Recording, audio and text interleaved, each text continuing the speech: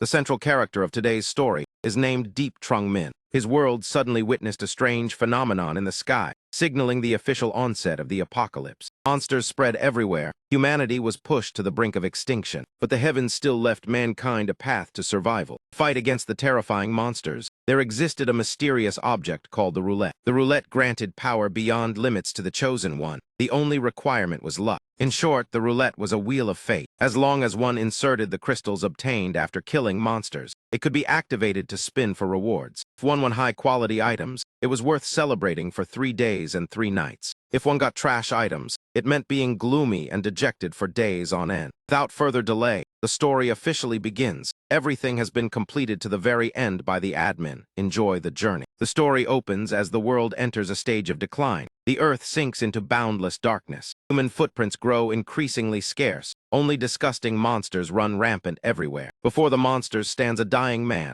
gasping for breath while grinding his teeth in curses at the traitor who dared to scheme against him. Watching the monsters charge closer, he was out of strength. He gave up resisting and left his final words to the world, never having thought he would die at the hands of his own teammates. This cursed place truly was not meant for him. I am Deep Trung Min, the one who once held illusions about the apocalypse, and now I am about to lose my life. Why did everything turn out like this? 10 years ago, a great upheaval of heaven and earth occurred. 9/10 of humanity turned into horrifying monsters. The king of the roulette descended from the sky. Gradually, humans discovered that the crystals on zombie heads could be exchanged for countless incredible items from the roulette. From survival supplies and weapons to rare medicines, could even unlock extraordinary abilities. From then on, mankind not only struggled to survive, but also fought madly over the roulette. The entire world became a brutal survival game. As for me, in order to survive, I could only bow my head in submission. For the sake of my life, I cast aside every principle of being human. After 10 years of grueling training, I finally squeezed into the ranks, thinking the future would be brighter. I once believed that as long as I worked hard, there would be a way to live. It should have been that way. Who would have thought the ending would be death within a teammate's scheme? My survival game ends here. When Deep Trung Min closed his eyes, he suddenly woke up, turning his head to see a beautiful girl lying beside him. Bok Thai Thai. Was it a dream or an illusion? Had she not died long ago? This was his own house, the home from before the disaster struck 10 years ago. Just moments ago, he had clearly been killed. Could it be that he had come back to life? September 10, 2022. Was this not the very day the apocalypse erupted? Could it be that this living hell was forcing him to experience it once more? No, being reborn meant a chance to correct mistakes. 10 years of apocalyptic experience was his greatest weapon. He had to keep living. Cutting off his thoughts, he hurriedly dressed and rushed outside. Hearing the commotion, Bok Thai Thai woke up and asked, "Trung Min, where are you going?" Ignoring the question, he opened the cabinet and thought that these were his parents' relics. In the past, he could not bear to use them. Now it was time for them to serve their purpose. Once the apocalypse erupted, money would lose all meaning. Seeing him remain silent, the girl angrily shouted, "Deep Trung Min, I am asking you, where are you going?" He replied coldly, "Women only slow the speed of drawing a sword," then mocked her affair with Tan Quan. Was what just happened merely charity for me? She trembled and asked again, "Tan Quan, Trung Min, what are you talking about?" In his previous life, during the early stages of the apocalypse,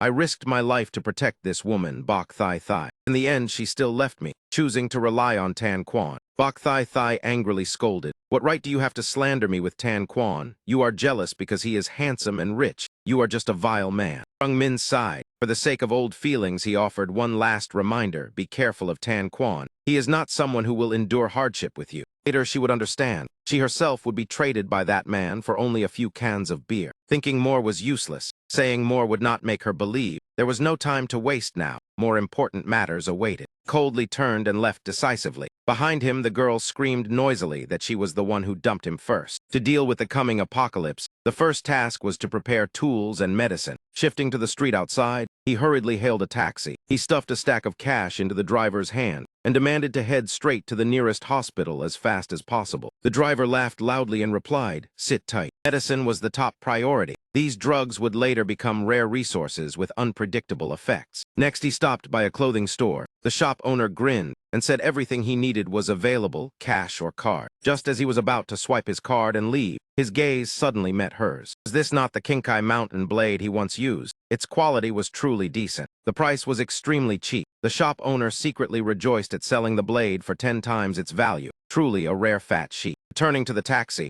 He set a condition that within 5 minutes they must reach Din Thin Villa with an extra 300 yuan as a reward. Seeing an easy deal, the driver nodded immediately. Car instantly switched into destruction mode and sped forward like it was flying. The speed was faster than a rocket. Everything was prepared. The next step was to recreate what had happened, starting with the roulette. The end world roulette, also called the exchange roulette, would later become the only source of survival supplies. From water and food to equipment and special abilities all depended on it. He had to seize the earliest opportunity. According to his memory, the first fragment of the roulette would appear here. Upon arriving at the villa area, he was stopped by security the moment he got out of the car. He told the driver to charge straight in, offering an extra 500. The driver immediately agreed. Car smashed through the barrier and rushed inside. After a while, he told the driver to stop at a secluded spot and instructed him to find a quiet route to leave. Everything was clear. This moment, Deep Trung Min was fully prepared, fully equipped. Accessories inlaid with stones covered him completely. The security guard chased after them, shouting loudly. That broken taxi dared to smash the railing and still tried to run. Where could it possibly escape? "Hey kid, did you hear me? Do not pretend to be foolish in front of me." He showed no fear at all, instead pointing to the sky and saying, "Look up there. What are you looking at?" The security guard had just raised his head when his mouth fell open. What kind of monstrous thing was this? Scene was identical to 10 years ago. Why still allow the apocalyptic roulette to exist and make the remaining humans slaughter each other? If everything had already been arranged to repeat, if this survival game was destined to continue. And this time, I would definitely seize the opportunity to become strong enough, not to waste this rare chance at rebirth. The thing hovering in the sky was called the Golden Holy Light Battleship. Two guards hurriedly took out their phones to record, and he turned pale so fast. The Golden Holy Light Battleship had already begun its attack. He immediately turned around and ran. The bombardment from the battleship would last exactly 5 minutes. After those 5 minutes, the apocalypse would officially turn this place into living hell. This should be the location where the first apocalyptic roulette appeared. Once the battleship stopped, the roulette would manifest. Thinking this, he rang the doorbell pretending to be a delivery worker. The moment he stepped inside the house, someone within immediately recognized him. He was not a delivery employee. Walking down the stairs was a young and pretty girl. She coldly asked who he was. "Get out at once, or I will call the police." This was clearly a girl with no combat ability. Before he could even explain, a loud explosion erupted from outside.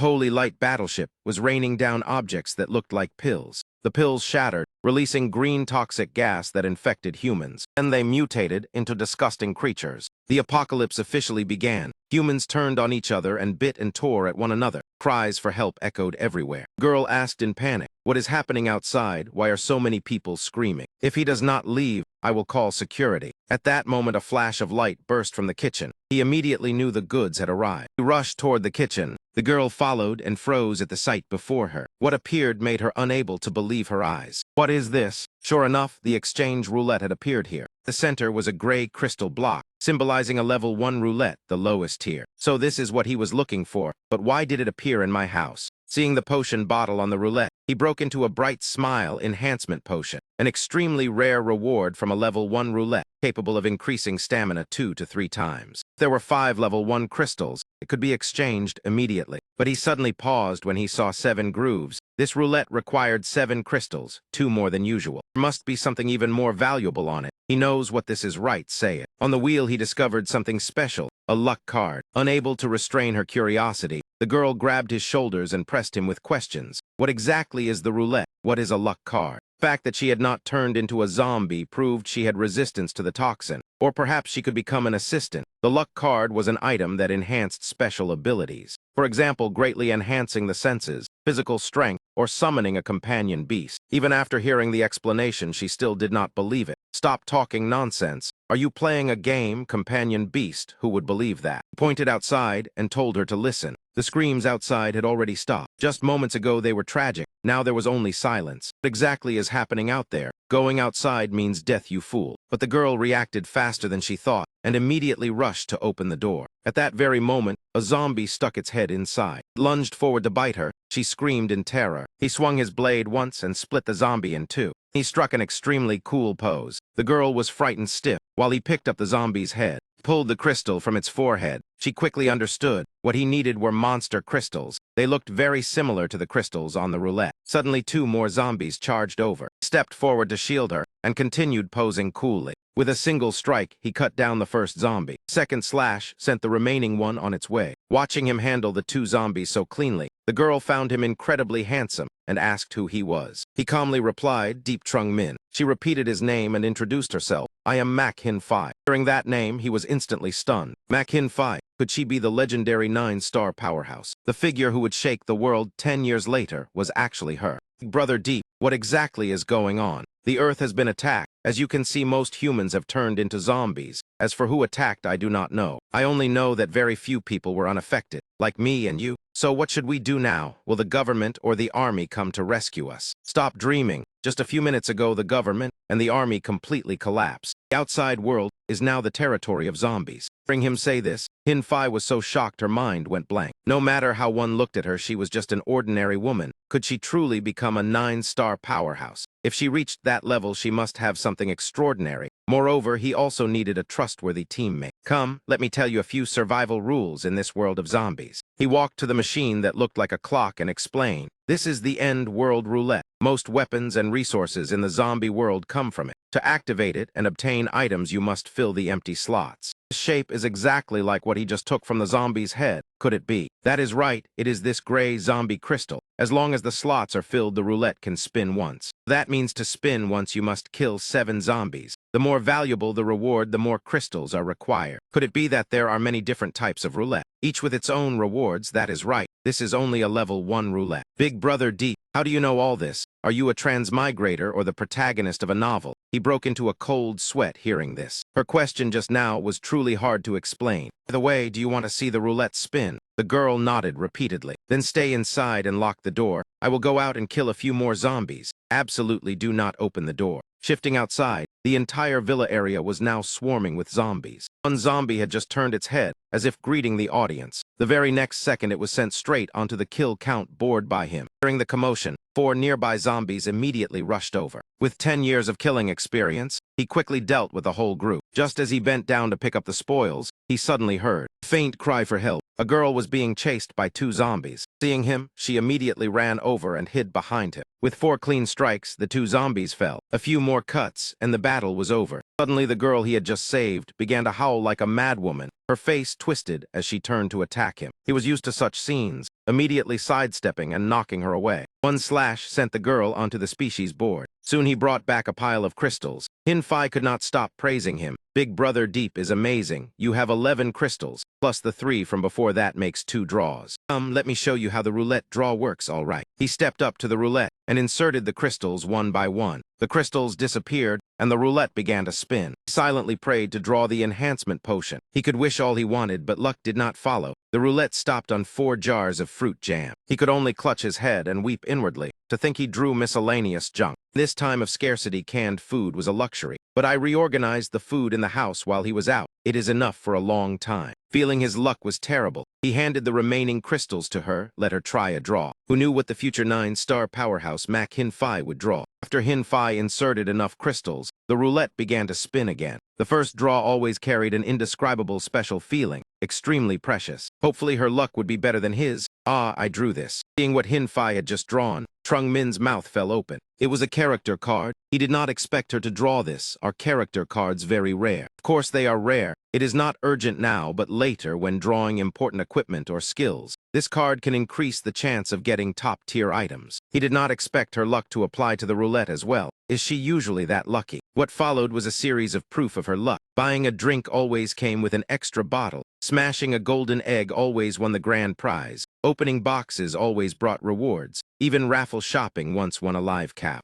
Compared to Hin Phi, his luck was completely the opposite. Buying drinks never brought an extra bottle, always receiving thank you for participating. So she became a powerhouse thanks to luck. If she truly is the goddess of luck, then we'll borrow some of her luck. The next morning arrived, going out so early, yes, to gather more crystals, hunting already this early. Today's goal is to collect 100 crystals. Seeing him so diligent, Hin Phi secretly thought this man was someone she could rely on. In that case, she could not sit idle either. The kitchen is a woman's domain. She must prepare a meal worthy of 100 crystals. After a while, he returned with a tired expression. So fast, and then a single yes answered her. There is bad news and good news. Which one do you want to hear first? Good news first. The good news is that in this area only we remain normal. All the zombies have been cleared by me. You are amazing. So what is the bad news? The zombies in this area have all been killed by me. The crystals obtained were not many. Is fine, that amount is enough for a few draws. After searching the whole area, he only gathered this many crystals. I am a little hungry. Is there anything to eat? Yes. Then Hin Fai brought out a table full of dishes that looked slightly disastrous. Sorry, I normally do not know how to cook. It is fine, any food is good. He picked up his chopsticks and ate everything. It actually tastes fine, it just does not look good. Hearing that she was so moved, she cried. He did not despise it. Having food was already good. Before she had been so hungry, she nearly ate a corpse. All right, after eating and drinking, it is time to start the main task. Let us see whether this time she will draw something decent. He ended up drawing a gun and a crossbow, truly outstanding. 2 consecutive draws both produced extremely practical weapons. Still one more draw left, you try. My hands are unlucky, probably not. Let me share some of my luck with you. Do not worry, you will win. Rewards that have been drawn will not appear again. There are 6 types left on the roulette. The chance of getting the enhancement potion has increased. We use the exclusion card to remove the biscuit reward. The moment the words fell, the exclusion card was activated immediately. He was completely speechless. I did not know using it would consume it, sorry. Now even if we do not want to use it, it is too late. This moment the probability of drawing the enhancement potion is 1 in 5. Truly a huge gamble. Heaven and spirits, please bless us. It must be the potion. With the power of friendship, he immediately hit the jackpot. This is incredible. The primary enhancement potion can significantly improve physical fitness. Close combat strength increases by at least 3 times. In the early stage, this potion is one of the most important supplies. Drink it now. Once used, the body becomes stronger immediately, right? Wait, let her see something even more interesting. He took another vial from the hospital and mixed it into the enhancement potion. The heparin taken from the hospital indeed worked. Doing this can split 1 vial into 2. Yes, the roulette is not only 1. In other places, there are many more, and each has different rewards. If enough enhancement potions are accumulated, they can be exchanged with others for skill cards or rare medicines. So that is how it works. How do you know so much about that? The temperature of the potion must be strictly controlled. It is a bit high now, lower it slightly. Remember the procedure and the correct temperature carefully. The next vial, let her do it. Yes, I will remember carefully. In this way, 2 vials of enhancement potion were produced. Big Brother Deep, how do you also know how to compound medicine? Suddenly he signaled for silence. From outside came horrifying hissing sounds. Immediately he grabbed her hand and ran upstairs. Because something more troublesome than zombies had arrived. Cockroaches mutated by the virus evolved into man-eating insects. Individual combat power was not strong, but they always appeared in swarms. Once discovered, the entire group would rush over. Help me push this cabinet over here. What exactly are those things? Mutated cockroaches. The apocalypse not only turned humans into zombies, but also caused many animals and plants to mutate. Mutated creatures not only attack humans, but also treat humans as food to survive. Hide inside there. Without my order, absolutely do not come out. What about you? Do not worry, it will be fine. Soon mutated cockroaches crawled over one by one. He took out the hot goods to use, just in time, though the side effects were somewhat uncomfortable. Downstairs, swarms of mutated cockroaches crawled everywhere, producing chilling sounds, each one enormous. An ordinary person would be terrified at the sight. Clack, clack, clack. They pressed against the door, then smashed it open and rushed in, their shells hard as steel. There was no other way. Seeing the cockroaches about to flood in, he took out the test tube and drank the potion. Bang, bang, crack, crack. Deep Trung Min closed his eyes and swallowed the entire vial, only feeling his body instantly undergo violent changes. His eyes flew open, the pupils contracted. Then he collapsed to the ground with a heavy thud. He screamed in pain. At that moment, a mutated cockroach broke through the door and crawled in while he was still groaning. Lunged straight at him, dragging the swarm behind, knocking Trung Min down. He was almost surrounded by the entire swarm of mutated cockroaches, while lying motionless. Slash, the potion took effect. Though still in pain, he swung his blade and sliced across the head of a mutated cockroach. Thud, after the slash he charged forward, one cockroach split in 2. Green blood splattered everywhere. Cockroach's head flew up. The others immediately pounced. He stepped on one, then leaped high. The pain was intense. His eyes turned crimson, killing intent surged fiercely. Another cockroach rushed in madly, as if avenging its kind, not giving him a second to breathe. Am it not dead yet? He roared, eyes bloodshot, a faint mist surrounding his body. Slash, slash, he spun and cut down 3 cockroaches charging at him, movements decisive without hesitation. He roared loudly. No trace of fear remained in his eyes. Swish, swish, mutated cockroaches were split in 2 in an instant. The blade was soaked in green blood, droplets falling to the floor. Huff, he panted, surrounded by the corpses of mutated cockroaches. Deep Trung Min glanced around, then walked downstairs. Where there are young cockroaches, there must be a mother cockroach. Without killing the mother cockroach, the root cannot be eradicated. He frowned and followed the memory of his previous life to find the target. Hiss hiss, the mother cockroach suddenly appeared behind him. Deep Trung Min instantly sensed it. Perfect timing. He turned to look at the gigantic mother cockroach and conveniently wiped out the entire nest. The massive mother cockroach slowly crawled toward him. Around them lay the scattered corpses of baby cockroaches, while the mother remained eerily silent. Crack, crack, crack, the mother cockroach spat slime to attack. He leaped aside to dodge and counterattack. Liquid fell and melted the wooden floor with a sizzling sound, thick smoke rising sharply. Thud, a necklace fell to the ground and Deep Trung Min accidentally stepped on it. He swept his blade in a wide arc and said coldly,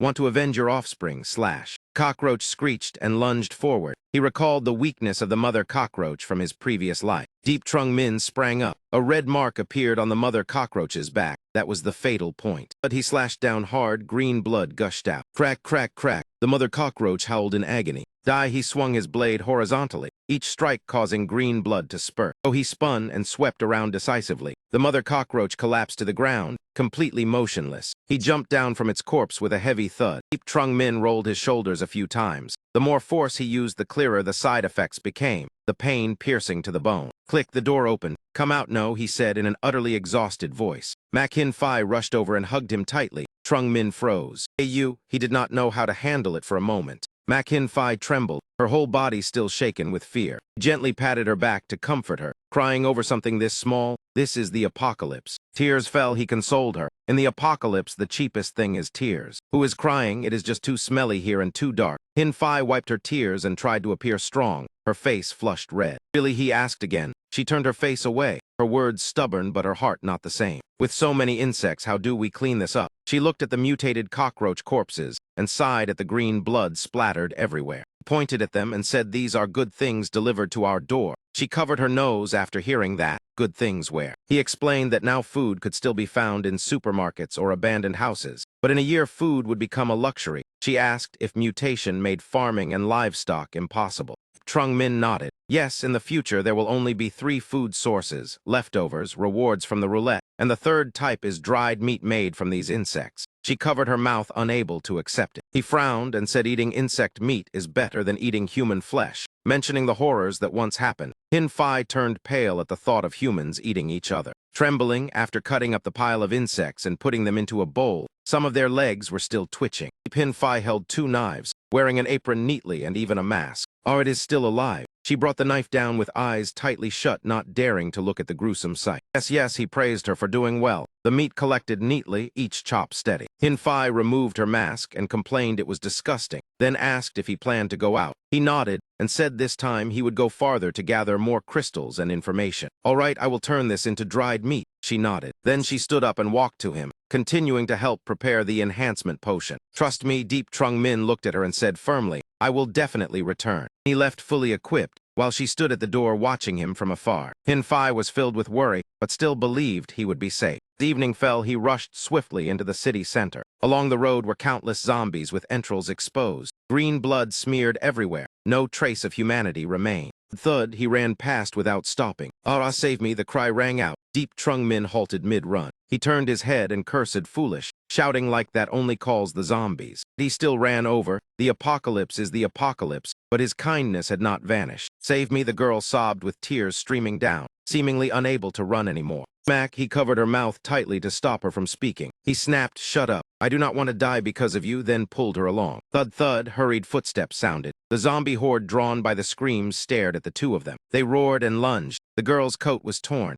He yanked her away from the horde. Encountering someone this foolish was truly bad luck. Swish, he drew the short blade at his side. Swish, one horizontal slash, a zombie head flew up. He held the girl tightly in his arms. But the head hit the ground, the body collapsed as well, the strike clean and chilling. "Too many, run," he shoved her aside, then slashed while shouting, each strike sending a head flying like slicing fruit. The girl immediately ran, tears still falling. Then she dashed toward a nearby house. Without a word, she rushed inside. Click, the door opened. Huff huff, after locking the door carefully, She leaned against the wall, panting in exhaustion. Girl kept crying silently, not daring to make a sound. "Hurry in," she stuck her head out to call him while he was still fighting outside. Swish, hearing her call, Deep Trung Min turned and rushed toward her. The zombie horde still closed behind. He pressed close, just as he was about to enter, hands stretched out to grab. Click, he slipped inside just in time and slammed the door shut. But a zombie arm wedged in and held the door from closing fully. Deep Trung Min was startled, the girl also stunned at how fast they were. Up the stairs there is no time,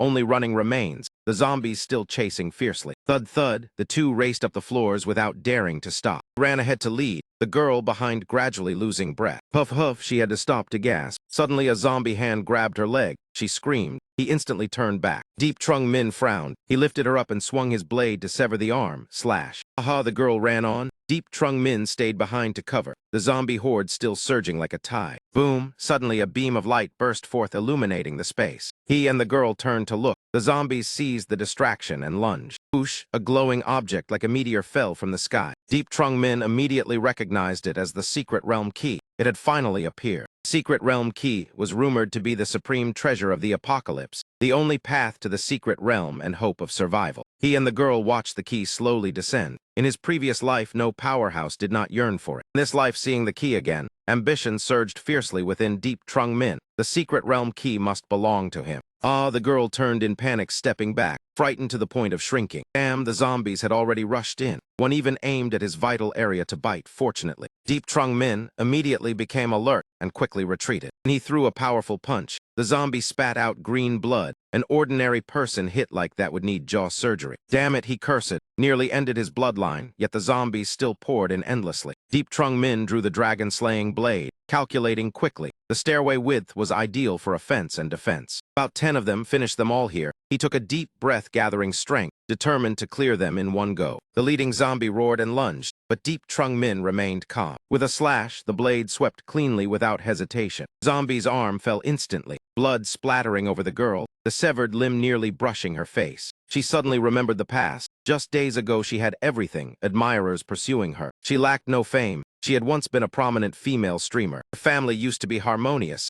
everyone living in warmth. She was educated as well, studying at a prestigious university. Once likened herself to a dragon soaring in the sky, now facing the zombies before her. Memories flashed through her mind. But then everything overturned. Zombies appeared, biting and tearing at humans. Her entire family turned into zombies, including her father. She fled in panic, losing everything. She squeezed her eyes shut, not daring to face reality, tears streaming down. She curled up and crouched down, too terrifying. Could she be about to die? Not sit there stunned. Deep Trung Min cleared 10 zombies and returned. Get up and keep moving. She looked up just in time to see him kill another, his other hand gripping a zombie's throat tightly. Finished, he stopped. The last zombie fell, the girl stood frozen. All had been eliminated. Deep Trung Min was drenched in sweat after the battle, exhaling heavily in fatigue. He said, "If you do not want to die, then do not sit there blankly," then walked ahead, his mind focused only on urgently finding the secret realm key. Girl stood up, saying she had thought she would surely die this time. This man was too strong. She could not help but think as she watched his back. Deep Trung Min observed the surroundings and said the rooftop connected to the building ahead could lead down. She agreed immediately. In his mind, he had already mapped the route to where the key fell. Thud thud, he walked slowly, but upon reaching the spot, both froze at the sight before them. Before them was a mass of vines growing endlessly. Girl approached in confusion, wondering why plants were blocking the way and even moving, then raised her hand to touch them. Careful, he shouted, but it was too late. The vines instantly wrapped tightly around her. Vines constricted fiercely. She could not move, their thorns piercing into her flesh. What a nuisance, he frowned and swung his blade, each vine severed in succession. Flash thud, he rushed forward and pulled the girl into his arms. He blushed and let her thoughts wander. He risked his life to save her. Could he have feelings? Tears nearly fell. She hugged Deep Trung Min tightly, thinking a strong man like this suited her well. Thud, he set her down immediately without hesitation. She was stunned. Where was the hero saving the beauty scene? Turned back to cut the vines, cursing mutated plants as troublesome. She memorized the new term, watching him slice them as easily as weeds. HMPH, wasting my time, he wiped sweat with irritation. He reached the rooftop door, opening it with a clatter. What is wrong? She asked nervously. It will not open. He said it was locked from outside. She panicked, asking what to do. Like this, he kicked the door hard, a loud bang echoing. The door burst open. On the rooftop, many people held sticks and shovels in guard. Trung Min swallowed, the girl also frightened. Sometimes humans are scarier than zombies. Who are you two? Why run up here? The group immediately interrogated. Deep Trung Min replied it was unsafe below, so they ran up, asking if they had been hiding here. Someone pointed at him and cursed, why break the door? What if zombies came up? He calmly said, rest assured. There are no zombies here. When coming up, I already checked. Another angrily ordered to reinforce the door. You say none means none. Zombies are everywhere, who can be sure? It cannot be fixed, only temporarily braced with an iron bar, someone near the door reported. Another held a stick and blamed him. It is all your fault. If zombies come up, we all die. Forget it. A bald man with a bright face stepped out to mediate. They also did not know we were here. Deep Trung Min stood in front of the girl. She clung to his shoulder, retreating in fear. He raised his head, scanning the rooftop. Ah, there are people over there too. The girl pointed in another direction. The one who had threatened said they were like him, hiding from zombies below, so they came up. Seems a misunderstanding. What will you two do later? He softened his tone, asking. He replied he must go to the high school. He sighed, going to the high school. Do you have family there? The roads are full of zombies. How will you go? Thinking of the school surrounded by zombies, he said he was seeking a route from above,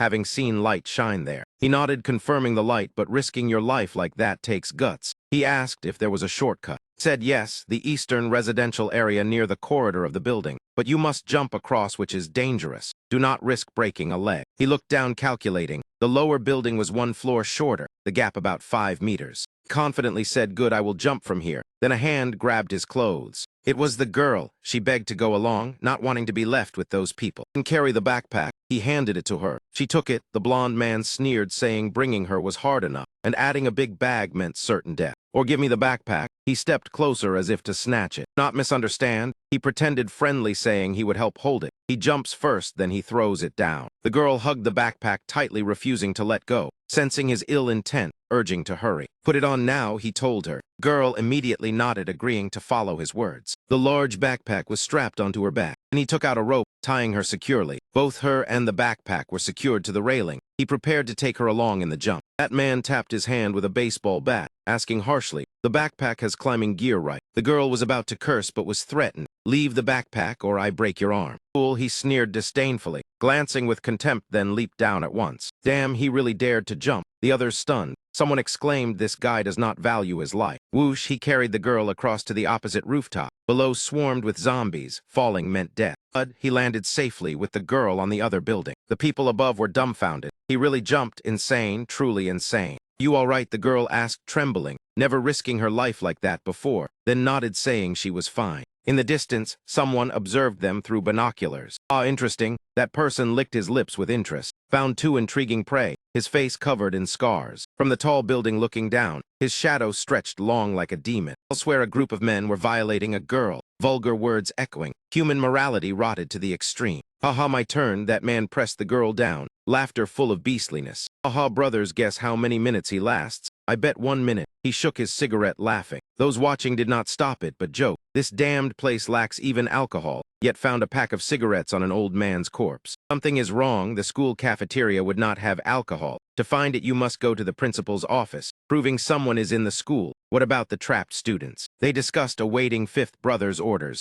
Someone laughed, saying throw the boys to the zombies and keep the girls. Another cursed, not played enough yet. What are you saying? The leader appeared. As soon as fifth brother arrived, all bowed in greeting. Fifth brother, someone just went out, but outside are all zombies. Are we stuck here forever? The world changed overnight. Zombies everywhere. This truly is the apocalypse. The apocalypse, excellent. He laughed loudly, his underlings confused. He explained, look now, do whatever you want. Play with whoever you want. This is current world where the strong make the rules, he said, and the female students could not escape their fate of being trampled. A bunch of perverts, not fearing the apocalypse and still laughing. For them, this is not the apocalypse, but paradise. Yes, night had fully fallen, the streets still swarming with zombies. In a corner, he silently observed that group without saying a word. Then he gestured, and the girl from behind stepped forward. Thud thud, the two of them immediately ran outside. Deep Trung Min glanced around warily, the girl clinging close behind. After that, both of them rushed straight ahead, their footsteps echoing in the dark night. The girl chased after him, panting as she ran and spoke. You slow down a bit, I cannot keep up. He clicked his tongue in annoyance, saving another troublesome person because he was bewitched by her face. Truly a mistake born of impulse. Damn it, he cursed under his breath but still slowed down, reducing his pace so she could catch up. Finally, he slowed completely, the girl overjoyed. This speed was still bearable for her.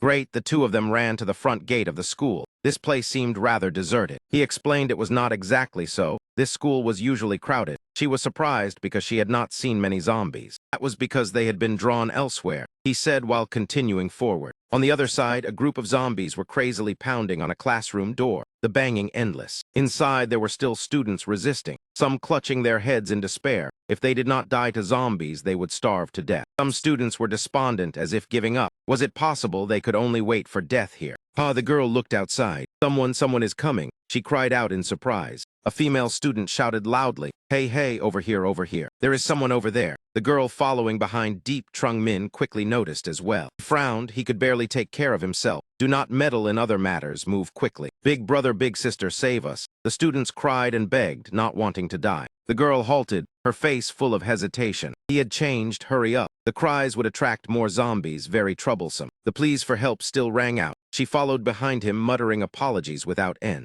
Led the way in front, the two of them silent without speaking. Finally she spoke. Was it truly impossible to save them? Deep Trung Min frowned and explained. They were already surrounded by zombies. Shouting would only gather more. He did not have the strength to save them if she wanted to then go herself. Only then did she let go of her pity, murmuring an apology. He reminded her to stay clear-headed. This was the apocalypse. Do not be a fool because of impulse. It was also a warning to himself. Creak, creak, a corpse hung dangling from a beam, the wind blowing and producing an eerie sound. Rustle, rustle. The girl saw the scene and trembled all over. She did not understand why he came to the school. Could it be there was a way to avoid zombies here? Her heart full of doubt. She decided to ask, "Thank you for saving me, but I still do not know your name," he replied coldly. "I saved your life. Gratitude should show sincerity. Do you think one sentence is enough to order me around? I risked my life to save you." He stepped closer with a mocking smile that made her tremble in fear. "Of course I will use you as bait for the zombies," he said as he turned away, a trace of cunning flashing in his eyes, thinking the plan would be very effective. Hearing that, she burst into tears again from fear. Bluntly told her not to think herself noble. When needed, she was not even as useful as a backpack. She answered softly that she understood. After that, the two continued walking, she trailing cautiously behind. Finally, the girl introduced herself. "My name is Luang So Mo." Deep Trung Min replied, leaving her stunned. Joy suddenly rose in her heart. His name was Deep Trung Min. Though his words were harsh, he was not a bad person. In times like these, meeting someone like him was rarer than a falling star. "Save us!" Another cry for help sounded from the other side. He and Luang So Mo both lifted their heads to look. The scream had barely ended when the person was torn apart instantly. Luang So Mo covered her mouth tightly. Even after seeing it many times, she could not get used to it. While he thought from this angle, he could observe the spot where the key would fall. "Hide yourself well and then run over," she called after him, Deep Trung Min. But he seemed not to hear, moving to the drain pipe and climbing up swiftly like a monkey. A zombie in the classroom seemed to hear the movement and immediately raised its head. Bang, he charged straight at the door, kicking the zombie in the face. With a crash, the glass shattered. He landed steadily, thud. The zombie was knocked flying backward. Slash, he rushed forward and delivered a fatal strike, sending it to meet its ancestors. Kofak hugged her students, sobbing loudly, the children clinging tightly to their teacher. "Thank you," Kofak said through tears. "Thank you for saving my students," her hands still tightly holding two female students. But he seemed not to notice, turning to look out the window. Sure enough, from this position, he could clearly see where the key had fallen. Kofak walked to the corpse of the student who had turned into a zombie, glancing sadly. Tiu Kwang was already dead. She asked him with such good skills could he take them out. The other students were already gone. Only these two female students remained. Deep Trung Min answered directly, "I came to the school to find something. If you can tell me the location, then I will escort you to a safe place." All three of them were stunned by those words. Kofak asked what he was looking for. He pointed outside and asked whether they had seen a beam of light descending from the sky anywhere. No, the two students beside her shook their heads, while Kofak remained silent. She said, "Wait, I did see it, but I have a condition. You must save the three of us first, and then I will tell you." Setting conditions, he frowned. "How can you prove it? It sounds very much like deception. In these times, the first principle is to trust no one." Kofak immediately explained clearly. The beam of light appeared in midair like a meteor in daylight, falling into a corner of the school. He had indeed seen it. He could not ignore it, so he had to ask further where was that place. Kofak anxiously asked, "If I tell you and you leave, then what will happen to us?" Replied coldly, "Stay here and wait for death, or tell me the landing spot and still have a chance to live. The three of you choose." Kofak swallowed hard and asked with difficulty, "If I say it, then will all of us be saved?" Stated the truth directly. "There are too many zombies. Right now, I only have enough strength to lead 2 people away. Only 2 people. Can you not try harder? Are you still human? The 2 students reacted in panic. Deep Trung Min frowned. In these times, there is no fairness, only the strong and the weak. He drew his knife, choose who to save. 3 teacher and students stood before the fork between life and death. If they did not choose, the outcome would be like the student just now. One student clung tightly to her. Ko-Fak, I am so scared. She stroked the boy's head, helplessness on her face. Do not be afraid, I am here. Choose who exactly to take. Deep Trung Min repeated. Ko-Fak replied, I will not choose anyone. Take my 2 students away. She accepted sacrifice. The 2 students burst into tears, unwilling to part. He nodded, fine. I will take them away safely. Now can you tell me the location of the beam of light? Ko-Fak stroked the boy's head. Wait until you take them downstairs to safety. I will write the location on paper and throw it down. He secretly praised her as worthy of being a teacher. He turned and walked ahead, smiling faintly. I hope your sacrifice is worth it. Let us go, you 2. Teacher, one female student grabbed her hand, unwilling to let go. Ko-Fak gently comforted her. Be good, go quickly. He reached the door, pressing his hand against it to listen for movement. Then he made a judgment. There are 3 outside. He turned back to instruct Ko-Fak. When we go out, you close the door tightly, block it well, and do not make any noise. All right, I understand. Ko-Fak nodded. Click, he gripped the knife tightly,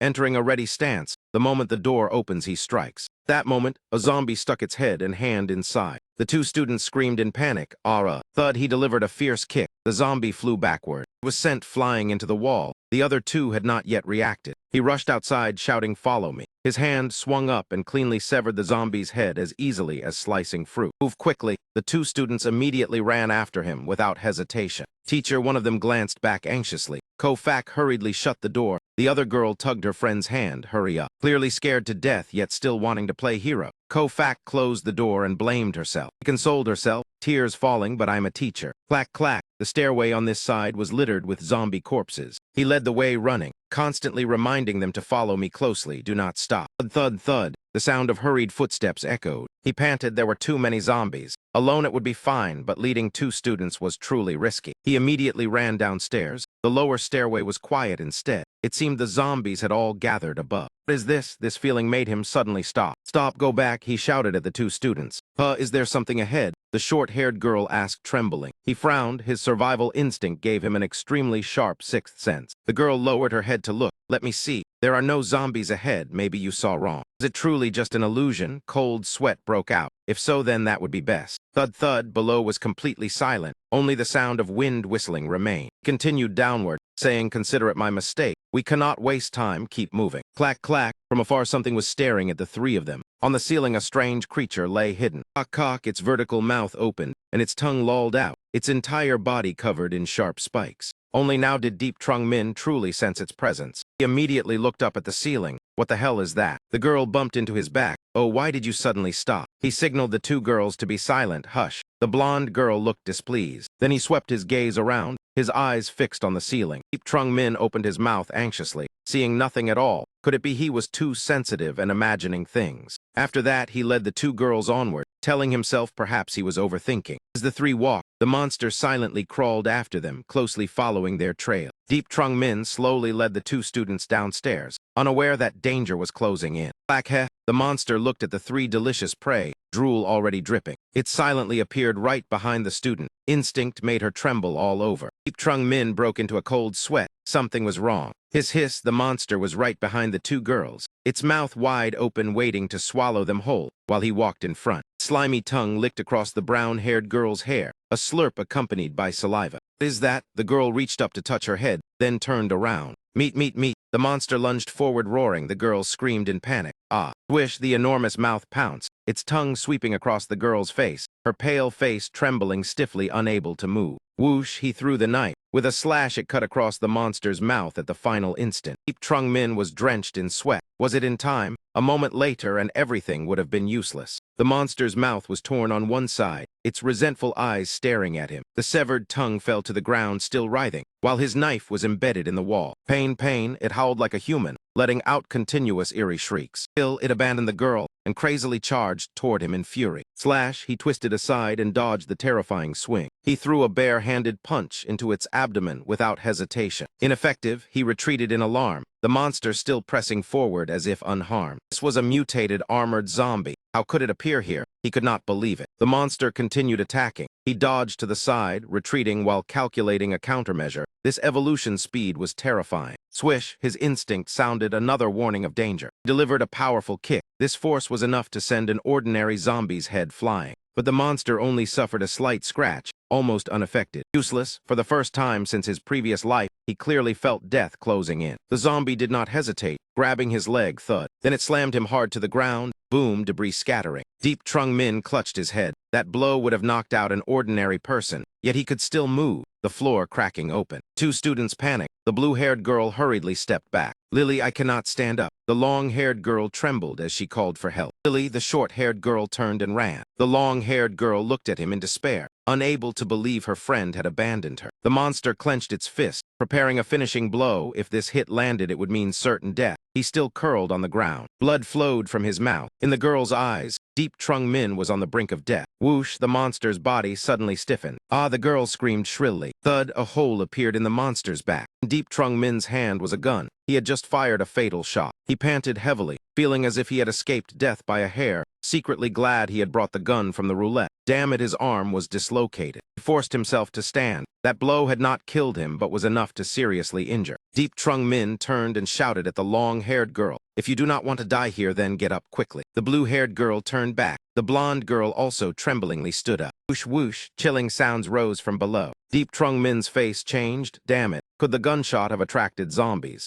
Ooh-ee-ee. Eerie howls echoed from beneath the stairs. He gripped the gun tightly, the two girls terrified. The blue-haired girl trembled as she said, did the gun bring the zombies? The blonde girl's face was pale. He looked down below. Is that a person? It is her. He let out a breath of relief. Fortunately, not zombies. Yuang Somo suddenly ran over, appearing before him. She rushed toward him, sobbing, I finally found you. Ah, he was startled by the suddenness. Luang Somo hugged him tightly, unwilling to let go for even half a step, mistakenly calling him Deep Trung Bin. Oh, why did you come up here? He asked in surprise. A person, the students breathed a sigh of relief, while the blonde girl was suspicious. Who is she? Has she been bitten? Luang Somo sobbed as she recounted. After waiting so long without seeing him come down, the building full of zombies scared her to death. She said she had just seen a light behind the building. The zombies all moved toward it, wiping her tears. She guessed the light could lure them, so she risked coming up to find him. Deep Trung Min was stunned. Wait, you said the source of light can attract zombies. She nodded to confirm. Yes, I also saw them being drawn over there. Being alone downstairs was truly frightening, so I came up to find you. Deep Trung Min walked ahead. Consider yourself lucky, moving toward the knife without encountering zombies. He pulled out the knife, calculating inwardly. Light-attracting zombies had only one possibility. It was the light from the roulette. His eyes flashed with determination. He grabbed Luang Somo's hand and pulled her along.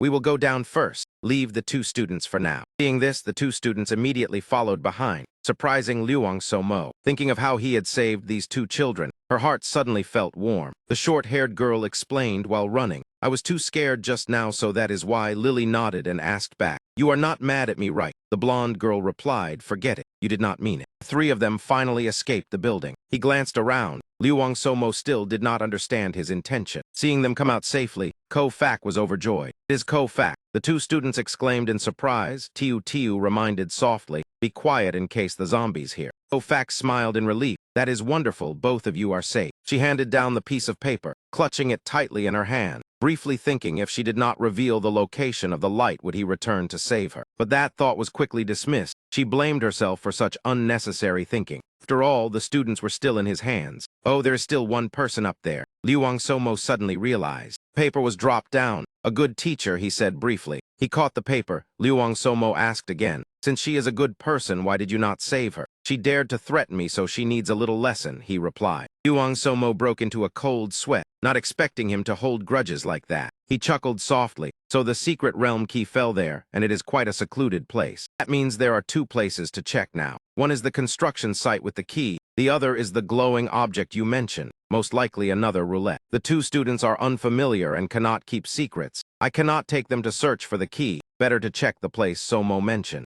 Lead the way, he said. So Mo replied, but many zombies have already gathered there. He smiled. That only proves there is something good there. He turned to tell the two students, we are going somewhere, you two follow along. The girls had no choice but to nod. The three of them set off together. Mo led him to a building, then quickly stopped him. Do not go in. I saw many zombies entering here. What the two students cried out, if there are zombies, why come here? Is that not seeking death? You are not planning to use us as bait. He smiled reassuringly. Do not worry. He drew his knife. As for zombies, in this apocalypse, where are there none? As for using you two as bait, I am not that low. You two wait outside, he instructed. I will go in and come out soon. Deep Trung Min stepped inside alone, eyes alert, knife in hand, always ready to fight. Three outside watched, all swallowing nervously, knowing he was the strongest combat force here. Even if worried, they could not stop his decision. Somo felt uneasy. Why did he insist on going in? Could there truly be something extremely important inside? Two students breathed out. That scared us to death. I thought he planned to use us as bait. Lily looked coldly toward where he went. So what if he has a gun? There is a whole swarm of zombies inside. Can the bullets hold out? She clenched her teeth, fearing the loss of her support. Lily tightly grabbed Tiu's hand. She pulled Tiu back and signaled silence. Tiu asked blankly, what is wrong?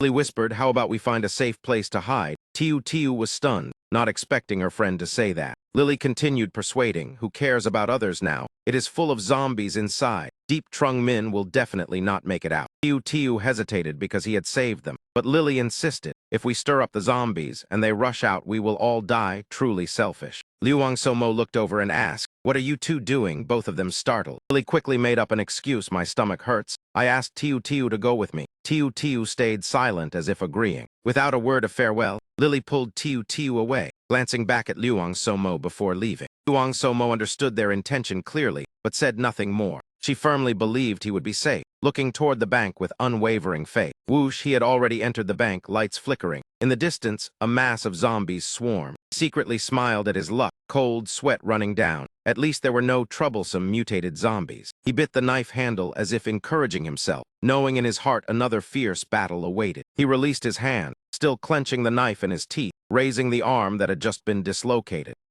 He endured the pain with force. He reset the dislocated joint himself. After finishing, he rotated his wrist. Though used to this in his previous life, it still throbbed painfully. Then he spat out the knife, facing the zombies slowly closing in, each with mouths open ready to tear him apart.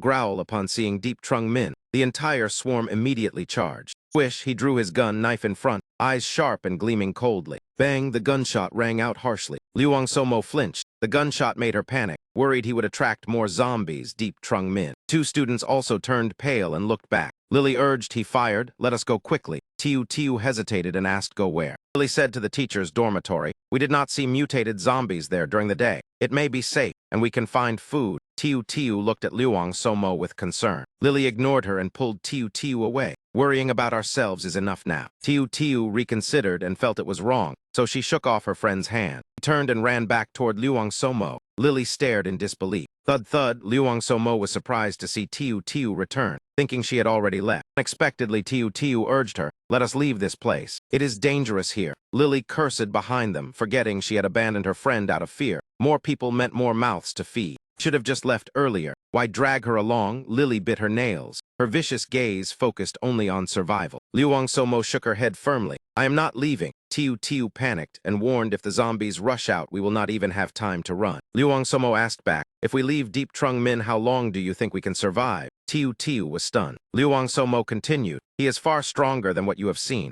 Leaving him only leads to death. Tiu was completely shaken. Saving herself was already hard. Why was she still so determined?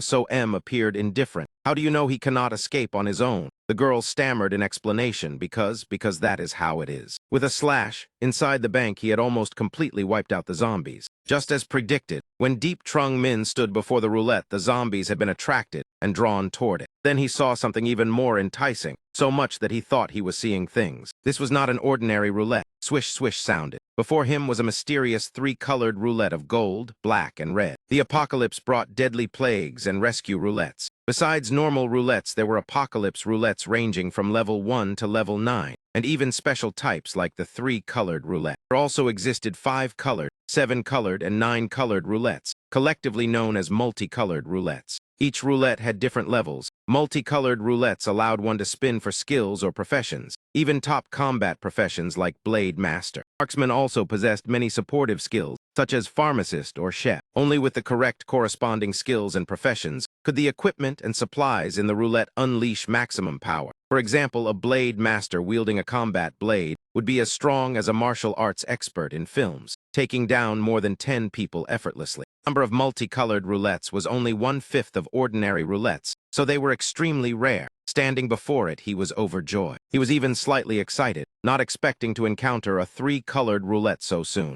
However, this type of roulette was also full of risks. If the black section was selected, it could explode like fireworks. Even so, on the black section, there was still an emblem indicating a safe profession option that would not explode. Deep Trung Min muttered, "After more than 20 years of bad luck, am I finally lucky?" Then raised his hand to look again. Could it truly be that Hin Phi brought him luck? He recalled the moment she kissed his hand, a strange, indescribable feeling. Meanwhile, Tiu Tiu and Luang So Em had decided to go back inside to save Deep Trung Min. Earlier, Tiu Tiu had advised her that it was full of zombies inside, and Deep Trung Min would hardly make it out, telling her to leave quickly with them. Luang So Em calmly replied. She believed in him. "If you two want to run, then run. But do not forget to be careful, or you may not even take 2 steps before being bitten to death." Lily sneered, "How could we run into zombies? Deep Trung Min inside has already attracted them all. There are very few outside now." After saying that, she pulled her friend away, telling Tiu Tiu to stop arguing and leave quickly, leaving Luang So Em standing alone. Lily even added confidently, forgetting who had saved her from the classroom, "Do not foolishly treat Deep Trung Min as some almighty savior. Let that fool stand there and wait for death." Hearing this, Luang So Em trembled with anger, clenching her fists. That kind of mouth needed to be taught a lesson. She rushed forward and slapped Lily hard across the face, fresh blood splattering. Luang So Em shouted, "Shut up. Do not forget who saved you too. Your words are truly excessive." Lily screamed and cursed like a madwoman, while Tiu Tiu hurried to intervene, asking her friend if she was all right. Emboldened, Lily even dared to strike back at Luang So Em. She screamed, "Do not think that guy surnamed Deep can protect you forever." Ignorant and loudmouth, Lily grabbed Tiu Tiu,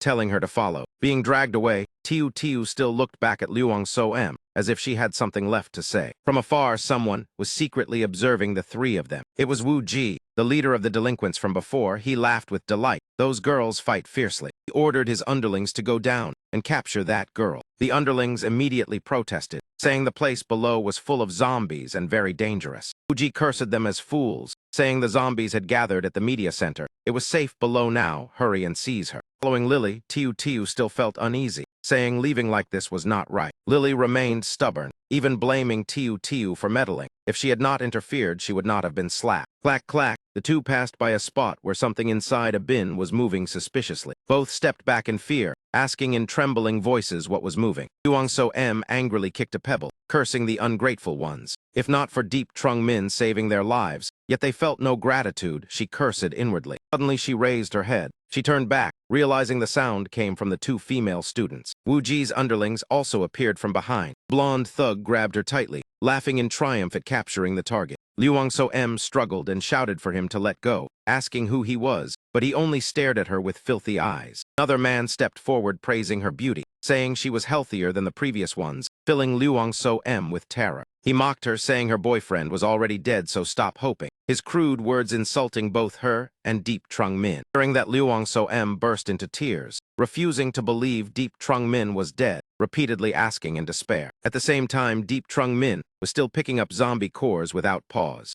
Complained that collecting them one by one was too slow, wishing he could gather them automatically like in a game. Crackle, crackle, thunder roared again. A group of zombies from nowhere rushed to chase Tiu Tiu and Lily. Tiu Tiu cried out in panic, while Lily urged her to run faster because no one would save them. The zombies closed in, reaching out with hands just short of grabbing Lily. She could not run fast enough and was seized by a zombie. At the critical moment, Lily stumbled and fell face down, crying out in pain. As Tiu Tiu bent down to help her friend, the zombies arrived. Lily closed her eyes waiting for death, but then did something horrifying, pushing Tiu Tiu toward the zombies to save herself. Tiu Tiu was stunned, unable to believe the friend she had protected pushed her into death. The zombies lunged, mouths wide and red, biting into Tiu Tiu's shoulder. Lily ran away crying and apologizing, her selfishness and cruelty laid bare. As she ran, she muttered she must survive at any cost. Reaching another spot, Lily saw Luang So Em being restrained by those scoundrels, struggling in vain. The blonde thug mocked that she was quite heavy and would drag her back for himself first. Another reminded him that Wu Ji had promised. Luang So Em saw Tiu Tiu from afar, her eyes pleading for help. She struggled desperately, tears streaming as if begging Tiu Tiu to save her. Lily stepped back. The two thugs had already noticed her. One sneered that another fool had offered herself up. He released Luang So-em's leg to grab Lily, while the blonde thug kept her restrained. Seeing the situation worsen,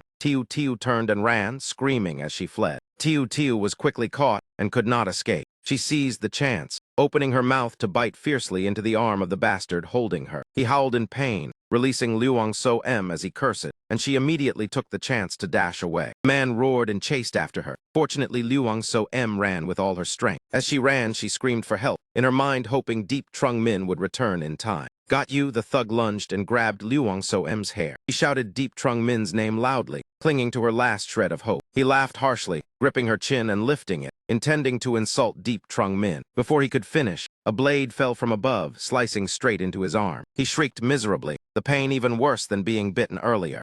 Trung Min pulled her tightly into his arms. Luang So-em breathed in relief, firmly believing the man she chose would not die easily. Tears streamed down her face. Deep Trung Min, you. Seeing him safe, she joyfully hugged him, so happy she could jump. The man gritted his teeth and pulled back his injured hand, enduring the pain as he cursed. He threatened, asking if they knew who he was. Daring to touch him meant Wu Ji would not forgive. Deep Trung Min gave him no chance to continue, charging forward with cold, killing intent in his eyes. He calmly replied he did not know, then threw a punch that sent the man flying over 10 meters. Thud, his body crashed heavily to the ground. Before he fully landed, Deep Trung Min followed with another kick. An ordinary person would have died instantly from that blow. The kick struck straight to the face, producing a heavy thump. Luang So-em hurriedly asked where the two girls were. He pointed aside where the other man lay collapsed, foam at his mouth. Told her to stand still and wait here. Luang So-em nodded softly in agreement. The sky began to rain. Lily collapsed to the ground crying and apologizing repeatedly, calling Tiu Tiu's name as if wrong. Deep Trung Min looked at her with disgust, recalling Tiu Tiu's corpse he had just seen, while Luang So-em stared at Lily with contempt. This was the second time he had saved her. If she had listened from the start, none of this would have happened. Lily trembled and apologized, wiping tears, and saying she would not dare again. She pointed at the two lecherous men and asked how to deal with them.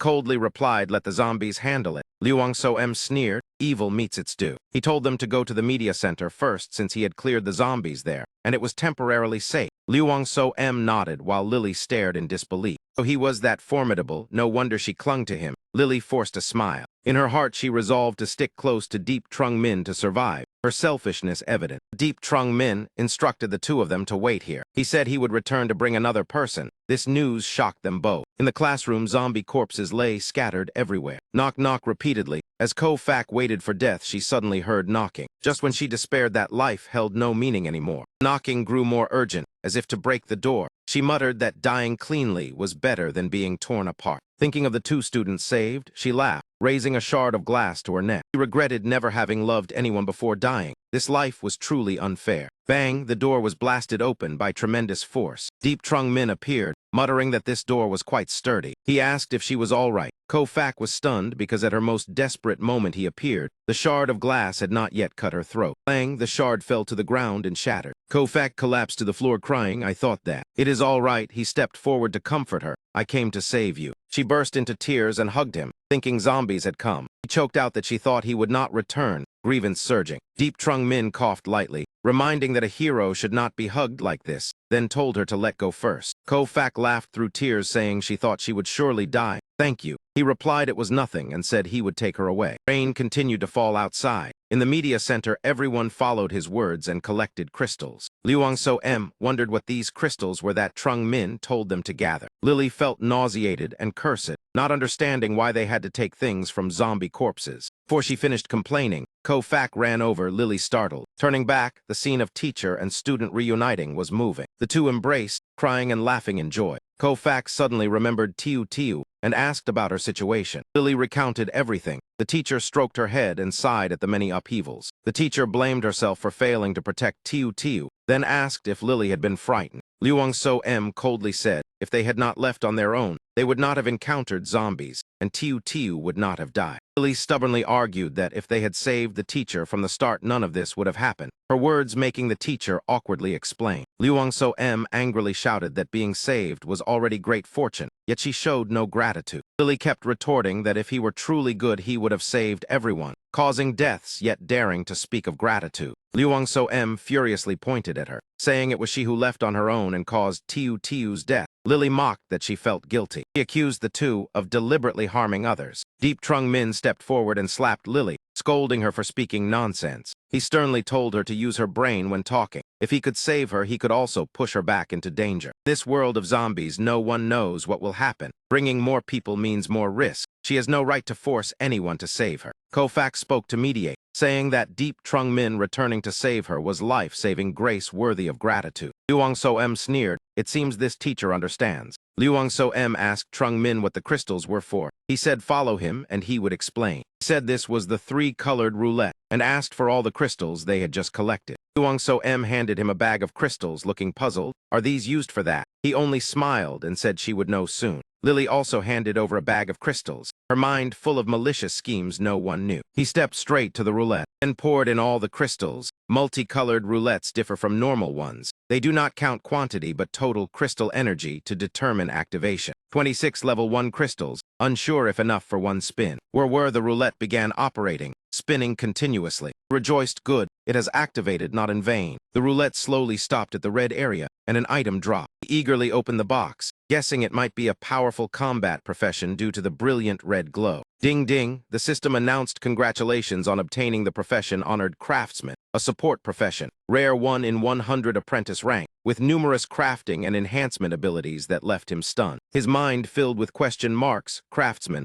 and only apprentice. Professions from multicolored roulettes are divided into main combat and support. Main combat focuses on power like marksman reaching extraordinary sniping. Support professions do not directly increase combat strength. Craftsman belongs to this group, and at the lowest of 4 ranks, making him sigh. As expected, his luck was still poor. He crushed the paper. Those around did not understand his disappointment. Lily reached out to see what he drew, inwardly cursing that the crystals she contributed were all used by him without considering who killed the zombies. He handed it to everyone openly, showing he did not need it. In his hand was a strange 5-colored badge. Even in his previous life, he had never seen it. Ofak read the information in shock. Lily thought it like a game. Liu read out craftsman and 5 crafting skills. He suddenly realized 5 abilities. He took back the manual and examined it again. The 5 skills became clear. He muttered, understanding everything. The 5-colored badge represented each separate ability. He laughed at himself. Perhaps rebirth truly changed fate. He suggested they continue hunting zombies nearby for crystals to exchange rewards and increase survival chances. Hope rising. 3 agreed immediately. Only Lily remained silent. After that, they dragged zombie corpses together, while Wuji still watched secretly. He assessed inwardly that this man truly had strength to handle many monsters alone, but he could not understand why they were clearing zombies, perhaps to occupy the media center. Not right, he carefully examined each corpse. He frowned as if discovering something unusual. An underling curiously approached to ask. He immediately ordered all men to gather for a big matter, stunning them. He smiled secretly for grasping the secret, planning to seize all their achievements. Liu exhaled tiredly, finally gathering enough crystals. He rubbed her hungry stomach, having eaten nothing all day. He handed her 2 bags of rations, surprising her. He said the toilets and water were still usable,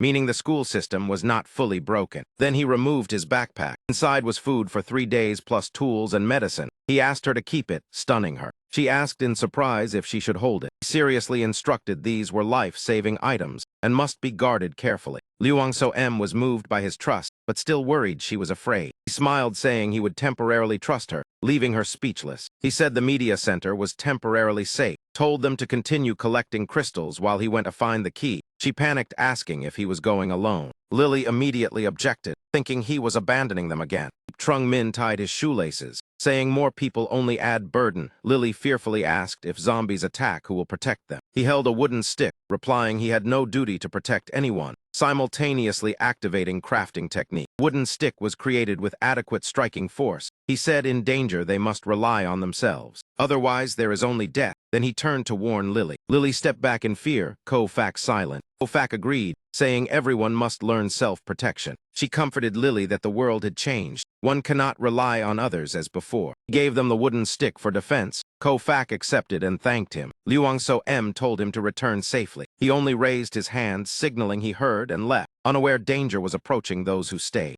Deep Trung Min stepped outside, carefully observed surroundings, calculating when the secret realm key would appear. He moved deeper inside. He was surprised to realize this was the construction site of the new school where the key would fall. He slowed his pace, thinking no one should have come yet. Suddenly, something fell right before him. It was a girl. He reflexively caught her. Deep Trung Min was stunned. He had not expected anyone else to still be alive. The girl was also surprised to meet someone here, secretly thinking her luck was incredible. She frowned and turned, slipping out of his arms. She suddenly grabbed his hand tightly. He immediately restrained him, making him react in discomfort after having just saved her. The girl suspiciously asked who he was and what he was doing here. He quickly broke free and swung his arm to counterattack. The girl had no time to react and was seized by the throat. He forced her against the wall, his deep voice demanding her identity and purpose. The girl angrily shouted that he dared to attack a guard, leaving him stunned when he heard the word guard. The girl laughed, gently rubbing her neck and remarking that he had trained in martial arts. His skills seemed quite decent. Deep Trung Min chuckled and said he had practiced for nearly 10 years, thinking of his previous life when he had trained for just as long, though he was often beaten at first. The girl was astonished. 10 years was truly impressive, even longer than her. So what kind of person are you? The girl asked curiously. With a sharp whiz, a bullet suddenly flew in from somewhere. Deep Trung Min immediately pulled the girl into his arms and dragged her out of the bullet's trajectory. Two of them quickly rolled behind a large rock to take cover. He asked in a low voice who was shooting. They had just arrived and gunfire had already erupted. The girl replied that it was the people chasing her. She had run to the construction site to escape them. Deep Trung Min was shocked. They wanted to kill her. Was she not a guard? The girl gave a bitter smile. It was precisely because she was a guard that they were relentlessly hunting her. As the dust gradually settled, three fierce-looking men approached. The girl whispered that they were all death row prisoners who had escaped. Deep Trung Min frowned, recalling that in his previous life the cruelest people were mostly criminals, ruthless by nature, killing without blinking. He curled his lips into a smile. Then there was even less reason to show mercy. He asked why they had guns. As soon as he stuck his head out, a bullet grazed past. The girl replied that the armory at their bureau had been completely looted. The three men drew closer, their smiles vile and vicious, each holding a gun. Short man in front ordered Dai Lap to circle around and force the girl out since she had no weapon. An accomplice asked what to do with the other man. He coldly replied to kill him as well. Dai Lap licked his lips and grinned excitedly. It had been a long time since he had killed anyone. Blowing someone's head apart was the most satisfying. A gunshot rang out. The bullet pierced straight through Dai Lap's head, killing him instantly before he could do anything. Lao Tine shouted in panic that the other side also had a gun, telling his men to lay down suppressive fire, but they shot wildly without any tactics,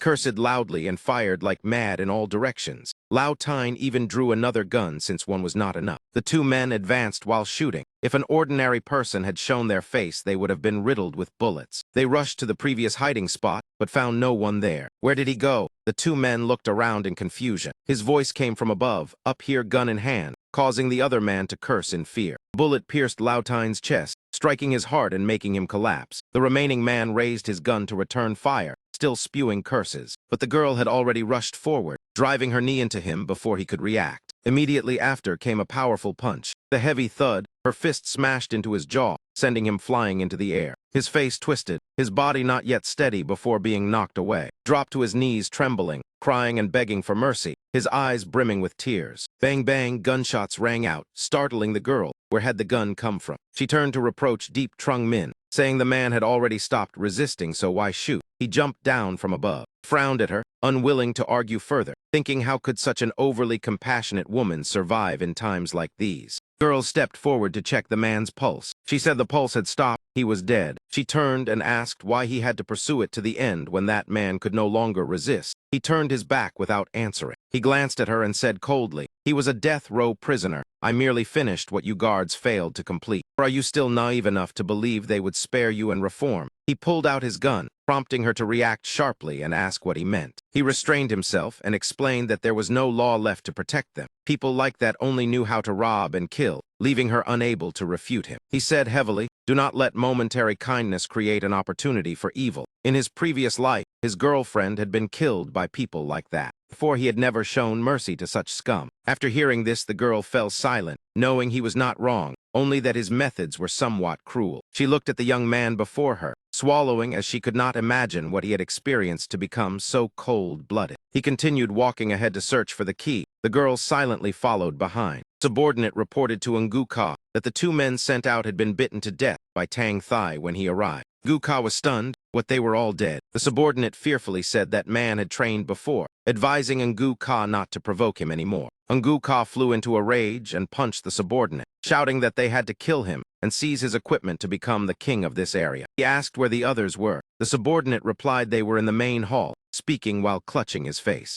The large doors were pushed open. Nguka stepped in laughing loudly, asking whether all the brothers had arrived. The gang of underlings gathered in full, standing before him. Nguka loudly declared that a little rabbit dared to trespass on their territory. 2 brothers had died at his hands. A subordinate quietly said they were bitten to death by Tang Thai. Nguka punched the subordinate again, shouting for him to shut up and say no more. He coughed dryly and continued that how they died was not important. What mattered was that the brothers understood. In the past, they had worked in secrecy and humiliation. Now Tang Thai filled the streets, and no one controlled anyone. The underlings darkened at his words. He declared that now was the time to act freely. They could not let a brat ruin their opportunity, making the crowd nod in agreement. Anyone who dared to obstruct their good fortune would be killed. Nguka's eyes were filled with killing intent. The underlings shouted in unison, claiming themselves the overlords of this area. Whoever killed their brothers must die. Seeing that they were sufficiently stirred up, Nguka laughed in satisfaction and ordered them to deal with him together. "Your day of death has arrived." One man roared, his eyes bloodshot like a demon. The subordinate who had been beaten earlier asked what he should do, pointing at his own face. Nguka looked at him and said he had a more important task for him. By evening, the girl was still following him, curiously asking what he was searching for. He replied that he had lost an extremely important key and had to find it today no matter what. She asked what the key looked like, intending to help search. He thought to himself that he had never seen it either, but he still said it was a very special key. One would recognize it at a glance. She nodded and crouched down to search with him, saying the area was so wide and it was getting dark. Would they make it in time? He smiled and replied that the darker it became, the better, because the secret realm key would emit a faint glow. Suddenly she cried out that she had found something, asking if this was it. Turned back with a smile and said, "As expected of a guard, your hands are quick." Found it already, the guard held up a small keychain with a key attached, looking puzzled. Was it not this one? It looked quite special. His expression darkened. It did look unusual, but it was not it. "Oh, then that is a pity," she said, and casually tossed it away. Keychain was thrown behind her without hesitation. In the distance, something resembling a monster was approaching. "Is that a dog?" Deep Trung Min narrowed his eyes and asked. "A dog?" "Yes, I can see clearly," the guard replied. Right where the key was thrown, something was moving. Deep Trung Min frowned. "That is Tang Thai." "It is definitely a dog," she insisted. "During training, I worked with police dogs. They are very obedient if you know how." That dog had been infected by Tang Thai. Slowly walking forward with an extremely dangerous demeanor. It let out a shrill roar. Then it sprang up forcefully, kicking off the wall to gain momentum. "This is bad," Deep Trung Min blurted out in warning. What appeared before them left both him and the guard stunned. It opened its mouth in a savage howl and charged forward without fear. He immediately recognized it as a second mutation hound. Dog rushed straight at him. He hurriedly raised his gun. Bang, bang, bang. 3 shots rang out, but it dodged them all. Not a single bullet hit as it closed in on him. It pounced. Deep Trung Min raised his arm to block, inwardly cursing that this was bad. The guard cried out anxiously. The dog opened its jaws wide to crush his head. Deep Trung Min hastily retreated to dodge. The police dog suddenly seemed to smell something. It lowered its head close to him and sniffed, its intent to attack gradually fading. It stuck out its tongue as if meeting its owner, no longer ferocious, even wagging its paw in a friendly manner. Then it lunged forward to lick him, its tail wagging wildly like an ordinary dog. Deep Trung Min was bewildered. What was wrong with this dog? The guard stepped closer and whispered that it seemed to be currying favor with him, leaving him full of questions about what was happening. The second mutation dog continued wagging its tail happily, looking as if it was trying to flatter him. Kept wagging its tail. Deep Trung Min suddenly froze. Wait, could you be? Old memories suddenly flooded back, when he was still a child on his way home. Damn it, where did this stray dog come from to steal my things? A drunken man cursed loudly. Small dog trembled. Something seemed to be clutched in its mouth, its face filled with fear. Yet lost, the drunken man raised his foot to kick it, a glass of liquor still in his hand. The dog hurriedly dodged the kick and ran away. It ran for its life, panting heavily. "I will beat you to death." you filthy beast." The man turned and hurled a beer bottle after it. Crash! The bottle struck its body, and the dog let out a pained cry, trembled and fell, then struggled back to its feet as its survival instinct surged. The man stepped on its tail, preventing it from escaping. Laughed harshly, "Let us see where you run." The dog struggled and barked desperately. "Wait!" Deep Trung Min rushed forward, startling the man. "What are you doing, brat?" He raised his hand to strike. Trung Min swallowed nervously. "It is this dog. It is covered in disease. My hand was bitten and has been swollen for days." He pointed at the dog and said. Hearing that, the man recoiled in shock. "That is filthy, and it has fleas. Do not touch it." He panicked and kicked the dog away. Deep Trung Min continued, saying that it was also covered in feces and urine. The dog trembled as it backed away, staggering as it walked, its whole body still shaking in waves. He let out a long breath of relief. Luckily, he had finally saved it safely. The stream stirred up again. That man turned his back and left, waving as he walked. He bowed slightly in farewell, wishing him a safe journey. Deep Trung Min rotated his wrist, turned around excitedly, grinning. He had saved a little dog, another good deed to accumulate virtue. "Hey, turn around and look behind you." The dog tiptoed closer, rubbing against his leg as if thanking him. Its pitiful appearance tugged at the heart. Bent down and gently stroked its head, feeling sorry for it. Its tail was badly injured, its whole body stiff with fear. "Here, eat a little." He handed it a piece of bread. The dog wagged its tail happily and let out a soft bark in gratitude. Woof. It lowered its head and devoured the food in no time. Deep Trung Min looked at it with regret. "You are really adorable, but my home does not allow dogs." With that said, he turned and left, waving goodbye to it before departing. Then on, the two became close friends. He often played with the dog until it grew up. Deep Trung Min laughed cheerfully. "Golden Ball. You are Golden Ball, right?" Later, when the dog appeared again, the female guard smiled in understanding. So it was his dog. Even after mutating, it still recognized its owner. Only the name sounded a bit strange. It had wandered before it was once fed. Its eyes always held complete trust in him. He continued. "When it was little, it was round like a golden ball, so I called it Golden Ball." "Stop it, Golden Ball. Do not lick anymore." The dog still clung to him joyfully. The scene between them looked truly warm. The girl could not help but sigh. So this person also had such a gentle side. At night, the remaining 3 people in the television station sat eating dry rations under the flickering candlelight. The little girl Lily pointed at the backpack and asked, "Hey Liuang Somo, is there any food left in that bag?" "It is gone," Liuang Somo replied briefly, displeasure flashing in her eyes. Lily jumped up. "Who are you trying to fool? I clearly saw there was still meat inside. Why not take it out and share it with everyone?" The teacher hurriedly spoke up to stop her. Lily. Liuang Somo was irritated. "Letting you eat was already good enough. If you do not want it, then spit it out and return it." Smack! Lily reached out to grab the backpack. Liuang Somo held it tightly. "What are you doing?" The girl became even more unreasonable. "If you will not give it, then I will take it myself." Teacher Park had never expected things to turn out like this. Liuang Somo hugged the backpack to her chest. "This is the bag Deep Trung Min entrusted me to keep. You have no right to touch it." But Lily kept tugging without letting go. He argued stubbornly. "He is not here now. Do not use him to scare me. The food inside must be shared equally." Teacher Park tried to mediate. "Enough, Lily. Why fight over this? She is not the one distributing food to us." Lily threw the backpack down, outwardly as if listening to the teacher, yet she still cursed, "Filthy woman. A dog relying on its master. Keep the food carefully for your dog." Teacher Park was stunned by those words. Liuang Somo trembled with anger, truly ungrateful. She should not have given her food in the first place. Up to Anne patted Lily on the head and gently explained, "Lily, this food was never ours. It is already good that they shared it with us. We should be grateful." Lily even pointed at the teacher and said, "What use is talking about reason?" A rebellious thought arose in her heart. The teacher was too soft. Would it not be better to snatch the food together? Besides, after Deep Trung Min left, who knew if he would return? "What are you singing about? Over here he is being slandered by that little girl, and now there is singing for no reason." Female guard asked worriedly, "What is wrong? Are you sick?" He smiled and replied, "It is nothing. Someone is probably thinking about me, ha ha." After that, the 3 of them and the dog continued searching for the key. The female guard cheerfully said, "Luckily we have a flashlight. Otherwise it would be pitch dark and we could see nothing. You can use that light. What I am looking for is easier to find the darker it is," he said. Thud! From behind another zombie suddenly appeared and closed in on the 2 of them. At the moment of near despair, he opened a gap. A sudden beam of light shone out and startled Deep Trung Min. He joyfully brushed aside the dirt and stones without stopping, afraid that if he slowed even a little, the key would disappear. It was the key, emitting a golden glow. He laughed loudly and picked it up to examine. It was indeed the secret realm key. "Finally, I found you." He clenched the secret realm key tightly in his hand, pale golden light radiating. The girl laughed. It truly was not easy. "Look how happy he is." Suddenly a tongue shot out from behind, wrapping around her body. When she turned around, she saw a gigantic toad so terrifying it chilled the bones. Tried to drag her into its mouth. The female guard widened her eyes, unable to believe the scene before her.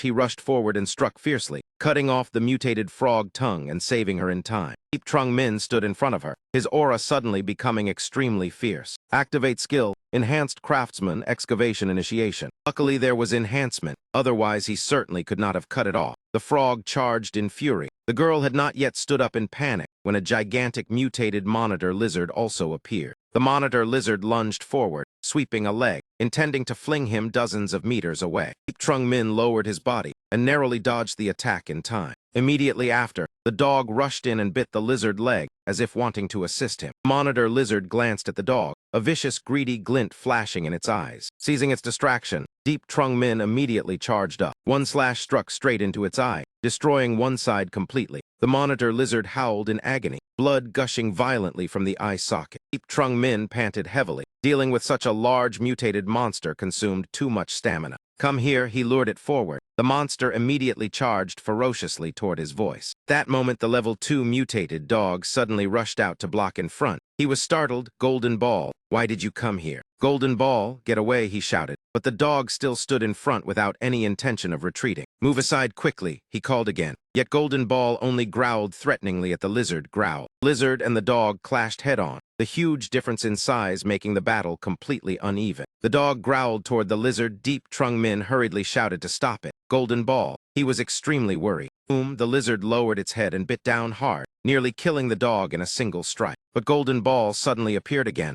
biting tightly into the lizard neck. In pain, the lizard flung the dog away. Its body flying high as dust and stones billowed and obscured the view. Lizard tail struck the dog abdomen, making it howl in pain. Thud, it was knocked flying backward and landed near where the female guard stood. Even so, it still struggled to stand, its stubborn eyes as if determined to fight to the end. The lizard raised its leg, intending to grab Golden Ball. Deep Trung Min could not stand by. He rushed forward, raising his blade to shield his beloved dog. The blade and claw collided with a series of piercing screeches. Then he too was flung aside, the situation truly 2 against 1, and yet the lizard showed no sign of weakness. It roared violently, opening its mouth and lunging straight toward his head without hesitation. Whoosh, from somewhere, a long iron rod tore through the air. The iron rod pierced straight through the lizard head, as if intending to end it instantly. The lizard froze, its entire body stiff, no longer moving at all. Someone stepped forward and pulled the iron rod out of the lizard body. It was the female guard. She had finally joined the fight to kill the lizard, because if he and the dog had failed, then the one to die would certainly have been her. The dog growled, woof woof.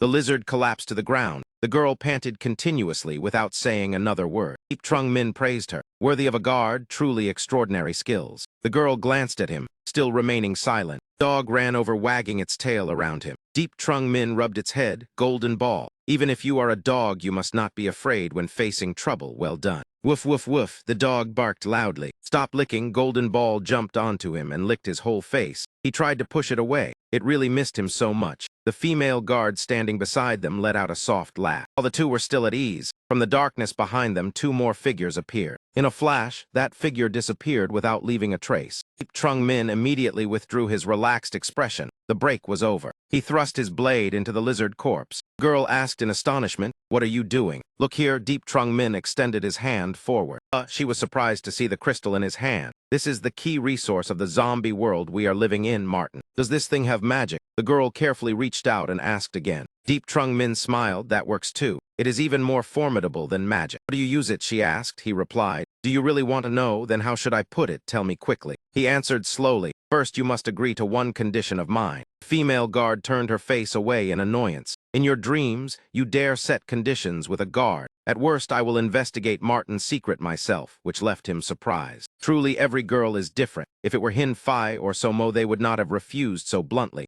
Somo's silhouette flashed through his mind. "As long as it is not a strange condition, I can consider it." "Fine, I agree." The girl turned her back and said, "Fine. The key has been found. You can go." Deep Trung Min tried to hold her back. "Our friendly battle ends so quickly." He sighed. "She is this strong, better seize the chance to rely on her." He rubbed his hands hesitantly. "Actually, I still have a few words to say to you." The girl asked back, "Say it." "Look, the current situation is dangerous. The environment is harsh. There are many bad people. How about we form a team? It would be easier to support each other. The girl frowned in thought. That makes sense. Deep Trung Min sighed and lowered his head. How did he become so spineless? The dog seemed to understand and placed a paw on his shoulder to comfort him. Girl eyes suddenly lit up as she looked at him, startling him. Huh. Fine, the guard nodded. Although you are a bit strange, I believe you are not a bad person. Then she extended her hand to shake his. He also reached out to shake it. My name is Deep Trung Min. Macda, the girl introduced herself, and just like that the two formed a temporary alliance. The corpse of the thug from the afternoon still lay where it was. Someone stepped forward and picked up the gun. Damn good stuff, he exclaimed in surprise and delight, because at this moment having another weapon meant another chance to survive. Idiot, another man quickly covered his mouth. Do not shout like that. Keep your voice down, go over there. The scar-faced man pointed toward Deep Trung Min and Macda. The man holding the gun swallowed hard. Two men approached, one holding a knife, one holding a gun, facing Deep Trung Min and Macda. He sneered and pointed the gun at them. You dog, man and woman, stand still for me. Raise your hands, the other threatened. Finished, what fifth brother wants this guy dead? The black-haired man shouted. The scar-faced man suddenly remembered, all right. It was this brat who got our two brothers killed. Today he must pay with his life. After saying that, he pointed the knife at them without hesitation. Who are they? Macda asked. He frowned and replied, just criminals. I just dealt with two fools and now two more show up, truly courting death. That man raised the gun to shoot him, click, click, but no bullet came out. He kept pulling the trigger uselessly, his face turning pale. Why will it not fire? Old Dao shouted. Is it a fake gun? Then angrily cursed, idiot. You have not even taken off the safety. What is a safety? The fool asked with wide eyes. Old Dao was speechless with anger, cursing inwardly. The scariest thing is not a strong enemy, but a stupid teammate. Have you never watched a shooting movie? How do you open it? He asked again.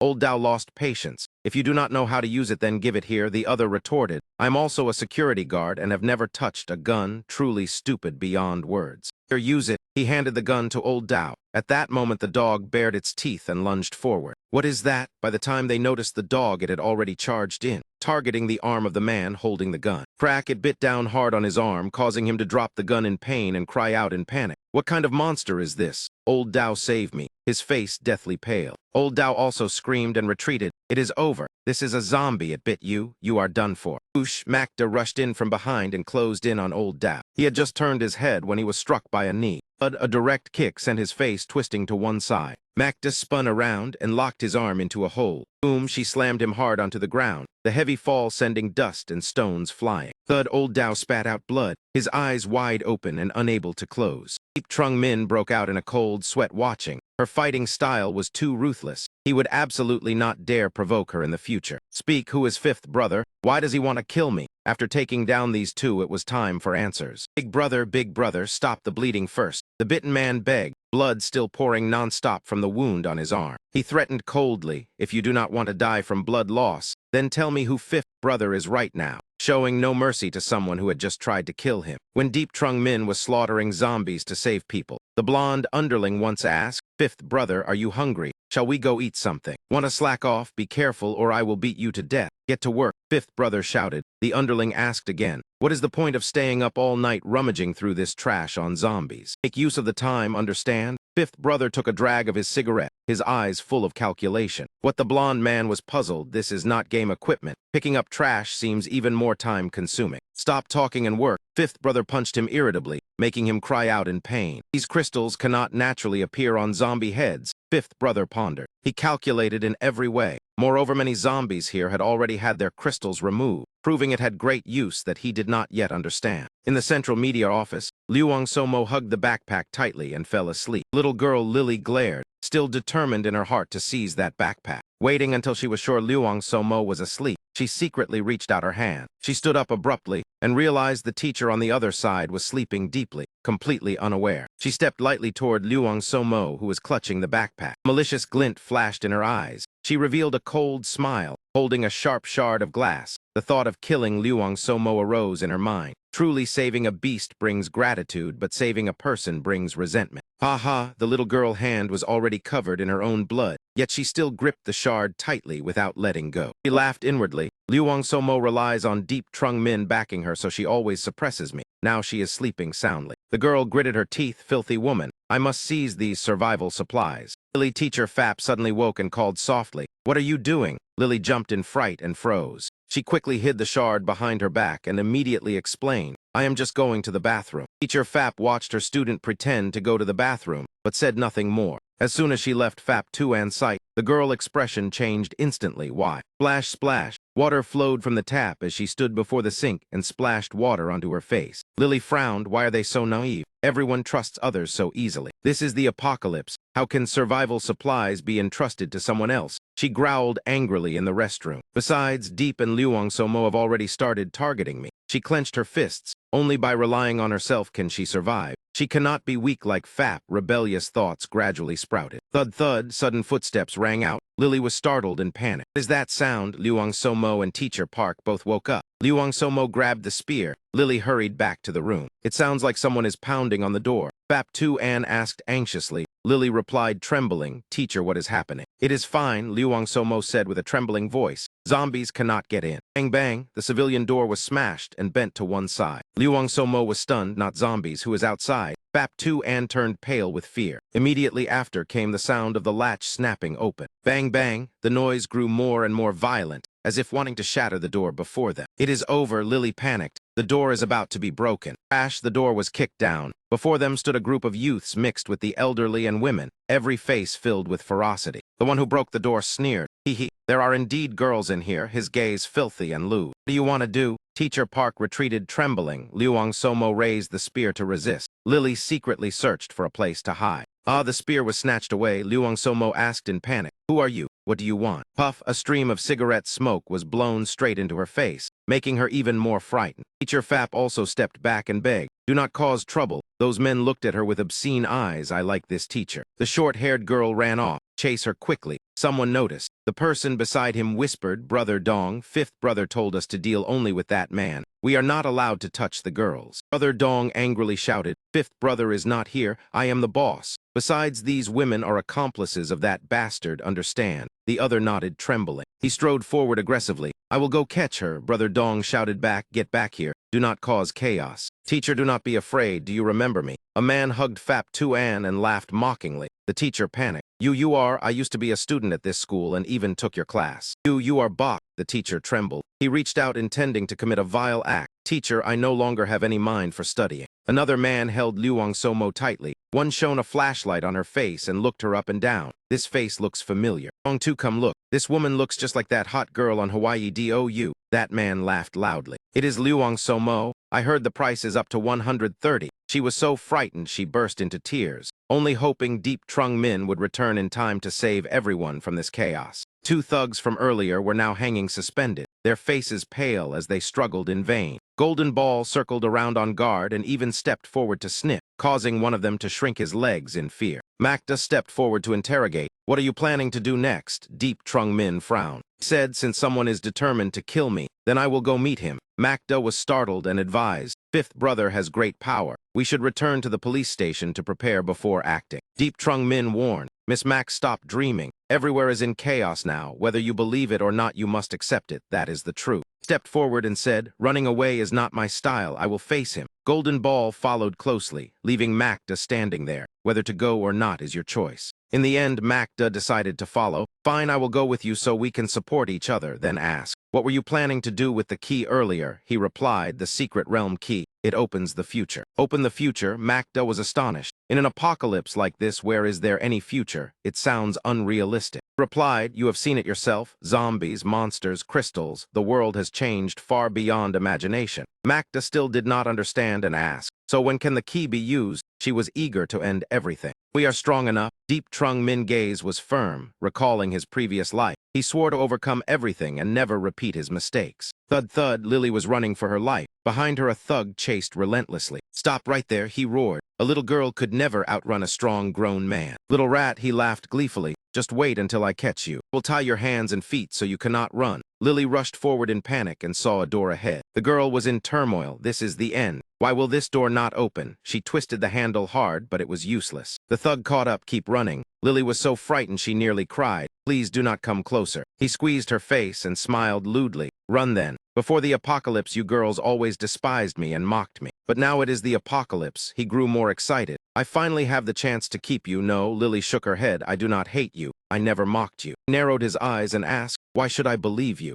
Lily begged desperately. I am different from other girls, I am just a student. Big brother, Lily grabbed his hand and pressed it to her chest. You are not disgusting. Please let me go. I will do anything. He held her shoulders and laughed. You look ordinary, sweet talk indeed, but I cannot betray Brother Dong. Laughed and said, now come back with me to see Brother Dong. Lily shuddered. The girl pleaded, please let me go. If I go back there, I will only die. He chuckled darkly. With me here, how could you die? Move quickly. Behind her, Lily still gripped the shard of glass tightly, hidden in her hand, ready to strike at any moment. Brother Dong, the girl decided not to act for now. He led her back. I am back. Lily was stunned, almost unable to believe her eyes. At this moment, Teacher Park had been brutally abused, her body barely recognizable, her clothes torn, covered in marks of violation. He grinned obscenely. Not bad, this one is fierce. Her clothes are all torn anyway, she is just a gentle teacher. Lily could not believe what she saw. Brother Dong laughed loudly. This teacher is quite wild. I had not even done anything before she bit Big Bok Face to shreds, blood flowing everywhere, truly misguided. Big Bok Face was bitten apart. He was in so much pain that tears streamed down as he groaned miserably. I did not expect her to be so tough. Lily ran to the teacher's side. Brother Dong pointed and said, this girl is with me now. And he asked again, so this girl wants to join us. Brother Dong burst into laughter. Join us. This student knows how to read the situation, knows strength and weakness. Interesting. The fat man laughed along. How could we dare hide this from you? Shouted loudly, stop crying and get over here. Call me Brother Dong. The girl forced a smile and stammered, hello Brother Dong. Brother Dong pointed at Lily. You want to join us? Yes, Brother Dong, please accept me. I will do whatever you say. He glanced toward Luang Somo and smiled filthily. Fine, then prove it. If you are one of us, go over there and deal with her for me. Luang Somo screamed curses. Shameless traitor, Deep Trung Min saved you like that, and this is how you repay him. Now she had clearly seen Lily's true face. Lily immediately slapped Luang Somo hard, as if erasing all previous gratitude. Luang Somo cursed beast, her furious gaze trembling. Brother Dong laughed with delight. Good, hit her well. I heard she is a hot girl. I like tormenting this type the most. Hit harder. Lily revealed a vicious smile. Do not worry, Brother Dong. She also has a grudge against me. She targeted me before. Luang Somo could not believe her eyes. Someone who once shared life and death with her had become this cruel. She could only curse monster. Lily stepped forward and grabbed Luang Somo hair in front of the thugs, then slapped her again. Luang Somo glared as if she wanted to devour the traitor alive. If looks could kill, Lily would have died long ago. That ringleader glanced at her and sneered. The more I look at this face, the more irritating it is. Truly makes me want to act again. Brother Dong nodded. All right, that is enough. You are qualified to join. Lily was stunned.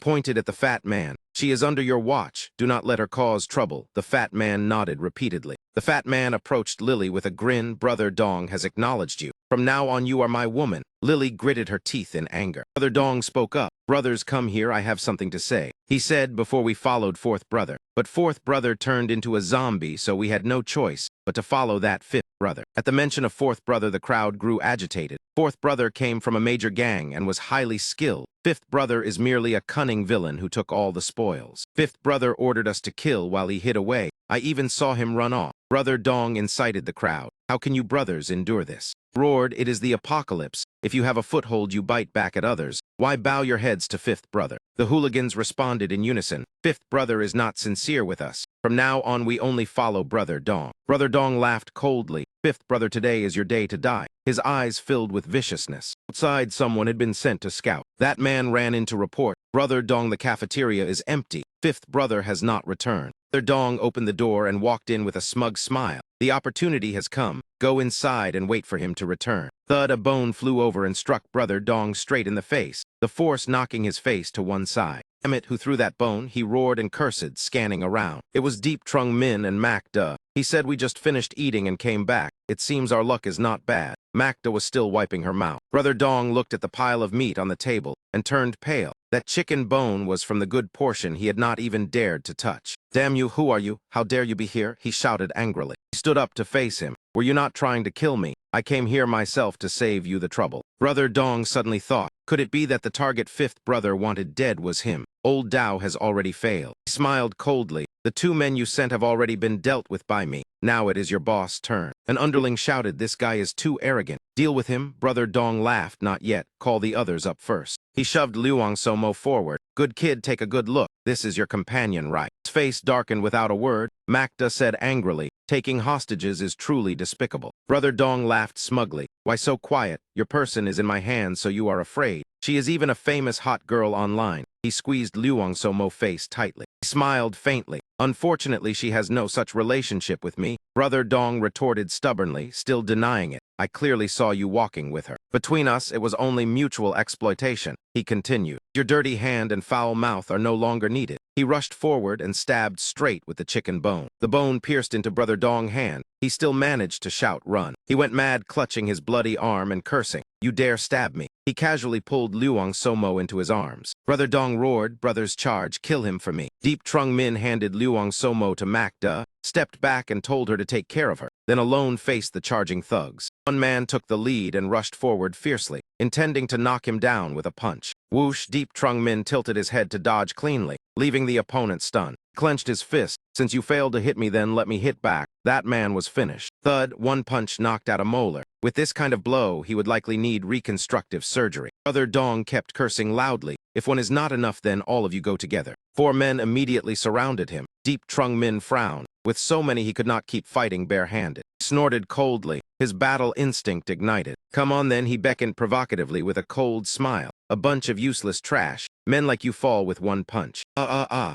man wearing iron knuckles roared and charged. No wonder he was so confident. Whoosh, he dodged lightly, such poor skill. Fighting like this is boring. Then he grabbed that man's arm, twisted it down hard. That man howled in pain. This blow would certainly dislocate the joint. After being released, his arm could no longer move normally. He rolled on the ground, wailing miserably. Truly a useless waste. At you, from behind, a man rushed forward and pinned Deep Trung Min. He was startled and turned around. He immediately grabbed that man's head and slammed it onto the floor. The ground cracked open. That blow was enough to shatter bone. There was another one. He slowly walked forward. That man retreated in terror, never expecting to provoke a monster. Useless, look at me. The fat man shoved the blonde aside and roared with a knife in hand. He pointed the knife at him. The others switched from bare hands to knives. Deep Trung Min sneered, using knives. See who is the real master here. Flash, he lunged forward, dodged the blade, then punched straight at the fat man knife hand. The fat man sneered, my skin is thick and my flesh is fat. Hitting me is like punching iron. He felt almost no pain, and immediately swung the knife back at him. Slash, slash. He dodged so quickly that the opponent only struck after images. He immediately struck hard at his knife hand, causing the weapon to slip and fall to the floor. Seizing the moment, he gathered force and leaped high. Direct kick to the opponent's face, the force strong enough to leave him dizzy. The fat man collapsed. The other man begged for mercy in fear, his cowardly appearance unbearable to watch. The brat fights pretty well. A man with a cane stepped out with a cold smile. 5th brother sent us to deal with you. Looks like those kids were not enough. This teacher is your person, right? Move and I will smash her head like an egg. Teacher Park was tied up trembling and sobbing. Deep Trung Min realized the critical situation. He frowned. He sneered, not touching her before was to threaten you. You would not want this kind of woman to die because of you. He yanked Teacher Park hair, making her cry out in pain. Lily stood silently behind. Kneel down for me. He continued to threaten in a low growl. Deep Trung Min did not reply, his expression growing darker. Kneel, he laughed smugly, as if victory was already in his grasp. Suddenly, thud, a brick flew over and smashed into his face, making him spit blood. It was Lily.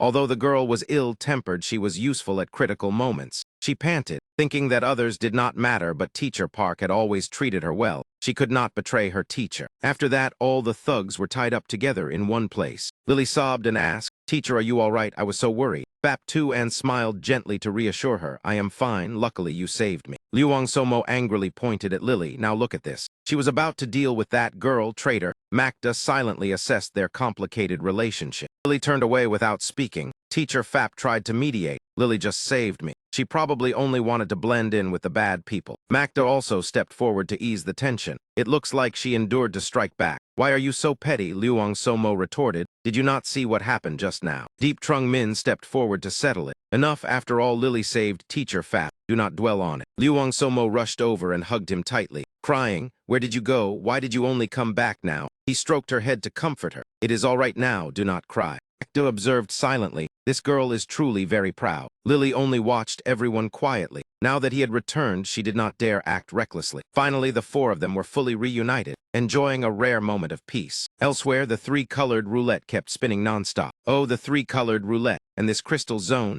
5th brother had also arrived there. He laughed cunningly, so that is how it is. I understand why that brat became stronger, click. He grabbed a handful of crystals, his eyes full of calculation. The 3-colored roulette continued spinning. An underling pointed at a large stone and asked, 5th brother, can this be drawn normally? Stop talking nonsense. He knocked hard on the underling head, making his eyes widen. Then the roulette stopped on the black slot. Fifth brother was overjoyed. The underling cheered. We hit it, fifth brother. Ding ding, the system announced. Congratulations, you have obtained a profession. Primary apothecary, a profession not strong but with its own value. An old man appeared to announce the successful class change. Fifth brother face darkened. Primary apothecary. After so much effort I only get this, he cursed angrily. Let us go, he kicked the underling backside. This is their base. Search and see what is still useful. The underling hurriedly replied, got it, fifth brother. Do not kick there. Fifth brother gritted his teeth. More than 20 hard-earned crystals were now completely spent. At that time, he did not know the number of crystals he put in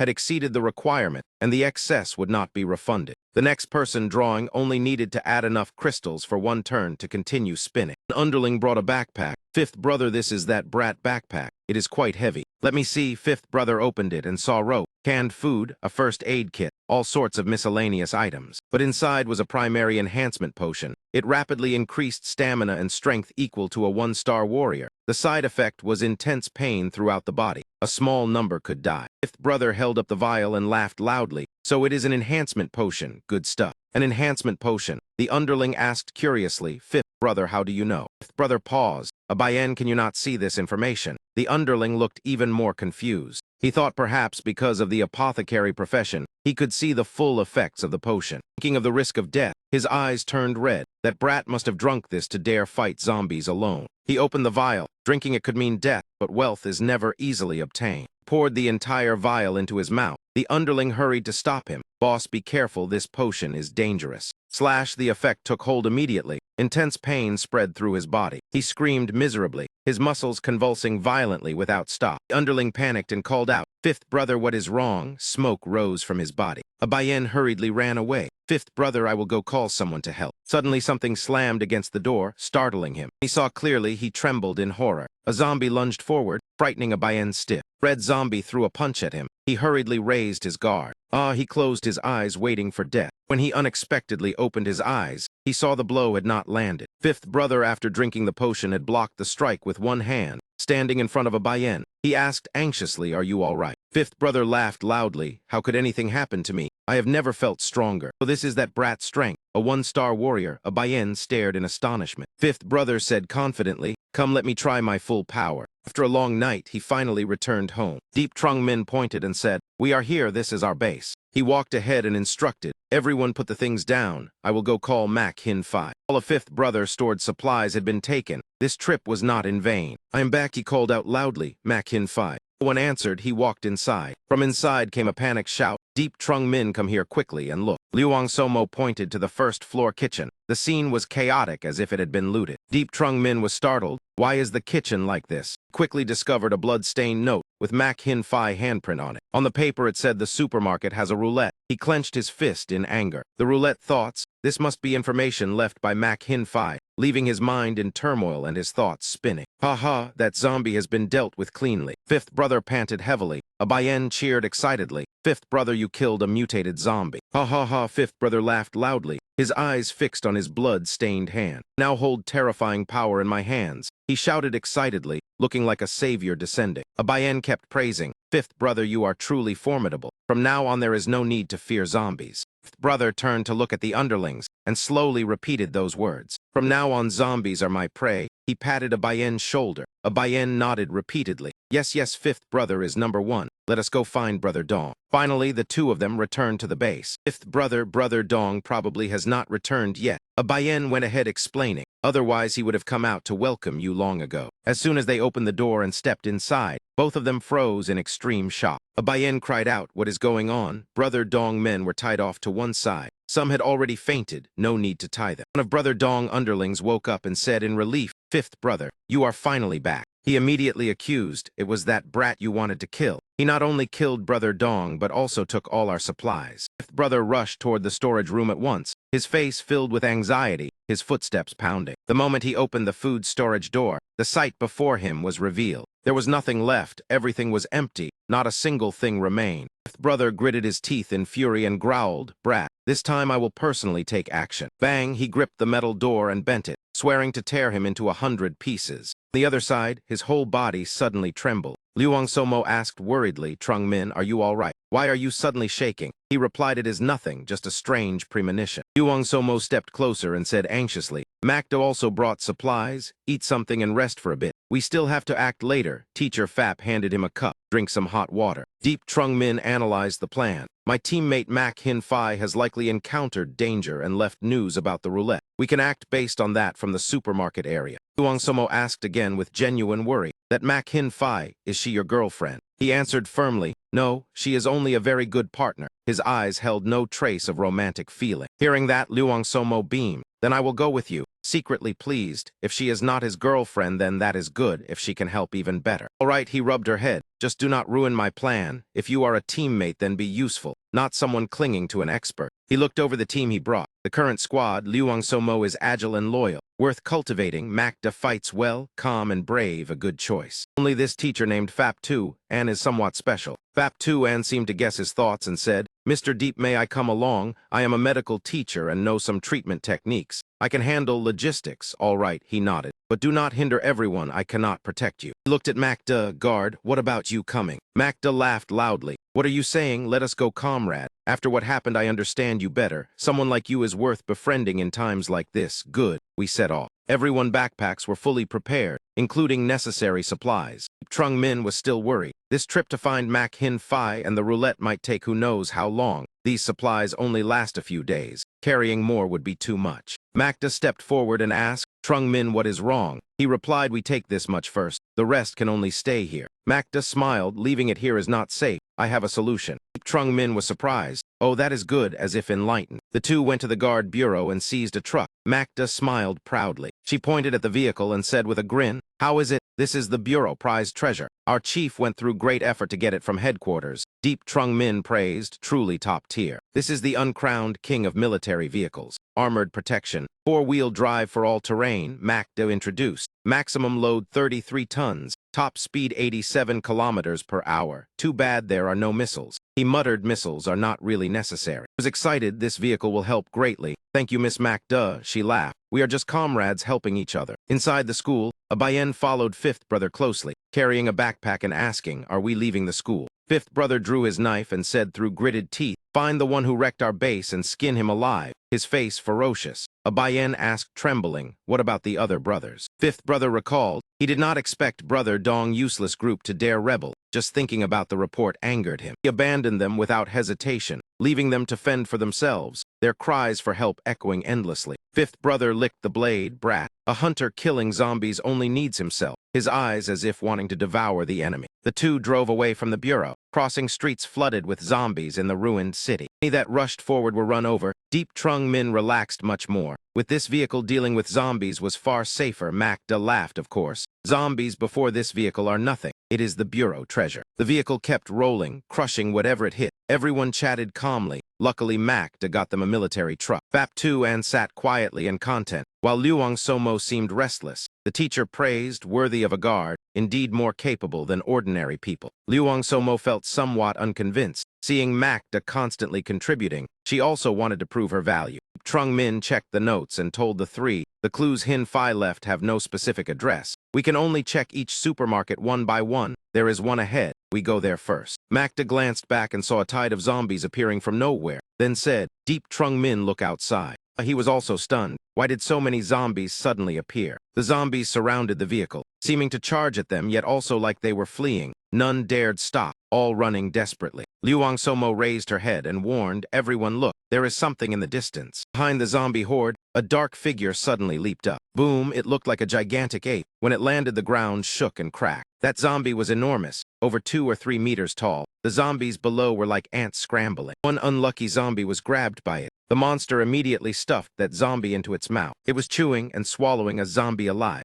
Trung Min frowned. A mutated white ape, an evolved ferocious beast, limitless strength, brutal by nature. He explained, with my current 1-star warrior strength, I cannot confront the mutated white ape at all. He intended to turn around and leave, but recalling his previous life when he fought the white ape, he knew its fatal weakness. In that battle, he had also lost his life. The ape noticed the vehicle, roared, and charged straight at it. He clicked his tongue, damn it. It spotted us, hold tight. He decided to get away from this mutated zombie. Vroom vroom, the vehicle reversed quickly. The giant zombie also rushed forward, but behind was a pillar. The vehicle hit it and could not move. Deep Trung Min frowned. The only way was to press against the curb, truly unlucky. The zombie was already close. It leaped with terrifying force, cracking the pavement. The monster lunged straight at the vehicle without hesitation. From this angle, its body was as large as the truck. Boom, it slammed down hard. An ordinary vehicle would have been crushed. Fortunately, this was armored, so it only shook violently. The impact threw everyone inside around. Glass shattered and scattered. Liu Somo covered her face and screamed. Deep Trung Min remained calm,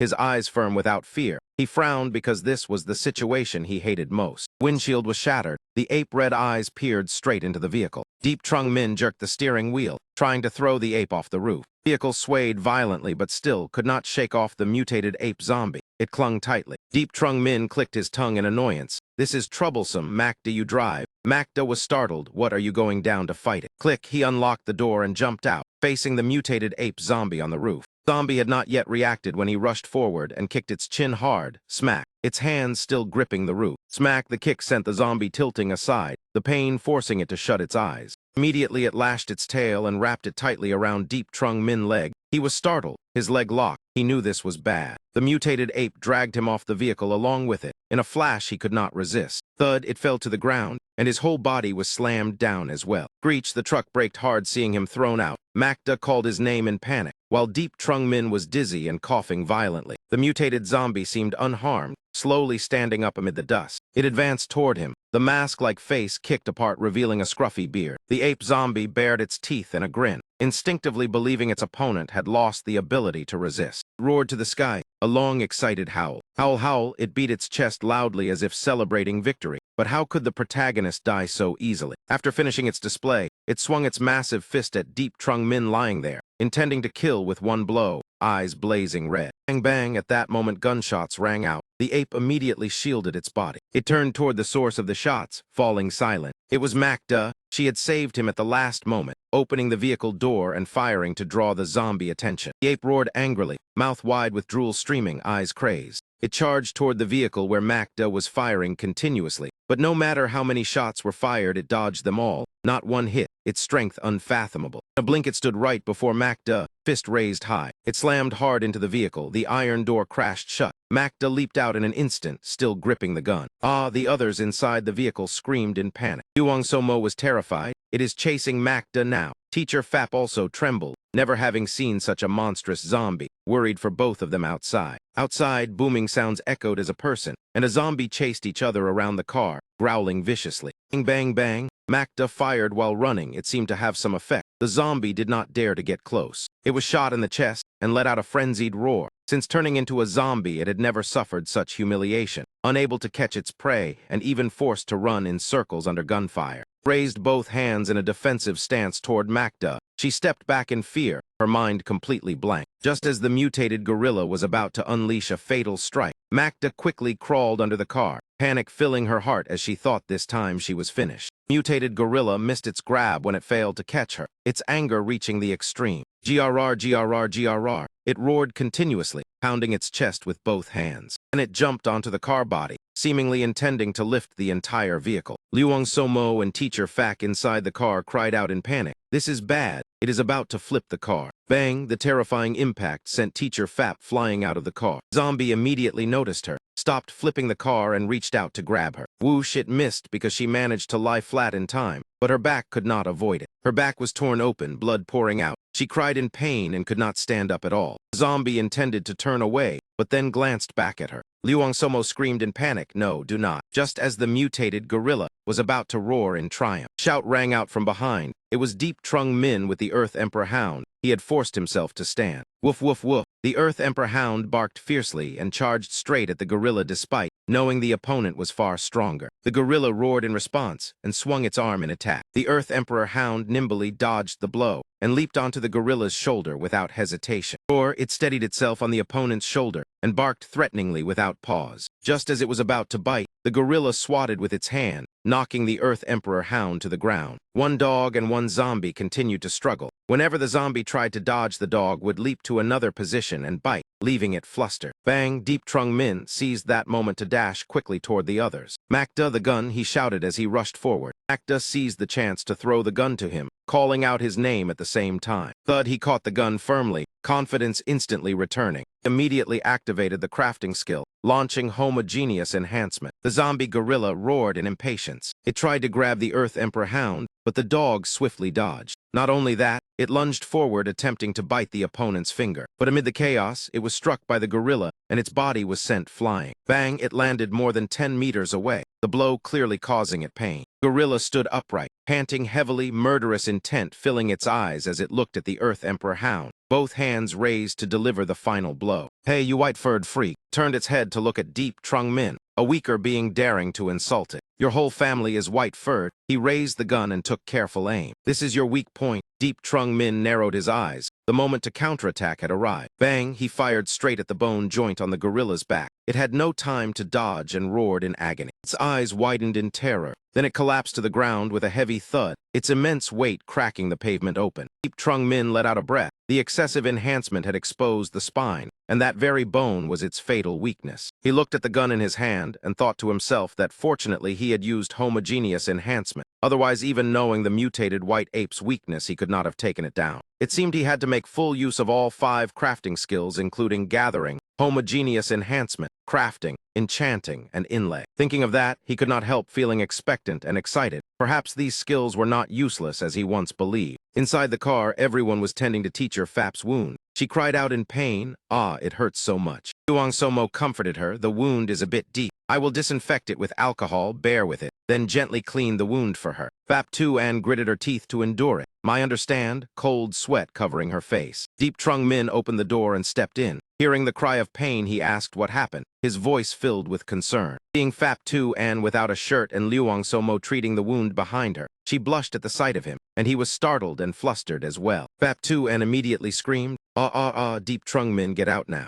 Sorry." He hurriedly closed the door and turned to leave. Acta stepped forward to ask about Teacher Fap's condition. He replied that medicine was being applied. It was only a scratch, not life-threatening. He walked to the back of the car. Though he had witnessed many bloody scenes, he still felt uncomfortable, so he stood there silently. Sat down and stroked the dog's head. "Earth Emperor Hound, you have worked hard." The dog let out a soft whine in response. Looking at it, his heart ached. Fortunately, the injury was not severe, but it would certainly affect its combat ability. After mutating, its recovery speed was very slow. "I must find medicine to speed up healing." He frowned in thought. He gently stroked the Earth Emperor Hound's head. "I will definitely heal you." The dog lightly nodded as if understanding. As for the gigantic mutated white ape, it had begun to disintegrate piece by piece. Luang Somo came out to report, "Trung Min, Teacher Fap's wound is quite deep. The bleeding has not stopped." Macda explained the difficulty. "Such a large wound needs stitching, but we have no tools or anesthetic." He frowned. "I can craft the stitching tools, but anesthetic is troublesome." He recalled his past life when no anesthetic was used, but this time he feared Teacher Fap could not endure that pain. He spoke up with a plan. "The Earth Emperor Hound is also injured. There should be a private hospital nearby. That place has surgical medicine.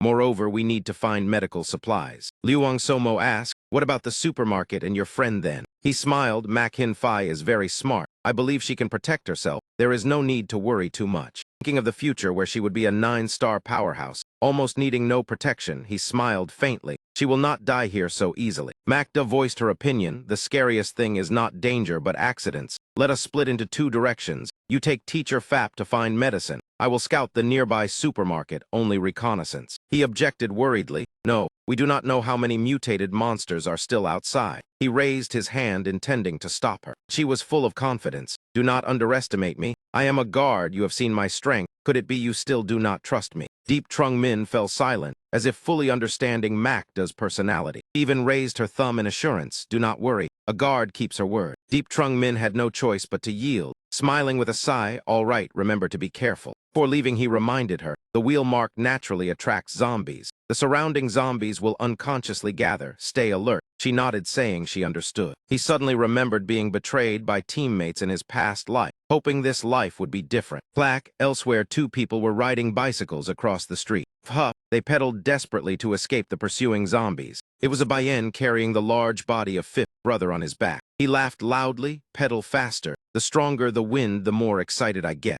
Abayen asked worriedly, where are we going? Fifth brother did not answer, only lowered his head and pedaled straight ahead. He was confident in his own mind. That brat must be looking for something. Sooner or later he would go to those places. He guessed correctly, but not entirely. Fifth brother thought of Deep Trung Min and laughed. I know where that brat wants to go, his eyes flashing with danger. Abayen panted and asked again, brother, where exactly are we going? Fifth brother sneered. Those people stole my things and cannot use them for many days. They will definitely go to the supermarket. He guessed the direction right, but for a different purpose. Fifth brother continued speculating. The supermarket has all kinds of supplies. It is indispensable for survival. After hearing that, Abayen pedaled harder. You are truly smart. Why did I not think of that? Fifth brother pointed ahead. Pedal faster. The largest supermarket in this area is up ahead. Two arrived, left their bicycles behind. Fifth brother said this is the place, truly the end of the world. There is not a single person in the supermarket. Abayen reminded him, be careful, there might be zombies here. Fifth brother went ahead to scout, as if I would fear zombies. Abayen trembled as he looked around.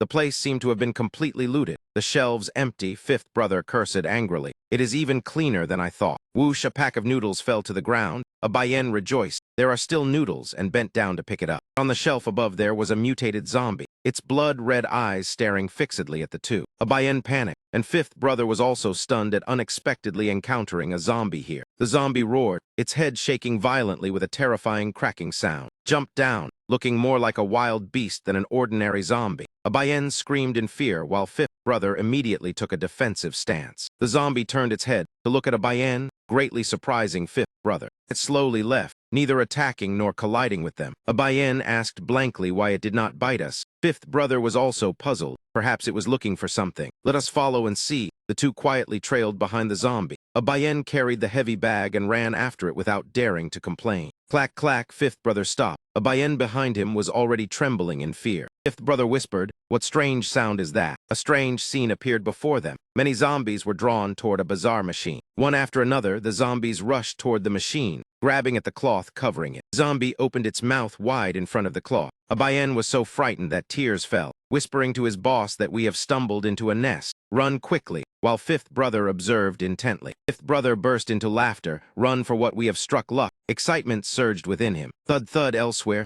Makta was running over. Makta moved while scouting her surroundings, holding the gun with the practiced ease of a guard familiar with the terrain. Ahead was a small supermarket. She decided to check it out, slowing her steps and no longer running. She entered the supermarket to scout. Fortunately, there were still a few usable supplies left. Buzz buzz, in a corner lay a zombie that had already been killed, swarmed by flies. By the afternoon, after finishing the cleanup, Makta still carefully checked to see if anything remained. In the end, nothing was left. She sighed. After searching thoroughly, the supermarket still had no wheel disc, remembering Deep Trung Min's words about the wheel disc attracting zombies. If there were no zombies here then, it was certainly not here. After thinking it over, she suddenly remembered the last supermarket. It seemed the only possibility left was Kayat Hoa supermarket, the largest in this area. She wondered how Deep Trung Min was doing. On the other side, he was driving at full speed to find a private hospital. Liuang Somo said softly to him that teacher Fap's condition was very bad. She seemed to have fainted. He drove as fast as possible while reassuring her to hold on a little longer. We are almost there. Screech, the car stopped in front of a private hospital. He jumped down and said quickly to hold on a bit more. I will be right back. Watching his figure rush inside,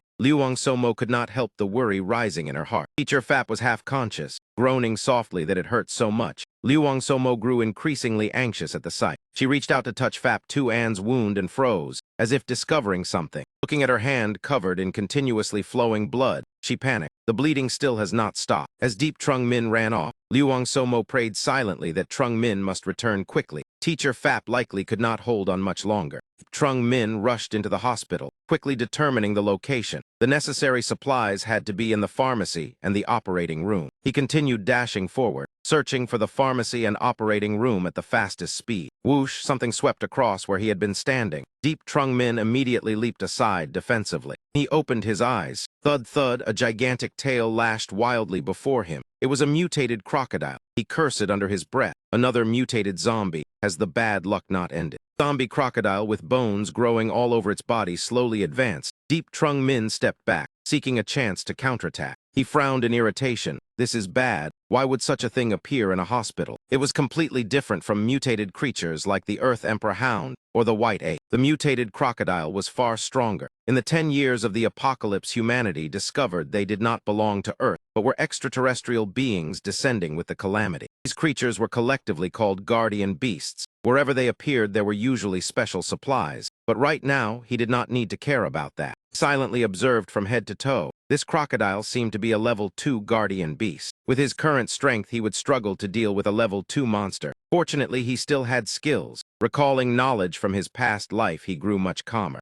Trung Min quickly retreated, heading back toward the car. Seeing him return, Luang Somo hurriedly asked whether he got the medicine. He did not answer and kept running. Luang Somo was bewildered. What exactly was happening? He circled to the back of the car and opened his personal supply trunk. He took out an item. Deep Trung Min was overjoyed, found it. Luang Somo did not understand why he took a weapon. Was there a monster inside? He carried the crossbow while instructing that I can handle it. Take care of Teacher Fat. I will finish it quickly. He returned to the hospital, muttering in hope that he could find everything needed inside. As he left, Luang Somo kept watching him without looking away. He was curious what he intended to do, but hearing him say that it was not life-threatening and lacking combat ability herself, she could only stay and care for Fap Tuan. Back at the hospital, Deep Trung Min began crafting. Good. The materials are sufficient. Although he cannot kill a level 2 guardian beast, he can use tools to restrain it. He muttered, use homogeneous enhancement on the crossbow to increase penetration. But the amount of material must be precisely controlled. The crafting skill was still at a beginner level. Homogeneous enhancement required materials of the same type and a proper ratio. Like when merging bullets against the white ape doubled the power. Skill not only altered the state of matter, but also miraculously increased durability, almost like a form of magic. He even used crystals to reinforce the bolts. After a while, he completed the enhancement of the crossbow. Deep Trung Min took a deep breath. Next was to craft a large metal net. In his past life, someone had used inlay according to theory. Inlay was the combination of 2 different materials while retaining their individual properties, like an iron sword combined with ice to create a freezing effect. He decided to combine an iron net with a green protective net, hoping the effect would match his calculations to deal with that crocodile. After finishing preparations, he looked toward the crocodile and whispered, "Ready, let us begin." He charged forward, using 3 enhanced arrows. His cold gaze locking onto the crocodile, success or failure would be decided here. The 3 arrows shot simultaneously toward the crocodile. Whoosh whoosh, the crocodile raised its forelimbs to block. Before it seemed to understand, an arrow had already struck down right in front of it. Another embedded off to the side without causing harm. The last pinned firmly into the crocodile's tail. Crocodile roared in anger, staring at him as if asking who dared pin its tail to the ground.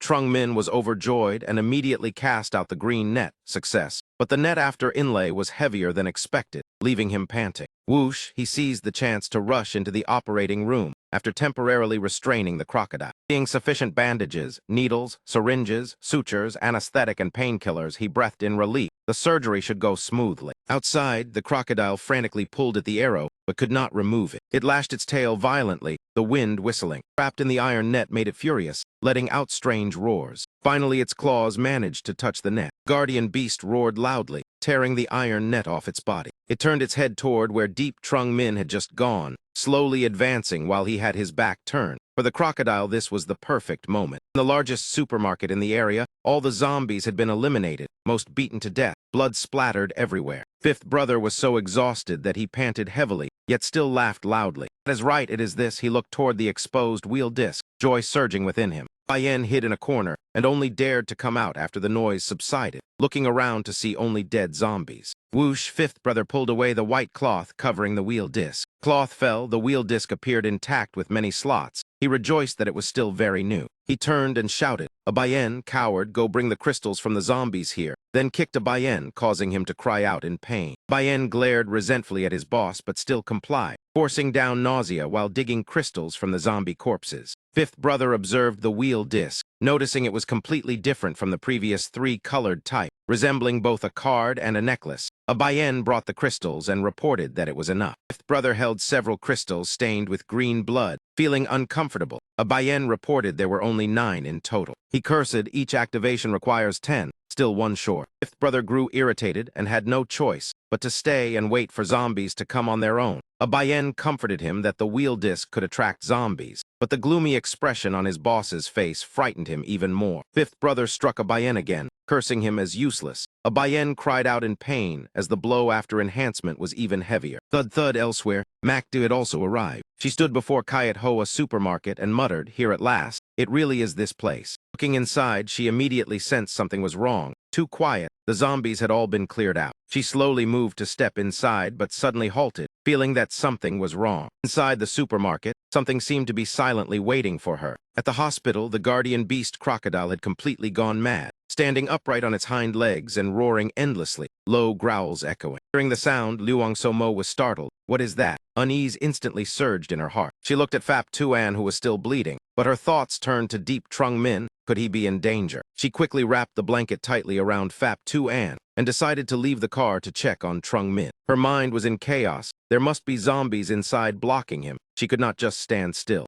Luang Somo opened the car door, determined to go inside and support Deep Trung Min. She ran toward the hospital entrance, leaving Phap Tuan alone in the car. She rushed in with all her strength, silently praying that Deep Trung Min must be safe. Boom, boom. As soon as she arrived, she saw the crocodile crazily smashing the door. Luang Somo was stunned. What kind of monster is this now? The crocodile roared, its claws tearing apart the iron ward door. Luang Somo retreated in fear. What kind of monster is this? Inside the pharmacy, Deep Trung Min used objects to barricade the door to buy time. The door was battered and twisted. A level 2 guardian beast crocodile was indeed hard to deal with. It had completely lost control. Witnessing everything, Luang Somo immediately realized that Trung Min was trapped inside the pharmacy. He had to find a way to draw the monster's attention and help him escape, her eyes quickly scanning the surroundings. She ran toward the corridor and saw several eggs scattered on the floor. Luang Somo immediately understood, an idea flashing through her mind. The crocodile growled violently, unable to catch Deep Trung Min and enraged to madness. Whoosh, it lashed its tail and shattered the side glass door.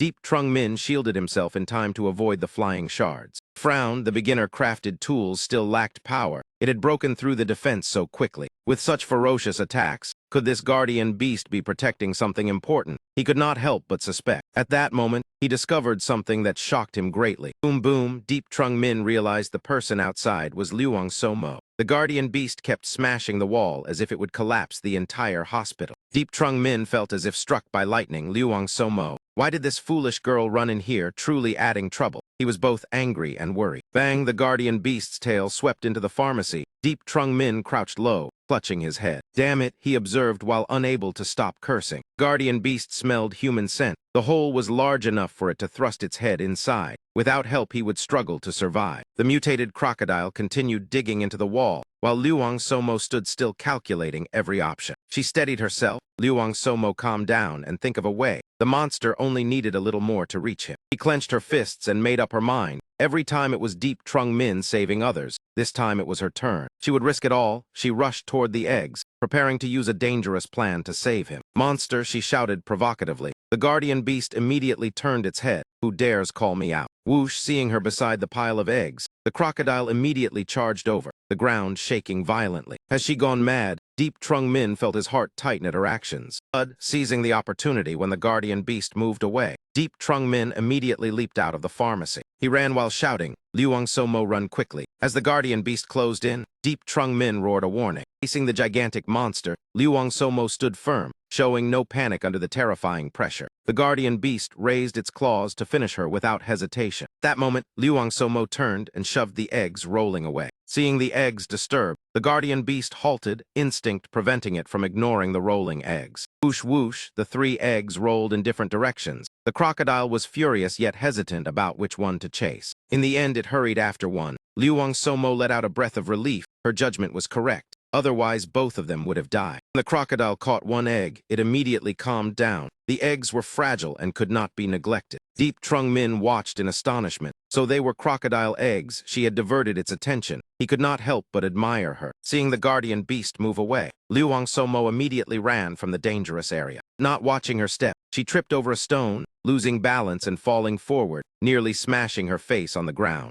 Hand pulled her back. It was Deep Trung Min. He scolded, "Foolish girl." Before she could thank him, she was already being cursed. Yet she only smiled. Trung Min, run quickly. He grabbed her hand and pulled her away, the two swiftly leaving the private hospital. In a short moment, they ran out of the gate, Deep Trung Min still holding her hand tightly without looking back. Luang Somo turned to look and saw the guardian beast was not chasing. Finally breathing out, he said, "It will not leave the eggs. We are safe." Is great, she rejoiced but was immediately scolded by him. Do you want to die? Do you know how dangerous that was? He held her tightly, his voice filled with worry, leaving Liuang Somo momentarily at a loss. It hurts, he squeezed her hand, making her cry out. Trung Min, you are hurting me. He still did not release her, knowing pain is good. You nearly lost your life just now. Liuang Somo felt wronged from the scolding, her eyes reddening. I was only worried about you. I did not think that much. Seeing her aggrieved expression, Deep Trung Min was speechless, unable to continue reproaching her. Released her hand. It is fine. I do not need you to risk your life to save me. Liuang Somo said softly, I am sorry. Deep Trung Min sighed, silently thanking her in his heart, yet not saying it aloud. Night fell at the largest supermarket in the city.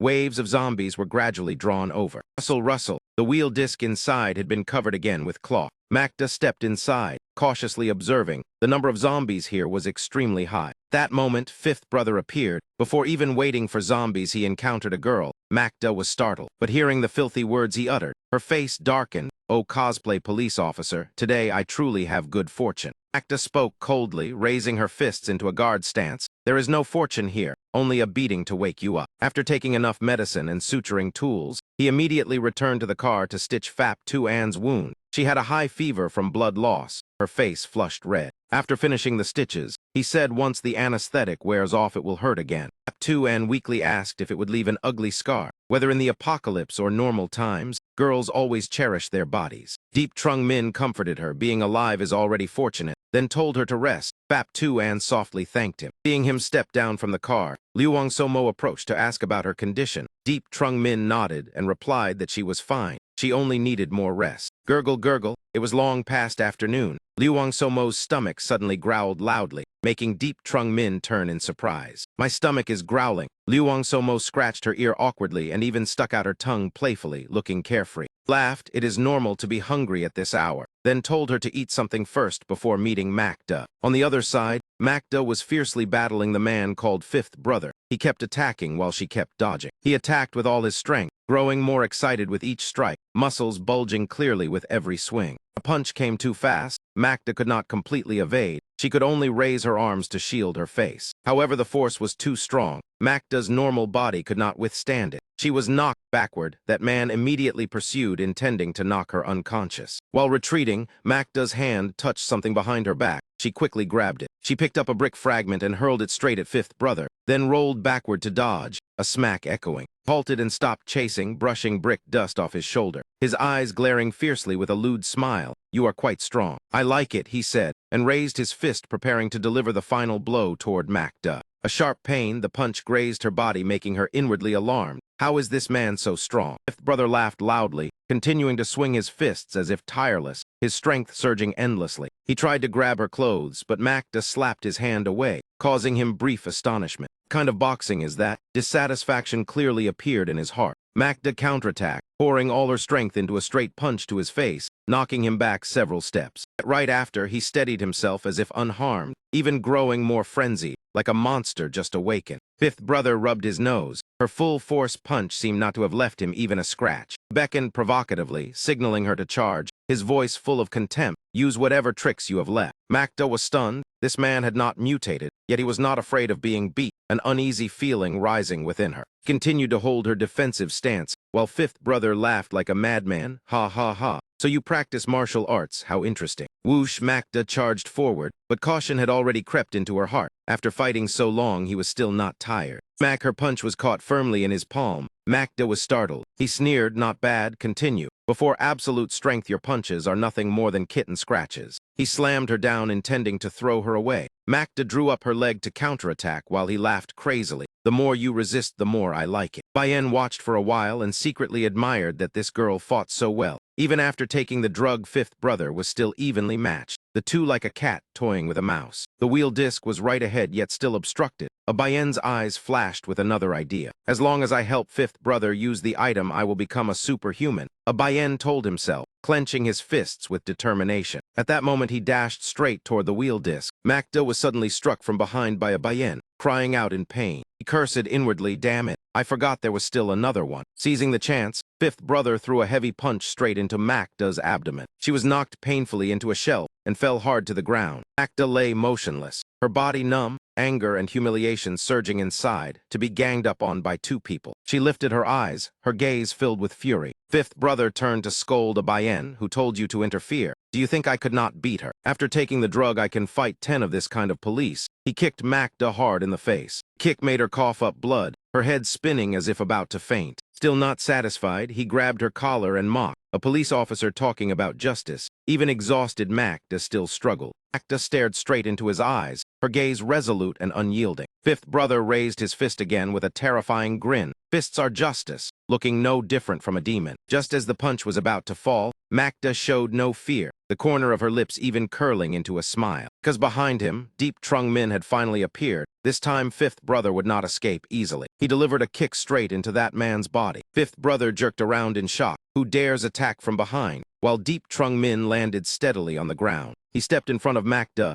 She sat on the ground gasping, her face showing clear exhaustion. Fifth brother sized him up from head to toe, his expression still calm and composed. He spoke first. Brat, it is you. I was looking for you and you delivered yourself. Trung Min ignored him and walked to Magda coldly saying he did not know that man, making Fifth brother furious at being one-sided. He stood beside her, Magda still forcing herself to sit upright, unwilling to appear weak. Deep Trung Min, I am fine, she said, though her body was in extreme pain. Deep Trung Min turned to look at Fifth brother with a fierce gaze that made him uneasy. Clearly you were the one who robbed my supplies. Fifth brother muttered, intending to introduce himself. Before he could finish, he rushed forward and swung his fist, saying coldly, I do not care who you are, do not touch my people. Fifth brother bent down to dodge, cursing that he did not expect this brat to be so tough. He immediately counterattacked, killing intent flashing in his eyes. Smack. Deep Trung Min blocked the blow, inwardly surprised. Something was wrong. That man's strength and speed matched his. Clearly he had taken the drug and reached 1 star,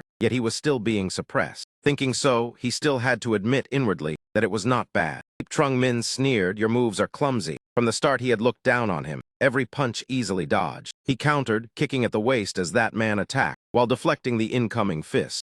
Struck by the kick, Fifth brother staggered in pain, nearly falling. He clutched his abdomen and cursed, retreating several steps with one hand gripping his waist. Deep Trung Min provoked, do you think taking a drug is enough to fight me? Come again. Fifth brother roared and charged like injected with stimulants, using all his strength to knock him down in one blow. But things were not as easy as he imagined. Deep Trung Min ducked and dodged as swiftly as a rabbit. Seizing the moment, he punched straight into the waist, shattering ribs, even smiling and saying, your kidney is crushed. It must hurt. Fifth brother ground his teeth in fury, yet could not touch him at all. The gap in martial skill was far too great. Like a provoked beast, he roared and lunged desperately, swearing to kill him, while Deep Trung Min immediately retreated to evade. He threw a punch. Deep Trung Min leaned right to dodge cleanly. That man could not touch him at all. Whoosh, another kick came, but he avoided it with ease. The two exchanged blows continuously, impacts echoing rapidly beyond ordinary sight. Deep Trung Min inwardly disdainful. Though both were 1 star and physical attributes similar, what truly created the gap was not those things. He brushed aside Fifth brother's arm as he thrust forward. He seized the opponent's hand and pulled hard, throwing him off balance. At that moment, Deep Trung Min clenched his fist. It was 10 years of life and death experience, his eyes cold as if to take a life. The punch carrying full force shot forward, making Fifth brother gape in fear. Smack, the punch slammed into his face, making him spit blood, as if repaying the kick Magda had suffered.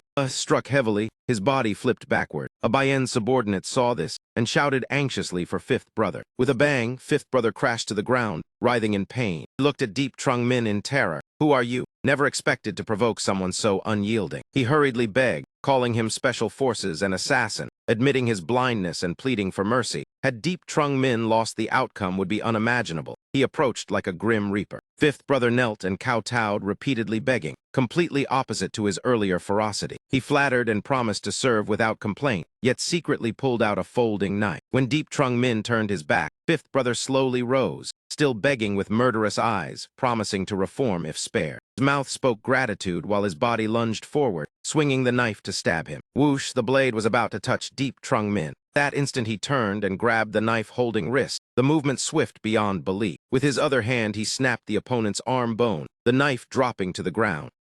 Fifth brother screamed miserably, my hand, my hand. Smack. Deep Trung Min followed with another punch, saying coldly, I have seen many like you. He lay sprawled on the ground in pain and despair, scheming much yet pitifully weak. Fifth brother turned to seek help from the underlings he used to bully, calling Abayen repeatedly, but the latter stood frozen in fear. After a moment, Abayen finally ran over. Fifth brother rejoiced, telling him to help him up to leave quickly. Fifth brother praised Abayen as a good brother. Abayen casually urged them to leave. When the two supported each other away, Makda asked him why he let them go. Trung Min simply replied, no need. He sneered, good brothers, their group will destroy itself soon. I do not even need to act. People are all hypocrites. The sky gradually darkened, the sunset casting a gloomy, eerie hue over the city. He stood silently watching the two staggering figures fade away. When certain they had gone far, he sat beside Makda and asked about her condition. She smiled, saying it was only a minor injury and rest would suffice. He joked that she was lucky no bones were broken. She winked playfully, saying a guard's bones are not easily broken. He rose, leaning on his knee, saying, it seems this place. His gaze rested on the machine covered with a white cloth, saying this is the wheel disc Mak Hin Phi mentioned. Bayen supported fifth brother away under the fading sunlight. The two walked laughing and talking. Fifth brother draped an arm over his subordinate, boasting brotherhood through life and death.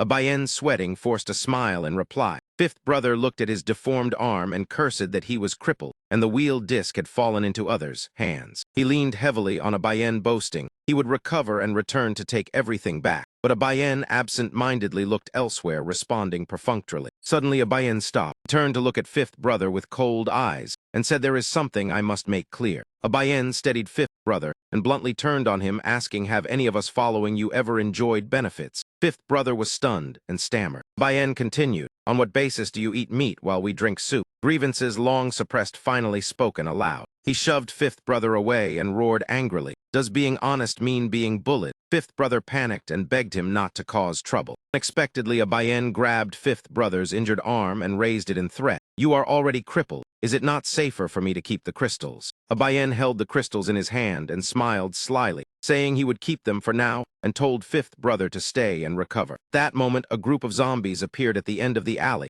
stirring as they approached. They were densely packed and ferocious, their greedy eyes as if ready to devour their prey. Fifth brother cried out in despair for help, but it was useless, his face filled with terror. Outside the car, Somo sat anxiously listening to the miserable screams, and suddenly widened her eyes in shock. Seeing Deep Trung Min carrying Makda back, she shouted questions in panic. He calmly replied that she was injured, and they had to find a safe place to stay the night. Somo asked about the two who had just left the supermarket. She clenched the steering wheel angrily, and cursed that she should have run those two bastards over. Great blaze flared brightly inside the building. Somo and Deep Trung Min sat with knees drawn up watching the fire, the other two girls leaning against each other asleep. While eating, Somo asked if they should hide the wheel disc. He replied that it could not be moved, and once its secret was exposed, it would surely be contested. Chewed his bread, and continued that they had already drawn almost all the useful items. His gaze fell on the items on the ground, enhancement potions, immunity potions, and a round silver necklace. He smiled inwardly that many people had gathered crystals for him.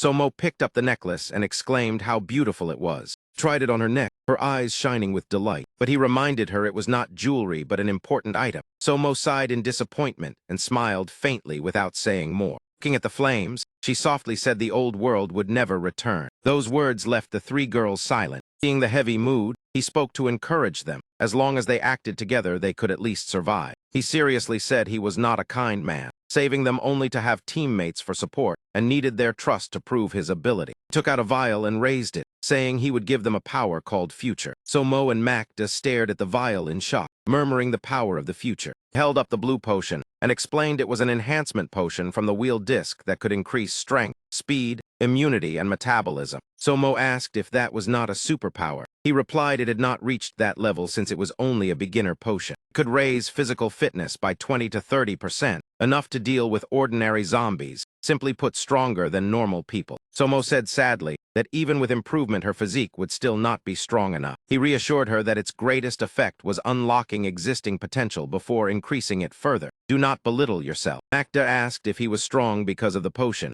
He replied, what else? With my current physique, could I still be talking to a police officer? She frowned and looked at him seriously, asking if the enhancement potion only strengthened the body and not skills or combat experience. Deep Trung Min, you know too much about the apocalypse, and your combat power surpasses even the police. What kind of person are you? Somo also glanced at him nervously, thinking that since meeting him she had felt something unusual. He seemed to adapt to this zombie world too quickly. Space among the four suddenly fell silent. After a moment, Macda spoke again. Could it be that you know the real cause of the apocalypse? Facing the barrage of questions, he covered his mouth and coughed lightly to steady himself, then smiled and said all this information was provided by Mac Hin Phi. If they wanted to know more, they should ask her, while thinking that his rebirth must never be revealed. Somo widened her eyes in shock. Then Mac Hin Phi must not be simple. Seeing her believe it immediately, he only smiled inwardly at how easy it was to fool her. He raised the blue vial again. Soam wiped sweat nervously and asked if there were side effects. He replied that normally it would cause intense pain. In severe cases, rapid cell rupture leading to bleeding from the 7 orifices and death. Hearing that, So AM jumped up in panic and stood before him to shield Macda, shouting in terror, would that not mean death? He remained calm, saying benefits always come with risks. Took out 2 vials and placed them before them, seriously saying he would not force anyone.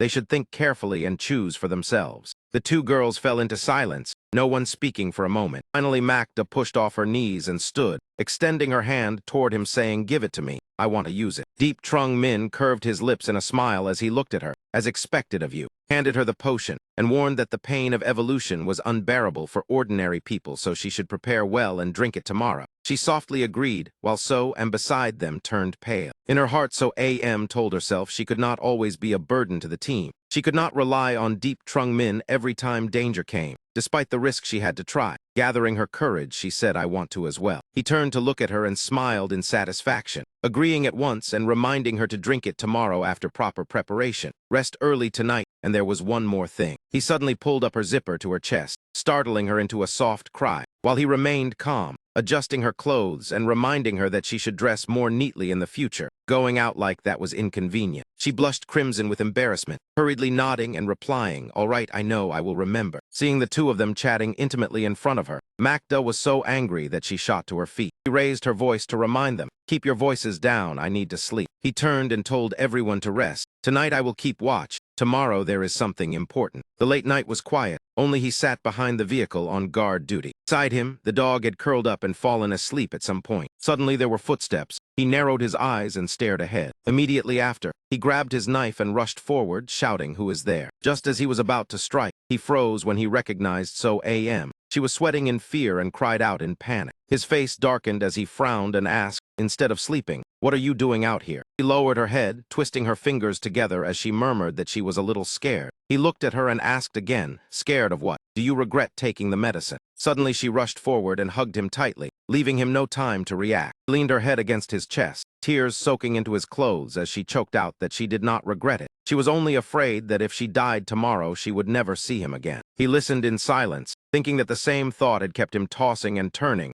unable to sleep. He gently stroked her head and said, then let me ask you one more time. She looked up at him, her cheeks flushed, tears streaming down her face, looking utterly pitiful. He spoke seriously, obtaining that thing may not be a blessing, great power comes with responsibility. I will not let you leave easily. I need you to stay, to fight alongside me for my goal. He placed his hand on her shoulder and gently asked, are you willing to stay by my side? So AM had calmed down. She wiped her tears and replied, I understand. I know very clearly you saved my life. She smiled at him, as long as you give me a chance, I will always stay by your side. I will not be afraid anymore. Hearing that, he was very satisfied and turned to the back to ask, what about you? Behind them, beside the truck, Macda had been standing there with her arms crossed for who knew how long. She replied coldly, can you tell me the next plan? He looked straight at her and answered, as planned, tomorrow we will go to that hospital, then head to Pearl Lake in Than Nam City. She turned her face away and said apologetically, perhaps I have to leave. He and Somo were both startled and asked why. Glanced at her, secretly regretting the loss of a good seedling. Though unwilling, he still said, fine, I agree to give you that power, the promise still stands. She put one hand in her pocket and extended the other confidently, saying, do not worry, I will return soon. If things go smoothly, I will go to Pearl Lake to find you. She handed him a few bullets and told him to take them. They might be needed. He took the bullets and smiled. Actually, even if you did not give them to me, I would have gone to you to ask for them. That night was quiet. Only their voices chatting could be heard. Enough now, go to sleep, rest well. Tomorrow will be busy, so Mo called out. Macda replied, all right, good night. Next morning, The three girls each held a vial of medicine in their hands. The three of them looked at one another, sweat beading from tension. Without hesitation, they drank each vial dry, Soam first. Next was Tuan. Vials fell to the ground and shattered. The three girls trembled and collapsed, gritting their teeth to endure the bone-piercing pain. Deep Min Trung crossed his arms and said, "I will go to the hospital. You girls stay and rest. If so AM and Tuan are fine, you can hunt nearby zombies. Remember to avoid crowds and mutated creatures." He looked at the two girls in pain and asked, "Do you understand?" After saying that, he led the dog away. Tomo watched him leave and reminded, "Be careful." He softly replied, "All right." After a while, he arrived in front of the hospital. Looking at the towering building, he smiled and thought, "It is indeed still here. I remembered correctly." He recalled hearing in his previous life that this hospital had 3 beasts guarding it. They had wiped out many survivor teams and were extremely powerful. Looked at the 3 gigantic eggs. Later, a 6-star powerhouse had killed them and obtained a map and 1 egg. He remembered the weapon forging map. Afterward, the army had mass-produced very powerful silver battle blades. Frowned, sweat pouring down as he gritted his teeth in excitement and thought, "This time both the map and the egg are mine." Looking at the corpses of zombies scattered across the ground, he was confident this area had been cleared. There would be no surprises. He took out his gun to check the bullets, preparing for the final step. Remembering how he had used a bow to shoot the crocodile last time, he felt he had been too unprepared. The bow had been far too weak. He examined the gun. Though decent, it was only gray tier. Its power had not surpassed ordinary weapons. He took out the bullets and the beast claws, thinking the only option was to upgrade them. The claws taken from the previous lizard could be used. No sooner said than done. He immediately enchanted them, fusing the bullets and the claws into super bullets. Looking at the result, he smiled in relief. The ordinary bullets had become armor-piercing rounds, their power soaring. With everything ready, he was prepared to act. Min Trung crouched down and stroked the dog's head, instructing, "Stay here and keep watch. If anyone or any zombies come, alert me." The dog barked once in response. After giving instructions, he jumped straight into the hospital, the dog observing from above. On the upper floor, the skull-armored crocodile opened its eyes warily. It immediately rose and turned its head to look around. Seeing the red coat fluttering, it became furious. It roared, stood on 2 legs, and charged forward like a mad bull. A violent roar echoed out. It lunged at the coat. The coat was flung high into the air. It tilted its head back to follow it. Min Trung hid in a corner and observed. Seeing the opening, he immediately took aim and fired, just as expected. The crocodile was easily provoked by a piece of red claw. The bullet pierced through the armor, blood splattered. He rejoiced inwardly. It hit. It is effective. The monster turned back in pain, intending to pounce on him. He nimbly dodged. It was no wonder the turtle beast had sought him out last time. Mutated crocodile swelled larger and shot toward him like an arrow with terrifying momentum. Deep Min Trung remained calm, slowly drawing out a knife. He moved as fast as lightning, gritting his teeth as he stabbed straight into it repeatedly. The tail lashed straight toward his face. He glanced aside and thought, the moment has come. As if waiting for this instant, he sprang upward. His entire body landed firmly, sitting steadily on the crocodile's tail. The monster stared wide-eyed, clearly stunned by the counterattack. No one would have expected him to use its own tail as a foothold, knife in hand as he shot straight toward its head. The beast had no time to dodge. Just as it opened its mouth, he seized the chance and stabbed straight into its tongue. A howl resounded throughout the area.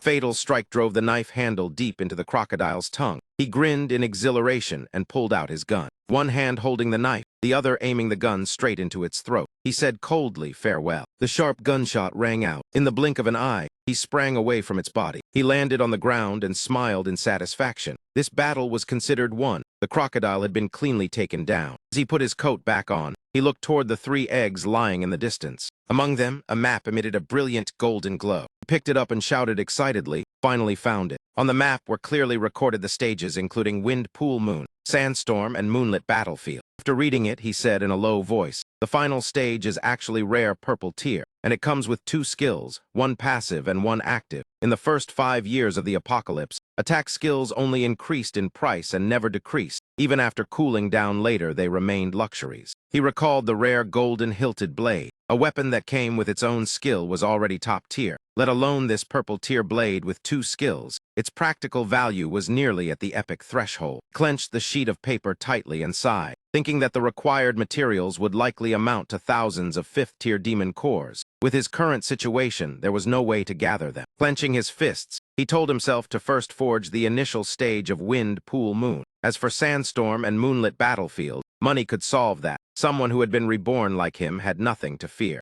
slipped his hands into his pockets, and looked at the 3 gigantic eggs. This was also a treasure called evolution medicine. Whoever consumed it would greatly enhance their physique. If used on a pet, it could even trigger evolution. Thinking of this, he cupped his hands around his mouth and called out loudly, "Silly dog, come here and eat." The dog barked immediately at the word eat. Soon after, the man and the dog sat side by side, cracking open an egg and eating it on the spot. Min Trung muttered as he ate, "Evolution medicine truly lives up to its name. My stamina and mental strength are about to fully recover and even become stronger." He looked at his hand, feeling vitality surging within. His physical strength had clearly doubled compared to after using the 1-star evolution medicine. He turned to the dog and said, "Silly dog, raise your head and let me see." The dog that was eating obediently stopped and lifted its head. He smiled with interest and asked, "What is your innate skill? Show me." Hearing that, the dog immediately began to demonstrate. Its fur stood on end all over its body. Then it shot out a barrage of sharp quills, looking no different from a porcupine firing spines. He glanced at the strands of fur embedded deep into the wall. Seeing that the power was not bad, he said, "So the silly dog's innate skill is attacking with fur, also called needle threads." When he looked again, its body was completely bald. After one burst, it was all gone. He was speechless. He could only pat its head in comfort. "Forget it. No need to trim your fur anymore. Ugly is still ugly. Luckily, the power is decent." After saying that, he waved and left. "Finish the rest. Do not touch the other 2 eggs." The dog barked obediently. Inside the hospital, Deep Min Trung held his knife and stepped into the open area. He placed his hand on the car door and told himself he could not delay. First, he had to forge the wind pool moon stone. He closed his eyes as magical light spread out. The craftsman's skill began to activate. The aura around him continued to rise. His hand raised the knife high. Watching the materials gradually fuse, he thought of the claws and fangs of the turtle crocodile, along with a second-tier demon core. Finally, a powerful beam of light erupted where he stood, tearing through the air. The knife was now completely different. Its appearance understated yet filled with hidden power. He smiled and said, "It succeeded." Then he casually swung the knife to test it. A wooden post nearby was instantly sliced cleanly in 2. He exclaimed in surprise, so sharp. Looking at the flawless cut surface, he felt proud. There were still some materials left, enough to forge another weapon for So-Am and increase their strength. He carried the bowl of crocodile egg back to the vehicle. As soon as he arrived, he saw the 2 beautiful girls drenched in sweat. Somo greeted him upon seeing him. "You are back." He looked at them and smiled, asking Makda has left. "How are you 2? Any gains?" Somo looked at the white stones placed on the cloth and replied, "All here. Killing this type of monster is not hard. We have evolved. Even random attacks can block them. I do not know what Tuan is still afraid of." Hearing that, Tuan frowned and said irritably, "You vomited too." Somo laughed and said, "Everything has a first time. Pain and nausea are hard to avoid." He looked at the pile of stones and nodded in praise. "You both did well. This bit of demon core is nothing. Adapting quickly to the apocalypse is worth my investment." He handed an egg toward them and said, "Eat." The 2 girls were surprised. Somo asked, "What is this?" He replied, "Food that will make you stronger." He stood outside thinking to himself, this trip to Pearl Lake must secure that item. He held the remaining egg carefully. There was still 1 turtle crocodile egg left. It had to be kept safe. Suddenly, he looked ahead. 2 girls ate heartily. The dog lay beside them, continuing to gnaw. They looked at it and laughed loudly. Tuan tossed it a piece of meat and teased, "You have only been away a little while. Why have you become uglier?" Somo laughed and said, "Eating that much, you probably will not get fat." Tuan grabbed her wrist, closed her eyes to feel the strength within, and said, "But I feel that eating this clearly improves my physique." Deep Min Trung walked over and asked, "Finished eating? If you are done, come here. There is something interesting for you too." Somo stood up and asked, "What is it?" While Tuan was still playing with the dog, he took out a green whip. She widened her eyes in surprise, slightly flustered. He handed the whip to her and said, "Try it and see if it suits you. If it does, it is yours." She took it and exclaimed in astonishment, "Wow, this whip feels as if it has its own spirit." Holding it in her hand, an extremely strange sensation spread through her. He examined it carefully. Immediately after, the black whip lashed down hundreds of times in succession with tremendous force. The ground was struck until deep marks were clearly carved into it. He looked at the whip in shock and said, "When I hold it, I feel as if we become one, as if it was crafted specifically for me." Then she turned to him and exclaimed excitedly, "I used to train in some sports before. With this, I will definitely be able to help you." Tuan looked at the 2 of them and smiled without speaking. Only after a moment did he ask, "Then what kind of weapon do you want to choose?" Girl pointed at herself in surprise and stammered, I have a share too." She stroked the dog's head while awkwardly saying, I really have not thought about it." He smiled faintly and nodded, saying there was no rush. Think it over carefully. Inwardly, he thought that in times of peace, who would ever have imagined choosing weapons? Somo tied her hair back and asked, "Are we not going to Pearl Lake?" He replied, "Yes. Everything before was preparation for the next step."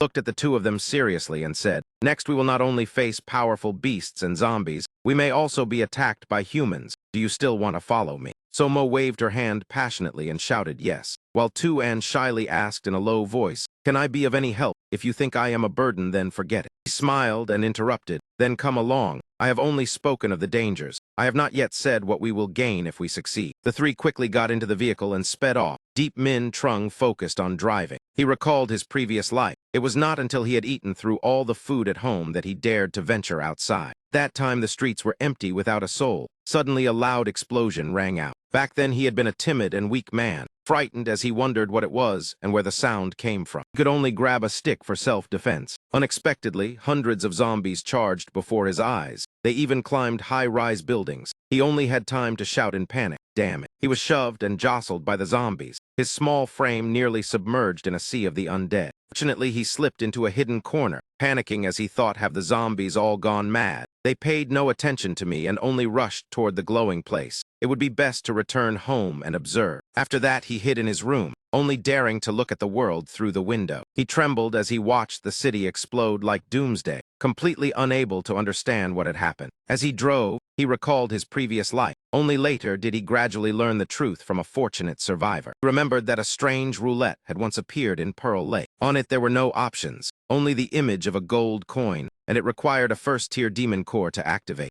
After activation, it was like a secret realm. The spinner would receive missions and a forecast of rewards such as evolution medicine, silver weapons, class scrolls, and rare formulas. No one knew the outcome of that battle. The forces involved were either destroyed, disappeared, or became so powerful that he did not dare approach them. Vehicles stopped in the middle of a desolate forest. He was the first to step out. He pointed ahead and said to the two girls, "Inside there we will obtain many extremely powerful things." He frowned with ambition and said, "Enough for us to become the strongest in this city." 10 hours earlier in the city, President Lai's group was surrounded by a fully armed team, guns aimed straight at them in threat. Commander Deep, with silver hair and a long scar across his face, spoke up. "President Lai, you have already considered it." President Lai stared and replied, "If I do not agree, will we die here today?" In his heart he calculated, even though his side had 3 one-star evolved and 11 guns. He clenched his fists, trembling with anger. If they were not facing the army, just a little more time would have been enough. He glanced at the muscular young man tossing a small barbell, the young soldier standing beside Commander Deep, his aura showing at least 2-star evolution. Commander Deep said coldly, "If you want an answer, then I will be blunt. If you do not join, we will not allow any variable to ruin the plan." Those words were no different from an ultimatum: refuse and die. President Lai's group gritted their teeth in silence. A subordinate stepped forward proposing to risk it all, but President Lai immediately raised his hand to stop him. Commander Deep continued, "In any case, you will not suffer a loss. You will receive a reward worthy of it." He pointed at the rank on his shoulder and said, "If you do not trust me,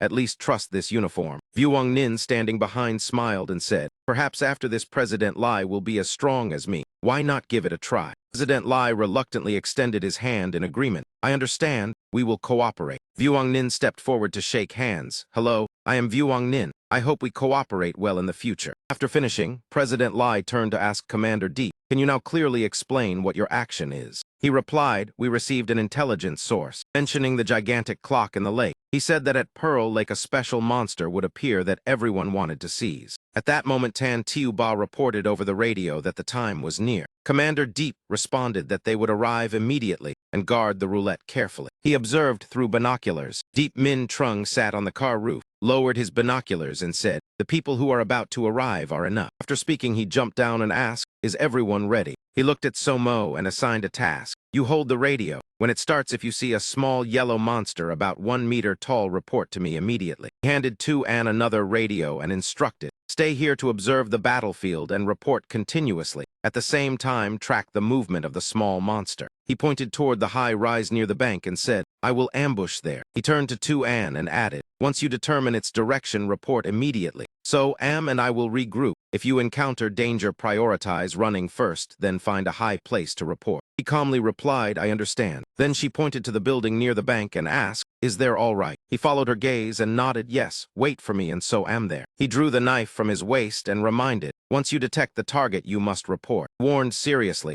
"That thing is not strong but very cunning and can summon many mutated creatures. Absolutely do not act alone." As soon as he finished speaking, a powerful beam of light shot straight from the ground into the sky. The light grew increasingly dazzling. Everyone shielded their eyes to look. Deep Min Trung shouted loudly. The Jade Convergence Plate has activated. The treasure monster has officially appeared. Move out. On Tan Tiu Ba's side, he cried out in shock. What is happening? He stared at the lake and shouted. The small monster has appeared. On the gigantic clock in the middle of the lake appeared a bizarre creature with only one eye. It stood silently facing Tan Tiu Ba's group. It pulled out a horn and blew it with a piercing sound. Tan Tiu Ba widened his eyes in tension, gritting his teeth as he stared at it. In the middle of the city, a horde of zombies crowded forward. The military forces held their guns and stood in neat ranks. Everyone was tense, their eyes fixed without blinking. Commander Deep lowered his binoculars after observing. A soldier stepped forward, saluted and called out, "Captain." He turned his head to look at him and asked briefly, "What is the situation?" Soldier immediately reported rapidly, taking our unit as the center. At the 2 o'clock direction, Lai Thur Tuan's team is in position. At 10 o'clock, Ho Da Hai's team is ready. The 2nd Battalion is at 5 o'clock. Director Lu is at 7 o'clock. Only Tan Tiu Ba's team at 12 o'clock has completely lost contact. At the same time, at 9 o'clock, 4 o'clock, and the rear unknown forces of dozens to hundreds of people have appeared. The Keen and Gan, Tam Thong and Nam and Gu Vai areas, along with Luang supermarket, have recorded large numbers of mutated creatures approaching rapidly. In addition, there are. Commander Deep was stunned upon hearing this and quickly asked, "What else?" The soldier's expression changed as he replied with difficulty, "We are surrounded by zombies." In contrast to his panic, he merely smiled slightly,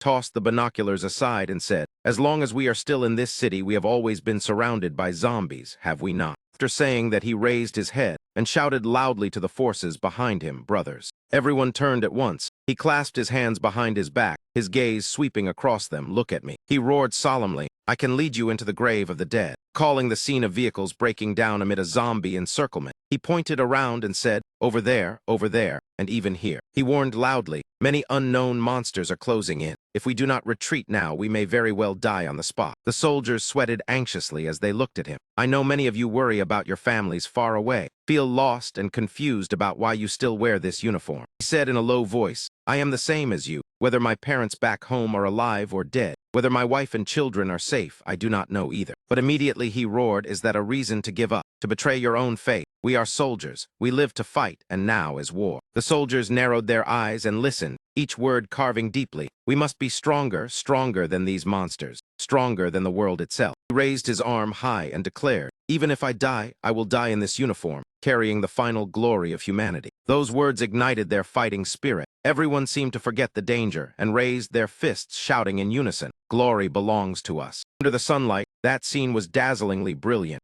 Min Trung stood on a nearby tall building, taking in the entire scene. He said nothing, only thinking that although this collective spirit would be hard to maintain later, at this moment he truly admired them. He stood by the window watching the tanks, and the crowd advanced toward the lake, feeling that at least in this world the blood of those men was still boiling. Suddenly he raised his head and looked in another direction, doubt rising in his heart. What is happening over there? In the nearby forest, green light like lightning flickered beneath the ground, as if emerging from the earth. Cold sweat broke out on him as he thought, "It has come. The space tunnel has opened." The underground lightning grew denser. The ground cracked open. The one-eyed monster blew the horn to open the space tunnel. Lightning swirled into a vortex. The horn not only summoned nearby zombies and evolved creatures, but also called powerful beasts from beneath the earth. A bizarre beast appeared, its green eyes glowing with ferocity. It looked like a gigantic 2-headed wolf. It was the 2nd-tier beast Crimson Steel Gale. As soon as it appeared, it lunged to pounce on Tan Tiu Ba, forcing him to retreat hastily. Before long, he was pinned beneath its sharp claws, completely unable to resist. The monster opened its mouth full of sharp teeth and roared violently. Immediately after, another creature also appeared. It was the 2nd-tier beast Terrifying Ram, shaped like a gigantic goat with sharp horns. Deep Min Trung rushed up the stairs, panting as he ran, delivered a powerful kick, and the door burst open at once. Before him appeared a black hole, surrounded by green lightning. From the black hole, countless bizarre monsters flew out beyond number. They were 1st-tier beasts, purple cloud battle ants. Sweat poured down as he looked at that scene and thought, there are actually hundreds of purple cloud battle ants. Although only 1st-tier, their numbers are terrifying. Seeing the one-eyed monster holding the horn raise its hand to the sky, he thought this treasure tunnel must connect to some forbidden land of what level to pull out so many monsters. He remembered the apocalyptic scene of the past, meteors falling like rain, continents warping. From the sky, not only roulette wheels descended, but also forbidden lands abandoned after tens of thousands of golden holy lights. They were full of extraterrestrial beings, beasts ran rampant, and powerful entities existed that drove humanity to despair. That place also held rare herbs, precious minerals, and countless treasures. He clenched his teeth and narrowed his eyes, staring fixedly at the black hole. Looking down from above, a giant hand holding a massive staff stretched out from the black hole. He shuddered and thought, what else is coming? When the enormous hairy monster appeared, he cried out in horror, that is a corpse ape. How is it possible? A corpse ape is not a beast but a third-tier zombie. He widened his eyes, terror surging to the extreme. Looking at that disgusting creature, he could not help thinking, the apocalypse has only begun for so long, and there is already a third-tier zombie. Seeing it crazily destroying everything, including skyscrapers, he panicked, recalling the rumor from his previous life that humanity's record of 3-star evolution seemed to have taken 3 weeks. On the ground, people fled in chaos. President Lai still tried to resist, but the monster merely waved its hand. It had already grabbed a person and lifted him up. That man struggled and screamed, "Let me go, save me." But the monster paid no attention, opening its mouth wide to swallow him whole. President Lai gritted his teeth as he watched his comrade be devoured alive. Anne in another building could not endure the sight and collapsed to the ground vomiting. The radio beside her rang with Deep Min Trung's voice. "Miss Fact, report the situation. Where is the treasure monster now?" He hurriedly looked outside and replied, "It is still wandering by the lake." He continued asking, "What about the goat-like monster?" She followed its movement and answered, "It is behind the credit company building to your left." After hearing this, he immediately leaped across the rooftops, not forgetting to instruct her to continuously report the terrifying ram's position and watch the surroundings. If there is any abnormality, shout immediately. As he leaped, he called into the radio, "Luangso AM, cover me." As soon as he finished speaking, he launched himself toward the next building. He moved continuously from one rooftop to another. Suddenly the radio crackled. "Deep, I see the treasure monster. It is riding a purple cloud battle ant. Well, how should I put it? It is strolling around Pearl Lake." He sat on the edge of the building and looked down, asking, "Has the black hole disappeared yet?" Looking at the monster below, he heard the reply through the radio, "Not yet. It is still there." He immediately jumped to the ground, hands in his pockets, thinking that according to his past life experience, the treasure monster only blew the horn once to summon. Since it had not blown again, why did the black hole still exist? Stood calmly in the middle of the road, surrounded by a swarm of zombies, his hand drawing the knife from his back. With a sweeping slash, a series of small zombies were sent flying. The head of a zombie rolled to a stop at his feet, quickly crouched down and pried the spirit stone from its forehead with his knife. Even a scrap of meat was still meat. It could not be wasted. Suddenly a panicked cry came from behind, "Brothers, save me." He turned and saw a man being chased closely by the gigantic monster. The beast had a massive body, its ferocious aura enough to make one's hair stand on end. Deep Min Trung stood facing it with knife in hand. Though it was a second-tier beast 1 level higher, the terrifying ram was the easiest to handle among them. Thinking that, he immediately leaped up. Moreover, within its body was an extremely precious Yang treasure. He closed in within an instant, charging straight at the monster. His feet landed firmly on the ground. Using the force to propel himself, he sprang onto its back. The knife was thrust straight into the spine on the terrifying ram's back. He narrowed his eyes and smiled to himself, excitement flashing in his gaze. A wicked smile appeared as he sat steady on its back. This battle was as good as won. The group hiding in the alley only dared to watch. None dared rush out to help. Truly a bunch of cowards. Someone muttered in disbelief, "We are both 1 star, how can he do that?" The monster roared in fury, lunged forward, trying to throw him off, but he clung tightly to the spikes on its back, one hand repeatedly stabbing down without letting go. Green blood splattered everywhere. The beast threw its head back and howled in agony. The people in the alley stared wide-eyed. They could not even break its defense, yet one strike from him had pierced through. Terrifying ram jumped wildly in pain, but still could not shake him off. On the contrary, he stabbed even harder, his hand gripping its spine tightly. Finally, the beast in despair charged headfirst into a huge rock. Fragments of stone flew and scratched his face until it bled. He thought to himself this monster was quite cunning. Crazily rammed into the wall, hoping to crush him off. Its legs dug into the ground, breath puffing out in white mist. Though exhausted, it still could not throw him off. He knelt on its back, continuously slashing around the spikes. Growled lowly, its eyes filled with resentment. He said coldly, "Want to throw me off? Then I will get down." Before that, he still delivered another slash. Green blood sprayed out, and the monster roared. He nimbly jumped off its back. He looked up at the staggering monster. Almost at the same moment he landed, it collapsed with a crash, braced his legs, and used both hands to support the falling body. His eyes were bloodshot, the knife driven straight into the massive body. Just as calculated, its entire weight pressed down on the blade, He gritted his teeth and endured. He immediately yanked the knife out with force. The beast glared at him with crimson eyes. He raised the bloodstained knife, the blade gleaming coldly. Then he stabbed down fiercely once more. He laughed coldly and said, "Struggling is useless, you are finished." The monster staggered unsteadily, clutching its waist. Finally it collapsed completely to the ground. He held the knife and looked at the gigantic corpse before him. Only then did the others rush out, shouting in shock, "My God, it was really killed." He glanced at them with eyes full of disgust. Those people stood at a distance looking back. They gaped in astonishment. Someone asked, "Was it really killed?" Another trembled and said, "What method did you use?" He replied coldly, "Since you ran away, there is no need to stand here watching." He waved toward the monster's corpse and said, "I do not welcome you, get lost." The others broke out in sweat. One bold man retorted, "You did kill the beast, but we also fought it. We have credit too." He curled his lip in disdain. Credit for letting it kill more people or for failing to break its skin. Seeing he would not yield, they immediately raised sticks in threat. "Kid, watch your mouth. We are all survivors." He lost patience, frowned, and shouted, "Get out." He stood in front of the monster's corpse, gripping the knife tightly. The men exchanged sinister glances. One gritted his teeth and shouted, "Refuse a toast only to drink a forfeit. Get out of the way. We are taking this. Otherwise, we will kill you." Another pretended to persuade. "Young man, you should know better. Look at your hand. With one hand injured, how can you hold on? Listen, and you might keep your life."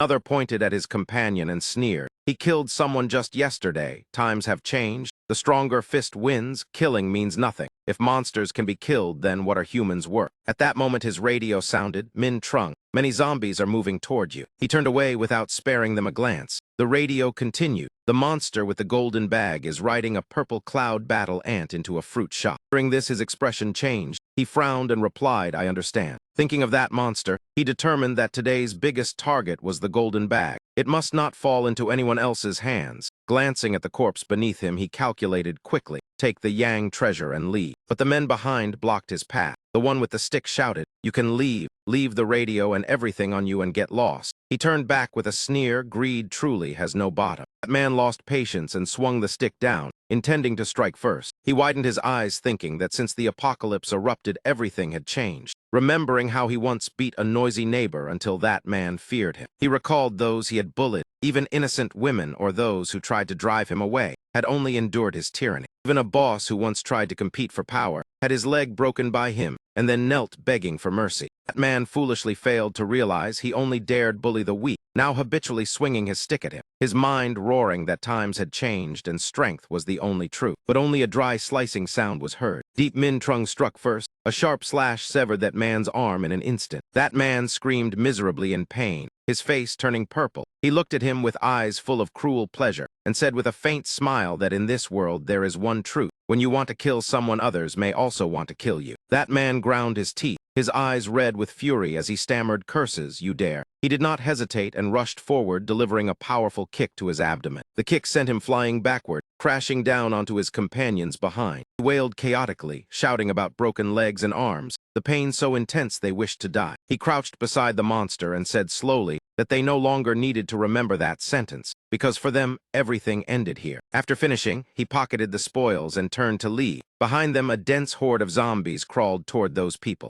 Desperate cries for help rang out sharply. "Ah, do not come here, save us." But no matter how hoarse they screamed, no one would save them. At the same time, in the old building, a military unit aimed their guns forward and fired mercilessly. Mutated rats were shot down and lay scattered everywhere. Everyone was already in combat stance, each holding a gun. Trin Trak looked at Tiu Du and asked, "Why have you seemed absent-minded lately?" Macda frowned and replied it was nothing, just that these rats were harder to deal with than usual. Then she turned to the girl beside her and asked, "Sister Haloy, are you all right?" Haloy smiled gently and said she was fine, only a little worried about her husband. Trin Trak immediately reassured everyone that Team Tiu Tan belonged to the government. This area had just been opened with few people and few zombies. Moreover, the armored camp was nearby. He glanced at the others, then looked back at Tiu Du, asking why she insisted on leaving headquarters. Macda thought of Deep Min Trung and answered somewhat awkwardly, "I." At that moment, Than Long, standing by the window, cut in, pointing outside and saying, "Everyone pay attention. The gunshots earlier were caused by that thing." Everyone immediately ran outside to observe. Before them was a hairy monkey-faced monster, its appearance horrifying beyond words. The monster roared and then lunged forward. Everyone on the upper floors opened fire downward at once. Gunshots and shouts echoed loudly. Fire, do not let it get close. Why are the bullets useless? Is there a rocket launcher? If it gets inside, we are all dead. Trin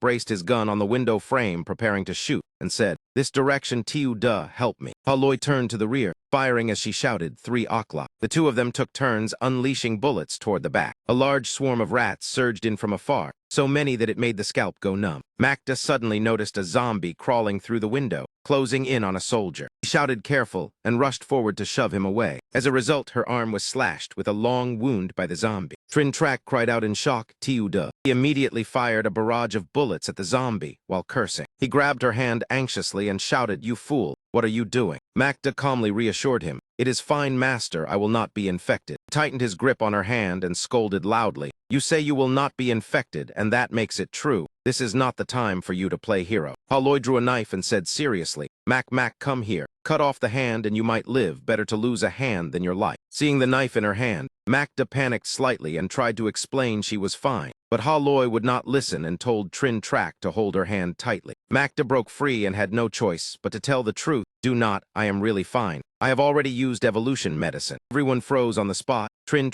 asked in shock, "What evolution medicine?" Macda clenched her fist, her sharp gaze turning aside. "Fine, watch closely." As soon as she finished speaking, she punched straight into the wall. Wall was punched through, yet her hand was completely unharmed. She turned back and said she was already evolved and had taken the medicine, so there was no need to worry. Before she could finish, Tiu Ho shouted, "Captain." Macda held her pistol and stepped toward the window, saying, "Everyone do not stand there stunned. That monster is still approaching." As soon as she finished speaking, the gigantic monster thrust its head through the window. Everyone panicked and cried out, "No, Tiu, to be careful." She stared at the monster and thought that ordinary bullets would not harm it. She immediately fired one shot at its face and another straight into its eye. The monster roared in agony, its howl echoing loudly. It raised its hand to cover its eye. Macda looked at the scene and murmured it. She suddenly remembered Deep Min Trung. The bullet just now was given by him. After being shot, the monster grew even more frenzied. It lifted a car from the ground. Then it hurled it straight toward them. Macda turned in panic and shouted, "Everyone get down." She immediately dropped to the ground, the car grazing over her head. At this moment, Deep Min Trung was walking along the road while on the phone asking, "Liuang Soem, where have you reached?" Her voice came through the phone. "Ran into a troublesome opponent. I am blocked." He asked worriedly if she could handle it. She replied it was no problem, but she might arrive a little late. He looked at the ruined city before him and said, "All right, remember to stay safe. If it is not manageable, fine, Miss Fat." After saying that, he silently looked at the building ahead. Seeing cars being thrown one after another, he guessed the roar belonged to the Corpse 8. It seemed to have gone mad, and more than half the team had been injured. He frowned at his injured arm. It seemed difficult to recover in a short time. If only there were a doctor or pharmacist in the team now. In the apocalypse, many survivors did not die in battle, but died slowly from lack of timely treatment. Thus, medicine became extremely expensive, even surpassing food and water. Doctors and pharmacists became rare professions. Having a pharmacist in the team was like having a protective talisman. He looked toward the alley ahead and said,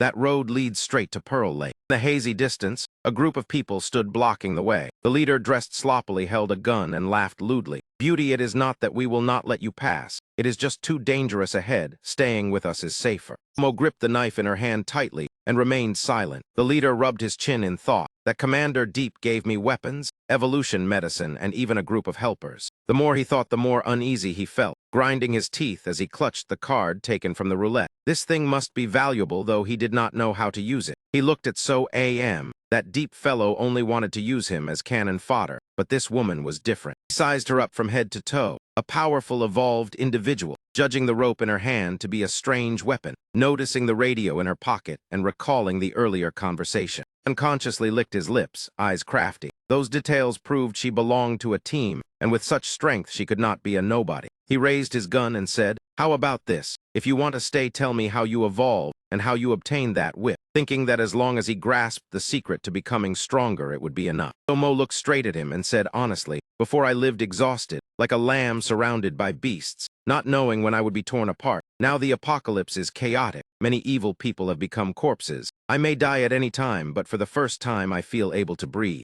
Those sincere words were not what he wanted to hear. He broke into sweat and scratched his cheek in confusion. "What are you talking about?" She did not care whether he understood, raising her whip as she continued. "I was fortunate to meet a man who helped me continue living. He is strict, but truly wants me to be strong and taught me how to survive in the apocalypse. I am happy that for the first time in many years I have someone to rely on." She frowned and shouted firmly, "Now that person needs my help and is in danger, yet you dare block my path." He leaped high, swung the rope down forcefully, and shouted, "Move aside now. If you do not, then bear the consequences." In front stood an old abandoned shop. Deep Min Trung hid in the dark corner, cautiously observing outside. He saw Commander Deep standing with arms crossed atop a vehicle, his demeanor cold. Directly before him was a deep black hole from which gigantic creatures continuously poured out. He pointed and shouted orders loudly. The whole team attacked. Open fire immediately. Gunfire erupted violently at once, bullets killing one creature after another. Bullets pierced straight through the monsters. As one fell, another was shot down. A soldier shouted excitedly,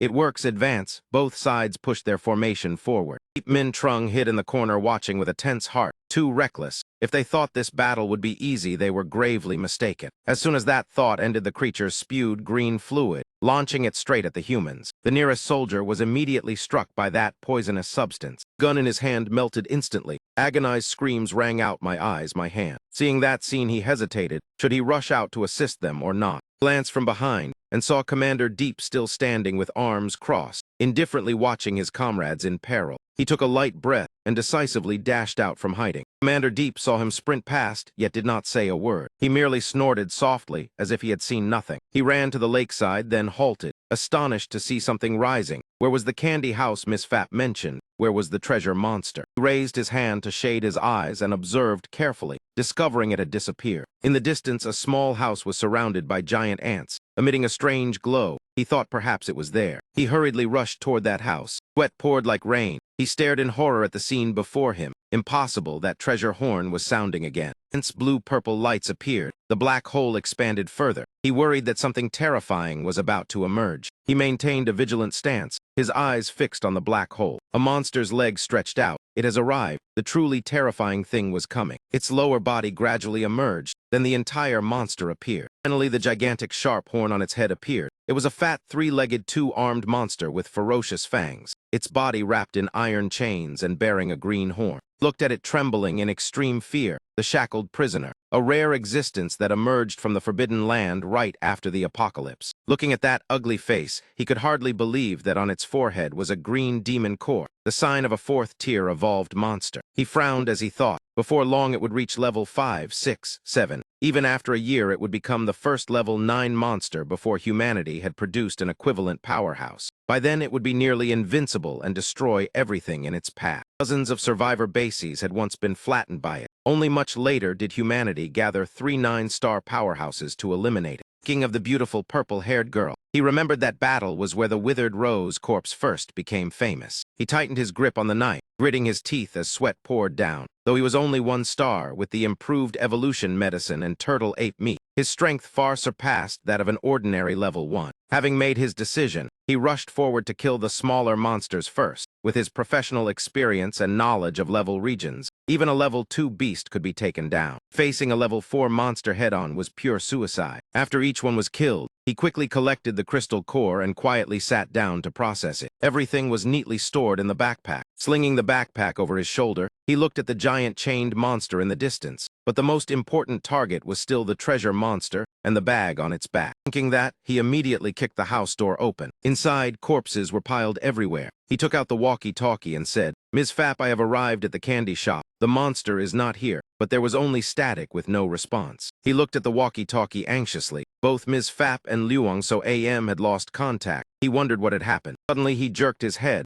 and looked to the other side. Behind him, a group of people were firing wildly. Ai Tong shouted into the walkie-talkie reporting that they had discovered a small creature carrying a golden bag. It had just thrown evolution medicine at them. The bag was full of valuables. It was certainly the biggest target today. The small monster was riddled with bullets. It cried out in pain after being hit. Ai Tong greedily shouted that it was injured. Chase it. Find a way to knock the bag off its back. At that moment, Deep Min Trung rushed straight in. They turned and aimed their guns at him, shouting that whoever he was should stand still and not move. He swiftly took one of them down in an instant. The remaining men only had time to scream in pain. He kicked the gun out of another man's hand. Lai Tong also drew his gun and aimed it at him, but he was faster. throwing a straight punch into his stomach. He cried out in pain and dropped the gun to the ground. He grabbed the pistol. Looking at the weapon in his hand, he thought to himself it was indeed a military gun. It seemed the regiment commander had invested quite a bit this time. Without hesitation, he immediately ran off. As he ran, he sighed. The treasure monster would be exposed sooner or later. Before long, everyone would know. He had to get the bag before them. Lai Tong groaned in pain and pulled the walkie-talkie from his pocket. He spat blood and urgently said, "Regiment Commander Deep, the treasure is here. If you do not come at once, it will be taken by someone else." Deep Min Trung sped off like the wind. He scanned around searching. The treasure monster had vanished. Suddenly, he heard a strange cry ring out. Turning his head, he saw it standing beside a giant purple insect.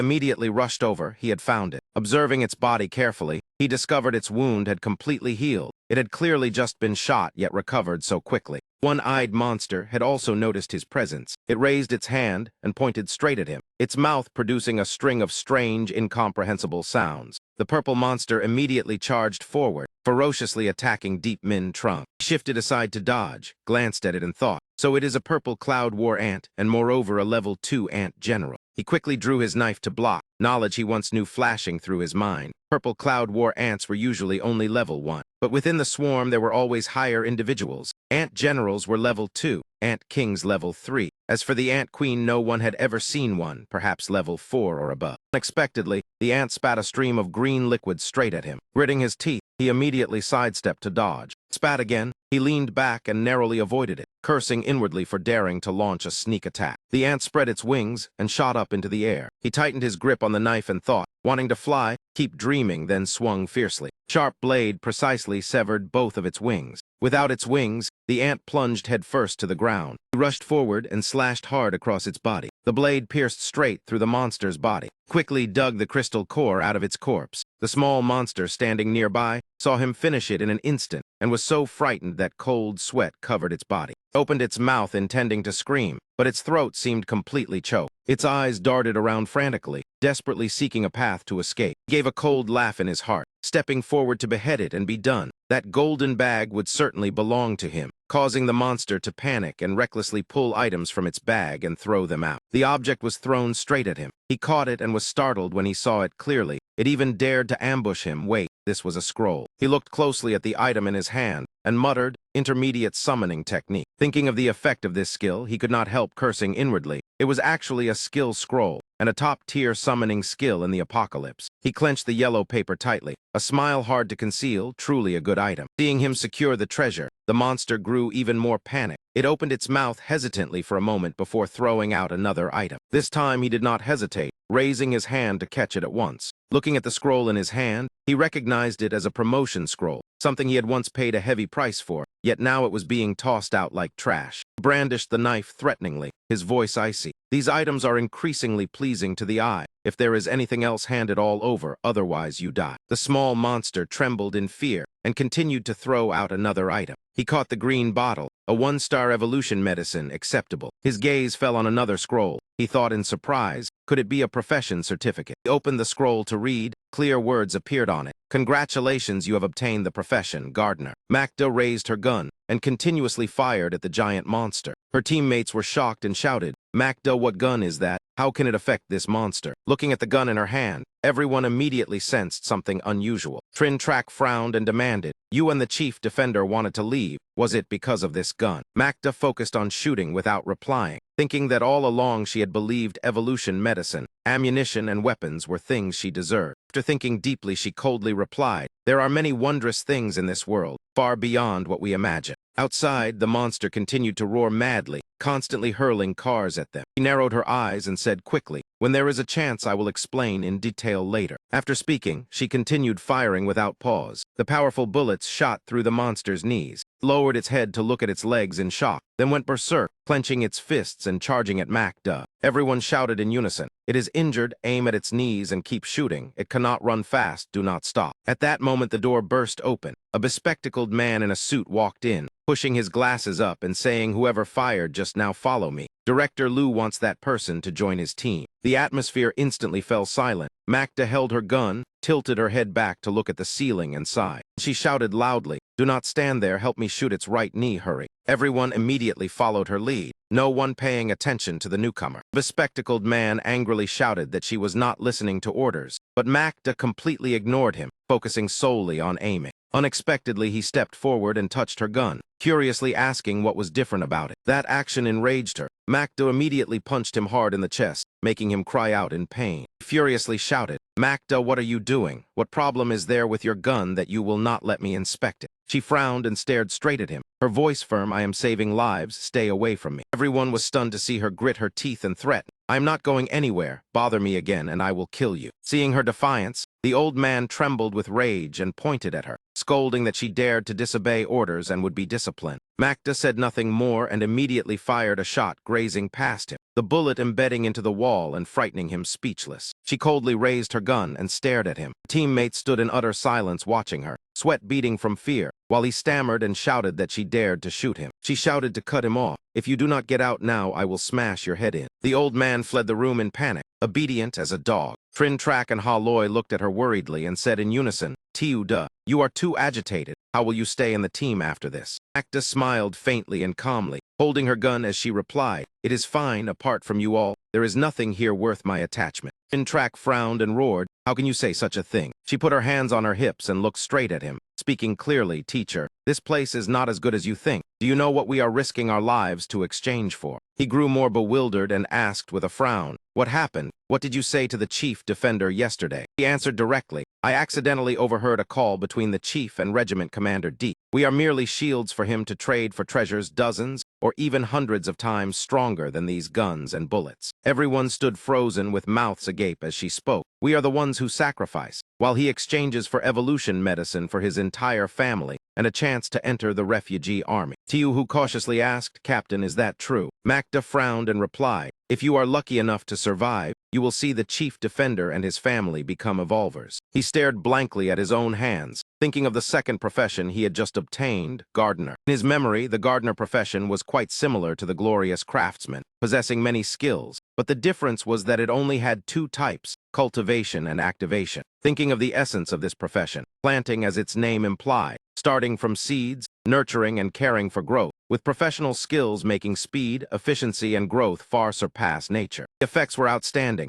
and there was even a chance for special abilities to appear. Activation allowed control of plants to create strange effects, and this was certainly what enabled gardeners to accomplish everything. In his previous life, he had once seen a parasol tree. He did not know to what level it had evolved, whether 9-star human powerhouses, supreme beasts of forbidden lands, or even kings of mutants, all avoided the range of its power. The so-called sky tree clenched his fists in excitement, thinking that merely being able to grow grain or vegetables was already an invaluable treasure in the apocalypse. He turned to the small monster sweating profusely and said, "Is there anything else? I am still not satisfied." Seeing his gaze, it trembled and reached toward the bag on its back. He stared and revealed a meaningful smile. In the end, it gritted its teeth and threw another item toward him. Raised his hand to catch it swiftly, but immediately sensed something was wrong. He hurriedly leaped aside to dodge. The object that hit the ground exploded loudly like a bomb. He covered his face and looked toward the explosion, just as expected. It was a trap. He waited for the smoke and dust to gradually dissipate. A large green monster emerged, its entire body covered in slime. He tightened his grip on the knife and thought tensely, what kind of monster was this? Carefully observed the green monster, its face wrinkled and devoid of any magic crystal. The liquid dripping onto the ground immediately sizzled and evaporated. He instantly realized the green glow on its body had strong corrosive properties. Green monster suddenly sprang up and charged straight at him. He immediately turned and ran. It chased closely behind, reaching out to grab him. As he ran, he thought the information was insufficient. If he slashed recklessly and the knife was corroded, it would be a great loss. Small monster saw him being chased and laughed gleefully, shouting. He ran to the fountain base and let out a sigh of relief. Luckily, this was still here. His hand gripping the paper tightly, plunged his hand into the water and gritted his teeth, thinking, "Let us try." cast intermediate summoning technique. The water in the basin immediately boiled and bubbled. In the blink of an eye, a giant water monster took shape. He smiled inwardly. It succeeded. The water monster opened its mouth and sprayed a powerful stream of water. The stream struck the green monster's shoulder, making it howl as smoke rose from its body. Water monster seized the opportunity to charge forward and attack relentlessly. Watching the two monsters clash, he calculated quickly. Water element durability 30 out of 30, only 1 minute. It had to end quickly. He turned back to the small monster. It sat on the ground in fear, its whole body icy cold. It hugged its head in panic and fled. At that moment, the men of Regiment Commander Deep arrived and blocked its escape. One subordinate shouted excitedly, "What belongs to us will always be ours, kill them all." They immediately unleashed a fierce barrage of gunfire like rain. He rolled into a corner and avoided the volley, drew his gun and angrily thought, just a moment late and they arrived. Now the bullet was not even chambered. Was he to watch the treasure fall into their hands? After fumbling for a while, he finally finished, rushing out and raising his gun to return fire. Several men were hit and immediately fell dead on the spot. He dashed toward the small monster curled up on the ground. He lifted it up, it shrieked continuously. He gripped its neck and held it high. It was over. He suddenly recalled his previous life. Every time treasure monsters were contested, it turned into a bloody melee with a mortality rate over 60%. He tightened his grip on the small monster's neck. Would he be the victor today? Suddenly his eyes widened in shock. Something shot toward him as fast as lightning, quickly released the monster and rolled aside to dodge who was attacking. The small monster screamed miserably, looked toward the vague figures in the smoke and thought, had he not dodged in time, his hand would have been severed. It seemed their target was not only the treasure. 3 fierce-looking men approached. The girl among them looked at him and said, "For the sake of the nation, we will spare you." He stared at the 3 of them in astonishment. He tightly grasped the golden bag on the monster's back and thought. All 3 were revolvers and clearly had adapted extremely well to the apocalypse. Knife suddenly flew straight toward him. He raised his knife to block the strike. A masked man in green pants wielding a long spear lunged to stab him. He shifted aside to dodge, his mind in turmoil. If his right hand were still intact, he might barely hold on. But now his strength had declined, and he had to face 3 revolvers. He fell to the ground and swiftly kicked the small monster aside, forced to retreat temporarily, but the situation was dire. All 3 looked at him in surprise when they saw him kick the small monster away. One of them looked up at the monster that had been kicked away and shouted, "Vuong Din, that is the target. Seize its bag." The small monster fell directly in front of Vuong Din. He saw it and gave a soft laugh. What a coincidence. The bald man cursed angrily, pointed and shouted, "Forget that brat, seize the bag first." The subordinates immediately obeyed and surrounded it. Vuong Din rubbed his wrist and said, "I will hold them off. Everyone else make use of the time." The soldier beside him replied, "Understood." After speaking, he charged forward like a fierce tiger to confront the 3 men. He frowned and observed, thinking the waters had been stirred. What should he do next to reclaim the treasure? The pale golden sunlight shone down on the desolate surroundings. Acta continued to focus and fire relentlessly. The monster and its horde of zombies kept charging forward, its strength undiminished as it roared and lifted a massive concrete pillar. She broke into a sweat anxiously, adjusting her gun and muttering, "This monster still has such a move." Looking at the magazine, the special bullet from Deep Min Trung had only 1 round left. Changing targets was useless. Were all efforts to be in vain? She widened her eyes and stared at the bullet, her mind blank. Suddenly she saw the figure of a girl running below and immediately recognized her. It was Ms. Fap. Acta recalled that when she left Deep Min Trung's team, Ms. Fap had still been by his side. Now that she appeared here, Deep Min Trung must be nearby. After thinking it through, she immediately leapt down from above. Trin Trak stared in panic and shouted, "Have you gone mad?" She landed steadily without the slightest delay. She ran straight toward Tuan and called out loudly, "Ms. Fap." Seeing her, Tuan was overjoyed and hugged her tightly, smiling as she said, "Macda, you are here, that is wonderful." Macda hurriedly asked, "Why are you here? Where is Deep Min Trung, and what about Luong So Am?" Suddenly the ground shook violently, causing the 2 girls to lose their balance and scream together. Tuan looked ahead in confusion and said, "What is happening?" Macda turned her head in that direction, cold sweat pouring down. Before them stood a gigantic monster wrapped in iron chains, stepping forward 1 stride at a time. Trak and Haloy watched Macda's figure, grinding their teeth in anger and helplessness. Than Long and Tiu Ho glanced at each other and nodded slightly. The 2 of them immediately grabbed their guns and jumped out the window, shouting in unison, "Go find Captain Mac." Trak clenched his teeth and cursed, "Fools." Haloy placed a hand on his shoulder and said, "Let them go." Just then, the sound of a door opening came from behind. The bespectacled man entered with an armed soldier and shouted, "Where is Macda?" She violated discipline and must take responsibility. Aloy turned to look at them and said wearily, "At a time like this, you are still making trouble." Trin Track also shouted, "The most important thing now is to fight. What responsibility are you talking about?" After saying that, he too jumped out the window and called out, "I am going to find Macda." The bespectacled man ground his teeth in fury, but could not stop him. Aloy stared at him in astonishment. She lowered her head to look at the gun in her hand and sighed, thinking she truly admired them. Yet her path and theirs were never the same. Elsewhere, Tu-An anxiously pointed and said, "The last time I saw Deep Min Trung was when he went with that monster." Acta looked at the gigantic monster ahead and thought, Deep Min Trung went to find it. Can he handle it? Nothing bad will happen. Tu-An gripped her hand and said urgently, "But we must save Luong So-Em first. She is in danger. I just saw her fighting others." Macda hesitated and asked, "Then what about Deep Min Trung?" Tu-An shook her head and said quickly, "I think he was prepared and is searching for something. He certainly would not risk provoking that monster." She tried to persuade Macda, saving Luong So-Em first and then meeting him again is best. Sometimes following him only gets in the way.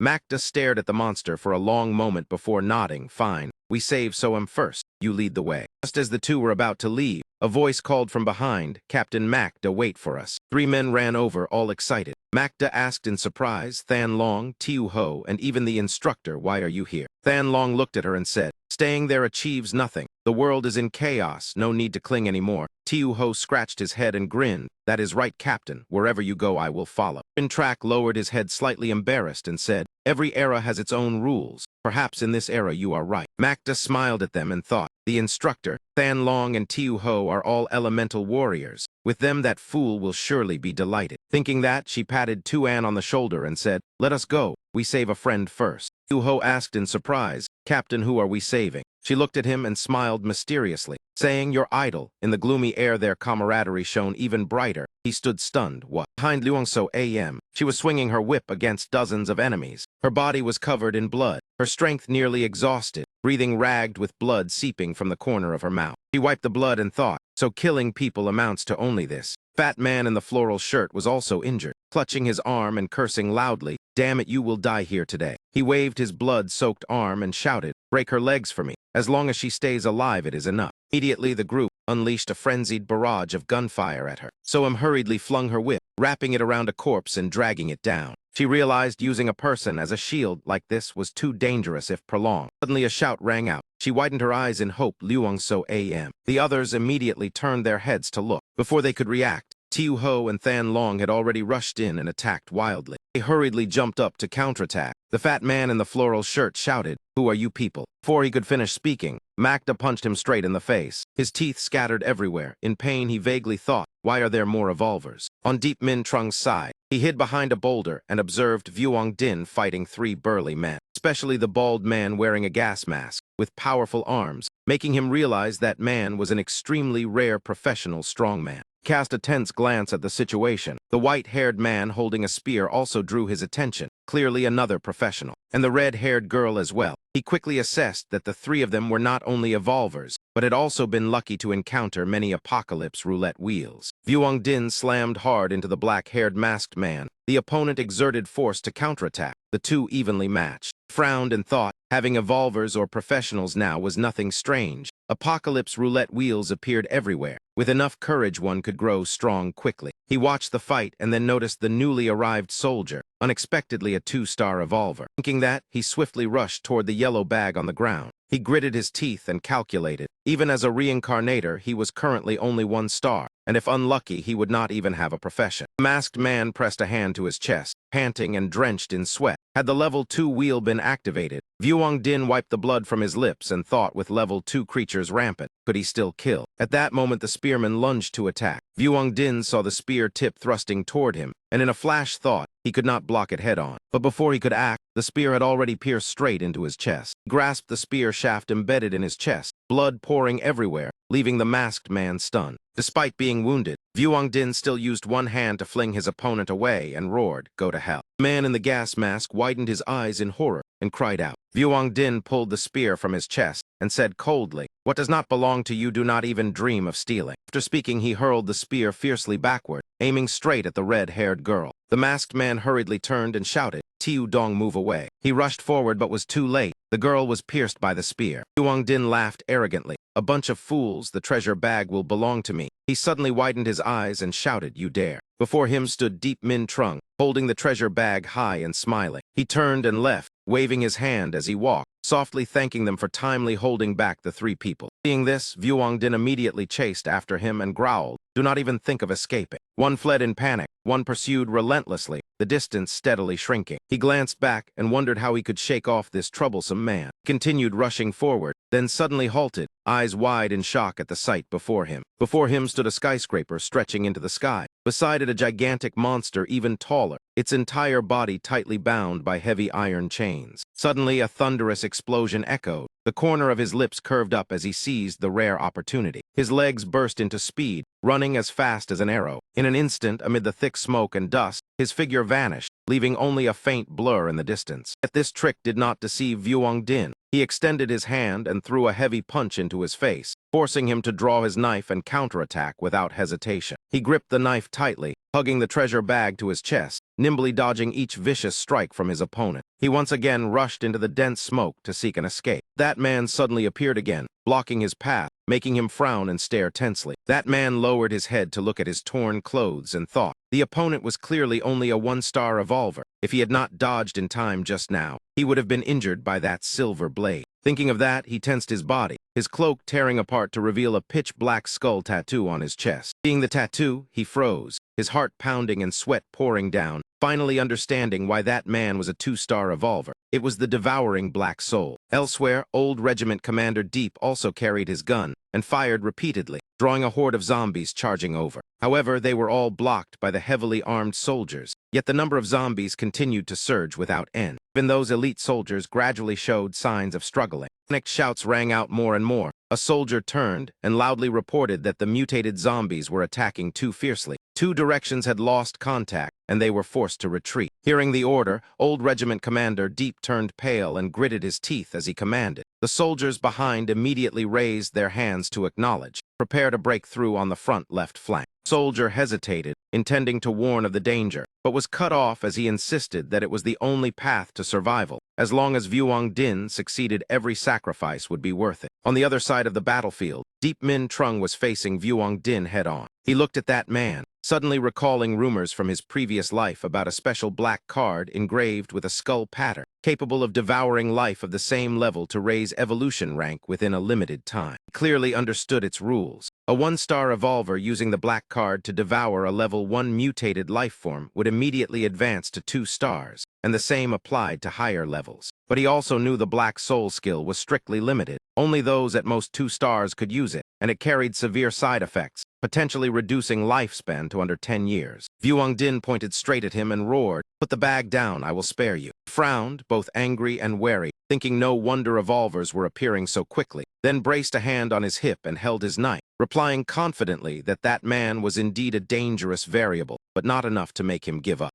Din clenched his teeth, his gaze wavering, his hand trembling as he tightened his fist, thinking that before absolute power all schemes were meaningless. He suddenly raised his hand and pointed elsewhere, calmly saying, "Look over there." That man turned his head in that direction and saw the fat man and Ha Loi frantically firing at zombies, and could not help calling out Director Liu in shock. He pointed to another side, where the 3 evolvers from earlier had gathered, seemingly all the remaining survivors converging there. Then he pointed directly at Din and said sternly that he once admired him, but now only disgust remained. His words struck like a blade, loudly accusing that true soldiers still upheld honor, while Din and his superior had lost their hearts to personal gain. Din roared angrily in rebuttal, but he only laughed coldly and asked whether he had spoken any falsehood. At that moment, a tank advanced, Regiment Commander Deep standing firmly behind Din. Din's face turned pale as he heard him question what he had done for the town since the disaster began, whether he had saved anyone or protected civilians. Regiment Commander Deep crossed his arms, veins bulging, as he exposed that they only hunted zombies for profit, using evolvers as shields, never placing saving people first. He turned to the soldiers and said they were the real soldiers, ready to obey orders and sacrifice, leaving many of them shaken. He stood upright amid the ruined city, his resolute figure standing out against the aura of death. His feet pressed firmly into the cracked ground. Immediately after, he moved swiftly, leaping continuously from point to point. He sprang high, looked down at the crowd, raised the treasure bag and shouted that their souls were stained. If they wanted to seize it, then charge up. As soon as he finished speaking, he tore open the bag from above, letting the treasures scatter everywhere, challenging how many a two-star could seize. In the sky, a brilliant light suddenly flared like a giant fireball. Everyone raised their heads in astonishment. Vuong Din broke into a cold sweat, never expecting him to dare do such a thing. Regiment Commander Deep and the three other evolvers immediately rushed forward to snatch the treasures. The bald man in the gas mask glimpsed Regiment Commander Deep's speed and inwardly gasped at how fast that man was. Vuong Din reached out and grabbed a sphere, laughing triumphantly that he had obtained one. But before he could secure it, a green rope lashed out from the side. Momo's rope precisely wrapped around the sphere right before Vuong Din's eyes. She seized the sphere and looked at him victoriously, just as Macda also ran over. She braced her foot against the ground and leapt up, scooping another sphere into her arms. Turning back, she called out Fap and kicked a sphere toward Fap Tu-An.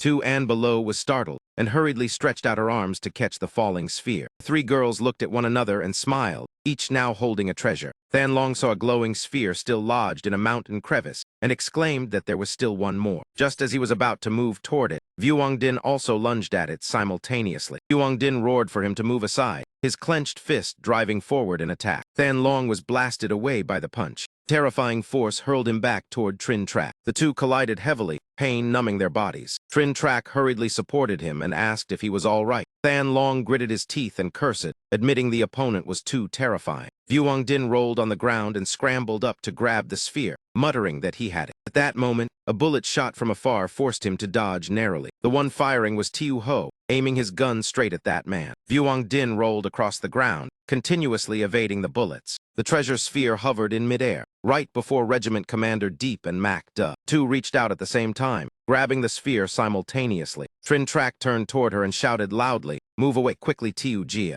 Before she could react, she saw Regiment Commander Deep dart past like the wind. She froze watching him raise the gun in his hand high, clearly threatening. Immediately after, that man bent down to pick up the sphere. But before his hand could touch it, he was blocked by the masked spearman. The two instantly turned and clashed fiercely. The result became 3 against 1. Regiment Commander Deep was knocked away, while the man in the gas mask knelt and seized the treasure sphere, laughing loudly that it now belonged to them. The space suddenly fell silent. Ha Loi's group hugged their guns and hid quietly among the rocks. The fat man narrowed his eyes to observe and coldly ordered to open fire, making the soldier beside him ask in confusion who to shoot. Before he finished speaking, he was slapped across the face by Director Liu and scolded harshly. "Who else? There are no allies left. Just shoot at will." Ha Loi looked at that man, a chill rising in her heart as the order targeted their own kind. She looked up at the sky, clutching her head and sitting in a daze, thinking only that Macda and Trin Trak were still trapped there. Suddenly she stood up in shock. The other two also broke into sweat and raised their heads in unison. A gigantic monster bound in iron chains was slowly advancing, each step shaking the ground. Seeing that, he merely smiled with interest. Everything was indeed unfolding exactly as he had anticipated. The monstrous creature with its ferocious face drew closer bit by bit. He raised his gun and fired at it, but his target was the chains binding its body. Despite continuous gunfire, the links remained firm as bedrock, not a single crack appearing. Regiment Commander Deep saw this and thought to himself whether that brat had gone mad. The fat man frowned deeply, guessing that he intended to drag the monster into mutual destruction with everyone. He kept firing, sweat pouring down, admitting in exhaustion that with his current strength, let alone killing the fake level 4 chained prisoner, even seriously injuring it was impossible. Wiping his sweat, he raised his gun again and calculated quickly that compared to the treasure, the ghost metal on the prisoner's body was far more valuable, so he continued firing. Thinking of the future rarity of ghost metal, a metal worth a fortune, adding even a little in forging would greatly enhance weapon quality and even produce strange effects. He focused on shooting repeatedly at the section of chain beneath the monster's feet. His eyes lit up when he finally saw cracks appear in a link. The fat man rushed forward and shouted, "What are you standing around for? Charge and seize it for me." Regiment Commander Deep stood above, coldly observing everything. That man did not hesitate, drawing his gun and shooting those below. The fat man also shouted to counterattack, the battlefield instantly descending into chaos.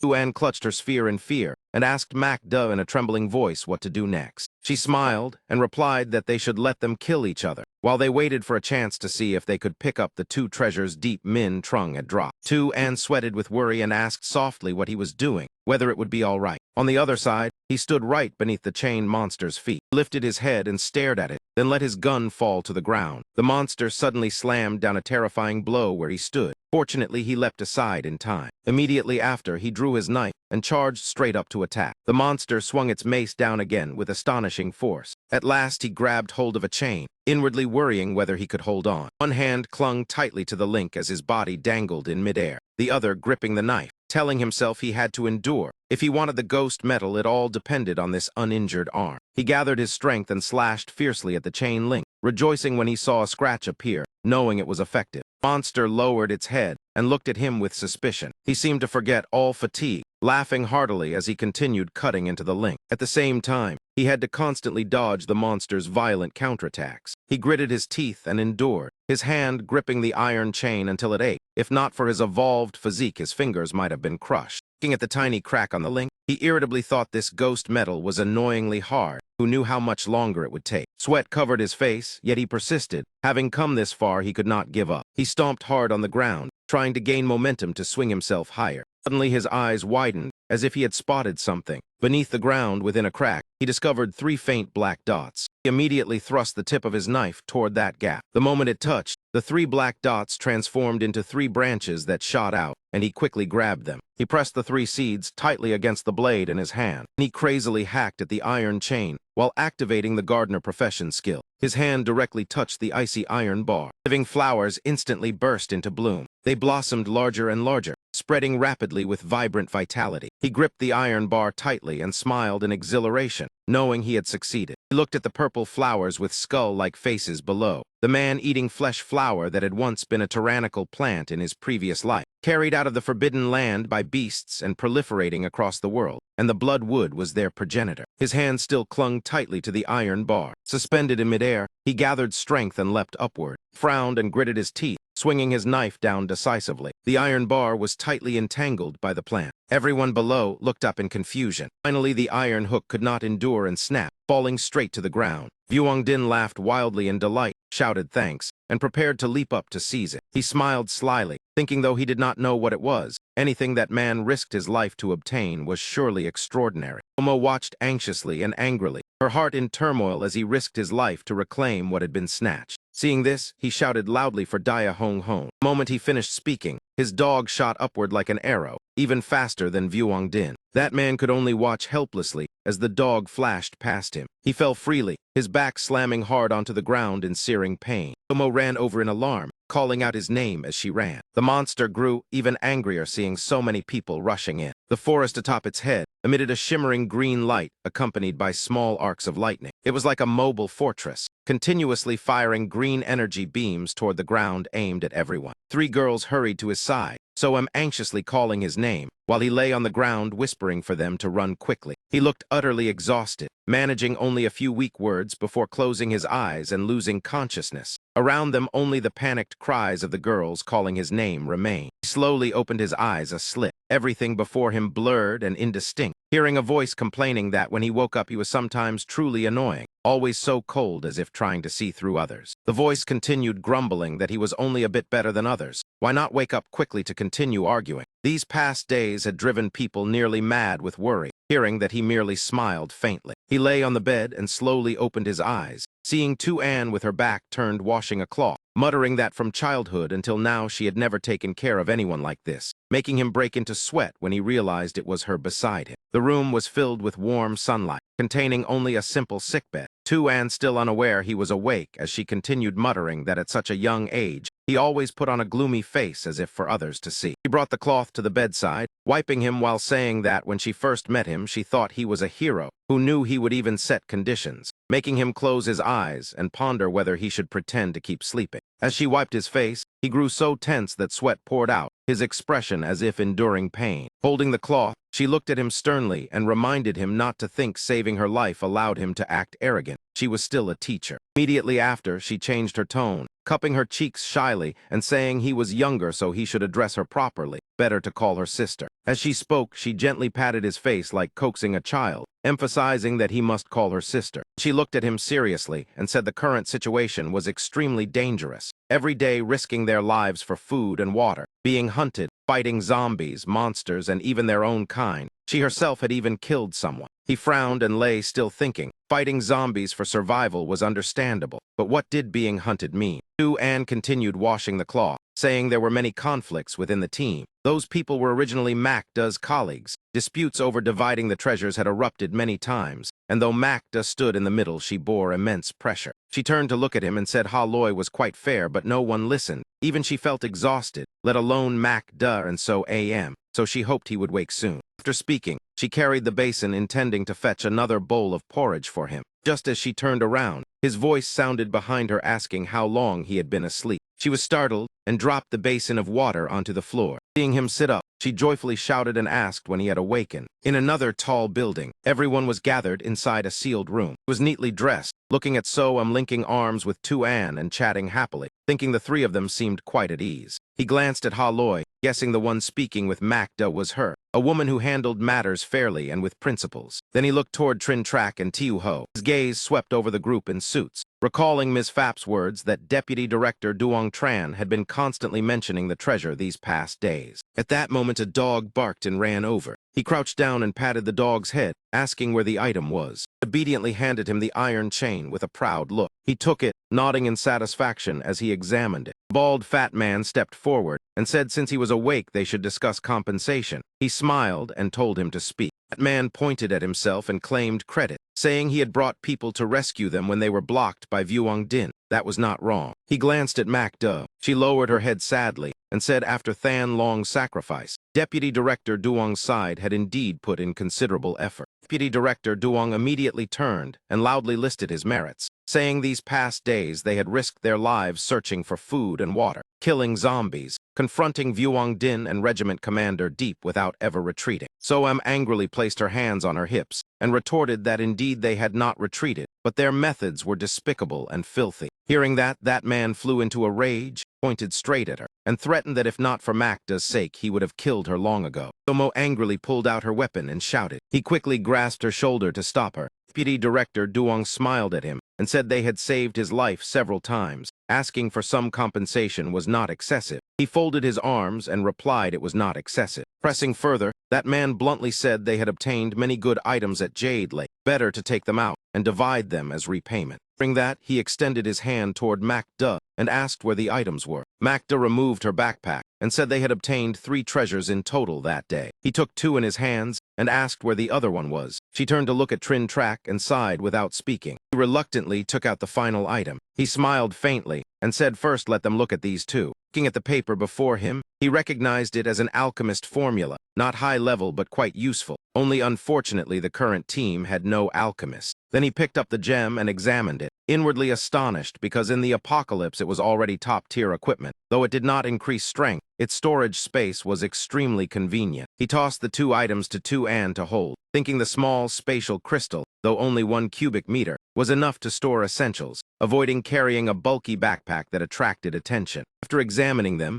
he turned to ask Trin Trak what the card was. He replied it was a summoning card. Macda stepped forward awkwardly and said he was her instructor. When retreating, she had handed the card to him for safekeeping, but she had not expected it to turn out like this. Hearing that, he turned to look at that man and said firmly, these items could not be divided. Deputy Director Duong braced himself and stood up, several people behind him raising their guns in threat, coldly asking whether he intended to go back on his word. He calmly raised both hands and said he was very grateful for being saved, but these items had been obtained earlier and were unrelated, hoping to compensate with something else. After hearing that, his face immediately darkened. Then he revealed a sinister smile. Fine, let me see what you can actually take out. Deep Trung Min called out, so give me the backpack. Inside it are 2 monster claws. He took out a bottle of green liquid and slowly said this is an immunity potion. It can keep you from turning into zombies. The old man licked his lips greedily, his eyes flashing with avarice. Good stuff indeed, but still not enough. He continued to take out another blue potion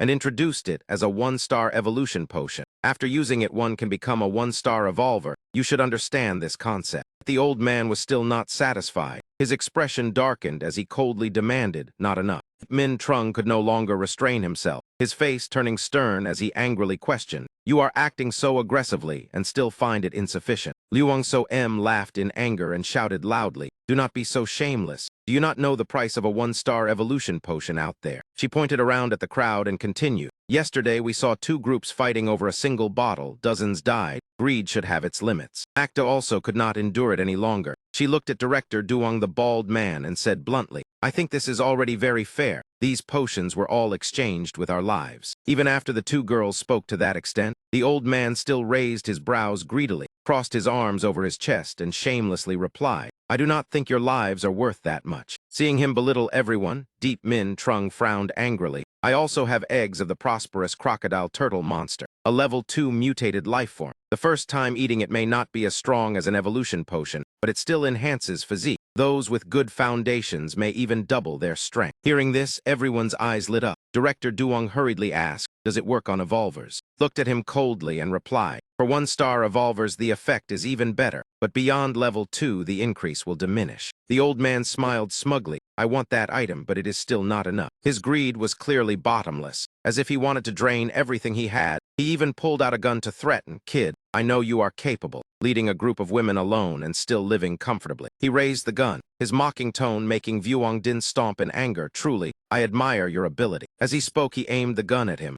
"Once you recover from your injuries, you will be back to normal. These things are not easy to obtain. Paying more now means gaining more later. That is the principle I realized in my life." Yet he remained calm with arms crossed. So AM had already taken a defensive stance, directly ignored him and waved toward Trin Track, saying, "Give him that card, that will be enough." Trin Track and Director Duong immediately fell silent and looked at each other hesitantly. Old Trin Track pointed his gun threateningly first. "Do not force me to use this card." Director Duong still did not lower his gun and coldly said, "Rest assured, I am not that foolish." His expression changed, his brows tightly furrowed as he roared, "Put your backpack into that black metal block and throw it over here, or I will shoot you dead." Girls simultaneously took attack stances to protect him. Deep Min Trung put his hands in his pockets and looked at him with disdain. "So you have finally revealed your true intention." He knelt down to pick up the backpack. "From the beginning you wanted to swallow everything. You did not act earlier only because you were unsure of Trin Track's stance, and at the same time wary of me and afraid Mac Duh would be forced to act." He raised his head and looked at him with icy eyes, continuing, "When I woke up you saw that I was severely injured and had not recovered, so you were no longer afraid,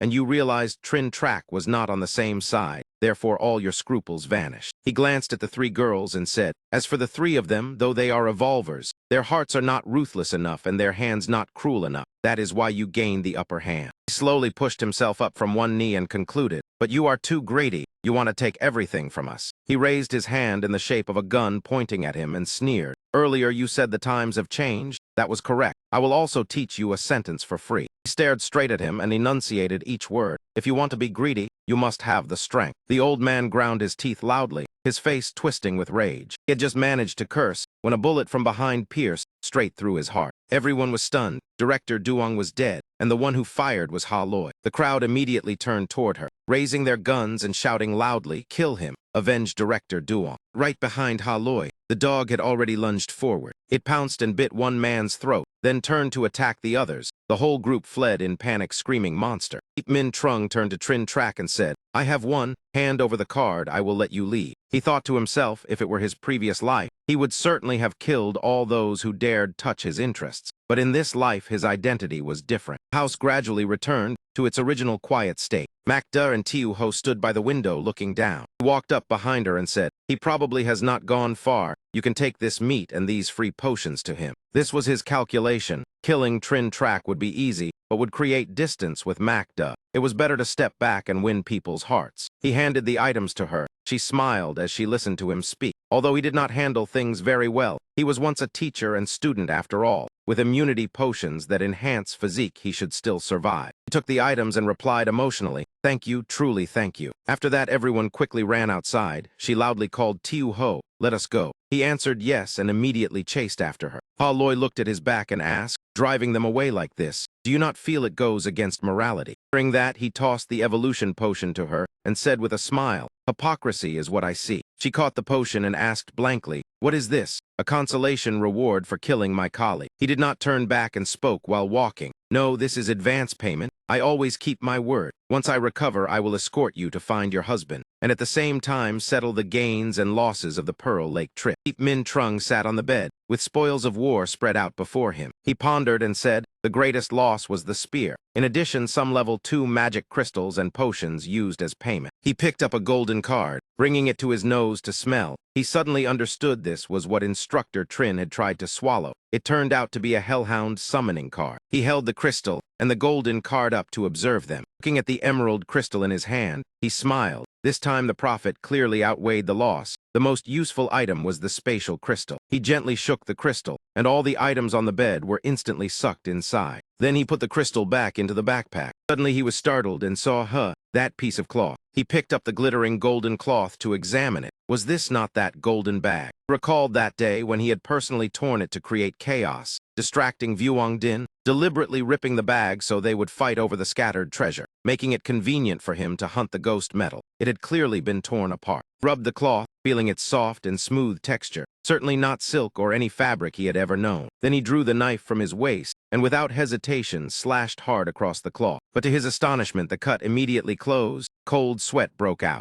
He continued hacking down and shouted in disbelief. Even Crescent Moon Fang could cut ghost metal. How could this cloth remain completely unharmed? He stabbed fiercely with the tip of the blade, deliberately trying to tear the cloth apart. It healed instantly again. His eyes widened. Wait, the previous mark disappeared. He threw the cloth away in confusion and muttered, is this possession? What on earth is happening? The cloth flew up and covered the egg, and the egg beneath immediately began to change. He was even more stunned when he saw the cloth emit light. He gently lifted it to examine. Looking down, he discovered the egg had withered, as if the life force inside had been drained dry. Finally, he shouted excitedly, I understand now. This cloth can absorb vitality to heal its own damage. Truly a treasure. Now I know why that monster carried that bag even after being shot. Thinking back to that small monster, its wounds healed extremely quickly, not because of its own ability, but due to the properties of the golden cloth. Sweat poured down as he looked at the cloth, feeling somewhat unsettled. But the problem was that he had no idea how to use such a special item. With that thought, he raised the spatial crystal again to observe it. Then he took out another orb. This Yang treasure was the rare gain that could directly enhance strength. Without hesitation, he stuffed the orb straight into his mouth and chewed, then swallowed it whole. Instantly his body underwent a violent transformation. His hair and eyes turned red. Veins bulged clearly across his face. His entire body endured excruciating pain. His breathing broken, only hoarse sounds coming from his throat. Suddenly he froze and looked at his empty hands in surprise, wondering why the pain had ended so quickly. He immediately sprang up and jumped forcefully to the ground, clenching both fists and stretching them out. Energy flooded his body. He laughed loudly, feeling as if he had fully recovered. Flexed his muscles confidently, clearly sensing his physique and strength surge. At present, he was likely 8 or 9 times stronger than an ordinary person. Indeed, a level 2 Yang treasure brought enormous gains to a 1-star evolver. He took out half of the ghost metal chain again and looked at it while saying, not only that, my spiritual power has also increased significantly. He recalled the artisan condensation technique, which originally consumed spiritual power as a medium for summoning. An increase in spiritual power meant both strength and duration would improve. Thinking of that, he tossed the chain into the air. His current spiritual power was enough to use the craftsman's skill to process a large piece of ghost metal. Raised his hand and shouted loudly, refinement collection technique. The metal block was immediately crushed into countless small fragments. Those fragments quickly gathered together, forming a green gem. He held the gem with satisfaction and examined it, his eyes shining brightly. Ghost metal of 100% purity,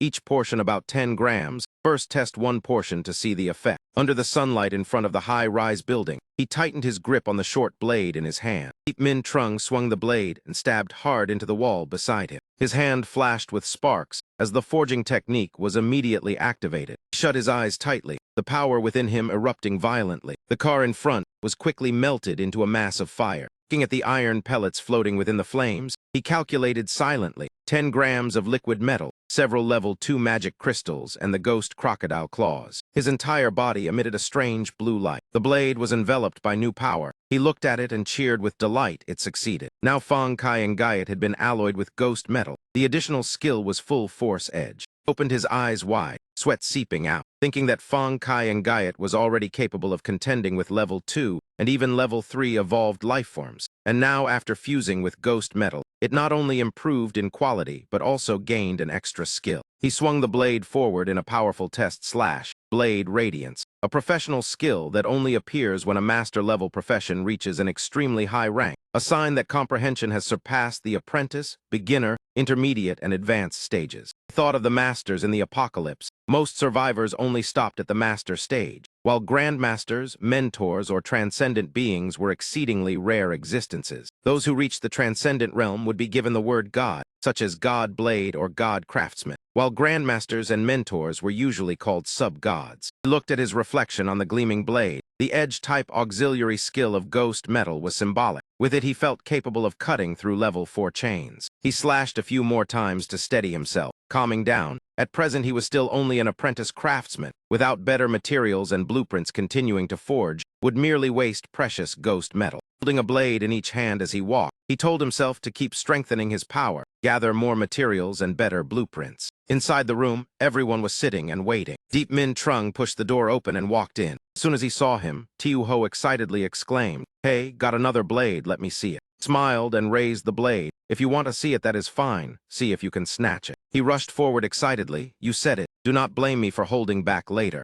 Stomped hard to gather momentum. His whole body sprang up and charged straight at him, elbow striking forward. He nimbly sidestepped. With a casual motion, he placed the blade against his neck, making him turn pale and break into cold sweat. He immediately cried out, "In both speed and strength I lose to you. This is not fair." He tapped the blade lightly on his head and said, "This world has never been fair. The strong create the rules. Even if you are an evolver, you are still not my opponent." He crossed his arms and shook his head unwillingly. "I do not believe it." He turned away and left behind a single sentence. "When you strike with the intent to kill rather than suppress, then you will be qualified to fight me." After that, he turned to ask Macda, "Is there a map? Find one." Deep Min Trung pointed at the map and said, "We are currently at this position." Then he pointed to another spot. "The next destination is here." Looking at the point he indicated, Ha Loi broke into a cold sweat in confusion. That was the new district where her husband worked. Was he going to fulfill his promise so quickly? So AM stood beside him, resting her chin on her hand, and said, "If we go straight, it is quite far." He replied that driving was impossible now. Outside had been occupied by zombies and mutated creatures. Any loud noise would be dangerous, so they could only go on foot. Continued pointing to other spots on the map. The city center, this old district, then pointed elsewhere and said, "And this place is extremely hard to pass through." Macda turned and asked, "The other places I understand, but is the final point you mentioned not the general medical center?" He replied somewhat awkwardly, "Hospitals in this situation are all very strange. That place requires special caution. I know the reason but cannot say it now because I am not entirely certain myself." Tomo clenched her fist and said firmly, "Trung Min has proven himself many times. Following him will not be wrong."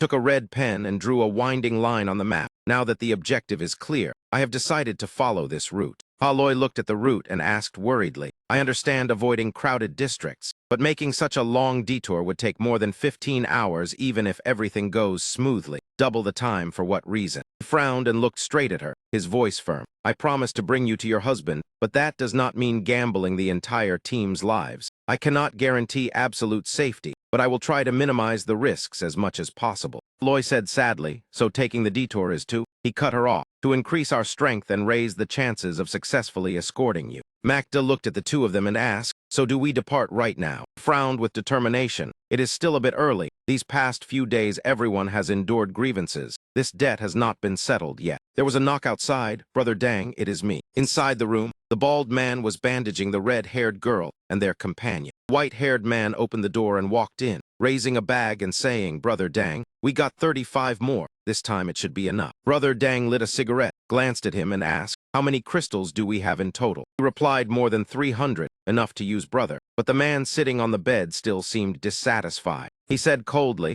"Have you forgotten the previous failure? The blue shoes we seized were exchanged for 260 magic crystals, and all of them were wasted." That man slammed the door shut and walked in, muttering in complaint. Who would have thought each spin would consume so many magic crystals? Red-haired girl propped herself up on the bed and said calmly, "There is nothing to complain about." Encountering that wheel was already fortunate. Otherwise, the three of us would have lost our lives long ago. She walked over and drew the curtains. The white-haired man said excitedly, "Tiu Dong's luck is truly blazing. 5 spins yielded 3 evolution potions and 1 skill scroll. Only one was slightly unlucky. This efficiency is domineering, and with just 2 spins you got a professional scroll. Incredible." Brother Dang exhaled smoke and replied slowly, "Actually, you're Tiu Dong." Suddenly outside the window, Deep Min Trung's knife-holding arm smashed the glass and thrust inside. Immediately clamped his hand around Tiu Dong's throat. The black-haired man spun around and cried out in shock. "It is you." Revealed a cold smile. The blade still pressed to her neck and replied briefly, "It is me." At the same time, the front door was blasted open. Macda and Tiu Ho rushed in with guns, shouting, "Hands on your heads and get down. Do not move." Tiu Ho pointed his gun at them and laughed gleefully. "Were you not chasing me the other day? Continue now." Deep Min Trung observed the scene and thought, a simple surprise attack had subdued 2 professionals and 1 evolver. Such a thing could only happen in the early stages of the apocalypse. Later, everyone would learn to set traps and warning systems around their shelters. The girl Tu Dong gritted her teeth and said harshly, "If you want to kill, then kill. Do not expect us to surrender." He sneered and replied, "Is killing you that troublesome? With this level of vigilance, I have at least 10 ways for you to die silently." He lowered his head to look at the 2 men kneeling with their heads in their hands. "I will ask 1 question. Answer and live, refuse and die." The bald man said helplessly, "Ask." He cast a cold glance and asked, "Where is the multicolored roulette wheel?" He remained silent and looked at him without answering. He also remained silent, but the blade in his hand pressed deeper into Tiu Dong's neck, blood beginning to seep out. The more he tried to stay silent, the harder he pressed the blade. Finally, he panicked and shouted, "Wait! The wheel is at Long Enhuan Garden number 83,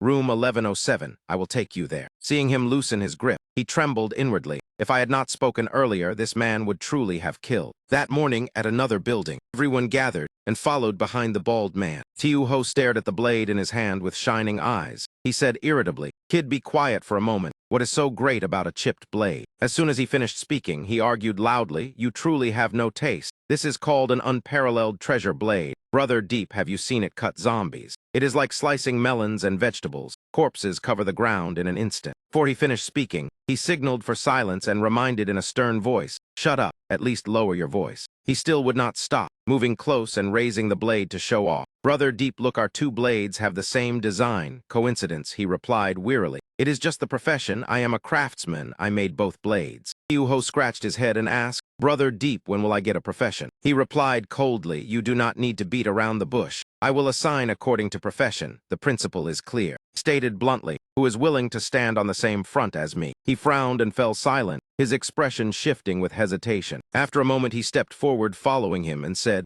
"I listened to Captain Mac." He smiled faintly and turned back to look at him, thinking this reaction is too normal. Showing loyalty just to gain a profession can never be kept for long. Arriving before the room numbered 1107, the bald man said, "We are here." Tiu Ho and Macda immediately raised their guns and kicked the door open, vigilantly observing inside. Inside there was indeed a multicolored roulette wheel. Tiu Ho exclaimed at once, "This thing really looks special." Deep Min Trung walked closer, placed his hand on the roulette wheel and said, "It seems we will have to stay here for a while." On the street outside, zombies wandered everywhere. The phone placed on the box suddenly rang. Zombies were immediately drawn over and gathered. When their number was large enough, the box suddenly exploded. Min Trung signaled to Tiu Ho, "It is your turn." He quickly asked, "Where did you learn to make bombs? And detonating them remotely like this, are you not afraid of being traced?" He shot him an annoyed glance and snapped, "Now is not the time to ask this. Stop talking nonsense and move." He chuckled and rushed forward with his blade. Suddenly, he noticed something behind him. An explosion sounded in the distance as well. He looked over and said, "It seems Luang Soam's side is going smoothly too.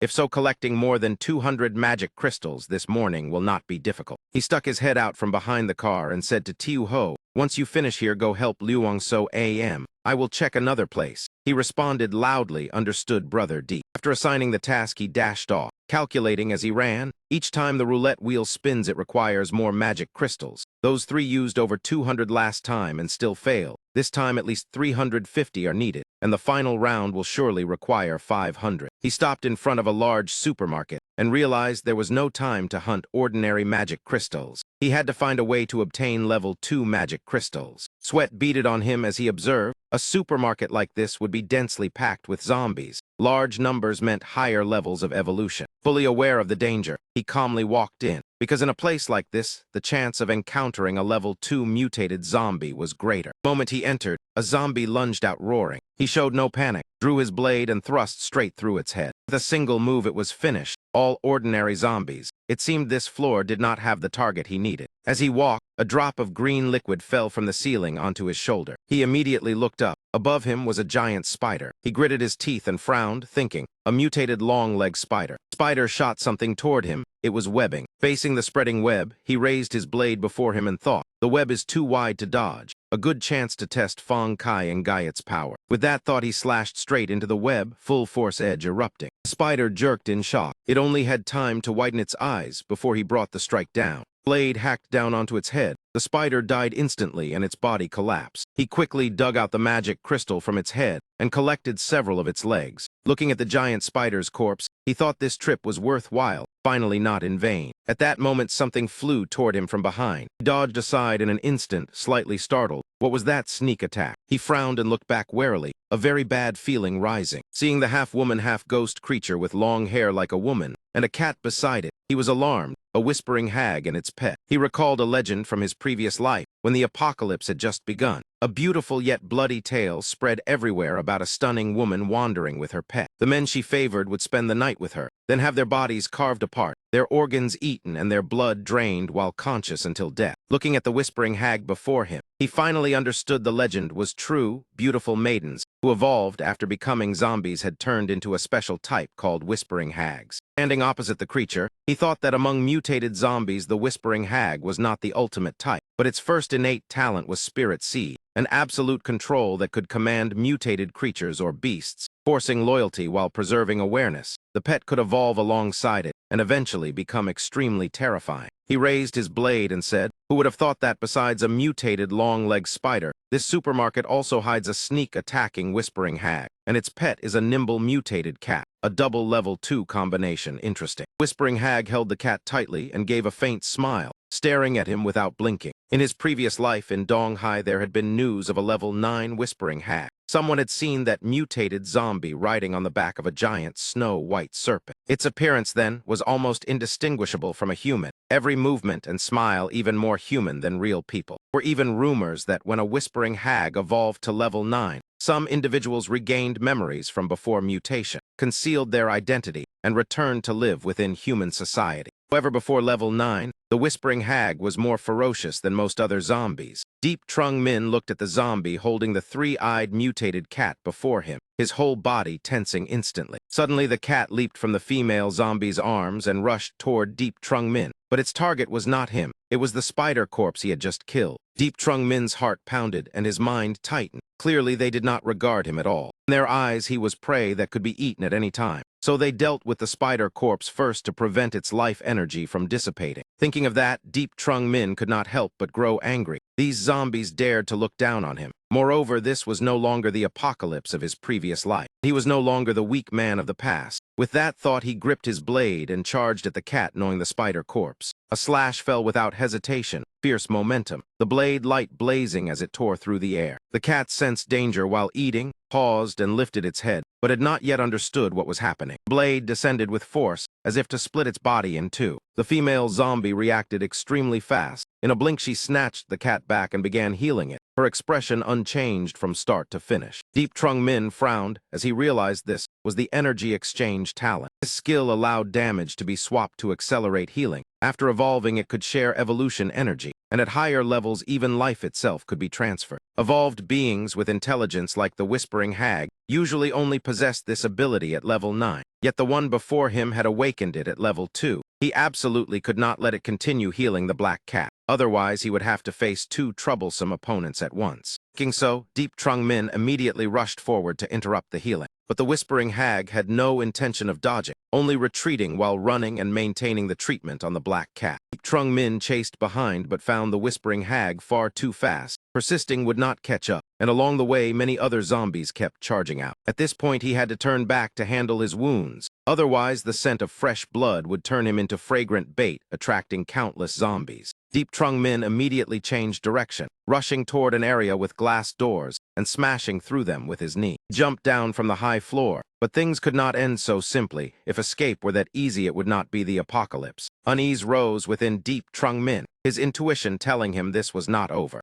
Sure enough, soon after, several giant birds burst out from the building, shattering glass as they flew. They dived straight at Deep Trung Min. He twisted his wrist and slashed at them. He blocked successive attacks from 3 birds, the screech of claws striking blade ringing sharply. Before finishing the birds, rats near the sewer covers heard the commotion and swarmed up. In moments, a horde of rats of various colors flooded around, Deep Trung Min spun and cut down several in front. On nearby rooftops, the whispering hag still held the black cat, leaping from roof to roof. The healing speed not slowing, Deep Trung Min clearly saw its figure and understood it was sending signals to other evolved creatures. This one could even communicate with other mutated life forms. Deep Trung Min glanced at the whispering hag as if asking, "You think this is enough to kill me?" Ridiculous numbers without quality mean nothing. He continued slashing at the rat swarm. Those at the front split in two. Even so, the overwhelming numbers allowed some to slip through. Two cunning rats suddenly evaded his strikes and lunged to bite him once each. Deep Trung Min tightened his body, channeling energy into the blade to counterattack, his speed growing faster while his expression remained eerily calm. Four long rat corpses piled up before him, fur of every color mixed together. Surrounded by their dead, the remaining rats showed cunning. Seeing they could not prevail, they scattered and fled. This moment, the only opponent left for Deep Trung Min was the whispering hag standing above. He raised his blade and pointed straight at it. Seeing Deep Trung Min still unharmed, the calm on the whispering hag's face began to fade, sweat running down. Whatever it was thinking,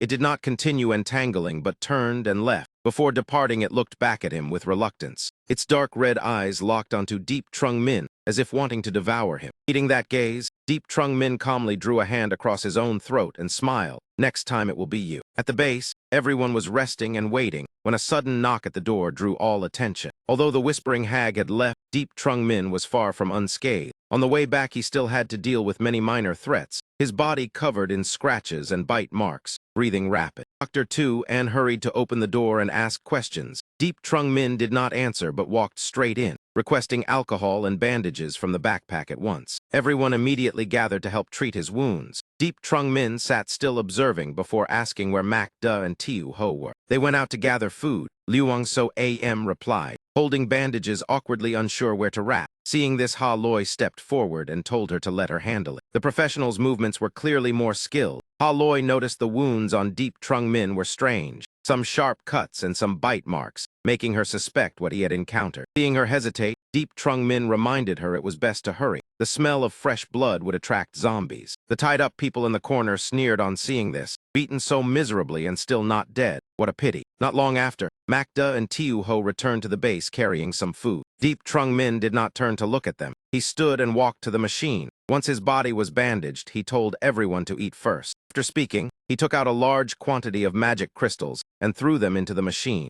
Wheel began to spin slowly. No one knew what the result would be. This time he used 360 level 1 magic crystals, all spoils gained after the whispering hag left. People in the room held their breath staring at the wheel, everyone curious about the result this time. A chime sounded, the wheel stopped, and a book appeared. It was a profession scroll, slowly floating toward Deep Trung Min. Looking at the item in his hand, he showed surprise. What profession is Radiant Apostle? How have I never heard of it? He hurriedly opened it to read. After finishing, a smile tugged at the corner of his mouth. It turned out to be a main profession combining healer and light mage, but leaning toward defense. This profession could heal, defend, and support attacks. Truly a dream all-purpose class. The others grew curious, and he handed them the scroll to read. Everyone quickly read carefully and discovered the only drawback was that the learner must have no prior profession, and once becoming a Radiant Apostle, one could not possess another profession. Deep Trung Min raised the advanced cross in his hand and smiled. Who wants this? Macda reflexively raised her hand and called out excitedly, "Me." The sharp assessing gazes of Macda and Luang So immediately shot toward Tiu Ho. Without a word, he shrank back. He thought dejectedly that he was only joking. He had followed Brother Deep for too short a time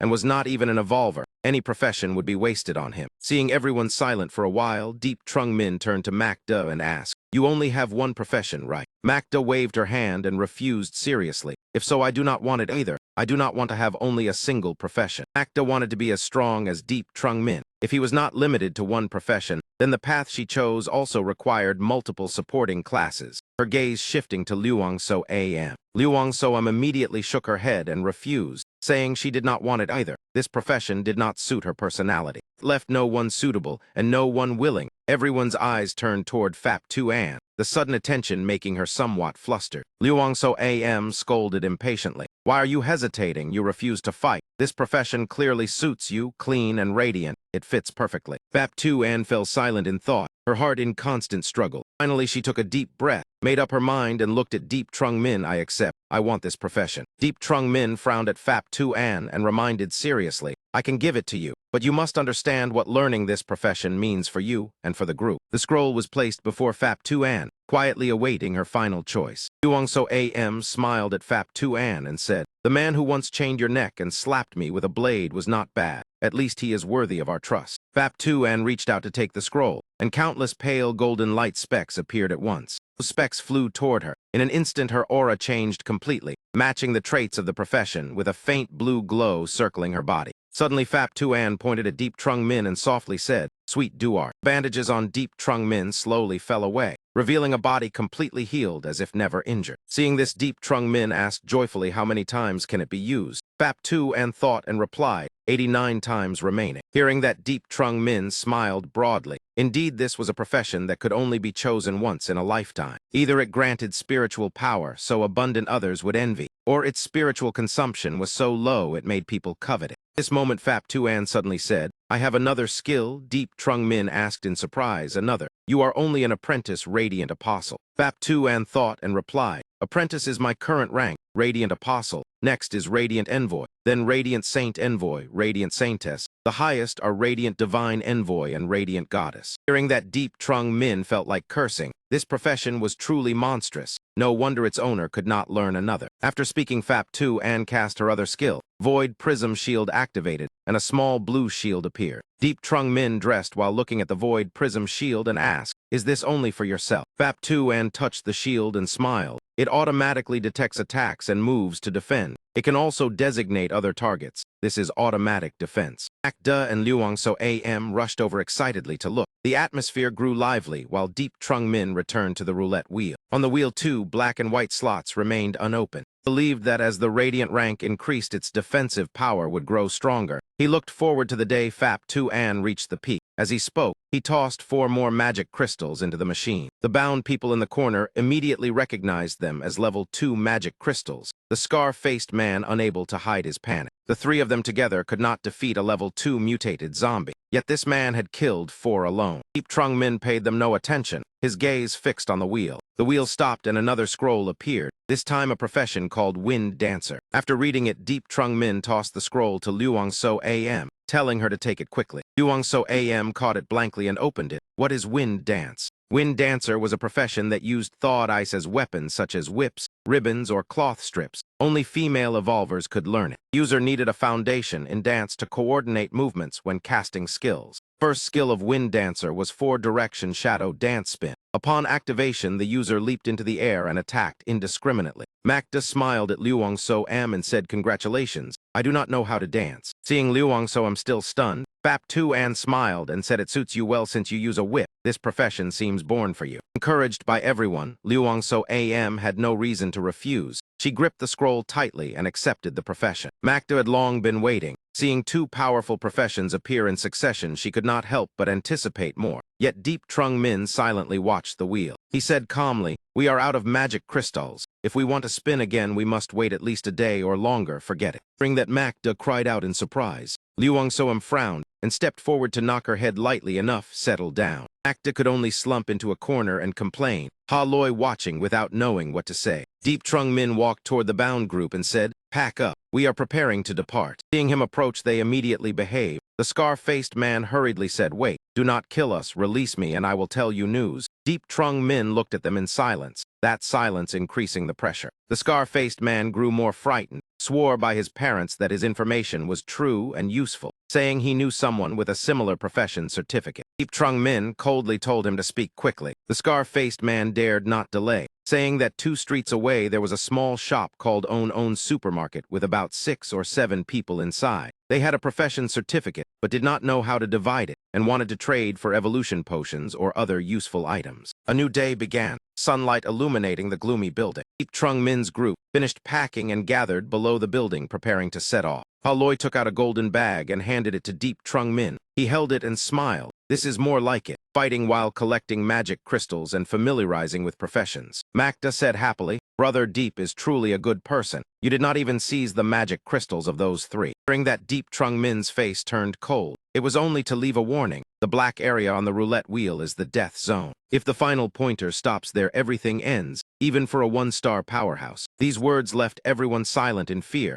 not knowing what to say. Magda asked awkwardly, "What about those three?" Before he could answer, a loud explosion sounded behind Magda. For some reason, that building had blown up. Everyone looked back in shock. Deep Trung Min said indifferently, "This is the last time I care about your feelings. Next time I will not waste effort or magic crystals." Ha Loi hesitated and said, but Deep Trung Min understood and asked in return, "Did I ever promise to spare them?" "How naive," he said. "They surrendered only because we were stronger. If positions were reversed, what do you think they would do? This is the rule of this world. Do not forget at Venho Square, they secretly ambushed and hunted us while I was unconscious. You think me cruel now, because your baseless compassion has not yet been crushed. When the day comes that compassion brings you unimaginable suffering, you will not think so." Deep Trung Min pointed at the zombie on the chair and said, "One day you will become a filthy body like that. Thin gray form, hair disheveled, clothes torn, one arm missing, thick black blood oozing." Everyone was choked by his words, the scene before them too terrifying to even imagine. Deep Trung Min concluded coldly, "This is the apocalypse.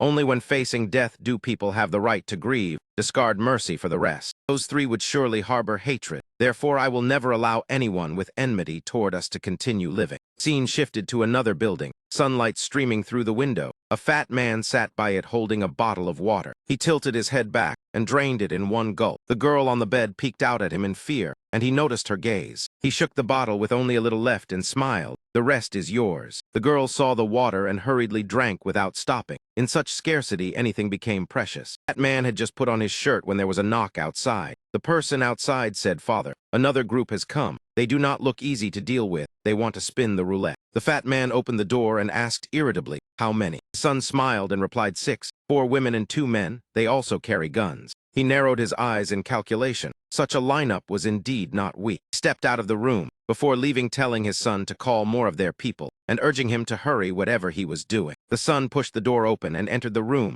smiling as he said understood. On the bed, the girl curled up her scarred legs, gazing sadly at the man before her. Pulled out a bottle of water, threw it to her and shouted, "Slut, drink it quickly." Once again she had no choice but to accept, her body once more used for exchange. Outside, the old man and his group had gathered around the roulette early. Deep Trung Min's group had just arrived as well. Magda smiled happily and said to Brother Deep, "Those three did not lie. There really is a roulette here." The fat man held a gun, his displeased gaze sweeping over them as he asked whether they understood the rules for spinning the roulette. Deep Trung Min smiled and asked back, "One spin costs 1 magic crystal, correct?" Fat man replied 10 spins, and he casually tossed the pouch of magic crystals Ha Loi had given him toward the other party. After receiving the magic crystals, the fat man signaled his subordinates to step aside. Deep Trung Min and Magda stepped forward. He smiled and said, "You brag about your luck every day. Try it this time." Magda eagerly agreed. While the two prepared to spin, the old man leaned close to whisper to his son who had just finished his business, telling him to watch closely. The roulette lit up. Magda excitedly spun it repeatedly. He turned to ask Deep Trung Min if his luck was good. Now there were already 4 evolution potions. He must get a share. As expected, that group was not clever. They immediately pointed their guns at them. The fat man roared for them to hand over the evolution potions. Otherwise, he would kill them all. Deep Trung Min let out a light breath and smiled. He had already anticipated this. It would serve as training. Before they understood what was happening, he called his team to charge, with Fap 2 An's shield supporting from the front. They never imagined dying like this, thinking having guns made them formidable. Facing these people, they had no chance to react. One-sided screams rang out. In a blink, they were all wiped out. Not a single one survived, only corpses scattered across the grass. Deep Trung Min said, "Let us go. Quickly head to the supermarket to trade evolution potions for the profession certificate." Having witnessed so much, Ha Loi had grown calmer and asked worriedly what if they demand an outrageous price. Deep Trung Min laughed and replied, "Then we will have to force them to complete the deal. How to force it is obvious." Without wasting much time, Deep Trung Min's group found own supermarket. However, they did not enter immediately. Magda looked at Brother Deep and asked what to do now. Deep Trung Min pondered and said, "You just took the evolution potion. Go with Magda to clear the surrounding zombies to adapt. As for me, I will circle the block," meaning scout alone. As soon as he finished speaking, the others objected at once, saying it was too dangerous. Deep Trung Min understood their concern but smiled to reassure them, saying those who need evolution potions are mostly not evolvers yet and pose no threat to him. Besides, going alone makes advancing and retreating easier. Even so, they were uneasy. Liu Wangsoem crouched to pat Dia Hong Hon's head and suggested at least letting it follow him. In the end, he could only agree. Thus, one man and one dog swiftly moved around the block with agile movements. He did not know that on a high rooftop, the Whispering Hag's long-tailed black cat was silently watching. Deep Trung Min quickly approached the supermarket but stopped outside to listen. Voices were clearly heard inside. Before things became clear, trouble had already arrived. Dia Hong Hon and the black cat spotted each other and immediately clashed. Confrontation between the two creatures erupted fiercely. Though smaller in size, the black cat showed no disadvantage. Trung Min instantly drew his blade, his whole body on alert. He could not forget this black cat. Scanning around, he quickly spotted the Whispering Hag nearby. It was indeed her, lingering like a restless spirit. This time she had another companion, a bone fiend summoned for assistance. Deep Trung Min drew a hand across his throat and asked, "Are you not a mental type mutated zombie? Are you not more intelligent than the others? Then you should understand what this action means. Today I will kill you." With that, he charged straight at the Whispering Hag, and she rushed forward to counterattack. The Whispering Hag struck first, her bare hands hard as iron. Deep Trung Min swiftly dodged aside, blade ready to retaliate. Just as it seemed the fight revolved around the two, the bone fiend suddenly lunged out from behind the Whispering Hag.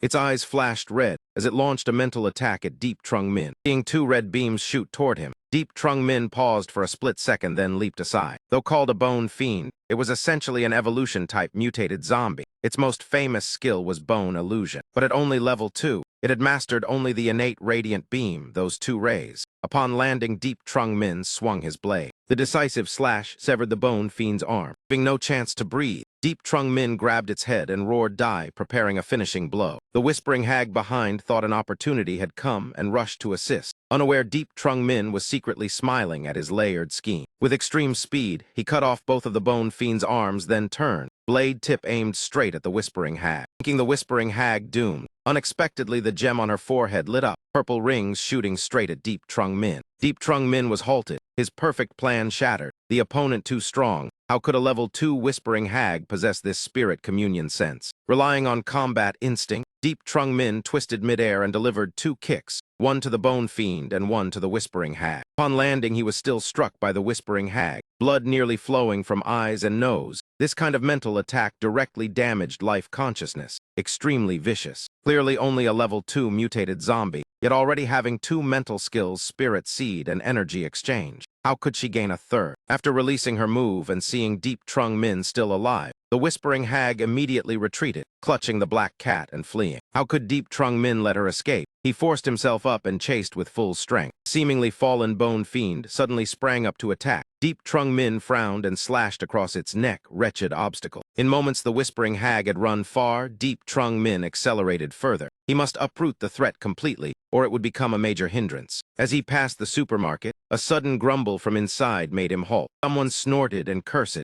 saying to put away the magic crystals. Observe the situation, then withdraw. Another younger voice replied, asking second uncle, "Are we really leaving?" Hearing those sounds, Deep Trung Min forced himself to calm down, reminding himself the goal of this trip was to exchange for the profession certificate to quickly increase strength. That was the priority. Behind him, Dia Hong Hon was digging out the magic crystal from the dead bone fiend, while Deep Trung Min headed straight toward the supermarket. He raised his hand and knocked several times, then said, "I know there are people inside. I am here to trade. I have evolution potions." Deep Trung Min crouched to pat Dia Hong Hon's head, telling it to return to the others. After the deal, he would go back. After all, it was a mutated beast and might frighten them. The people inside heard his voice, but did not open immediately, cautiously asking where he got this information. Deep Trung Min gave his name. The old man asked if he was alone. He nodded, then was asked whether there were zombies nearby. He replied they had been cleared. Even then, they did not relax. As the window bars opened, the old man said, "Come in slowly and raise your hands so I can see clearly." Deep Trung Min climbed through the window, daylight streaming in, while the old man aimed a bow and arrow at him. Deep Trung Min frowned, cautiously surveying the entire room. In one corner, 2 young men stood silently. The middle-aged man asked, "Where is the evolution potion?" Deep Trung Min removed his backpack, took out 1 evolution potion and said, "I have more, but I want to inspect your goods first." That was basic trading protocol. The middle-aged man nodded and signaled to the youth beside him. The young man went inside and soon returned with the profession scroll. After examining it, Deep Trung Min nodded. "This is genuine." He stepped forward to ask how to exchange, and they immediately startled and told him to step back. The middle-aged man slowly quoted a price of 6 evolution potions. Deep Trung Min frowned and shook his head. too expensive. Though slightly uneasy, the other party insisted he did not understand the value. The usual bargaining followed, the other side stubbornly holding the lowest at 4 potions. Deep Trung Min thought 1-star evolution potions were extremely valuable now, each equivalent to dozens or even hundreds of magic crystals. Even evolvers found it hard to hunt enough zombies. At this early stage, obtaining evolution potions to become an evolver was crucial. No matter how good a profession certificate was, without evolution it was worthless paper. He put on his backpack and said, "You must understand how rare evolution potions are. 3 bottles is already a very high price." During that, the other party said, "If you insist on that price, then you can only leave," finishing by raising the bow higher. Suddenly, the young man holding the profession certificate spoke to persuade his uncle. 3 bottles is already the highest in recent days, even knowing that 4 truly cannot be reduced. Seeing this, suspicion arose in Deep Trung Min. He asked if they could explain why 4 bottles were necessary. The man lowered the bow and shook his head, saying there were 2 people at home in very poor health with incurable diseases. Without evolution, they might not live long. In an instant, Deep Trung Min understood. Evolution potions could comprehensively enhance physique and indeed had certain healing effects. Even serious illness was no problem. In that case, he did not intend to press further. This matter could still be negotiated. As he rummaged through his items, he said, "Take a look at this. This is an egg I obtained by chance from a level 2 mutated creature. There were 2. I used one. The effect is equivalent to a portion of an evolution potion. Although it does not increase attributes as strongly as the potion, it can be used multiple times, and each time it takes effect." Those people were clearly still suspicious. This thing was truly too unfamiliar to them. The young man reacted first and hurriedly asked whether it worked on everyone, even evolved ones. Yi Zhongming replied that it did. He had personally tested it. "This is my final price. If it still does not work, then it can only be regrettable." At this point, the roles of host and guest had reversed. They understood this was already the highest price at present. Keeping it longer would not bring more profit. In the end, they could only accept the deal. Outside the supermarket, the sky was gradually growing dark. Yi Zhongming prepared to leave. Before departing, he kindly reminded the middle-aged man that this place would not be safe in the next few days, and they should withdraw early. Perhaps that man had not expected such a reminder. Surprise was evident on his face, yet he still expressed his thanks. Holding the certificate in his hand, Yi Zhongming asked respectfully how he had obtained it, because he did not seem like someone capable of spinning the roulette to gain certification.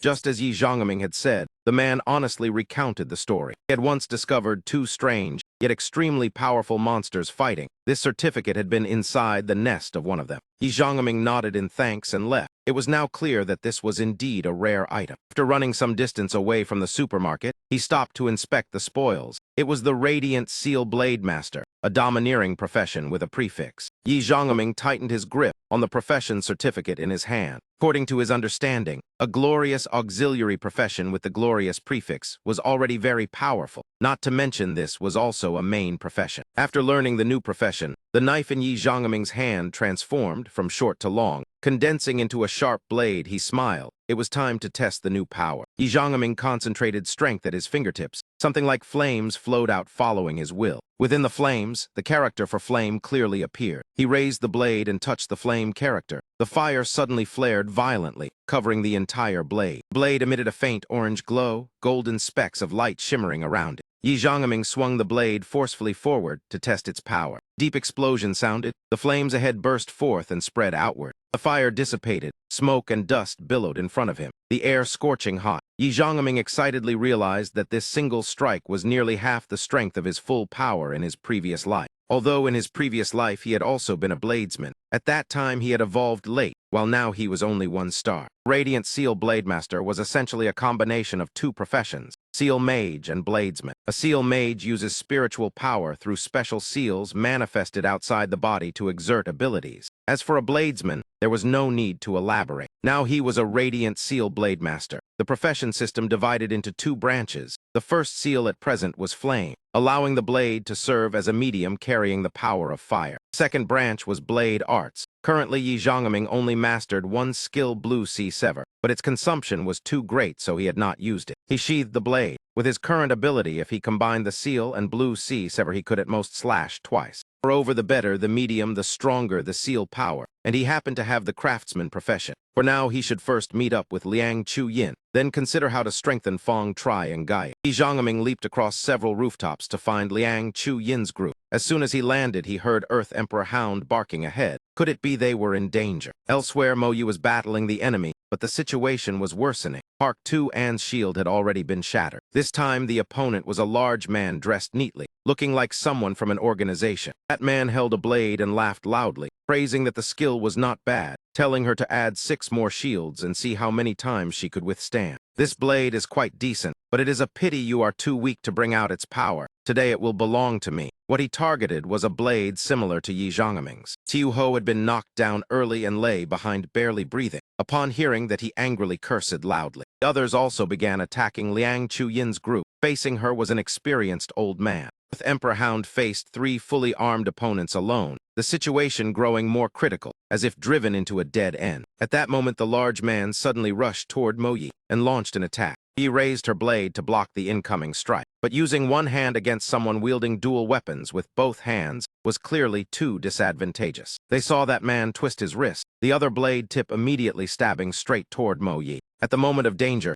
Park 2-An's shield appeared in time, helping Moyi withstand the fatal thrust. The opponent had no intention of stopping, stepping back half a step to gather momentum before charging forward again to press the attack on Moyi. Park 2-An hurriedly controlled the sky-soaring shield to block another strike for Moyi. But at this time, Park 2-An had already used Sweet Duart on Moyi once. Earth Emperor Hound had just used it as well, plus 5 shields for Moyi, 1 for Liang Chu-yin and 1 for Earth Emperor Hound. Her spiritual power was nearly exhausted. Everyone was still waiting for Yi Zhangming to return. If he had not arrived, the situation would likely turn very bad. At that moment, that man swung his arm and slashed across Moyi's blade. Immediately after that, he thrust his blade straight toward Moyi and roared that this blade would definitely be mine today. If your strength is inferior, then the only outcome is to be seized by others. At the most critical instant, Yi Zhangming's familiar voice rang out, causing the large man to freeze. What is this? Flash of fire flickered in his eyes. The flames grew more and more intense, beautiful to the point of shock, yet powerful enough to inspire fear. Yi Zhangming calmly stepped out and swung his blade, Flame Wind Seal Blade. As soon as this move appeared, the battlefield situation instantly reversed. Even Yahello, who was fighting, paused. The old man, who was their companion, was also forced to stop for an instant. Fierce flames swept across, severing that man's arm. Yi Zhangming's blade was sharp and domineering. With a single strike, it cut off the opponent's arm.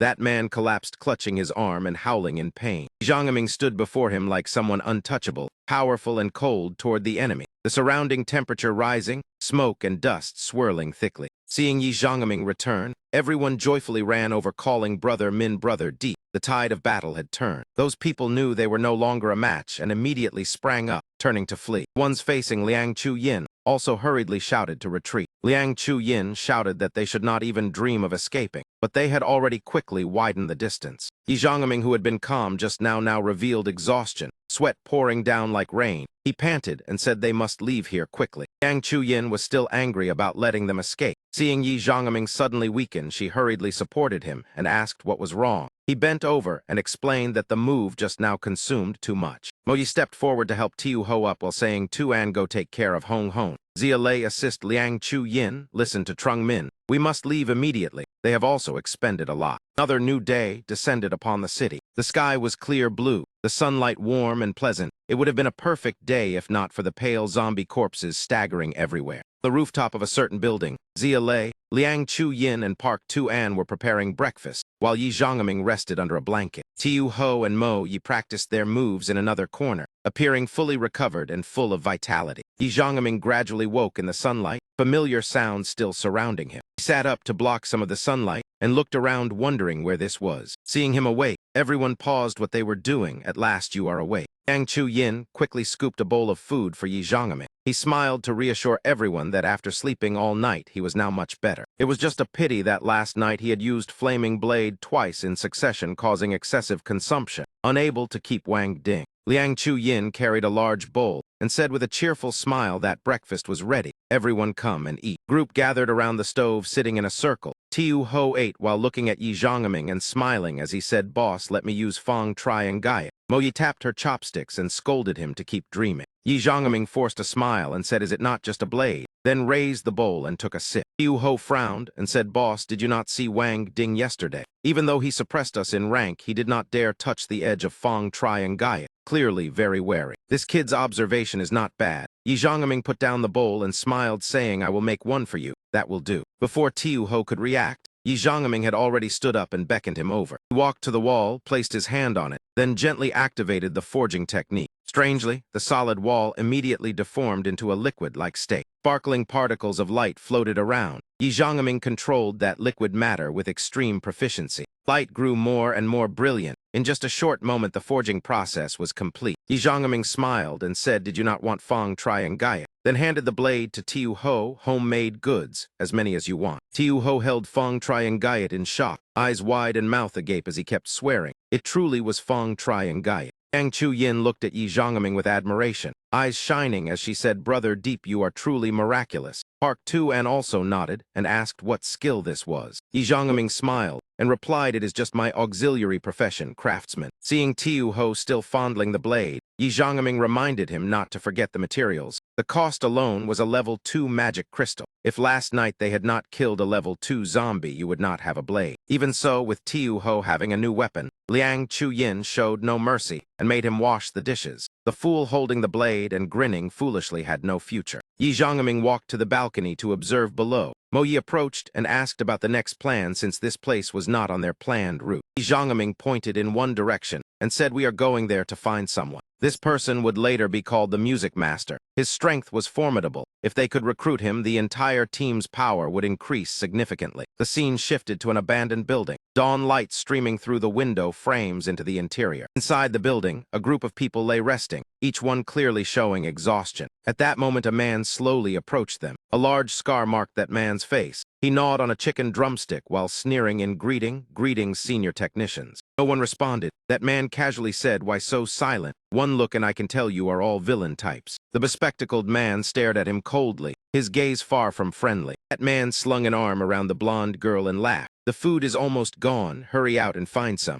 I plan to pick a few to follow me who wants to. Whether you find food or not, you will get a full meal and a bottle of water. If you do find some, there will be 3 days of rations. 2 young men immediately sprang up to volunteer. The scar-faced man nodded in agreement. Only the bespectacled man remained seated. Suddenly, a buzz-cut subordinate stepped forward and whispered something into the scar-faced man's ear. That man pointed at the middle-aged man and laughed. Still one short, musician, you go as well. Aside from agreeing, he had no other choice. Yet that man's smile showed they were preparing something dirty. The scene shifted to a messy room. Yi Zhongming and Tiu Ho were checking the surroundings. A few skeletons still scattered across the floor. Tiu Ho looked at Yi Zhongming and asked, Boss, are you sure it is here? Aside from zombies, there is not a single living person. Yi Zhongming frowned, growing more suspicious. Could he have come to the wrong place? Yet he clearly remembered rumors in his previous life that the music master had appeared here. Liang Chu-yin, standing guard by the window, suddenly shouted, Brother Deep, come quickly. Across the street, someone is using living people to lure zombies. Outside, several zombies were gathering around a living person, the scene horrifying beyond words. Meanwhile, that man held a stick and pointed at the 2 weakest who had followed him and barked, It is your turn. Get ready to go out. Of course, the 2 of them did not dare resist. Just moments ago, Lao Lai had been torn apart by zombies before their eyes. The scene too terrifying. Those men did not even bother to listen to explanations. That man directly smashed the wrist of the one who resisted with his stick. After that, he angrily turned to the buzz-cut subordinate and shouted, Throw him out. Make him run as far as possible.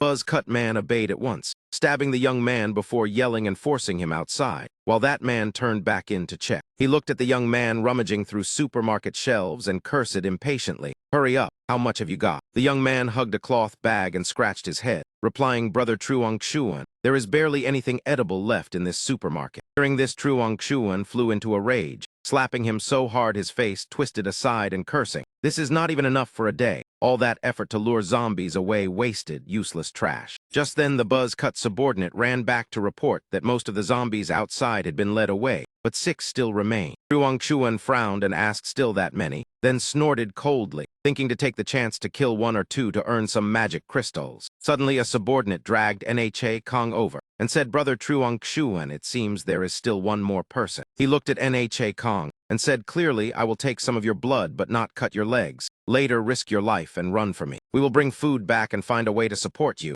If you escape, you live and get food. If you cannot run, then blame your bad luck. Understand? For NHA, Kong could speak, the buzz-cut subordinate of Truong Xuan had already sliced his hand. Immediately after that, he drove the old man outside as bait. NHA Kong had no choice. He could only grit his teeth and obey, his heart filled with grievance, unable to understand how everything had become like this. In the past, he had been a senior engineer, earning hundreds of thousands a year, with his own research team and a young, beautiful wife. But when the apocalypse arrived, zombies and monsters appeared, everything collapsed in an instant. That was the first time he had forced himself to harm someone else, and from that moment his heart seemed to have died. As death loomed near, NHA Kong stumbled forward while running when suddenly light shone from ahead. Familiar sweet duart echoed out. Park Tuan had appeared in time to heal the man. Yi Zhongming quickly supported NHA Kong and said, "I will take you away. Tiu Ho Chu Yin hold this place." NHA Kong looked at him in shock and asked, "Who are you?" Yi Zhongming placed a hand on his shoulder and smiled, "Music master greetings. There is no need to ask anything now. Follow us first. We will talk later." Supporting the man, Yi Zhongming secretly rejoiced. He had finally found the father of future magic crystal weapons. In Yi Zhongming's memories of his previous life, humanity survived among zombies and mutated creatures due to many factors. A small number of strong individuals relied on skills and professions to resist, but that was only a minority. Weapons were extremely scarce, roulette rewards were hard to obtain, craftsmen capable of forging were even rarer, and items found in deadly zones were few. What truly helped more people survive were the magic crystal weapons discovered by the music master. The musician, or Mo Dai Vien, was the first to use science and technology to extract magic crystal energy and release it as powerful damage. Everything was quickly handled. Yi Zhongming and Park Tu-an brought Enhac Dai Vien back to the temporary base to rest. He entered, and upon seeing the stranger asked Deep Min, "Who is this?" Yi Zhongming did not answer but looked at Enhac Dai Vien.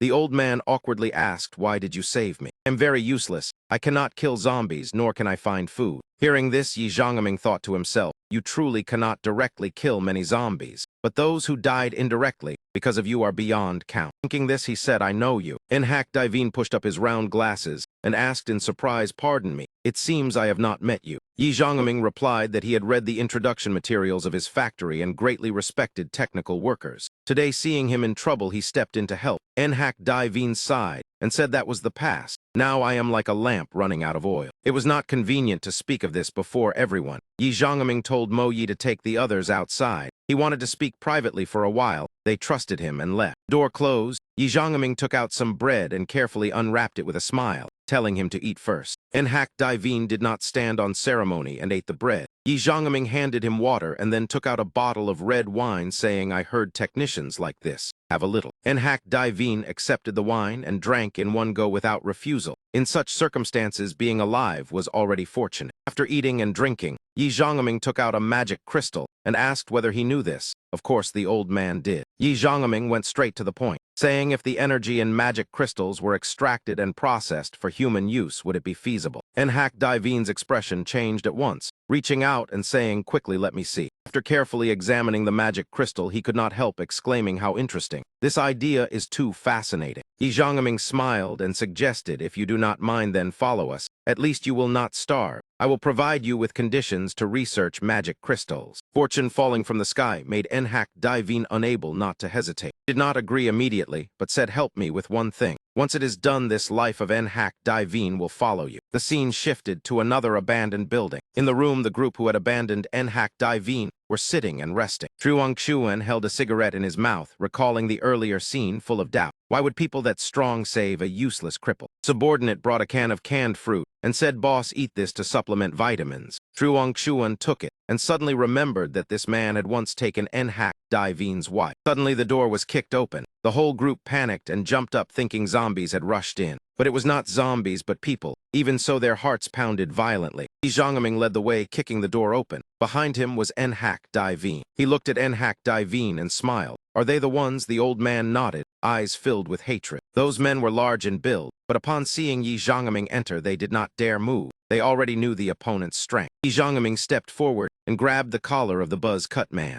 Before anyone understood what was happening, he had already lifted that man with one hand. He hurled him straight into the air at incredible speed. The buzz-cut man crashed heavily to the ground, his entire body jolting, landing right before Enhac Dai Vien. Zhongming glanced over and said, "Music master, he is yours. Do whatever you want." Divine stared at his enemy, eyes bloodshot with hatred. Today that man must die. He picked up a brick nearby, and without hesitation smashed it down. Fresh blood splattered everywhere. He continued striking without stopping. That man's eyes rolled white, the scene utterly miserable. The sound of bricks striking rang out repeatedly. Mo Yi's group silently witnessed it, unable to believe the scene before their eyes. Mo Yi understood Yi Zhangming was not a traditional moralist, yet he did not kill without reason. Therefore Yi Zhangming's special treatment toward Divine left them inevitably confused. At that moment, Yahello stepped forward and held Divine's hand, saying killing too much makes it a habit. Divine roared in fury, telling her to let go at once. Zhangming said coldly, if it does not concern you, then stay out of it. Yahello was confused, stammering, but this matter. Just then Tiu Ho, who had run off somewhere, now came back, shouting urgently, "Boss, I found her," in the room next door. Zhangming placed a hand on Divine's shoulder and said, "Let us go." The old man paused, then softly responded. Door closed. Liang Chuyin pointed at the room and said, "There is no need to guess who is inside." Zhangming told him to go in. "There are some things you must decide yourself." Divine gave a low reply and stepped inside. Outside, everyone waited silently. No one knew what emotions the man inside was facing. Tiu Ho could not hold back his curiosity and asked, "Boss, who is this person and what grudge is there?"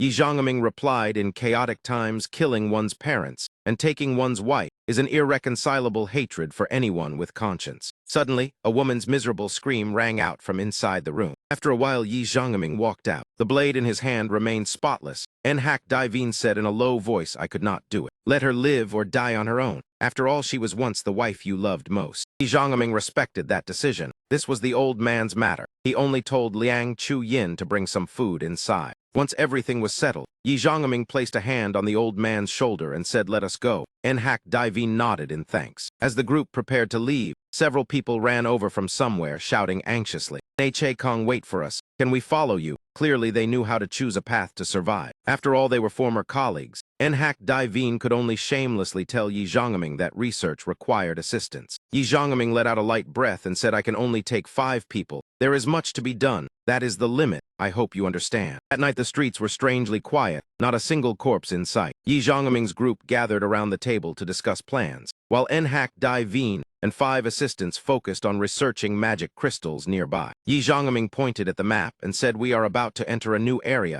This is the final target. Once cleared, we will go find Yahello's husband." Mo Yi looked and saw it was a farm. Zhangming nodded, confirming it was an ecological wild boar farm. At the mention of wild boars, Tiu Ho drooled and joked, "Boss, craving meat already. Eating canned food all the time dulls the taste." Zhangming pointed at the farm and smiled. "The main target is level 2 magic crystals." Liang Chuyin smiled and said, "Brother Deep has killed quite a few level 2 beings. Even without you, our current coordination is enough to take down one that is not too strong. Perhaps, but this time it is not one but a whole herd, at least more than 50. Hearing that, everyone was stunned. Do we really have to eliminate so many high-level monsters? The scene shifted to another desolate area. A large man dragged a person across the ground, drank while grumbling and cursing, "This damn liquor tastes awful." After speaking, he tossed the person in his hand over the fence beside him. He called to the beasts inside. The animals, seeing unfamiliar prey, rushed forward. They caught the scent quickly, and more gathered around. Beasts fought to tear the body apart. Not even clothes were left behind. This man was the level 2 wild boar farm owner that Zhangming was about to face. He watched the herd and muttered, waiting for them to evolve and help him find a level 2 roulette. Morning sunlight shone upon the farm, signaling a far from peaceful day. In the old room, the bearded man sat on the sofa holding a bottle. Before him, a table full of empty bottles and meal boxes. He looked aged and world-weary, but in truth, he was not yet 30. His name was Gu Pan, a graduate of a prestigious school. His career should have been brilliant, his family complete along a perfect path. But everything collapsed when colleagues and superiors framed him. Debts piled up. His parents fell gravely ill and passed away. With help from classmates, Gu Pan opened a wild boar farm and discovered he had a rare talent for breeding. The capital chain broke, causing the farm to go bankrupt. He fell into despair again. At that moment, the wild boars mutated, becoming ferocious yet still obeying their master. That was the only glimmer of hope. Thinking of this, Gu Pan drained his wine, believing his life had reached its end. But the joy was brief. He sensed his wild boars were being killed one by one. Gu Pan sprang up and looked outside. His heart tightened. Another one had died. There was no mistake. This feeling only appeared when they died. It was absolutely not an illusion. He clenched his fists, veins bulging, unable to understand what was happening. Could it be a powerful mutated creature? He could not wait any longer. Gu Pan rushed out the door and raised his hand to his mouth to whistle long. The wild boars immediately gathered toward their master upon hearing the sound. Gu Pan mounted the back of a mutated wild boar and led them forward. Behind him, the herd surged along, unaware that nearby someone was observing through binoculars. Tiu Ho lowered the binoculars and reported through the radio, "Boss, he has come out. There are 7 left inside, 3 level 2, 1 level 1. Yi Zhangming's group on the nearby building also began observing. Yi reported while looking through binoculars, "The target has taken the herd, including those left behind. There are 74. Among them, 46 are level 2 and 28 are level 1, a terrifying number." Hearing that, Park Tu-an grew more worried, hesitating to suggest revising the plan. Yi Zhangming shook his head and said, "Benefits always come with risks. Since we are here, we will try." Tossed the radio to Nhak Divine and said, "The action is very dangerous. This position is good. You stay and act as relay." Zia Lei also stayed here to protect the music master. He told Park Tu-an to coordinate with Liang Chu-yin, an Earth Emperor Hound, for support. Yi Zhangming instructed Mo Yi to prioritize hunting nearby level 1 wild boars, told Tiu Ho to prepare the motorcycle for Phase 2. Mo Yi nodded to accept. Yi Zhangming concluded that he would handle the 7 inside the farm. Everyone prepare to act. Only by evolving faster than others can one survive. Everyone quickly dispersed. Yi Zhangming stood before the farm gate observing inside. His previous life, the Boar King Gu Pan was a 9-star powerhouse, commanding an extremely powerful herd of mutated wild boars. 5 had reached level 8. Unfortunately, he had always been alone. In the end, he was killed by 2 9-star powerhouses joining forces. Only after Gu Pan died did people write his biography. Yi Zhangming then learned he had lived in the same city and once ran a farm. Wild boar suddenly charged out. Yi Zhangming leapt and slashed once. Its head fell instantly. He took out the magic crystal. At this time, he needed further evolution, so he urgently required level 2 magic crystals. This place was the only choice. Perhaps he was about to kill a future 9-star powerhouse, but for his goal, there was no other way. This was a blood-soaked ending, mostly human blood. Yi Zhangming did not believe this herd had never eaten people. Raised the blade again, crazily slaughtering once more. In his eyes, there were no innocents. Even killing these boars would not be enough to atone. At another location, Mo Yi strode through the forest, gripping a heavy firearm tightly. Behind her, the herd of wild boars pursued in a line, dust swirling thick, making it hard to count. After running far enough, Mo Yi suddenly halted, turned and aimed the muzzle backward, ready to send the boars to hell. The first bullet felled one instantly, yet the rest stubbornly charged on. Gunshots rang out in rapid succession. The herd rushed into the rain of bullets, fierce firepower yet still unable to completely wipe them out. Even so, one slipped through the barrage.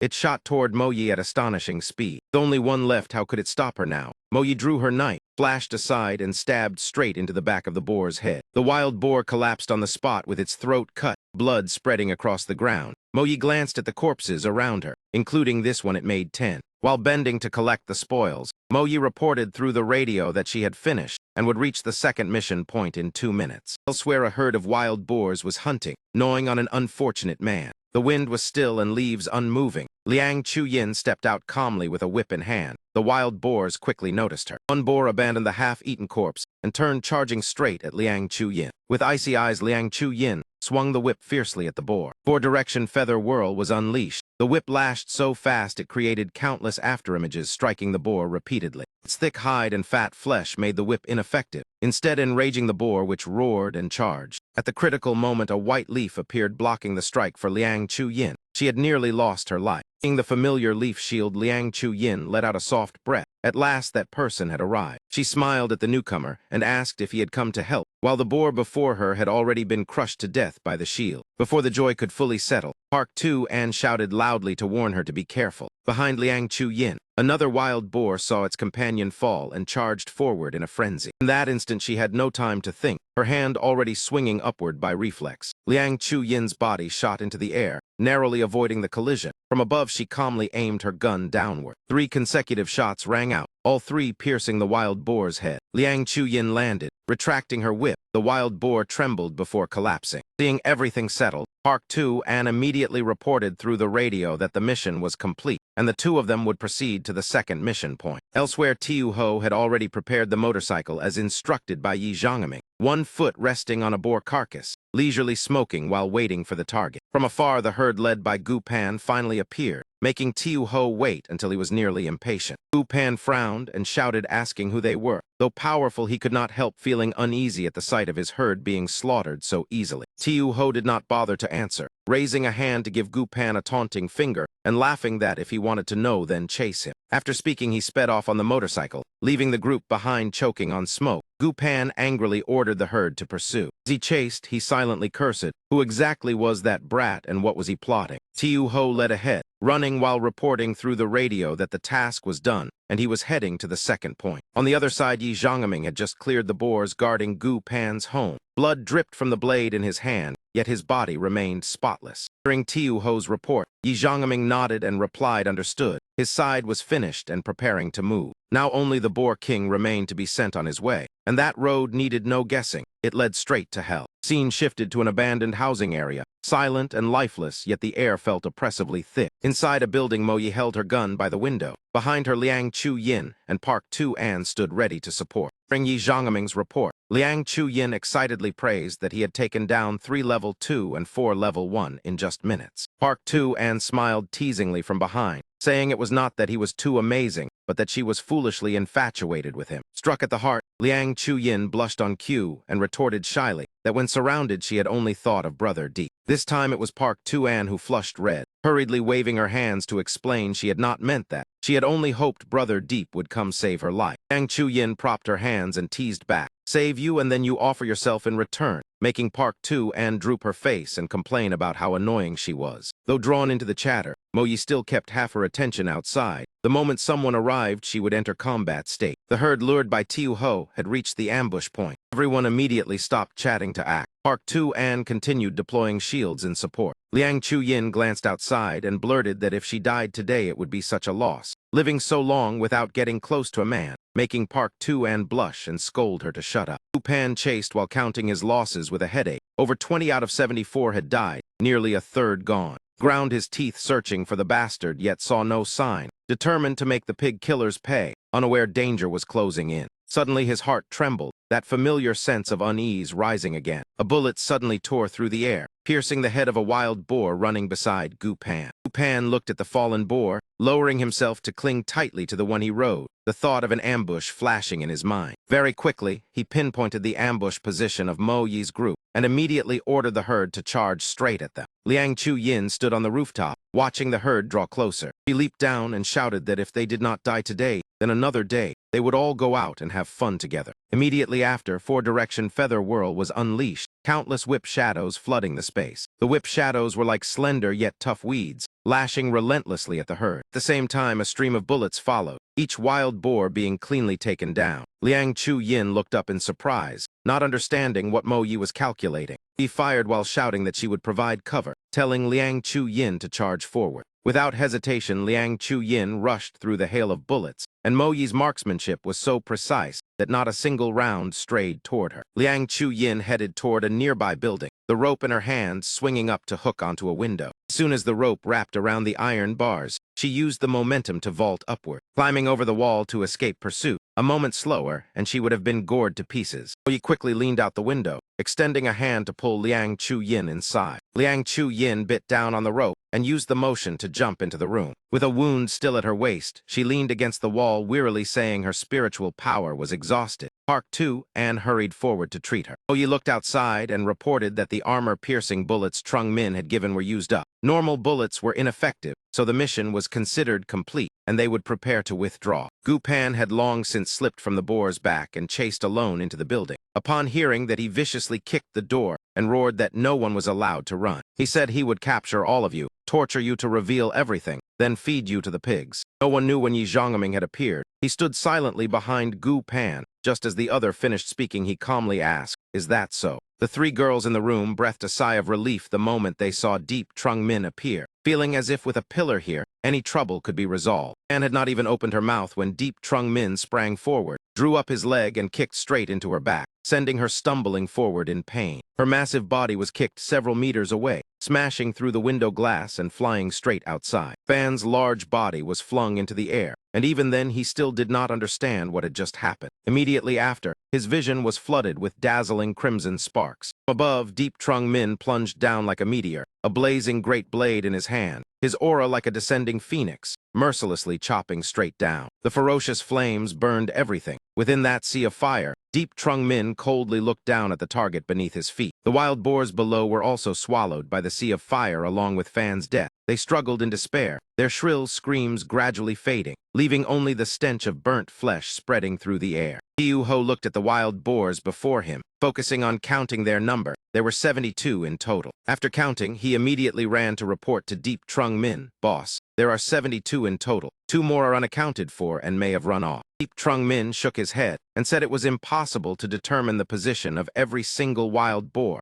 Eliminating most of them like this was already very good. After speaking, he turned and walked into the house, reminding Tiu Ho before leaving to have everyone handle these wild boars. Tiu Ho still did not understand when Deep Trung Min explained that some parts of the wild boars could be used to craft partial evolution items, all valuable materials. Tiu Ho understood little, but felt even more admiration for him. Deep Trung Min could only smile helplessly, then asked if he had not wanted to eat wild boar meat. Tiu Ho drooled and nodded repeatedly, saying yes. There was so much meat here. Macda patted his shoulder and told him to ride the motorbike to bring Enhac Dai Veen and the others to help. As for us, we will look for salt and wood, then process this meat to preserve it long term. Deep Trung Min nodded with a smile and said he would leave it to everyone. He would go rest for a while, though from afar it was hard to tell. His complexion was very poor, clearly exhausted. Everyone quickly dispersed to work. Tiu Ho nimbly ran off to fetch Enhac Dai Veen. In the large yard, Luang So and in fact 2 An were hanging the pork on large hides, roasting and smoking it over fire. In another corner, Tiu Ho along with Ha Loi and Mac Da were trimming the meat with knives. Enhac Dai Veen and the rest began the preservation process, each focusing on their own task. Deep Trung Min was resting in the room, chewing the pork brought by everyone. 2 other wild boars were tied on the ground. He pondered the terrifying power of the dual-element Blade Seal Master, but also realized his mental energy had been heavily drained. This mutated pork was a great tonic, though its effect on him was not obvious. For Luang So Am and the others, it could significantly enhance their physiques.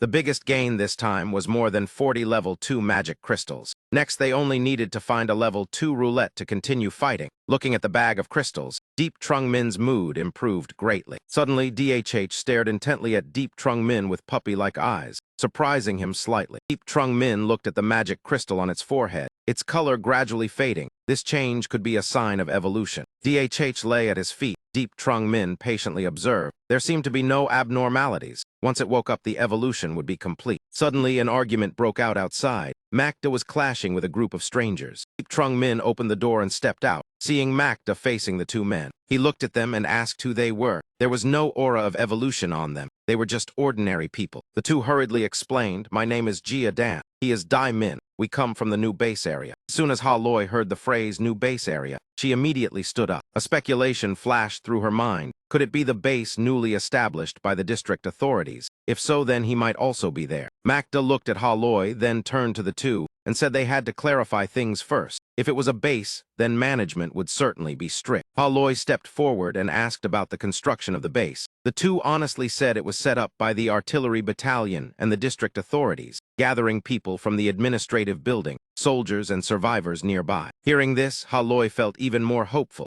She forced a smile and asked if they knew Tan Vu, who worked at the district government office. 2 looked at each other, then shook their heads, saying they had never heard the name Tan Vu. Ha Loi immediately fell silent. Deep Trung Min glanced at her, then turned to ask the 2 if they had come out hunting. The 2 nodded and explained that the new base had just been established. Infrastructure was lacking and supplies extremely scarce. If they did not find food or magic crystals themselves, they could only go hungry. Tiu Ho asked what they came here for. The taller man cautiously said he guessed they also intended to go to the new base area. "We are familiar with the roads there and can guide you in. Once inside, we can point out some things to avoid being deceived." Though usually a bit naive, Tiu Ho was sharp at this moment, sternly asking, "We have hands and feet. Do we need guides?" At this, the fat man grew more anxious, saying the outside of the base was currently surrounded by zombies and mutated beasts. Ordinary people could not enter at will. Deep Trung Min spoke up and asked them to explain more clearly. The 2 did not dare hesitate and frankly said that currently entry and exit to the base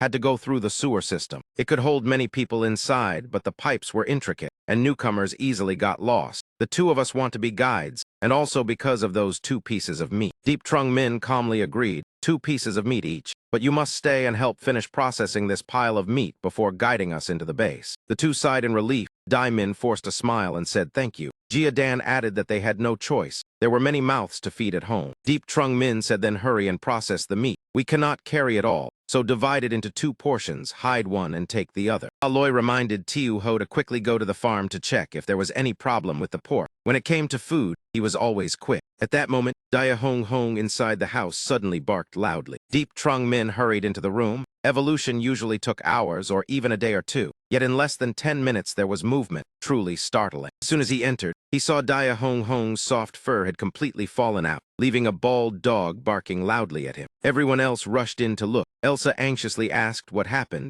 Deep Trung Min replied that it was evolving, only the process was somewhat arduous. Tiu Ho pointed at Dia Hong Hong in shock. Boss, new fur is growing on it, golden fur. Dia Hong Hong took a deep breath, its body beginning to change visibly. Old green eyes, proud golden fur, a lean yet agile body, somewhat like a lion yet not. It had successfully evolved to level 2 light. Having just completed evolution, Dia Hong Hong excitedly rushed toward Deep Trung Min as if to show off its achievement. Caught off guard, Deep Trung Min was knocked to the ground, looking at the dog full of joy. The others laughed just as happily. After showing off to Deep Trung Min, Dia Hong Hong ran off to show the others, this time evolved into a majestic golden dog. Deep Trung Min wiped the drool off his face and said enough. Leave it be. Hurry and handle the meat, telling the fool to stop and follow me. The little Dia Hong Hong had just finished evolving and barked a few times, then tried to shove its head into Elsa's clothes. No one knew where it learned this lecherous habit. When everything settled, Deep Trung Min pulled Dia Hong Hong aside and asked if it had gained any new innate skill after evolving. It growled softly in confusion. Deep Trung Min looked at it in silence, thinking there was truly nothing new. But immediately after, Dia Hong Hong lay down,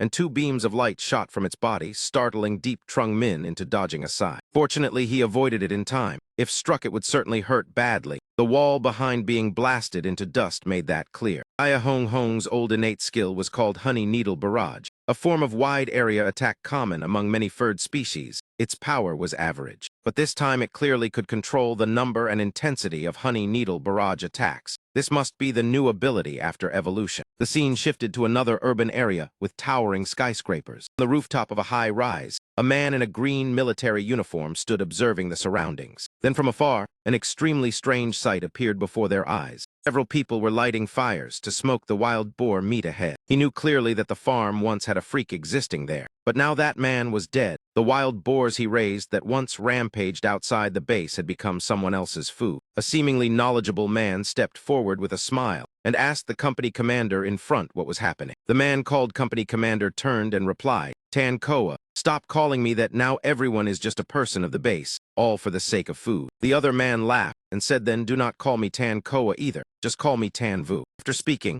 Tan Vu's gaze swept over the gun in the other's hand, inwardly hoping he could also have one like that. With a gun one could hunt magic crystals. With magic crystals one could become an evolve, thus survive and hold power in the new base area. The benefits were beyond counting. At that moment, another person stepped forward to report to the company commander that everything was ready. This area had been invaded by zombies and monsters. Very little food remained usable. Only 1 bag of uncontaminated rice was left. In contrast, there were 7 or 8 barrels of soybean oil and some dried noodles. The company commander ground his teeth, flicked away his cigarette butt and cursed. Without food and only oil, what could they live on? He crushed the cigarette under his foot and angrily shouted that this hunt yielded only this much. The 10 magic crystals obtained still had to be handed over. Suddenly he thought of the group who had just killed the boar raising free. They had also gained a great harvest. If those people were willing to join the base, the strength here would surely increase greatly. Thinking this, he glanced toward Deep Trung Min's group. If they refused to submit, the dozens of wild boars and more than 10 magic crystals in their hands falling into the base's grasp might allow him to exchange for an evolution potion. A dream remained a dream even if death was near. He carried his gun and turned back toward the base, telling Tan Vu, standing near the railing, that they had to hurry back to report the situation here. After finishing processing all the wild boar meat, Deep Trung Min's group followed Jia Dan and Dai Min toward the base gate. Jia Dan pointed to the sewer entrance ahead and said this passage belonged to a wastewater treatment plant discovered by my family. Others do not know about it. After speaking, he pointed again toward the distant urban area. That is the new base area. Sure enough, outside the new base, zombies gathered densely, standing shoulder to shoulder. This base later developed into the Van Sun battle group. but half a year later it was completely wiped out. As Jiadan led the way, he explained the situation. Life inside the base was currently very difficult. In unseen areas, there were still many level 2 mutated zombies. Pushing open the manhole cover, Jiadan said creatures like your dog with a white crystal on its forehead would occasionally attack the base, and each time people die. After hearing that, Elsa worriedly asked Deep Trung Min whether it was safe to leave Dai Hong alone to guard the meat. Deep Trung Min smiled and said it was fine. The surrounding area had originally been the wild boars' territory, so there were few zombies. Moreover, they could not carry all the meat anyway. While talking, Jiadan and Dai Min opened another manhole cover. He carefully reminded everyone to be cautious, because mutated worms or mutated rats often appeared in the sewers. Enhak Divine heard this and anxiously asked if it was that dangerous, and how they should deal with it if encountered. Jiadan shook his head and said there was no choice. Starving inside the base was even easier. Fortunately, the creatures in the sewer feared fire. Holding flashlights would be safer. Deep Trung Min nodded and ordered them to move out. The whole group entered the sewer one after another. The air inside was rather stifling, but there was enough space to move. As they walked, Jiadan said there were 4 sewer entrances into the base, all guarded by soldiers who might charge strangers a fee. But there was no need to worry. The fee was not high.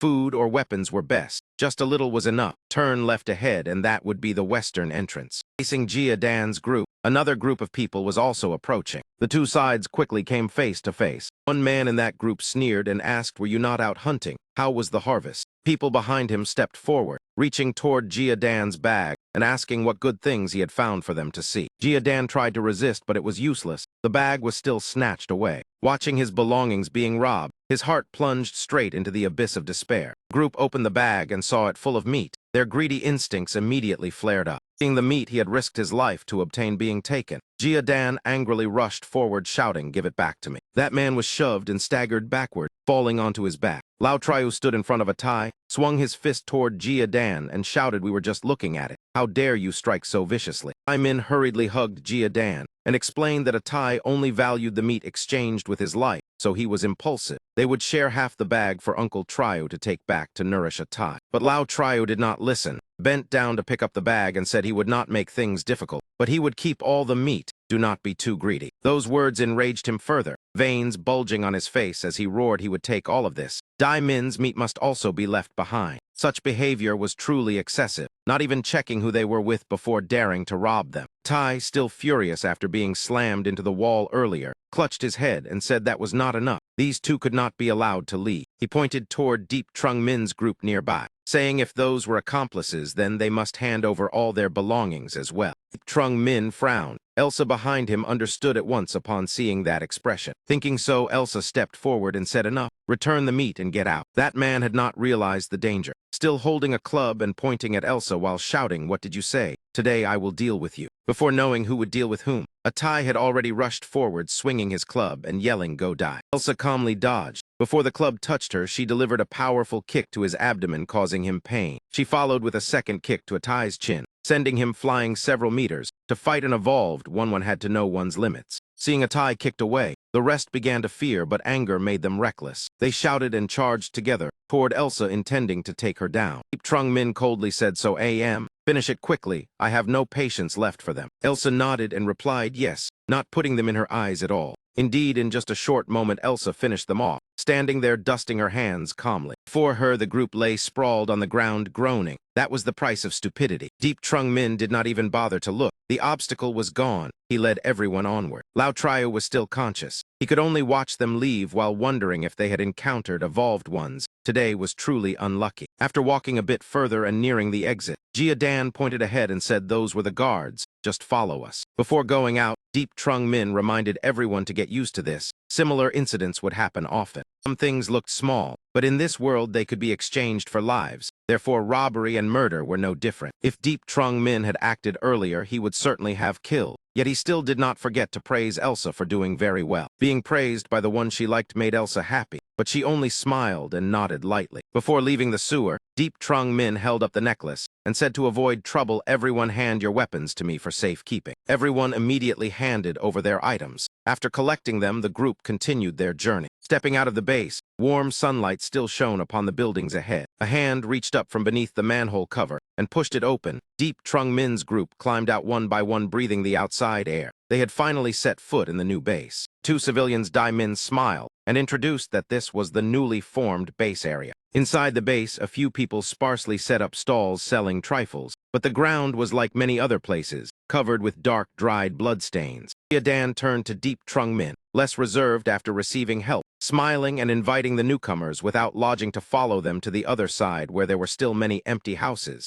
Deep Trung Min did not refuse. At that moment, Ha Loi suddenly spoke up, saying she would not go along because she had to look for her husband. Though somewhat reluctant, Macdo understood and only hugged Ha Loi before each went their own way. After that, Ha Loi turned and waved goodbye before leaving. Deep Trung Min did not stop her, only silently watching. Personal matters still had to be handled first. He asked Jia Dan if there was any place to buy supplies and daily necessities. Jia Dan pointed south and said daily necessities were easy to find. At the southern intersection, there was a small market with all kinds of things. Just a little food could be used to trade. Deep Trung Min lowered his voice and asked whether ammunition could be exchanged. Jia Dan answered in surprise that only people from the former artillery unit and director Vuong had it. It was not seen in the market. However, I heard that in the new base there was a black market. Occasionally someone sold bullets. Hearing this, Deep Trung Min was surprised and asked if he had ever seen anyone selling strange things like scrolls, thread spools, or potions, even some items he could not identify. He did not expect a black market to appear so soon after the base was established. Jia Dan shook his head, saying he had never seen any.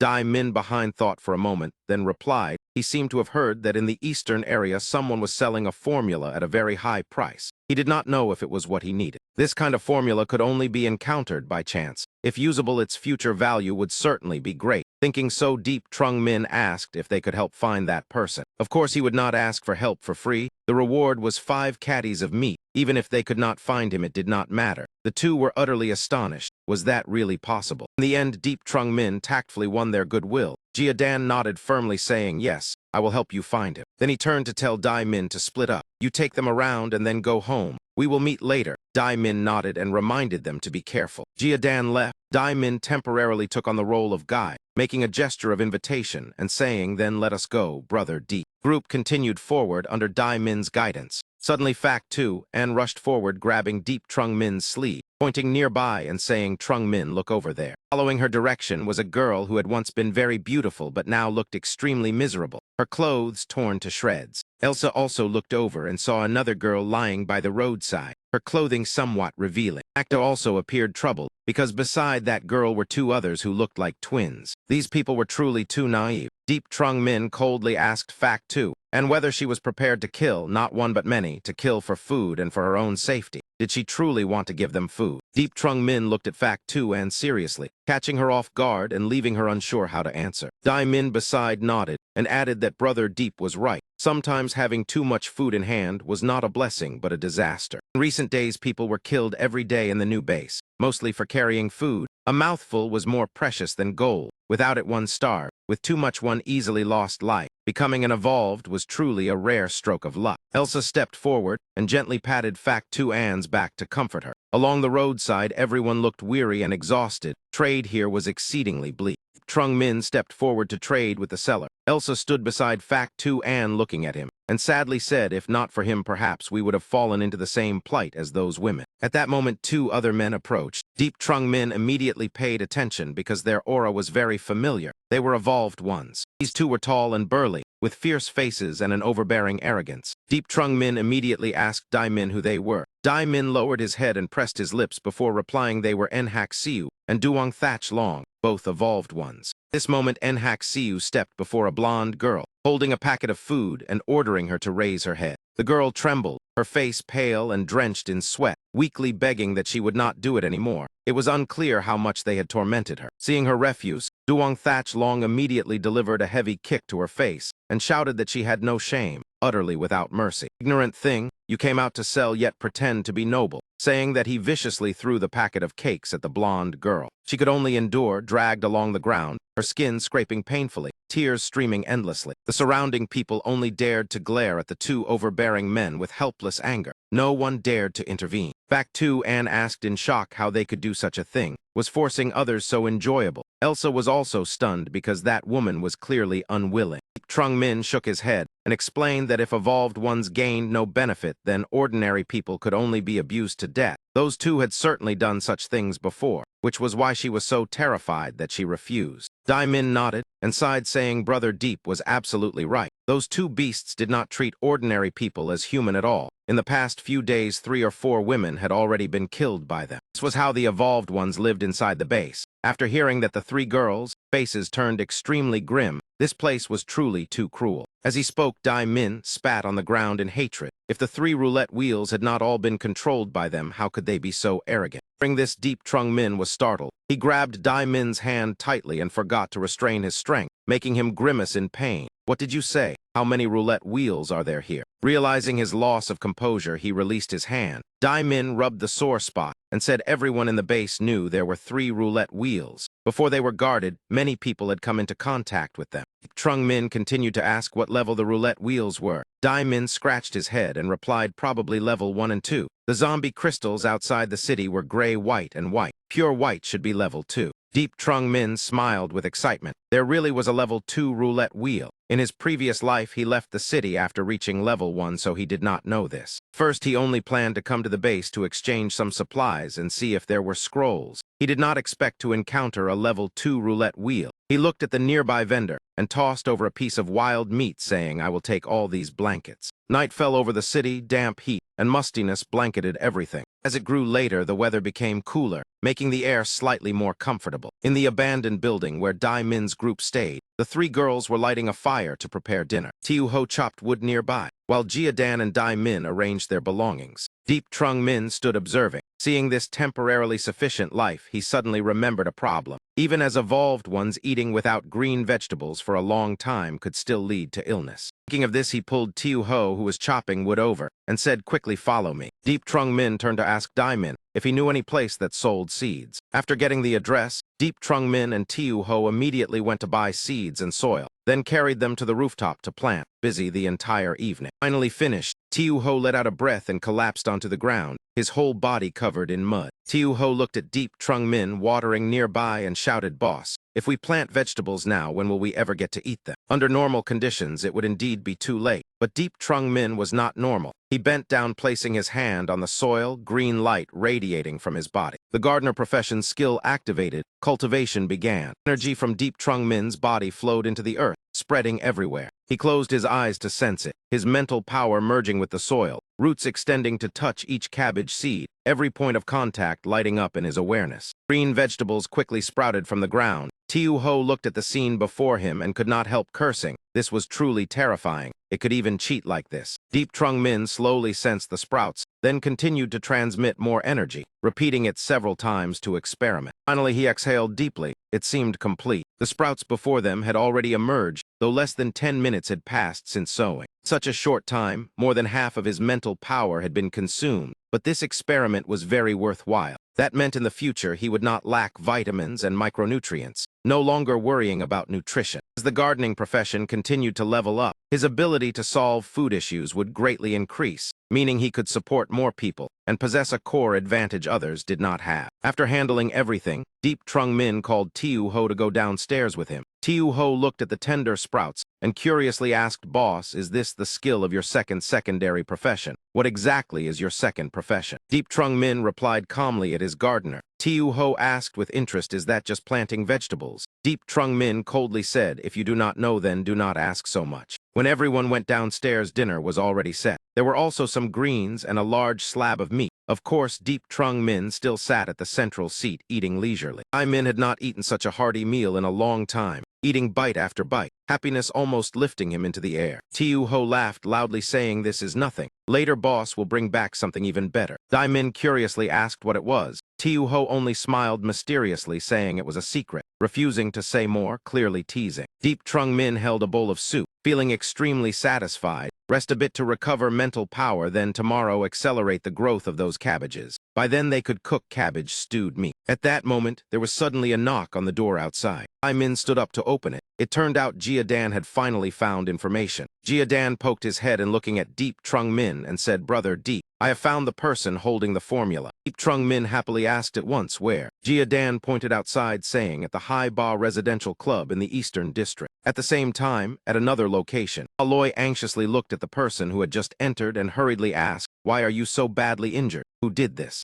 Tanvu carried food as he entered, frowning and saying he fought with someone and got injured. A man's matters did not need a woman's interference. He squeezed the now empty food bag and sighed to Tiu Loi that this thing was really delicious. Why had he not realized it before? Hearing this, Ha Loi only smiled inwardly. He was the secretary's son. Of course, he had never touched such convenience foods. Ha Loi's gaze swept over her own bag, thinking fortunately Tiu De had left her some meat and an evolution potion. Otherwise, finding Tanvu in this new base would truly have been troublesome. Suddenly, Tanvu collapsed, clutching his chest and crying out in pain, shocking Ha Loi. The door was suddenly kicked open. A man appeared blocking the doorway. Extremely arrogant in demeanor, Tanvu forced a smile, saying, "Brother Fan, this is what my wife earned for me, so I forgot. I will go wash your clothes right away." Aloy held his hand in surprise, asking Tanvu, "What are you doing?" Tanvu frowned and shook her off, saying, "Let go. I will explain later." The man called Brother Fan stared at Ha Loi, making her uncomfortable, his gaze clearly fixed on her body. His eyes grew increasingly indecent, unconsciously licking his lips, revealing crude lust. Today, Fan unexpectedly acted lenient toward Tanvu. He smiled, saying, "Fine, I will leave first." After speaking, he left, leaving Tanvu stunned. Ha Loi looked at his departing figure, a bad premonition rising in her heart. It seemed she could only go find Tiu De and see if she could bring a gun for protection. Elsewhere, that Fan was lying enjoying a massage with Duong Thatch Long in some place, letting several beautiful girls serve them. A woman who looked like the manager there looked at Fan on the bed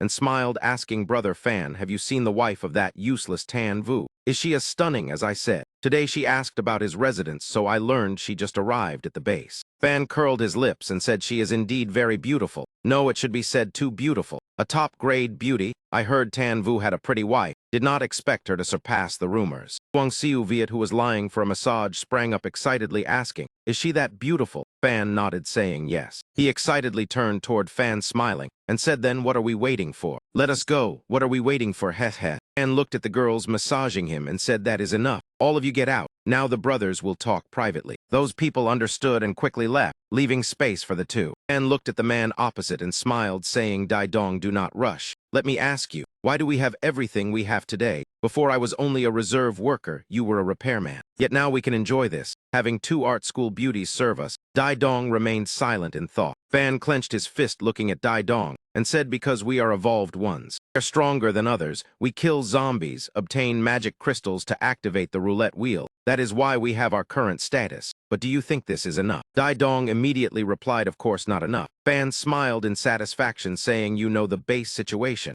Outside, zombies and monsters surround it. No one can be sure when they will flood in." After speaking, he pulled out a cigarette and lit it, asking, "You and I are both evolved. Can we handle 1,000 zombies?" Dai Dong shook his head, saying no. Fan nodded, affirming, "Therefore, we must become even stronger." Dai Dong took the lighter and lit his cigarette. After listening to the boss for a long time, he was still confused. What does this have to do with Tan Vu's beautiful wife? And smiled and asked, "Since we are both one-star evolved, why have Director Vuong and Chef Kim become base leaders while we have not?" Dai Dong pondered and said, "Because they have skills, and under them are people with guns, very formidable." And continued, "Their skills are strong. When the base faces danger, their survival rate is highest. The magic crystals hunted and good items in the base are taken by them first. We only eat leftovers. Do you think that is right?" On a mountain 5 kilometers from the base, there is a place guarded by zombies and beasts. There are weapons and skill cards on it. The base has prepared to act. Dai Dong nodded, saying he heard someone even took photos. Fan curled his lips and asked, "Chef Kim has a special fondness for older women, right? If we present that woman to Chef Kim, he will certainly be pleased. When the base seizes the roulette wheel, for that woman's sake, even if he does not give a skill card, giving 2 weapons would not be excessive." After hearing this, Dai Dong slapped his thigh and shouted, "Damn, Brother Fan, you hit the nail on the head. Let us do that. Go find that woman." Fan shook his head, saying, "It is too late. I fear you cannot restrain yourself. Tomorrow we act. After it is done, send her straight to Chef Kim. Those people are about to die without even knowing." The next morning at a certain building. Below the building, a crowd had gathered. Jiadan led Deep Trung Min there, pointing at the group, saying that one is Le Quang, not an evolved. But he used to be a national-level marksman. That is why he has guns. It is said even evolved ones find it hard to approach. He has many subordinates, no evolved but strong firepower. The exchange condition is very likely an evolution potion. Many people covet the formula in Laquang's hands, including the two base leaders, Director Vuong and Chef Kim. But Laquang's price is too high, so no one has closed the deal. Hearing this, Deep Trung Min asked why not rob him. Jiadan shook his head, saying not everything can be robbed. Laquang's strength is not weak. More than 200 subordinates, over 100 guns, the strongest private force in the base. Moreover, Director Vuong and Chef Kim are not on good terms. After chatting for a while, they finally arrived in front of the base. A long line of people queued to enter. Laquang was the only force in the base recruiting ordinary people. Here one could do manual work in exchange for food. Though very difficult, there was still a glimmer of hope. At this moment, a soldier stepped forward, saying, "You too want to see Brother Laright. After inspection, follow me." Jiadan said Brother Deep can rest assured. I arranged everything properly yesterday. Deep Trung Min responded with a sound and walked in. In front of the main door stood 4 fully equipped soldiers holding guns on guard. Inside the room, a stern and handsome man was sitting and drinking tea. Behind him stood 2 men holding guns. Jiadan stepped forward, saying, "Mr. Le, we have arrived." Laquang set down his teacup and said, "Yes, I know. You came here surely for that formula scroll. Speak plainly. If you can pay the price, it is yours, fair trade." Deep Trung Min did not rush to name a price, but asked to see the goods first. Kwang waved his hand, and a soldier brought a laptop forward. On the laptop screen was the formula. Deep Trung Min silently looked it over once. "Yes, confirmed, it is genuine," he smiled and said, "Mr. Le, name your price." Laquang did not answer immediately, but asked, "You look unfamiliar. I do not recall seeing you in the base." Trung Min smiled and replied he had just arrived at the base. Hearing this, Laquang did not hesitate to raise 5 fingers and said directly, "In that case, use 5 one-star evolution potions to exchange for the formula. What do you think?" Deep Trung Min immediately understood. No wonder Laquang had not sold it until now. The price was indeed too high. Laquang sneered and replied simply, "Because my mind is clear enough." Deep Trung Min snorted coldly and asked back, "If you are so clever, then why do you not use it yourself?" As expected, Deep Trung Min was sharper than most. A single sentence put Laquang in a difficult position. For a moment, he did not know how to answer. Deep Trung Min said frankly, "The requirements to learn the formula are too harsh. You do not have the ability to grasp it, so you can only sell it. Am I wrong?" Struck at his weakness, Laquang's face darkened as he shouted, "If you are not buying, then get out." But Deep Trung Min did not let it go and continued, "How about this? 100 level 1 magic crystals. What do you say?" Laquang frowned and said, "Are you joking? Someone escort the guest out. 100 level 1 magic crystals are not something one can easily have." Deep Trung Min remained calm and asked, "You are controlling a roulette wheel, right?" Laquang replied irritably, "So what?" Deep Trung Min immediately threw a bag of magic crystals toward him and said, "This is enough for me to spin your roulette once." Laquang stared at the bag of magic crystals in his hand, his expression turning serious. They were indeed real crystals. Having so many proved the other party was not simple. Therefore, he agreed to lead Deep Trung Min to where the roulette wheel was placed. It was an area deep inside the base. On both sides of the roulette wheel, people stood on strict guard. Kwang looked at Deep Trung Min and said, "Please." The two stepped forward. While Jiadan was still stunned by the roulette wheel, Deep Trung Min had already quickly observed and analyzed. Since the best formula had been taken away, only 6 level 1 magic crystals were needed to spin now. Aside from 1-star evolution potions, there was nothing else of value. Director Vuong and Chef Kim let Laquang control the roulette, because after losing the formula, it was no different from a level 1 roulette wheel. Deep Trung Min dropped in the crystals, and the wheel slowly began to turn. Pointer stopped exactly on an evolution potion. Laquang could only watch in jealousy. This kid's luck was always good, while he had spun so many times without ever getting a single bottle. At this moment, Laquang's subordinate stepped forward, signaling, but he shook his head, saying no need. Although possessing strong firepower, Laquang still sensed a dangerous aura from the other party. His seemingly casual stance actually blocked the shooting angles of the subordinates. Deep Trung Min spun out 3 evolution potions,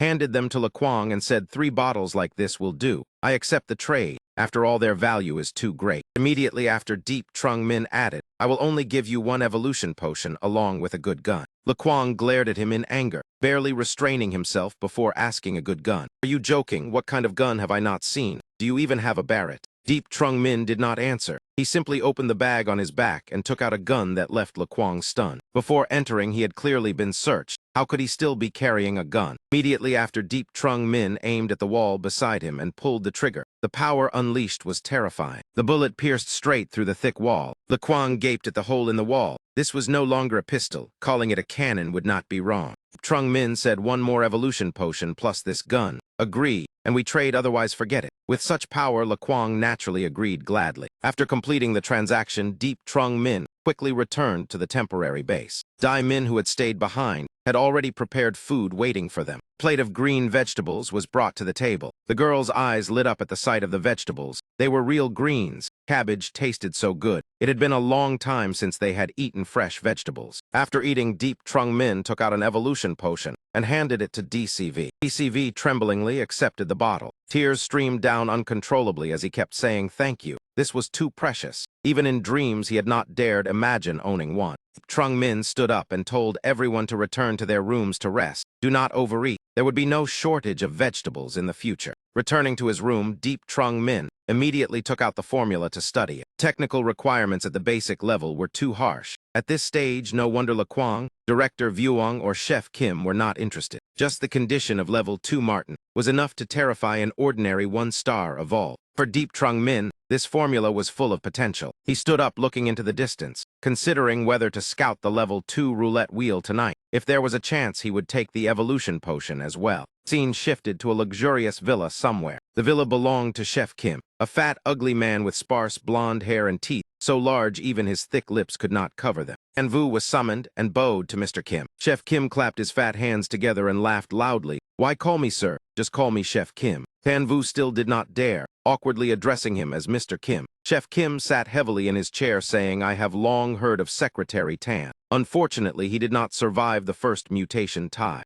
Tan, today I heard your lover crossed a city full of zombies to reach the base. Truly a rare woman. During this, Tan Vu stiffened, nervously looking at Chef Kim, not understanding how he knew this. Chef Kim lifted his glass and said, everyone knows this. Let us drink a little to strengthen friendship. After speaking, he drained the glass in one gulp, drinking like a pig at a trough. Setting the glass down, he dragged his heavy body in front of Tan Vu and said bluntly, I like your lover very much. If possible, arrange for us to meet. How could Tan Vu swallow such humiliation when that fat man dared target his woman? At present, he could only try to endure. He simply did not have the qualifications to resist. Chef Kim ignored Tan Vu's expression and continued pressing. I do not like making things difficult, so I will give you a condition. The fat man took out a bottle of evolution potion and handed it over smiling. Either let me act and send you both to the grave, or persuade your wife to stay with me for a few nights. In return, you receive this bottle. A 1-star evolution potion held terrifying allure. Inject it, and one gained superior strength. It was an item reserved for the privileged. If this opportunity was missed, no one knew when another potion would appear. For every day, dozens or even hundreds died in the base. How many evolved were in the base? What status they held, what power and life they possessed? Tan Vu understood clearly, leaned close smiling, and said, just persuade your wife. You will become a lofty evolved with power in hand. Food, weapons, and women will not be lacking. Moreover, I will only keep her a few nights. If she loves you, then for your benefit she will agree. Later, when you become strong, you can compensate her. What do you think? Tan Vu swallowed hard,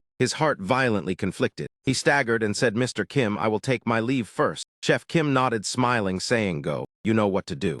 Truly a rare amusement. He glanced behind the chair. The two who had just informed him about Ha Loi had been killed. Fresh blood splattered everywhere, truly useless trash. At the same time, Deep Trung Min had already scouted the location of the level 2 roulette wheel and was hiding in a nearby building observing. Just as he had predicted, the guarding of the level 2 roulette wheel was far looser than that of level 1, because no one currently had the ability to spin this type. Deep Trung Min calmly entered, casually passing the two guards sleeping soundly as if they did not exist. On the rooftop, a golden light constantly spread, standing out in the night. Deep Trung Min touched the roulette wheel and found there was no lucky card, meaning no skills, no shafts, no formula. A sense of disappointment surged. Even so, there were still 2-star evolution potions, immunity potions, and a gray-grade arm guard. Suddenly, Deep Trung Min's gaze was fixed by a stone engraved with blue characters placed prominently above. That was an attribute stone. Attribute stones were treasures embedded into equipment to increase secondary stats, but their rarer function was that they could be swallowed. This ability to eat them had been discovered by chance in his previous life, when a weapon inlaid with a stone was destroyed in battle. The stone shattered and was left behind. Survivor on the brink of death from hunger mistook that fragment for rice and in panic swallowed it. Unexpectedly, he revived miraculously,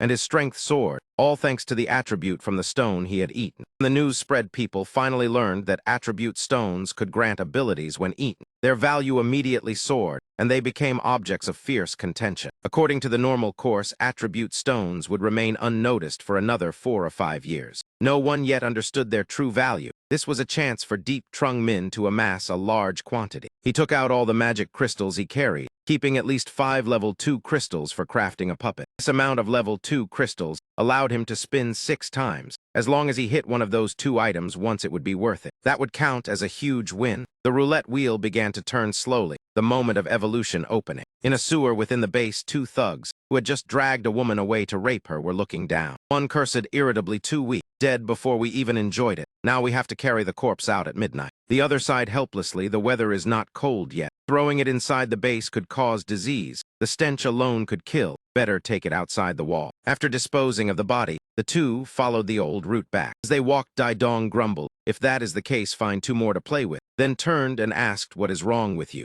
Thatch Dao froze because he was staring at the light on the tall building. Shouting in panic, someone is spinning the level 2 roulette wheel. In the base, moonlight shone down, the atmosphere gradually becoming heavy and indescribable. Aloy sat on the bed, silently looking out the window, her face filled with sorrow. Tan Vu stood before her, calling Aloy, and saying he knew he was wrong, but the current situation was clear to her as well. Without becoming evolved, even half a step was hard to take. No food, no water. In the end, only starvation awaited. Either way, one had to pay a price to live. So Mr. Kim was very sincere. He could help him evolve. He felt everything was worth it. Tan Vu forced a crooked smile, raised 3 fingers to swear that after evolving he would treat her well, not despise her, forget today and live happily while helping her evolve too. During this, Aloy could no longer suppress her anger, hot blood rushing to her head. She shouted furiously, "You despise me. What right do you have to despise me, you bastard? Force me to do something disgusting and still dare say you will not despise me. Who are those words for?" Tan Vu weakly called Aloy. Aloy pointed at his face and cursed, "Coward, worthless trash." Then she turned to the corner and grabbed her bag. Tan Vu panicked, asking, "Where are you going?"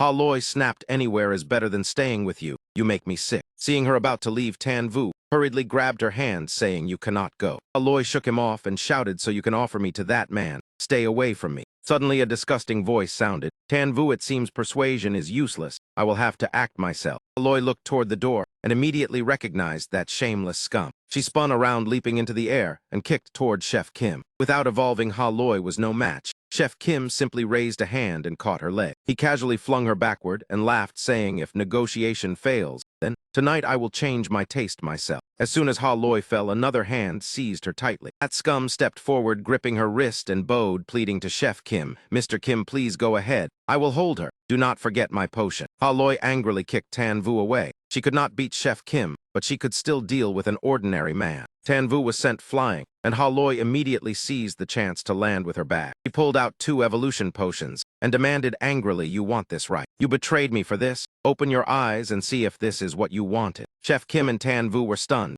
Evolution potions were rare, and she possessed 2. Tan Vu lost control, revealing his filthy nature, shouting, "You bitch! If you had potions, why did you not say so earlier? If you did not want to give it to me, why take it out? Did you ever treat me as your husband? Now you dare hide it from me for a potion. I truly misjudged you." Aloy opened a bottle, sighing, "You are beyond saving." Seeing her about to drink it, Chef Kim rushed forward to stop her. Before he could touch her, a shout rang out from outside, "Someone is spinning the level 2 roulette wheel." Chef Kim froze and looked toward the glowing building. When he leapt out the window in such haste, he forgot the main entrance. He jumped down, shouting, "Assemble! Target the level 2 roulette wheel. All guards capture the one spinning it." Meanwhile, Deep Trung Min was still patiently waiting for the roulette to finish. The moment was suffocatingly tense, the rapid noises signaling impending upheaval. Deep Trung Min stared at the golden roulette spinning, yet at last it succeeded. From today, Deep Trung Min would be the victor within the base. He bent down, dropping the final magic crystal into the roulette. This was the last chance. It had to be fast. Outside, Chef Kim's men had arrived at all costs. A life and death race began. The roulette continued spinning. Deep Trung Min watched, nervously urging in his heart, "Faster, faster."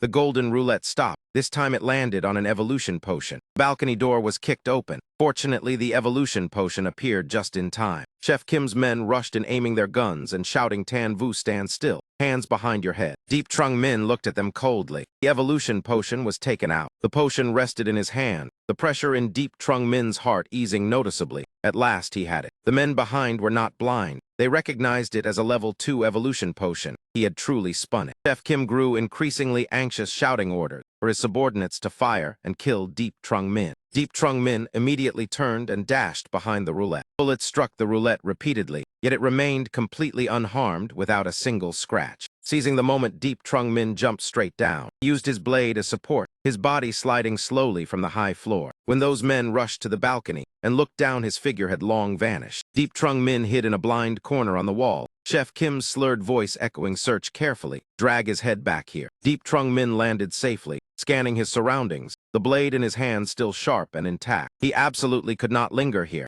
He had to escape quickly before Chef Kim and Director Vuong's men fully assembled. That moment, several subordinates had already caught up, shouting as they ran to surround and capture Deep Trung Min. Deep Trung Min turned and ran, dodging the rain of bullets, his blade sweeping in arcs, cutting down several more. The distance between him and the soldiers shrank, forcing them not to fire recklessly. The most important thing now was to find a secluded place to refine the level 2 evolution potion and drink it. Once he became a 2-star evolved, everything would be much easier. Deep Trung Min burst out of the building, his speed continuously increasing. Behind him, the subordinates chased with all their strength, shouting, "Do not let him escape." The order spread throughout the base, "Capture that man at all costs." Back to Tan Vu's side, that detestable man had been kicked into the wall by Ha Loi. Though her body was severely injured, Ha Loi's face remained cold from start to finish, mixed with fury and deep disappointment. He recalled the moment Macda left, secretly pressing an evolution potion into her hand, telling her to carry it and drink it if trouble arose. Ha Loi held the potion, mocking herself. How ironic that someone unrelated by blood was willing to give her something so precious. The man who signed a marriage certificate with her, who should have protected her, sold her out for an evolution potion. Such a comparison was cruel and revolting. Ha Loi opened the bottle and poured it all into her mouth. The empty bottle fell shattering like the faith in Ha Loi's heart. Moments ago, Tan Vu had been cursing. Now, seeing her drink the potion, he changed tone and approached, calling Aloy, clearly seeking to cling to her after she evolved. But Ha Loi was not foolish enough to turn back. She rewarded him with a resounding slap, then coldly declared that from now on all ties were severed. "If you dare touch me again, I will kill you." After speaking, she turned and left, Tan Vu clutching his face in panic, asking where she was going. Aloy raised her brow and replied, "I discovered there are people more worthy for me to follow than you." In the city, the soldiers chasing Deep Trung Min scattered about, the noise growing louder. Deep Trung Min hid and observed. Enemies in front, behind, left, and right. There was no escape. He looked at the evolution potion in his hand, restless. If he had just 10 minutes, he could refine it and complete 2-star evolution. The moment he revealed himself, people rushed over, shouting to capture him. Deep Trung Min clicked his tongue in irritation, truly clinging like leeches. He was being chased again. If he could not open a breakthrough before the encirclement closed in, it would be serious trouble. Left with no choice, he used Ho and Gok Tri's spoils, the Hellhound summoning card. Summoning cards were very common. They could instantly boost combat power and were favored by survivors for increasing strength in a flash. Hellhound appeared and in a blink burned a nearby soldier to ashes. The hunters froze in shock before all turning their guns toward it. The pack of hellhounds roared amid the rain of bullets and charged at the remaining enemies. When one pursuer fell, another appeared. Deep Trung Min ran until he was utterly exhausted. He placed his hand on a tree trunk and activated primary transformation art. The tree instantly warped and began to move like a living creature. A huge eye opened on the trunk, and its branches twisted into hands, terrifying the pursuers. Deep Trung Min ran while brushing past a car. He placed his hand on the car door and continued casting primary transformation art. The car immediately turned into an imposing combat robot. Robot blocked the pursuers. Deep Trung Min did not dare slow down, running while tightly controlling his mental energy, since this transformed object could not last long. But if he did not deal with the two base leaders, Chef Kim and Director Vuong, he would never be safe. In an abandoned building, another group of pursuers stormed into search. The order was clear: better to kill by mistake than to let anyone slip through. On the outskirts, Director Vuong and Chef Kim were moving, one handsome, the other so ugly it hurt the eyes. Chef Kim told Director Vuong that the residents around here were too numerous. If the man with the evolution potion hid in a building, he would be hard to find. He also understood clearly that after tonight the issue was not whether they found Deep Trung Min, but whether Deep Trung Min would come for them. Director Vuong sneered, raised his iron chain and shouted to clear them all out. Kill them all, spare no one except our own people. And so the massacre of innocent civilians began. Two ringleaders still flew away calmly, as if nothing had happened, the typical cruel villains unlikely to live long. At that moment, a flame-wrapped blade appeared behind them. Deep Trung Min spoke coldly, seal mark flame surge. Two men never even dreamed that Deep Trung Min would return to hunt them before finishing his evolution. They were completely unprepared. In that instant, only a sea of fire could be seen erupting. Deep Trung Min successfully controlled the flames. The area gradually quieted. Deep Trung Min hid inside an abandoned building. The two leaders were dead. In such chaos, there were likely no more pursuers. He opened the evolution potion and drank it dry. For this tiny thing, countless people had died. Truly ironic. As usual, after drinking it, he smashed the vial. Suddenly, Deep Trung Min collapsed, clutching his head, his face visibly pale. His whole body lost strength and fell to the ground, sweat pouring out like rain. But his body was transforming. Deep Trung Min clearly felt he had become a two-star of all. Screams and gunfire echoed throughout the city, the atmosphere growing more suffocating. Occasionally, several buildings exploded. Smoke and dust filled the air. In the distance, flames dyed the sky red. Tiu Ho and the others in the house stopped waiting and ran out to search. The moment they saw Deep Trung Min, they excitedly called him boss. Seeing the commotion and Deep Trung Min's disappearance, they immediately understood who caused it. Tiu Ho laughed and asked if the chaos outside was his doing. Deep Trung Min silently looked at them, his gaze calm. It seemed that in this chaotic night they had also faced plenty of trouble. Liu So Am and Tiu Ho had both seen blood and adapted quickly. Deep Trung Min was satisfied. He placed a hand on Tiu Ho's shoulder and smiled, saying they would return and talk later.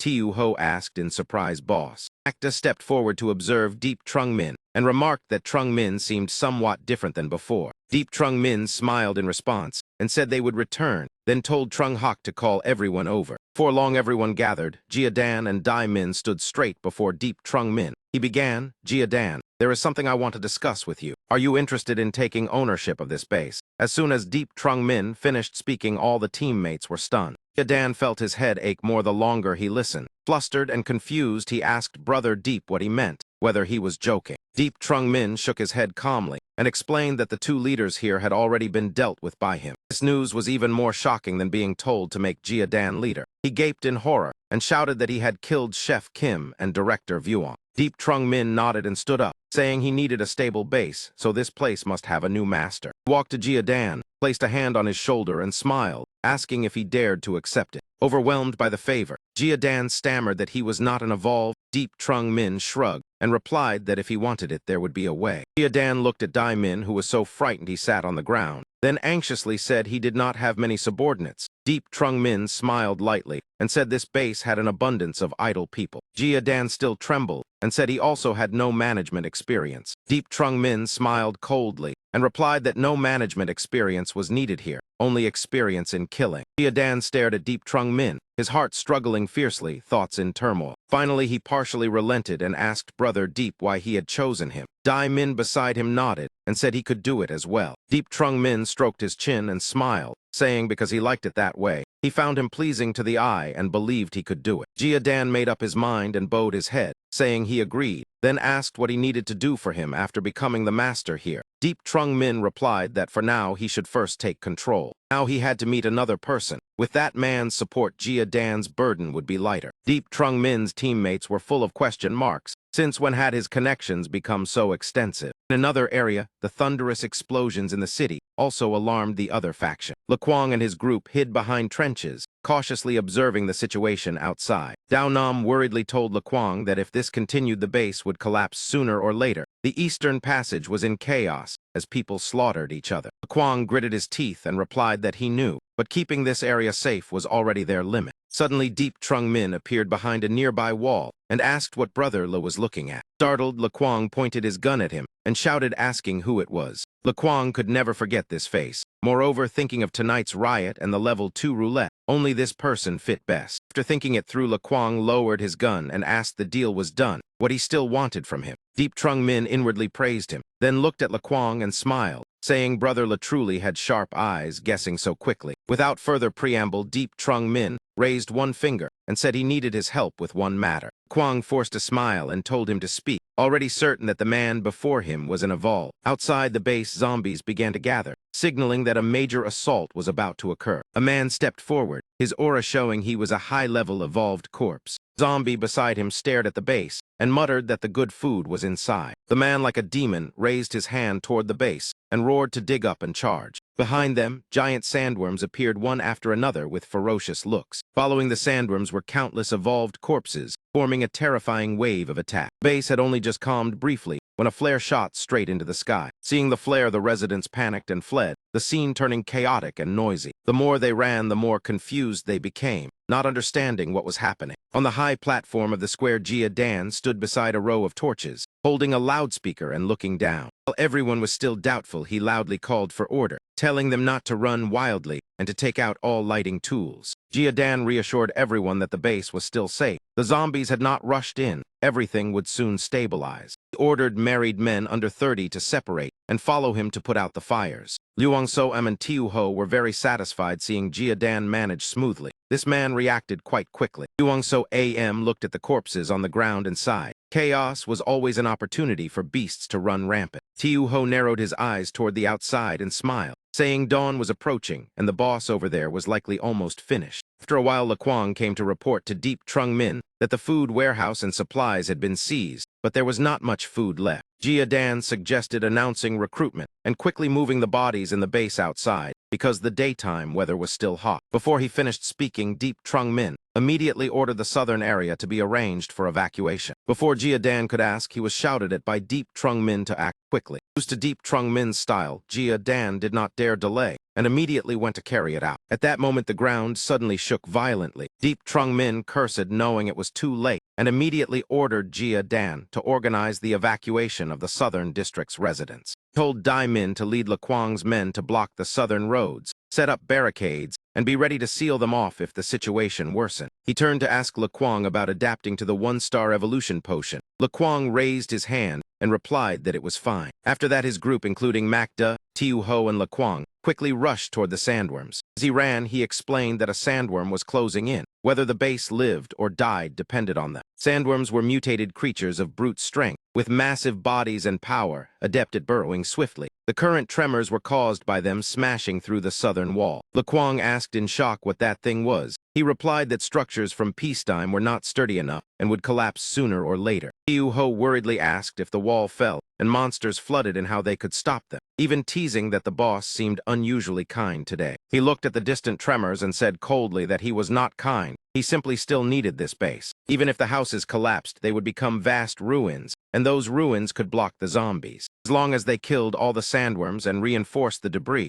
the base could still be held. When he approached, the sandworm had just burst out after destroying a house. Dust filled the air. He immediately warned that the sandworm had arrived. He faced the ferocious sandworm and entered combat state. The sandworm surged up from underground, rubble from the collapsed building raining down around the group. He gathered momentum, lunged forward and slashed fiercely, sparks trailing along the blade. As he fought, he shouted for everyone to strike the legs and head to limit its movement, then pierced the glowing armor on its back 2 meters from the tail. That was its heart. After speaking, he demonstrated at once, mounting the sandworm's back and stabbing down hard, black blood spraying everywhere. He dodged aside to avoid the blood and reminded them it was a neurotoxin. Contact would stiffen the body for 2 days. As soon as his words ended, the sandworm beneath him collapsed, the ground around Tiu Ho shaking violently. Tiu Ho looked at the scene in excitement and exclaimed, "Boss, your skills truly are." But before he could finish, the ground beneath their feet suddenly bulged, cutting him off. 2 more sandworms burst from the earth and lunged to attack. Everyone instantly entered battle state. Another sandworm appeared behind his group, forming a dangerous pincer attack. He shouted that he would handle 2. The rest was up to them. Either kill them or be killed. With that, he charged straight at the 2 sandworms with overwhelming momentum. Laquang's sweat poured like rain, his heart trembling as he wondered if he was mistaken. Those were all second-level sandworms. 5 one-star evolved. Facing 3 of them was too reckless. Having just joined, Laquang did not yet know his teammates' strength. Macda held her blade and asked Park Tu-an. Tu-an nodded and replied that she understood. Laquang asked in surprise what was going on. Tiu Ho laughed behind him and explained that Sister Macda and Park Tu-an would hold off too, so they could focus on killing the remaining one. At this moment, Macda stepped toward Laquang and asked that she had heard his marksmanship was not bad, and that he also had the gun given by Trung Min. As soon as Laquang confirmed, Macda had already drawn her gun, aimed at the sandworm, and shouted to attack. Following Macda's command, everyone quickly took position. Park Tu-an summoned Void Shield to support the defense. Laquang drew the gun from his chest, thinking that she was preserving his dignity, not issuing orders but offering a subtle reminder. He raised his gun to the sky and shouted to advance. He would provide cover. Liu So Am and Tiu Ho had been waiting for those words and immediately rushed forward. Steel whip in Liu So Am's hand lashed forward fiercely. The whip coiled tightly around the sandworm's horn several times. Using that pull, Liuangso AM leaped straight onto the sandworm's head and launched her attack. The sandworm roared in fury and whipped its massive head toward her. Tiu Ho, hiding nearby, immediately threw his blade to support Liuangso AM. Liuangso AM tilted her body to avoid the blade and raised her hand to catch the flying weapon. Her landing point happened to be right above the sandworm's heart, one knee dropping as her blade rose high. Sensing danger, the sandworm roared and lunged headfirst, its sharp fangs capable of tearing prey apart. Liuang displayed his skill, immediately firing continuously to support Liuangso AM. The shots deflected the sandworm's attack, creating an opportunity for Liuangso AM to swing her blade with full focus. The blade plunged straight into the sandworm's body, piercing its armor as black blood gushed out. Standing at the perfect blind angle, Liuangso AM avoided the toxic blood. One sandworm was cleanly eliminated. At the same time, Park 2 An summoned another void shield to help Makda block a sweeping strike from the sandworm's leg. Tiu Ho seized the chance to climb onto its tail, repeatedly stabbing his blade into the sandworm's body. When the opponent collapsed, Tiu Ho called out excitedly to the captain that they were done and were coming over. Sitting atop another sandworm's head observing, satisfaction evident in his eyes. Their coordination far exceeded expectations. One was taken down swiftly. The remaining two would not last long either. Suddenly, a violent rumbling collapse sounded behind him. Accompanying it was a chain of noises that would make anyone pale in the apocalypse. Looking into the distance, he saw zombies surging in densely at astonishing speed. Even if they killed the last sandworm, there would not be enough time to reinforce the ruins. The situation was already extremely critical. Tiu Ho had not yet realized the danger and continued pouring his strength into stabbing the final sandworm. He turned and smiled at him, saying, "Captain, I am coming to support you." But as soon as he looked over, Tiu Ho froze. The sandworm had been slain, and Liuangso AM was treating Makda's injuries. Tiu Ho asked in shock what was going on, boss. Where were the two you were handling? He replied that they were already dealt with. Liuangso AM wiped the blood from her face and frowned, asking why he had to help here when they could handle it themselves. Normally he would not interfere, but this time he pointed outward and said it was urgent. There was no time left. Following his gesture, everyone moved to the outer edge. In the distance, dust clouds billowed endlessly. Seeing the zombies below, Makda frowned and asked why they had arrived so quickly, whether it had been arranged in advance. Tiu Ho pointed at the evolved corpses and added that many sandworms had also appeared from the same direction. Clearly, the zombies from other areas had already gathered. Otherwise, they could not have amassed so densely. He frowned in thought. The base was hard to hold. Retreating was still possible, but it would ruin the greater plan. Just then Ha Loi appeared, smiling as she said she had a way to block them. Still in her familiar outfit, Ha Loi had finally returned to the team. Makda jumped down joyfully and ran to Ha Loi. She immediately sensed the aura of an evolved on Ha Loi and excitedly embraced her. Ha Loi smiled in response, then pointed to a nearby building and asked if everyone saw it. If it were blown in the right direction to collapse, it could block the southern route and buy the base more time to organize defenses. She had found explosives in the eastern part of the base. Give her some time and she could do it. Tiu Ho laughed excitedly, saying Sister Loi's skills were no worse than a demolition expert. Directional blasting was a small matter. He agreed at once and asked with a smile how long she needed. Loi answered half an hour. She needed half an hour to set it up. She needed Tiu Ho and Makda to assist. Taking a gamble, he nodded and said fine. He would give her half an hour. She must not disappoint him. Outside, the zombies surged like a rising tide, pressing toward the base. They were so numerous it seemed they could flood over the barricade at any moment. Looked down coldly and said fire. The soldiers immediately opened fire, dense firepower unable to stop the sea of zombies. Liuang said worriedly that this kind of firing would not work. Ammunition was nearly depleted. He raised his hand, signaling a ceasefire. He drew the blade at his waist and said that anyone unwilling to stay and fight the zombies could withdraw now. If they stayed, he guaranteed that anyone who survived this battle would receive one evolution potion. After speaking, he took the lead and leaped down into the battlefield. The blade traced a blazing arc through the air like a red-hot scythe. The more he killed, the more exhilarated he became, blood splattering as he sneered and shouted to charge and see who would be lucky enough to survive. Following closely behind him was Liuangso AM, her steel whip lashing fiercely as the ultimate skill mystic fourfold shadow whip was activated. A series of whip afterimages appeared, striking down the zombies ahead one after another. As soon as he jumped down, the others hesitated at first, but when they saw his teammates also charging into battle, their blood boiled. That woman was too strong. Since she was his teammate, the promise of evolution potions was certainly not empty words. Realizing that, they all rushed down to join the fight. Killing one was profit. Killing two was a great gain. After days of scrambling for evolution potions, this was clearly the safest opportunity. Soldiers all held the blades he had distributed, roaring as they charged to slaughter the evolved corpses. The sea of blood, he looked at the scene and could not help but sigh. At any moment, courage was always humanity's hope. He loudly reminded everyone to keep their distance and not be rash. Once surrounded by zombies, it would be extremely dangerous. Beyond blade range, they could use kicks to create space, but they had to mind the angle of their strikes. Try to finish the opponent in one blow. Do not waste stamina uselessly. At the rear of the formation, Back checked the time and reported that 15 minutes remained. Seeing the girl only supporting from behind,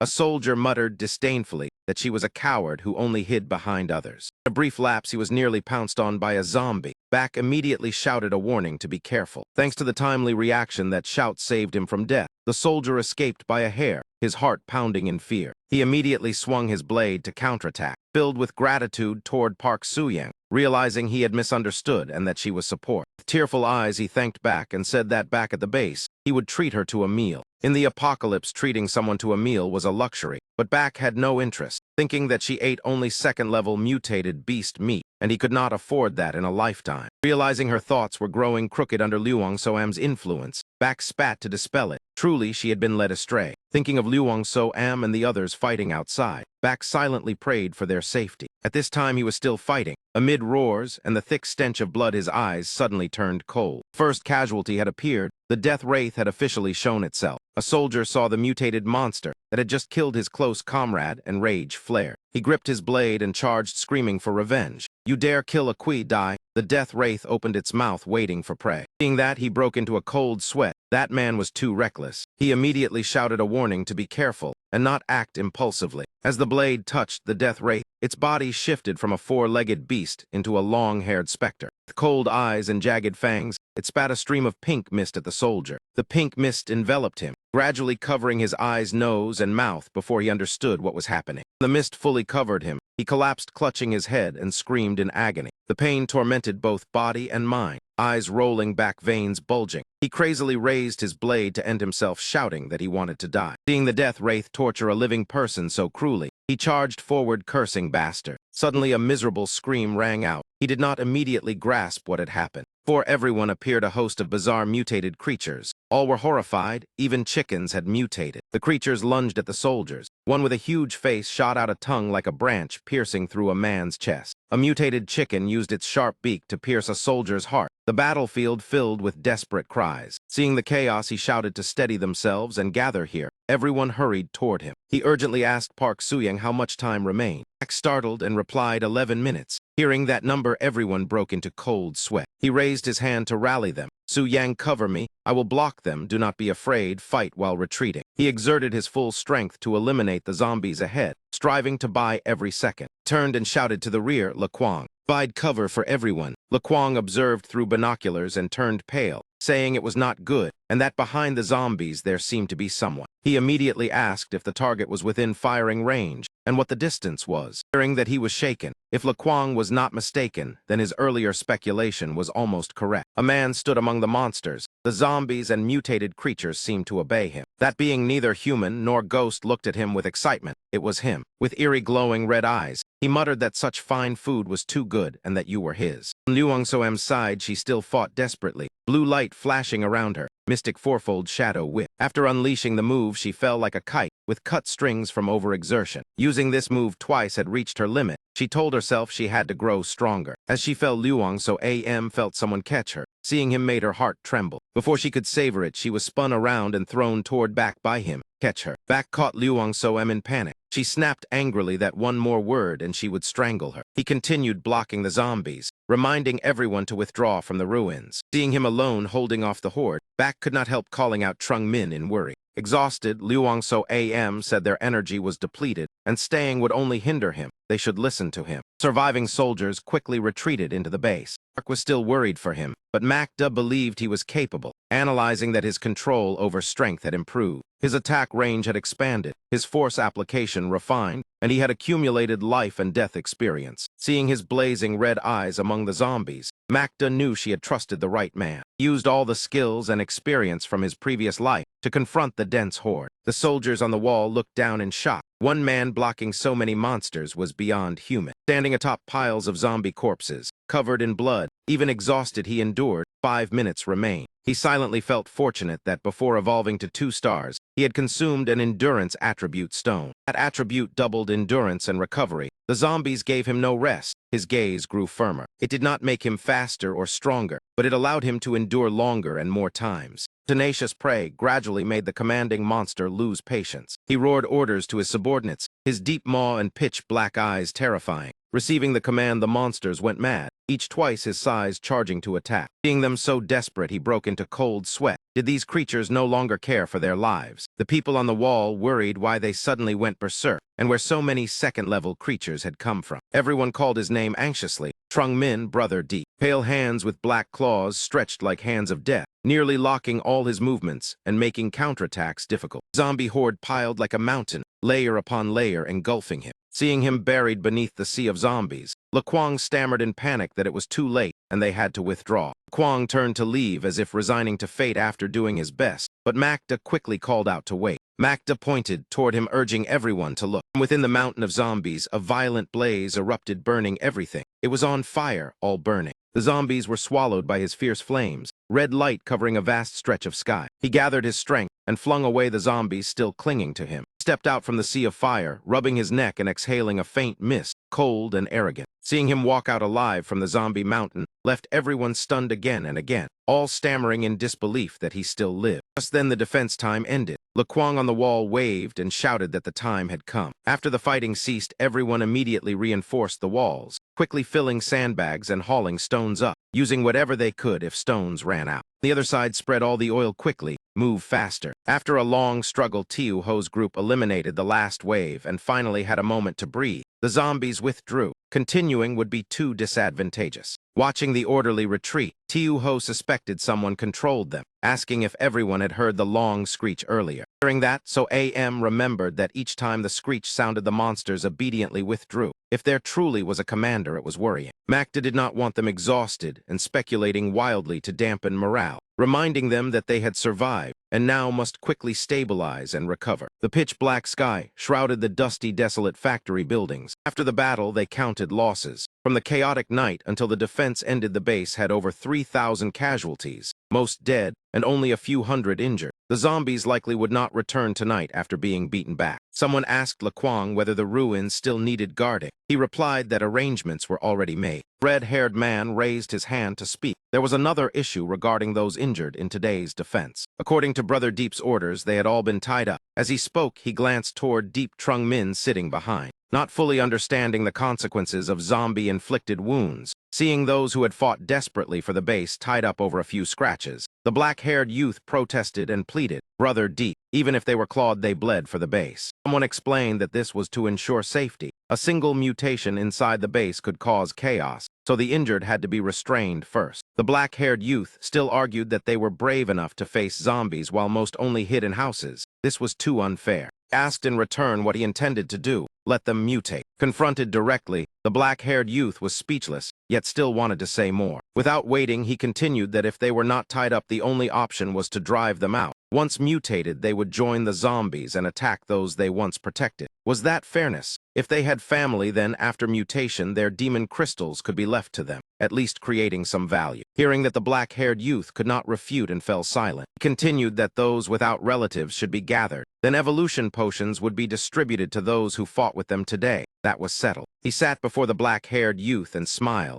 Draft a notice in the base. Tomorrow, he needed 1,000 people to follow him out of the city. They would receive food and water, and their families would enjoy benefits. Those who performed well could earn evolution potions. He grasped the youth's hand to reassure him. He would teach him how to manage a base. He should feel at ease. Placed an evolution potion in the youth's hand. He would not remain here idle. Later, this place would be entrusted to him, but while he was here, he must obey. In the apocalypse, it was rare to retain kindness. Thus, he trusted this youth to manage the base in the future. Tiu Ho asked in confusion if this place was not good and why they had to leave. Ha Loi answered for him that he had greater goals. He turned to ask what they thought was the base's greatest advantage and where its weakness lay. After thinking so, AM replied that it had many people and could train many qualified warriors to form strong combat power. That was the greatest advantage. Tiu Ho added that the base had 3 roulette wheels, surely a huge advantage. As for disadvantages, weapons and ammunition were scarce and forces thin. Ha Loi did not answer but asked what he thought. He merely smiled. His gaze grew serious. The greatest advantage here was actually resources. Hearing that Ha Loi was puzzled and asked if he meant the monsters outside, continued that the disadvantage was that this place only had level 2 roulette wheels. Hearing that there were only level 2 roulette wheels, everyone was stunned, thinking he found them low. In his previous life they were treasures, but in this life not enough. He wanted more. Ignoring their reactions, he slipped his hands into his pockets and smiled. Rest assured he would take them to see what was truly valuable. But first they would collect some assets. His group left the street to search for assets, the road silent and desolate. Upon arrival, Tiu Ho scratched his head and asked what use a vault full of cash and precious metals had now. The locksmith knocked and checked, saying the lock was not complex and with some time and tools he could open it. He did not want complications and drew the blade at his waist. No need for such trouble. This was not a national vault. With a few slashes, the vault door was chopped apart. Seeing the torn iron, everyone was stunned by the blade's sharpness. Sitting atop the scrap iron, he glanced at them. All right, begin treasure hunting. His group entered the vault. Tiu Ho drew his blade to break another lock, saying there seemed to be many things inside. With one clean cut, the lock snapped. Opening the iron door, a pile of emeralds gleamed. Tiu Ho excitedly called Ha Loi over. He asked if they were emeralds. Yes, they were emeralds. Holding such treasure for the first time, Tiu Ho's eyes shone like stars as he stroked the gem. Ha Loi appraised that one was about 2 million. Hearing that, he grew more excited, saying he was rich. Ha Loi glanced disdainfully, saying that now 2 million was just a few kilos of paper. Ahead he walked thoughtfully with hands in pockets. So AM followed nervously, asking what was truly here. He stopped before safe B18 and asked if she remembered the 2 evolved at the market. Remembering the 2 burly, sinister men, she angrily replied she did. They had poor backgrounds and were trusted aides of the former base leaders. One of them was still alive. He happened to meet him and spared his life in exchange for useful information. Then pulled from the safe a rectangular box about 1 meter long. Seeing many such boxes, Park exclaimed what it was. Looking at the box, Macda guessed it was a gun case, likely a sniper rifle given the length. He set the case on his lap and opened it as everyone watched expectantly. As Macda guessed, inside was a sniper rifle, astonishing them. Tiu Ho exclaimed 88. Accessories were complete with mechanical and optical sights. Macda was surprised, along with 20 rounds. He closed the case, satisfied. Good. Let us move to another place. Tiu Ho asked where to now, since a day had passed, and outside the base were piles of demon crystals and resources. He curiously asked if they would clean up corpses. He stood and smiled that yes, but before going out, they should wait at the ruins while he handled something. At the ruins, Tiu Ho and the others gathered and patiently waited for his return. Tiu Ho told Enhaku that the boss was mysterious.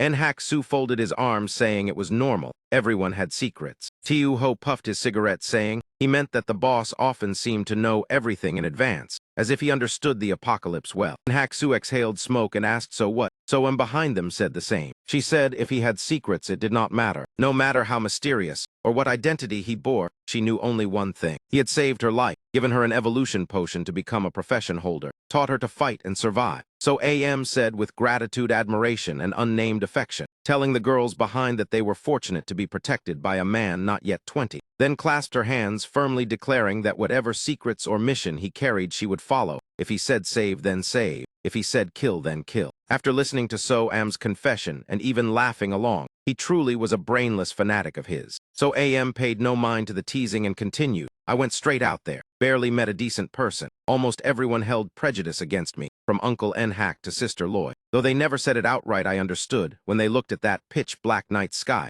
In their hearts, they surely remembered those they once loved and were betrayed by. That is human instinct, and also something no one wishes to bring up again. AM mentioned the looks in Enhaku and Ha Jiang's eyes. Ha Loi confirmed it as well. Enhaku held a cigarette with a heavy expression. It is all in the past. From the moment he saved me from that cold and humiliating building, like the others, this old life of Lao Enhac belongs to him. Tiu Ho scratched his head and stammered. I was just curious why boss is so mysterious. Everyone is about to turn me into the villain. Tiu Ho sprang to his feet resolutely. I will definitely follow boss. Everyone has their own profession, only I do not. Besides, boss promised to take me to see good stuff. I have not even seen it yet. Macda smiled and said, Sister Loy, Su Yang, and I are the same. We all want to see just how far this kid can go. After chatting about Deep Trung Min for a long while, they suddenly realized how quickly time had passed. How long has he been gone? It has already been more than half an hour. He kept guessing. He must have hidden somewhere to cultivate some big move again, truly mysterious. Deep Trung Min, the person being discussed, was at this moment staring down with a grim face. Why is there such a huge corpse pit? In front of him was a pit filled with overlapping zombie corpses. The stench of decay and death rose thickly into the air. Deep Trung Min stood silently thinking. Having a place to dispose of bodies is not strange, but there are far too many corpses here. In just one day of zombie attacks, this many people died. The base has not been established long, yet it has already suffered such horrifying losses. Deep Trung Min encountered 2 mutated bulls and immediately drew his blade to strike. With one decisive slash, the bull's head was instantly severed from its body. The blood of the mutated bulls poured heavily into the pit. The bald man lying sprawled on the ground saw the blood still dripping from Deep Trung Min's blade and was scared out of his wits, afraid that if his hand itched for another swing, he would be finished. The bald man broke out in cold sweat and forced himself to ask Deep Trung Min, what do you want to do? Deep Trung Min replied calmly, I just learned a new technique. The beginner deceiver technique needs about 500 kilograms of blood. These 2 mutated bulls are just enough. I just learned it, so I am not proficient yet. I need more practice. That calm tone made the bald man tremble even more. That man stammered and begged, can you spare me? From now on I will be your ox or horse. I will be loyal to you. Deep Trung Min held his blade and slowly approached. Ask the pile of cold and rotting corpses in that pit whether they would spare you. Fine then, next it is your turn. Deep Trung Min pointed the tip of his blade at the bald man. Feeling the icy blade pressed close to his head, the bald man was so terrified he wished he could grow wings and fly away. Do not come closer. Beginner deceiver technique requires someone on the verge of death. Using him as material can be considered giving this scum a final bit of value. It is just somewhat disgusting. Deep Trung Min suddenly noticed something and stopped. He walked to the edge of the pit to observe. There seemed to be movement among the corpses. Looking at the blonde woman before him, Deep Trung Min was stunned. Is it her? The one dragged away at the market. Deep Trung Min clenched his fists in anger. The big fish eat the small fish can kill, but they cannot torture. He jumped down into the corpse pit and pulled the blonde girl up. Seeing her body covered in wounds and her faint breathing, Deep Trung Min checked anxiously. She is still breathing, but even if Park Soo-yang used the sweet dew technique, it would be useless. Her bodily functions have already failed. Her internal organs have declined to the lowest level. Death is almost unavoidable. I need someone who is about to die to complete the skill. I do not know what she will become in the future, but at least she will continue to exist in another way. Blonde girl in Deep Trung Min's arms slowly opened her eyes. Deep Trung Min continued, at least she is more worthy than him. Hearing that the bald man was so frightened, he burst into tears. Deep Trung Min placed the girl into the blood pit of the 2 mutated bulls from earlier. He took out 2 demon crystals. Deep Trung Min fed the blonde girl an evolution potion. He placed his hand on her head. Purple-black energy immediately enveloped her. The beginner deceiver technique was activated. Thick black aura rose from the blonde girl's body. Her eyes darkened terrifyingly. Black fluid flowed from her eyes, nose, and mouth. Her pupils glowed crimson. Her blonde hair gradually turned red. Her body floated up from the blood pit. Black fluid splashed everywhere, forcing Deep Trung Min to hurriedly cover his face. After the transformation was complete, the girl in her identity as a deceiver slowly stepped down. There were no more wounds on her body. Only the pale skin of a corpse remained. Her long red hair glowed eerily. Deep Trung Min slowly walked toward her. He touched her cheek. Her pulse was still there, but it beat only a few times per minute. Each beat was abnormally strong. She almost no longer breathed. Is this truly a deceiver? Deep Trung Min was delighted, not bad. Let us see what her abilities are like. Pointed at the bald man. There happens to be a suitable target over there. Kill him. As soon as he finished speaking, the deceiver corpse shot out like lightning, leaving only an afterimage. Unable to tell whether what was charging at him was human or monster, the bald man was terrified to the extreme, his mouth stiff and unable to utter a word. A streak of blue light flashed. The bald man died without even leaving last words. Yu Ho and the others were still sitting and waiting for Deep Trung Min to return when someone from the base approached. Mentioned changing shifts, then looked around in confusion when he did not see Deep Trung Min, immediately becoming flustered. Brother Deep has not returned yet. Is it all right that he has been gone so long? Tiu Ho did not care much. How could anything happen to boss? Ha Loi stepped forward and called out to Tiu Ho. Tiu Ho, I have treated you well, have I not? Seeing Ha Loi's expression, Tiu Ho broke into a cold sweat and instantly understood her purpose. He hurriedly put away his blade and spoke evasively. Sister Loi, I know what you want, but I will say first that you cannot do it. Hearing the kid say that, Ha Loi was momentarily speechless. She knocked hard on Tiu Ho's head. I have learned the blade already. Have you learned it? Can you wield a blade as well as I can? Tiu Ho replied calmly. I have learned it. You taught me yourself. The answer only made Ha Loi angrier. She kicked his hand. "You brat, you are driving me mad." Everyone hurried to stop them. Deep Trung Min returned with a blade in hand, the deceiver corpse following closely behind. Seeing the quarrel, he raised the blade and said, "Is it not just a blade?" Everyone immediately cheered. "Boss is back, brother Deep." Deep Trung Min handed the blade to Ha Loi. "Take it." Ha Loi received the blade, her heart filled with gratitude. "Ah, thank you." Looking at the person following behind Deep Trung Min, so AM asked curiously, "Trung Min, who is the one behind you?" Trung Min did not introduce her immediately, but told everyone to head back and talk later. For now, handle the main matter first. In a moment we will go down. Dai Min lead people to both sides to create a disturbance, and throw down the meat we found along the way. Ha Loi said to Deep Trung Min, "After attracting the zombies, I will go down to clear the surroundings to create conditions for everyone. The opportunity is very short, so we must act quickly." Deep Trung Min reminded her not to collect too much. "Once you see me return, withdraw immediately. Remember, we are not fighting, but only collecting." Everyone smiled, readying their stances to prepare for action. At the order to depart, Deep Trung Min led the way. The whole group rushed down one after another. He instructed Su Yang and Nhak Su to use flashlights for support. The moment they touched the ground, they only caught sight of the deceiver corpse's afterimage, startling Tiu Ho. "Damn it, what kind of monstrous thing is that?" He stared in shock at the deceiver corpse charging into the zombie horde, her eyes glowing red, and her hair now turned red as well.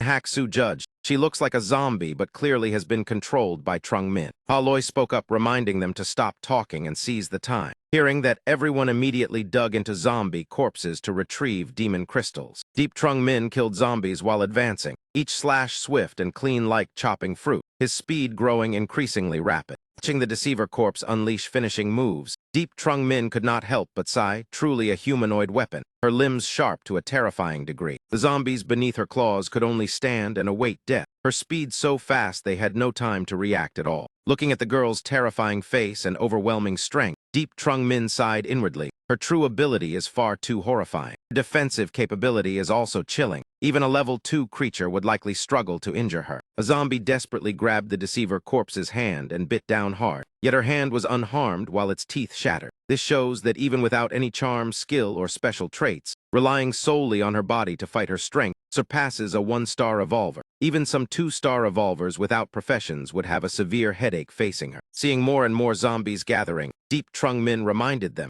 "There are too many zombies, withdraw." Upon receiving the order, everyone immediately retreated, moving in the direction indicated by Deep Trung Min. Night was pitch black, sparse starlight hanging high above, the ruined skyscrapers creating a suffocating aura of death. Deep Trung Min's group returned to the base and counted the spoils they had obtained. Acta reported, "We obtained more than 1,000 level 1 spin gems, enough to exchange for quite a few 1-star evolution potions. As for level 2, only a bit over 20. After 3 spins yielding only common items, they did not dare to spin again." After hearing this, Deep Trung Min did not seem to care much. "It is fine. Keep them as reserves. Evolution potions are not something you can have whenever you want." Just then someone twisted the doorknob and entered. Jia Dan came into the room to report, "Brother D." Following him were several soldiers waiting outside. Jia Dan continued, "Everyone has arrived. They are the warriors who survived the defense of the ruins." Deep Trung Min took out the evolution potions and showed them to everyone. "You must all know these things." Looking at the potions placed on the table,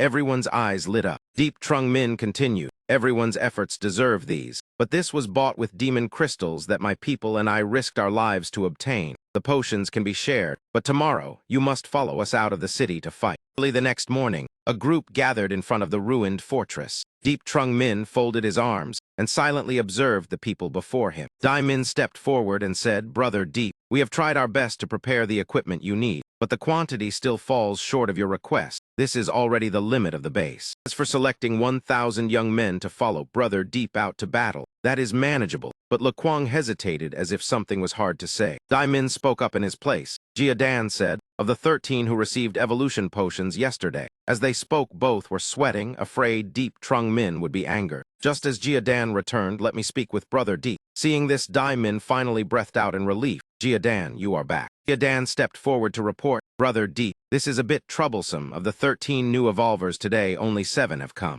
Worry was evident on Jia Dan's face. "I will go find the others. I am not sure whether they will agree to come, and besides." Hearing that, Deep Trung Min's face darkened. "Do you not know what to do? I already said that from now on this base is yours to decide. For the past 2 days you only focused on construction. Did you not consider how to deal with those who refuse to submit?" Jiadan stammered.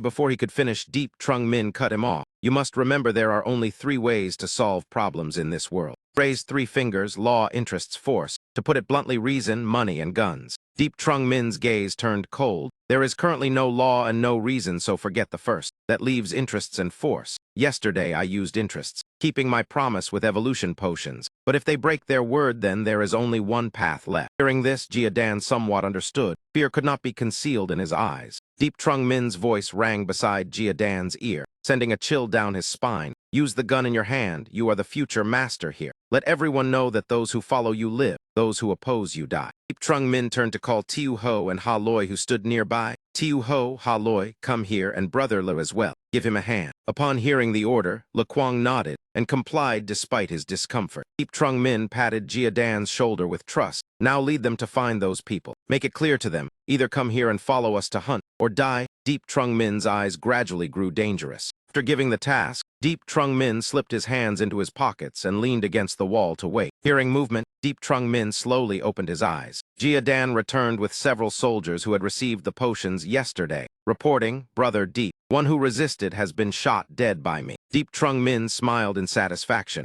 Well done. There are 4 more. Do not think this ends here. Perform well today, and there is still a path to live. Displease me, and what I gave can also be taken back. Hearing this, everyone trembled. Yes, Brother Deep, we know we were wrong. Deep Trung Min gave a cold smile. Enough said. Go outside. Outside the base, those without professions were arranged as laborers to survive. They obeyed orders to build and reinforce the base in preparation for the upcoming battle. Some dug the ground. Others dug trenches. Some carried sandbags to stack into barricades. Looking through binoculars at the bustling work below, Deep Trung Min evaluated. Compared to the current situation, the defense is acceptable. The progress is even faster than expected. 3 people lay in ambush on the rooftop of a tall building, observing every movement beneath the base. Seeing that since arriving they had only been observing, Makda asked in confusion, did we not come to lure monsters? Why have we not acted? Deep Trung Min smiled faintly. I am waiting for someone. Hearing this, the 2 were even more puzzled and asked in unison, who? Deep Trung Min answered vaguely, you will know soon. He stared at the blade in his hand and pondered. If his guess was correct then at this stage, the only type capable of controlling zombies and mutated beasts to attack the base is one kind. In his previous life, people called it the brain worm. Not very strong itself, only fast, small, afraid of death, specialized in sneak attacks.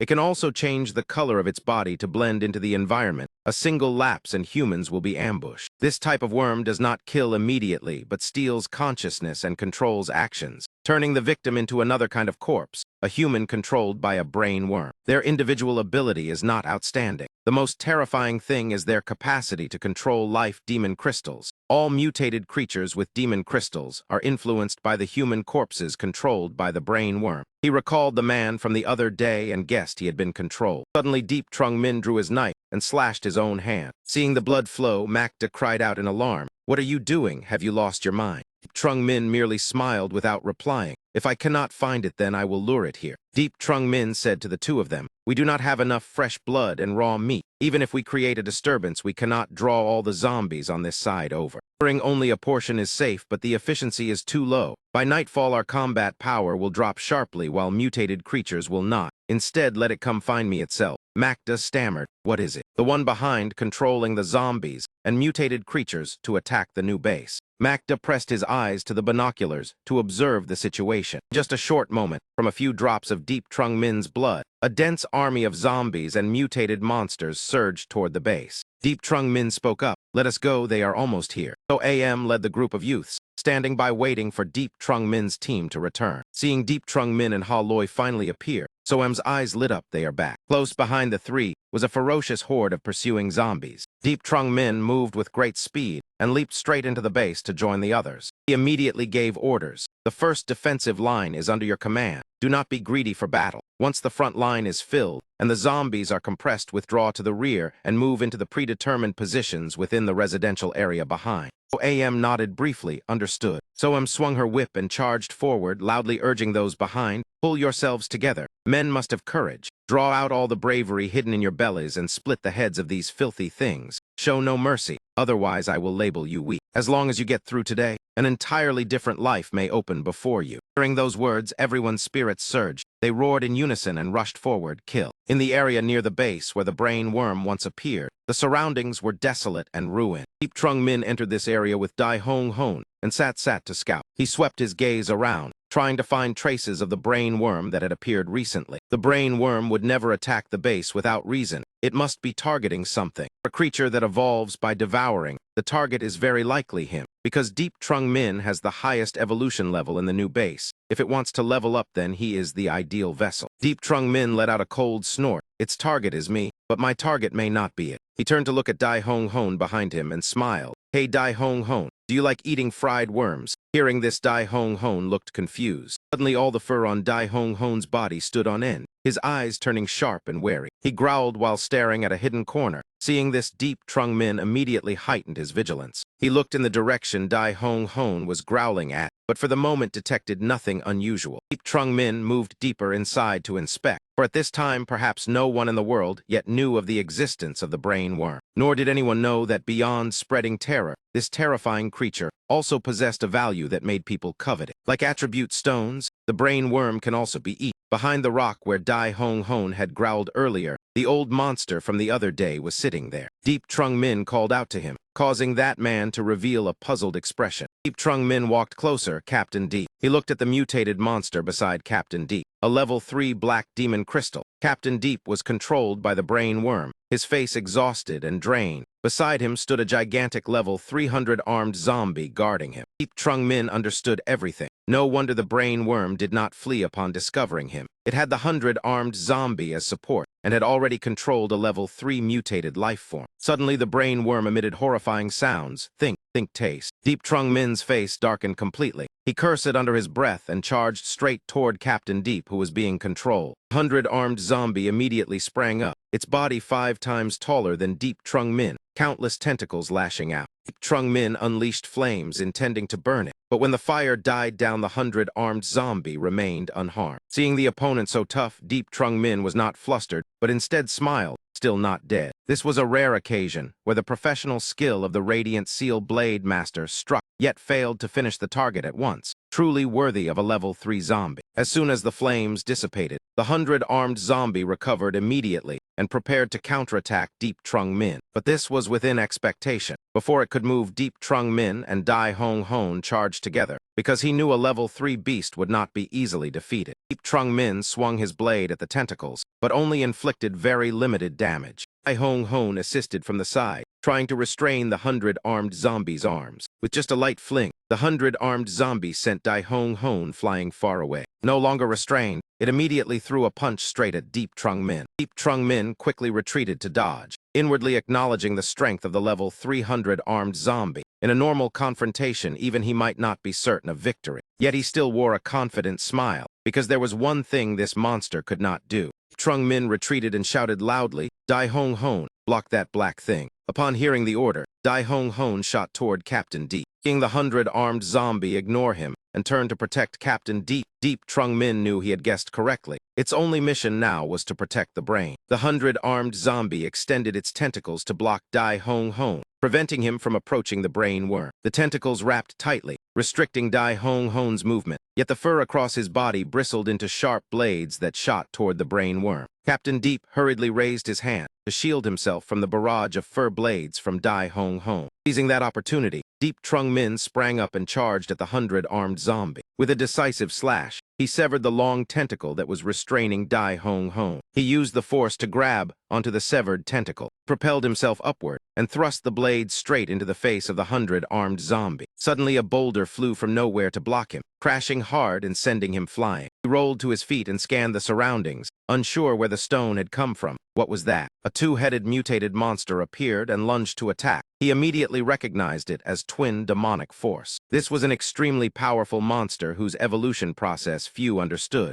The humanoid zombie part was called the Lesser Demon, possessing terrifying strength and the ability to hurl objects. Mutated bear-like lifeform part was the Greater Demon, with outstanding close combat power and sharp claws capable of tearing metal apart. His gaze darkened as he glanced at Sat attacking the brain worm. Indeed, the brain worm was an intelligent creature, knew to keep reserve forces, and there were likely many level 2 life forms lying in ambush within the forest. He pointed at twin demonic force and ordered, "Dai Hong Hon, charge." He himself turned back to continue, dealing with 100 armed zombie. He activated the beginner condensation technique. Gigantic metal warrior quickly condensed into form. The metal warrior swung its fist and smashed it down toward the 100 armed zombie. With just one blow, the level 3 mutated monster was pinned tightly beneath stone and earth, completely unable to move. Seeing it immobilized, he smiled and said, "You do not understand why you cannot move. This warrior is made of osmium. Osmium is the element with the greatest density. Each cubic meter weighs 22.59 tons. I have found it. This metal mass has a volume of more than 50 cubic meters, meaning its weight exceeds 1,000 tons. So even if you are the strongest level 3 life form here." As he spoke, he drew his blade and pointed it at the 100 armed zombie. His voice turned icy. "Your death will not be unjust." With that, he stabbed fiercely into its eye. Foul black fluid erupted as its vitality dissipated. Twin demonic force tried to rush over to assist, but he had already finished the 100 armed zombie and dug out the demon crystal from its head. Clutching the level 3 demon crystal in his hand, he glanced at the level 3 twin demonic force battling the metal warrior. On the other side, Sat also charged at the brain worm. The old monster's pitch-black eyes flicked toward her.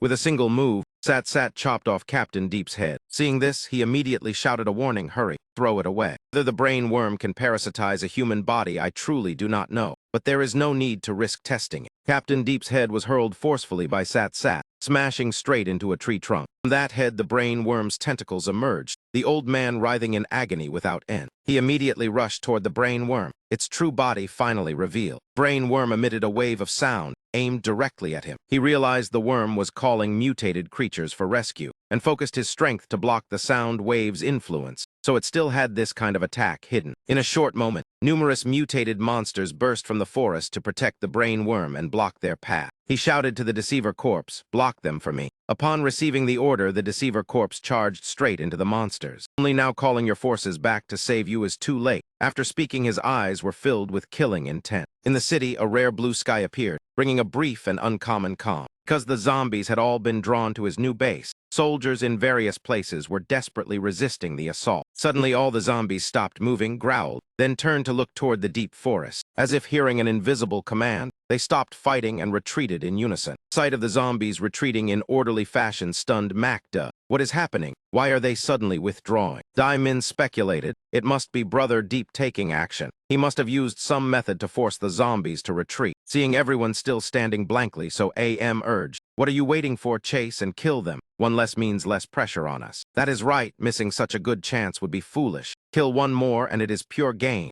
So AM led everyone in pursuit of the retreating zombies. Mutated monsters could not stop him. The brain worm fled in terror deeper into the forest. He immediately gave chase. A swarm of mutated monsters pursued from behind to block him, only causing him to accelerate. Lake lay ahead, forcing the brain worm to halt, unable to continue running. It hesitated at the shore, afraid of being caught if it stayed, yet not daring to jump in. Seeing this, he smiled and took out his spatial ring, pulled a fire extinguisher from within, and charged straight at the brain worm carrying it. He squeezed the handle and sprayed the extinguisher at the worm. Encountering its nemesis, the brain worm writhed chaotically before quickly weakening. Looking at the motionless brain worm, he sneered, "Your control ability is strong, but your true body is fragile. What you fear most are substances like ammonium phosphate. Once touched, you stiffen and lose the ability to parasitize." His gaze was sharp and cold. "You wonder how I know this weakness?" Brain worm projected a pleading thought. "Please, please." This slightly surprised him. It could communicate through telepathy. Behind him, the mutated monsters roared, yet he remained calm. Coldly threatened the brain worm. "If you want to live, then order them to stand still." Brain worm panicked and immediately transmitted the command, do not move." The mutated monsters obeyed, forming a circle around him and the brain worm. Seeing them obediently stand still, he smiled good, yet his grip tightened, making the brain worm tremble. Taking advantage of the monsters still being controlled, he ordered Sat, "Dai Hong Hon, kill them all." Upon hearing the command, Dai Hong Hon immediately charged. The monsters standing still were unable to resist. He revealed a satisfied smile, but suddenly his eyes turned cold. Why is Sat not attacking? He stood still doing something, only to see her lift a demon crystal to her mouth. He was stunned. Is she eating the demon crystal? This be Sat's method of evolution. Not dwelling on it, he took out a box and let the brain worm crawl inside. All right, get in. Closing the lid, he stood up, and seeing the monsters had been completely eliminated, called to Sat.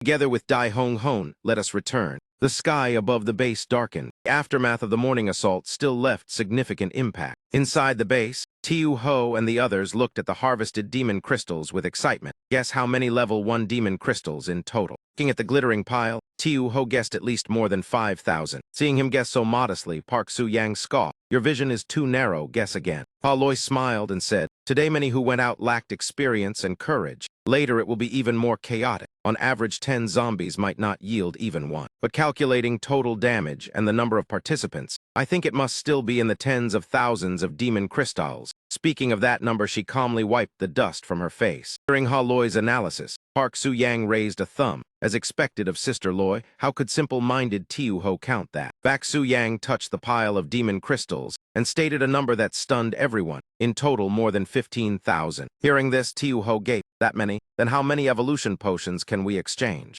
These are only level 1 demon crystals. There are also level 2. Park Su-yang looked toward him. The level 2 demon crystals are all with him. He smiled and nodded. The harvest of level 2 demon crystals is also considerable. Tiu Ho, keep 10,000. The rest you take with Dai Min and Brother Le to spin the roulette. Receiving the important task, Tiu Ho grinned and gave a thumbs up. All right, boss, you have seen my luck. He looked at Jia Dan. If fortune favors us, those demon crystals could exchange for around 100 evolution potions. Jia Dan, you keep 50 bottles and distribute them as you see fit, leaving Jia Dan both delighted and anxious. He continued, when using people whose loyalty is unclear, you must hold the initiative even tighter. Even if you cannot control all evolvers, you must control the majority. You understand? Jia Dan answered solemnly, understood, Brother D. Seeing that attitude, he smiled. Organize the team tonight. Tomorrow we go out to kill zombies again. Jia Dan worried everyone was exhausted and asked if they were going again tomorrow. Today more than 300 went out and over half of the pseudo-evolvers died. He replied briefly, if we have a treasure we must use it. Tomorrow is tomorrow. You get 1/3 of the harvest, then we leave. Hearing him speak of leaving,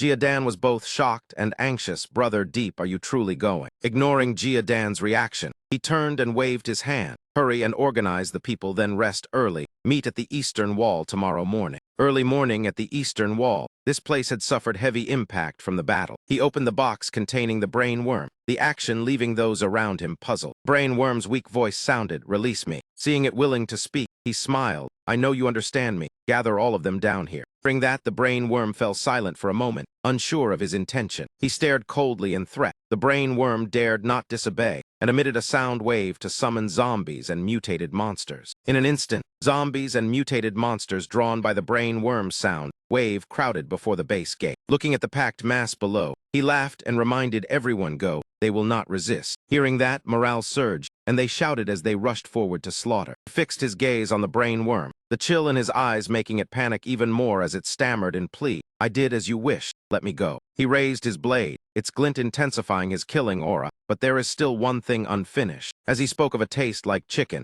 he stabbed fiercely into the brain worm, blood splattering. With everything concluded, his group withdrew, the military vehicle speeding away from the base. Jia Dan watched the vehicle fade into the distance. Dai Min called out, enough. They are gone. Stop staring. Dai Min anxiously asked about Laquang. Jia Dan smiled. He wanted to follow Brother Deep but was refused. Brother Deep told him to stay and guard the base with us. Brother Deep feared our strength is still weak. Brother Le's marksmanship will help greatly. For now we must solve the food problem. Jia Dan patted Dai Min's shoulder and left, while Dai Min still wondered why he chose to leave when things were improving. Beneath the base, everyone continued reinforcing the defensive walls tirelessly. His group sat in the military vehicle, moving farther from the base. Seeing no gas station along the road, Tiu Ho worried. This vehicle is powerful but consumes too much fuel. A few more hours without refueling and it becomes scrap metal. He replied indifferently, if it runs out of fuel then abandon it. It was only temporary anyway. Tiu Ho asked directly, boss, where exactly are we going, can you say now? He slowly named 2 places that made everyone break into cold sweat. And Than,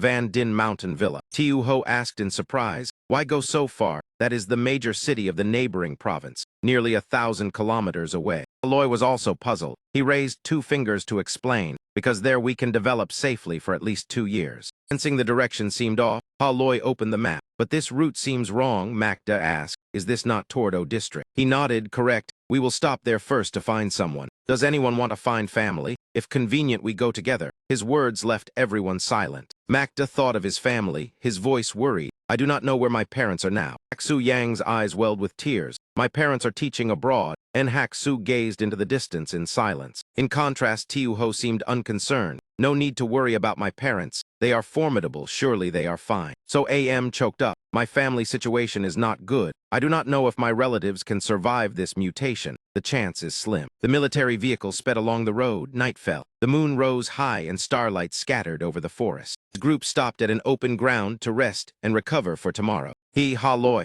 and Tiu Ho used binoculars to observe the distant area. Beyond the forest appeared a fairly large base. Tiu Ho commented as he looked. He reported that is indeed a base. The defensive walls are strict with guards posted. There must be many people inside. He looked at the base before him. He was inwardly astonished at humanity's adaptability. In such a short time, they built such an organized base. Aloy smiled. But surely they are not faster than you. Hearing that, he fell silent. Having lived another life, he endured countless dangers to reach today. Breaking the quiet, Tiu Ho asked why not enter the county to rest. He replied distantly, I am only finding someone. I do not want extra trouble. Hearing that, Tiu Ho understood boss had other plans. Exposed, he remained silent. Aloy covered her mouth and laughed. Under her gaze, he cleared his throat. Aloy, tomorrow come into the city with me. I need your assistance. The next day, he carried a backpack and entered the crowded city. Lecherous men's eyes lit up. Look at that woman, truly alluring. Amid the murmurs, the woman with the fiery figure and smooth white skin seemed almost untouched by the apocalypse. The person was Aloy. She glanced at him and asked, if I sacrifice this much, what benefit do I get? I can fight for you and die without regret. But that does not include sacrificing my beauty. As she spoke, she grew angrier and he hurried to explain. I only want you to act as bait to draw the target out. No other intention. Saying sacrifice beauty is excessive. Aloy placed her hands on her hips and scolded. That is still a sacrifice. What will you give me? He replied calmly. Then go back. I will call So AM or Makda. Aloy pressed her face close to his. Did not expect you to be so stingy. I only want to be the third to receive an evolution potion, aside from those you treat as treasures. Responded coldly. What if I refuse? Aloy smiled slyly. Then I will return and tell everyone you exploited me. Though his mouth was firm, he thought the most deserving of the potion in terms of personal strength were still Makda and Aloy. Moreover, Aloy had been guided in blade techniques by a master. Under Wind Moon State, she was even stronger. While thinking, he heard shouting from afar, move aside, move aside. Dust billowed in the distance as 3 military vehicles roared in. People recognized them and stirred. That convoy has returned. Eyes focused on the pouches at their waists. All demon crystals, so many. Of course, they followed for 2 days. Left the city yesterday afternoon. Stayed overnight, at least 1 or 2,000, maybe 3,000 demon crystals, and even living people trapped in mutated seas of fire. The crowd whispered while watching. Though they knew that group was not good, to enter the city safely they still had to endure. He and Aloy coldly watched the convoy enter the city. The city gate opened. A squad of black-clad soldiers gestured them in. He led and stepped inside. He quickly entered, Aloy following behind. Aloy's fiery figure made the soldiers unable to look away. It had been long since they saw such a clean and beautiful woman. Most women in the apocalypse were affected. 2 soldiers whispered in admiration. Truly a R-E Chinese letter. One reminded the other to inform Hong Thieu. The other grinned. If Hong Thieu is pleased, he might give 2 evolution potions. Seeing the bait taken, Aloy knew the first step of the plan succeeded. She signaled to him. Aloy pointed ahead. I will go first. Find me later. He reminded, do not go too far. Aloy stood before a cosmetics stall waiting for Hong Thieu to take the hook. The shopkeeper greeted warmly upon seeing a customer. Sensing movement, Aloy immediately left and glanced behind. She thought, someone is following me. A group of thugs stared at her every move, their eyes dangerous. Losing sight of her in a blink, they hurried to chase quick. Aloy stood at a corner with arms crossed and sneered. You are slow. Seeing her not fleeing but calmly waiting, Hong Thieu's lackey asked in surprise, why is she not afraid? This reaction also startled Hong Thieu. That moment he stepped forward. Hong Thieu's henchmen swung their clubs in a preemptive strike, shouting that daring to play hero to save a beauty only leads to death. As usual, the bulkier one fell fastest. In an instant, he lunged and seized that big man's collar, forcing him silent. A seemingly light punch sent him flying several meters. His handprint stamped on the body while the other two turned pale and froze. His gaze swept over them, making the man in the tank top panic and struggle. Before reacting, he received a full-powered blow that slammed him to the ground. At the same time, his other hand struck the brown shirt man's neck, causing him to spit several mouthfuls of blood. In a blink, all the subordinates were down, leaving Hong Thieu trembling violently. He collapsed to his knees with tears streaming, stammering in plea, "You are a 2-star revolver. Do not kill me. Whatever you want I will give." He was so frightened he wet his pants. His face was icy as he said, "Speak quickly. Where have you locked up Thin Nguyen? Answer, and I will spare your life." Hong Thieu trembled and pointed to the right, in the basement of the food warehouse in the southern district. The food warehouse, a woman carrying 2 bags walked over leisurely. Seeing her, the 2 guards asked, "Anicat, here again." The nurse lifted the bags in her hands and instructed the guards, "That is right. Do not let him die. Boss is not tired of playing yet." The guards did not understand why Boss tortured Thin Nguyen so cruelly, even less why he fell to this state over a woman. One lowered his voice and said, "Not exactly." Before Thin Nguyen was the #1 war general under Boss with a proper profession. Now he lingers between life and death each day. While they whispered, he stepped in, and upon seeing him the 2 shouted, "Who is there? No entry." He glanced at the 2 trembling men behind and smiled at Ha Loi. "I leave them to you." Looked at the nurse and sneered, "Who are you?" She sprang up and demanded, "Who are you to come here and cause trouble?" As usual, the fatter one died faster. He immediately crushed her throat and silenced her. A crack sounded as Nurse Cat's neck bone was snapped. After dealing with the fat nurse, he went deeper inside to find Thin Nguyen. Inside, Thin Nguyen was unconscious, his body covered in large and small wounds, a miserable sight. Looking at those injuries, he choked up. Thin Nguyen, my big brother. He remembered in his past life they faced life and death together. He was the long-range shooter, while Thin Nguyen from Olan District was a burly shield warrior, the strongest defender of the team. In 5 years of missions, Thin Nguyen blocked fatal blows for him countless times. But 2 months before his rebirth, Thin Nguyen had died in a mission. Therefore, after being reborn, he always thought that if there was still time, Thin Nguyen had only offended someone and been imprisoned. Thinking this, he helped Thin Nguyen up. Finally, saving his brother from his past life eased his heart. "Big brother, sorry for coming late." He carried Thin Nguyen out. Ha Loi had already dealt with the 2 guards and was wiping her beloved blade. Seeing him come out holding a tall man, Ha Loi asked, "Is this the one you were looking for?" "That is right, someone who can bear all the damage for us." Not long after he left, 3 people entered the food warehouse. The dark-skinned, white-haired man was Hong Hai-Kayat, the current leader of Olan Base, staring at the corpses on the ground with blazing anger. Pink-haired girl behind him did not understand and blurted, "It must be Thin Nguyen's friends who came back to rescue him." His anger flared further at her words. Hong Hai-Kayat turned and slapped her. "Was it not you who caused this?" His face full of killing intent. He growled that in a moment 6 evolved subordinates were lost, slaughtered like chickens and dogs, and the killers left openly. Did it not all start from killing Thin Nguyen's woman? "You wretch, it is all your fault." As he spoke, he kicked the pink-haired woman lying on the ground repeatedly. Hong Hai-Kayat turned to his son and asked, "You said there were only 2 people, 1 man and 1 woman, and the man was a 2-star revolver." After forensic examination, the report stated, "Mr. Hong, Nurse Cat died from strangulation. Traces show a male killer with clean execution.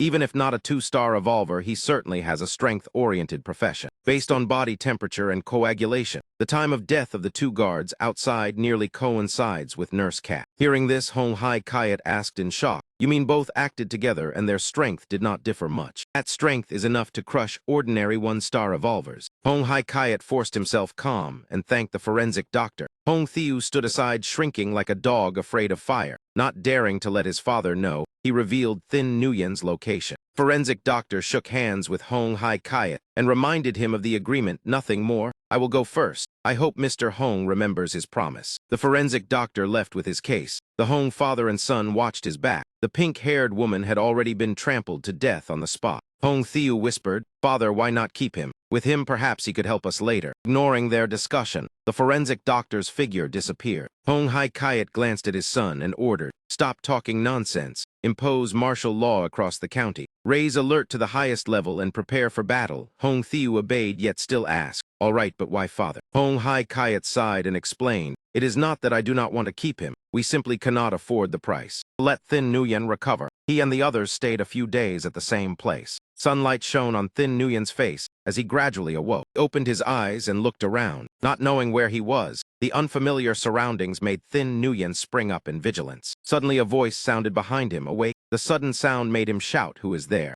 Looked at Thin Nguyen with familiarity. Seeing him stammer, "I seem to have seen you before I fainted. Did you save me?" He smiled and replied, "Yes." Thin Nguyen asked in confusion, "Why did you save me?" He stated his purpose frankly, "I am heading to a dangerous place and need someone to take hits for me." That truth instead reassured Thin Nguyen. Though brothers in a past life, in this life they were strangers. Exchanging benefits was the best way. Thin Nguyen asked, "Why choose me?" He answered, "Because of your profession." Thin Nguyen asked, "Will I die?" He extended his hand and said, "Without me you would already be dead." Thin Nguyen grasped his hand with resolute eyes. Deal. After Thin Nguyen recovered, his group entered Olan Mountain. He asked, "Are you satisfied with this shield?" Thin Nguyen tried lifting it and replied, "It will do." Hearing that, he smiled. "Your profession is giant shield. How can you lack a good shield?" The massive shield covered the body behind, yet Thin Nguyen lifted it easily with one hand. Seeing something flying toward them, Thin Nguyen immediately displayed the shield's might, earth and stones scattering. Sight of him wielding the heavy shield with ease astonished So Am. Such weight handled comfortably is no ordinary man. He smiled, recalling the shield's attributes: strength plus 40, stamina plus 40, self-repair, damage taken recovers over time.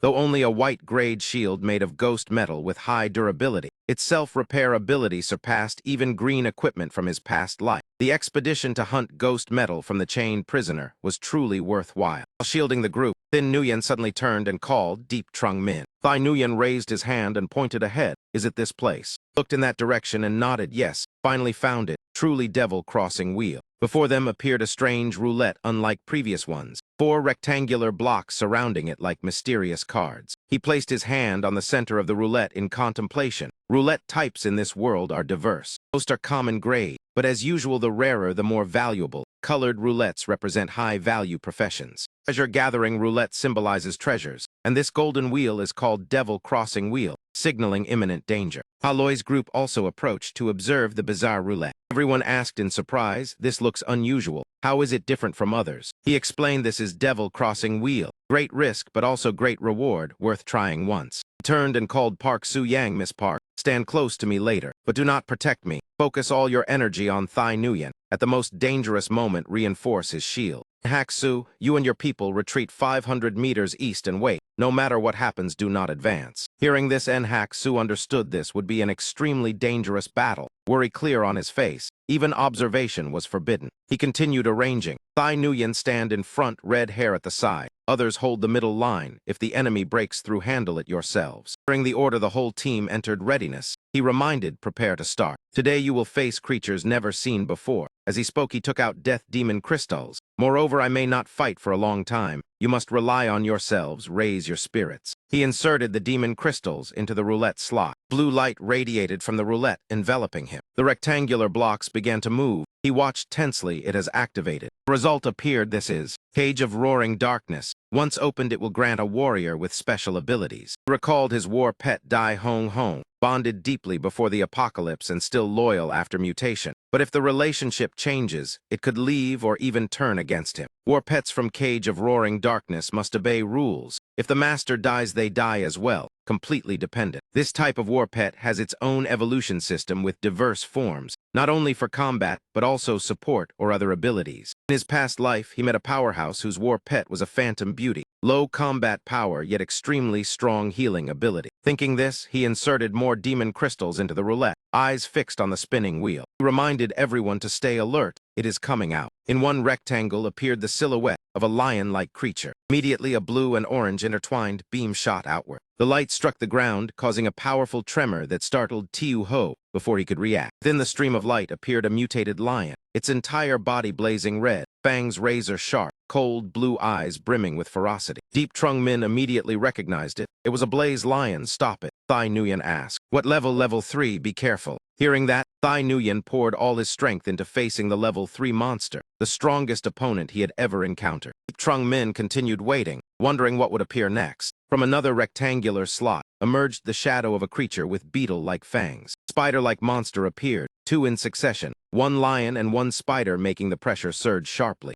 Tiu Ho looked at the 2 massive creatures with a shiver and cursed. "What the hell is this?" Deep Trung Min warned that this was a level 3 insectoid. The blaze lion wielded extremely dangerous fire, and the insectoid spat highly corrosive acid. Do not be deceived by appearances. Everyone looked up at the roulette wheel as the final result was about to appear. Staring at the monster silhouette inside the cage, Deep Trung Min waited. When the result became clear, he was overjoyed. It was still a T-Min cage. It seemed his luck was not bad. Deep Trung Min immediately summoned a metal warrior using basic conjuration technique. Gigantic warrior leaped out of space, arcs of lightning flickering around its body. When the metal warrior landed, shattering stone and earth, it immediately confronted the level 3 insectoid. Deep Trung Min continued to cast basic conjuration technique. This time, a golden armored warrior holding a massive broadsword appeared. The golden armored warrior swung his blade and charged straight at the blaze lion. Deep Trung Min summoned another mud golem. The mud golem was placed behind to protect Thai Nguyen. Staring at the strange creature, he asked in shock, "What is that?" After finishing preparations, Deep Trung Min gripped his blade and rushed into the battlefield. Borrowed force by stepping on the metal warrior's back and sprang upward. On the side of the level 3 insectoid, the flames on its head flared high. Trung Min swung a powerful slash straight at the insectoid. Fierce flames engulfed him as Deep Trung Min shouted that everything he could do was done. "Rest is up to everyone," Tiu Ho replied with a confident smile. "Boss, rest assured, we will block them and protect the rear." Deep Trung Min turned back to prepare to spin the roulette wheel again. 3 uses of basic conjuration had consumed at least 600 spirit power points. If not for previously strengthening his mind, he could not have endured it. Next, he used a level 2 demon crystal to fix the wheel, speaking as he stuffed the crystal into the roulette wheel. Focused on the demonic roulette wheel as the first cube appeared, the spinner could use a demon crystal 1 level higher to lock the pattern, and this cube would not move until enough rewards were gained or time ran out. Fixing the wheel meant the spinner would also be fixed in place until completion or termination. Looking at everyone behind him fighting desperately, he knew the next step depended on them. Deep Trung Min recalled the mechanism of the demonic roulette wheel. The patterns could turn into living entities to attack. The more it moved, the stronger the monsters. Their level usually 1 or 2 tiers higher than the activating demon crystal. If 1 round failed to win, 3 high-level monsters would appear. 2 rounds meant 6. 3 rounds would continue increasing exponentially. Once the wheel was fixed, the spinner was bound. If his teammates could not block the monster's death was certain. Deep Trung Min waited nervously, watching everyone fight for him. He knew he was not allowed to give up. Thai Nguyen raised his shield and struggled to withstand the blaze lion's attacks to create a chance to counterattack. The sea of crimson flames kept pressing closer as Thai Nguyen gritted his teeth and held firm. The 3 conjured creatures charged simultaneously into battle with the 2 mutated monsters. Tiu Ho turned and shouted, "Boss, why are you standing there alone? If the spinner must stay still, why not let me do it?" Deep Trung Min explained that the roulette wheel required the spinner to meet conditions higher than a level 1 demon crystal. He was a 2-star evolver and could only activate it with a level 1 demon crystal. The others did not meet the requirements. Not only that, to make 4 cubes display the same pattern at once, he had to fix the wheel at most twice. As he spoke, Deep Trung Min continued inserting level 2 demon crystals into the roulette wheel. The first fix required a demon crystal 1 level higher than the activating crystal, and the second time required a level 2 demon crystal. If not for killing the 100-handed zombie and obtaining a level 2 demon crystal, he would not have been qualified to touch this roulette wheel.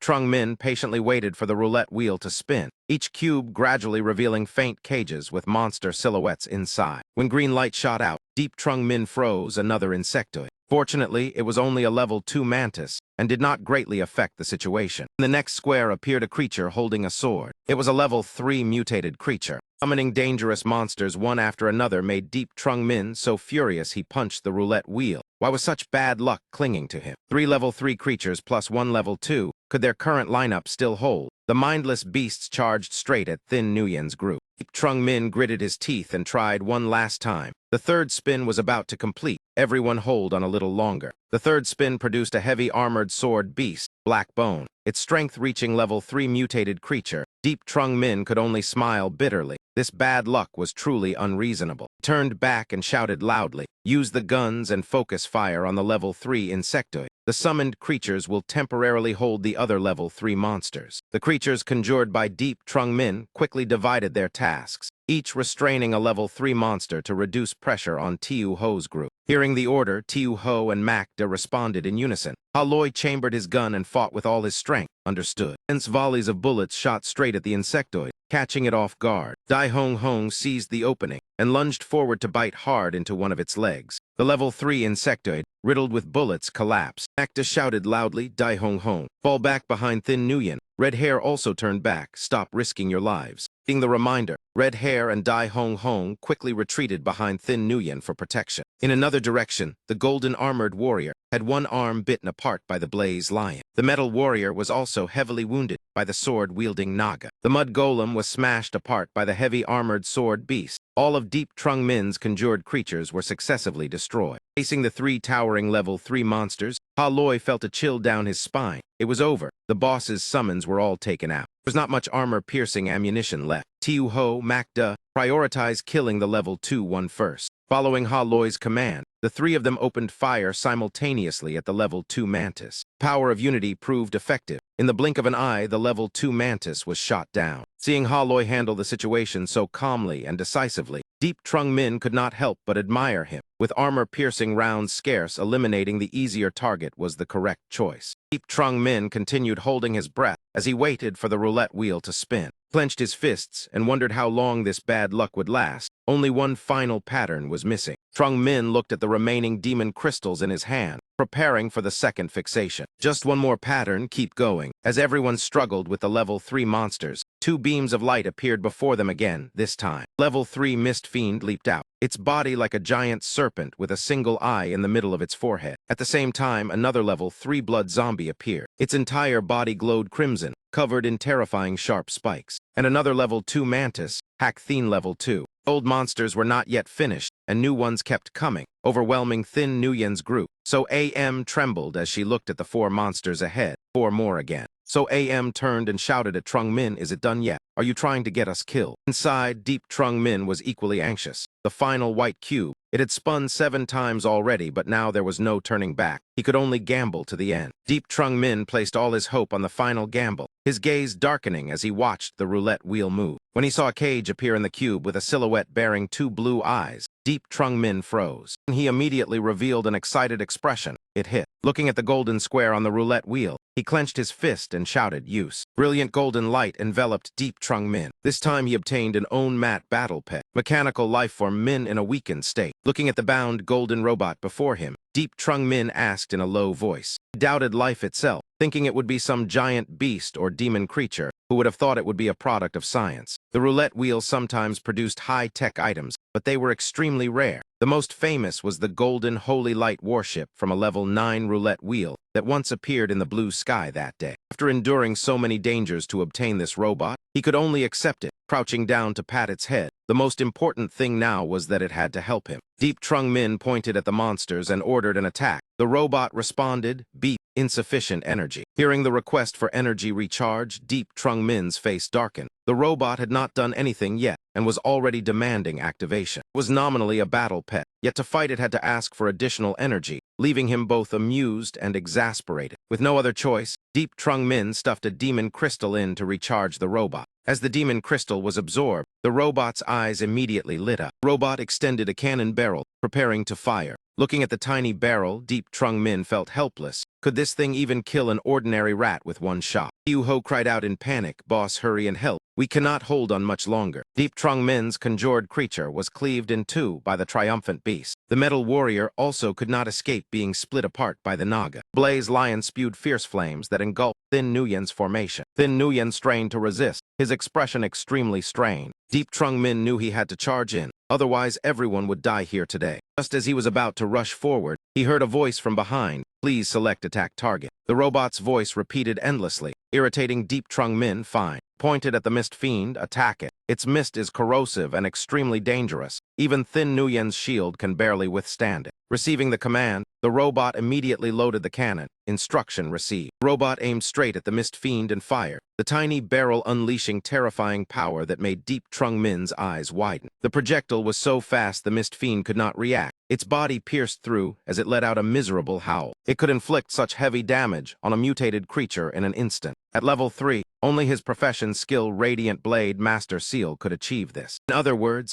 a miniature fortress powered only by a level 1 demon crystal could unleash an attack equal to a 2-star profession evolver. Such a reward normally only appeared on a 4-star roulette wheel. Deep Trung Min stared intently at the robot, never expecting this small thing to be so formidable. He smiled inwardly. Just one one-star demon crystal was enough to severely wound a level 3 mutated creature. And what if it used a level 2 demon crystal? As he thought this, he inserted a level 2 demon crystal into the robot's head. The moment the level 2 demon crystal was installed, the robot's eyes flared brightly. This time it deployed a cannon several times larger than its body, energy at 98%, level 2 fortress. Before it could fire, the Mist Fiend, enraged by the first heavy blow, lashed its tail straight toward Tiu Ho and Macda. Macda was sent flying. Luckily so AM caught him and reduced the impact. Tiu Ho was less fortunate. His body slammed hard into a tree trunk. Tiu Ho sprawled on the ground, a green cross-shaped light flashing around him. Park Su-yang saw this and immediately rushed over to cast Sweet Dew Technique. On one side, Deep Trung Min fought the Naga while waiting for the robot to finish. Just then the mechanical voice sounded. Ready, please select target. Deep Trung Min's voice was resolute. Heavy armored sword beast. The cannon barrel immediately turned toward the heavy armored sword beast, startling the monster. With a level 2 demon crystal as fuel, the power of this shot was 3 times stronger than before. Instantly, the level 3 heavy armored sword beast was blasted apart. Witnessing that terrifying power, Tiu Ho blurted out in shock, "This cannon is brutal." After the second shot was completed, Deep Trung Min hurried back to the robot to prepare the third, loudly instructing Thin Nguyen to hold the blaze lion tight. The Naga and Blood Zombie are mine. The others deal with the level 2. Red Hair and Dai Hong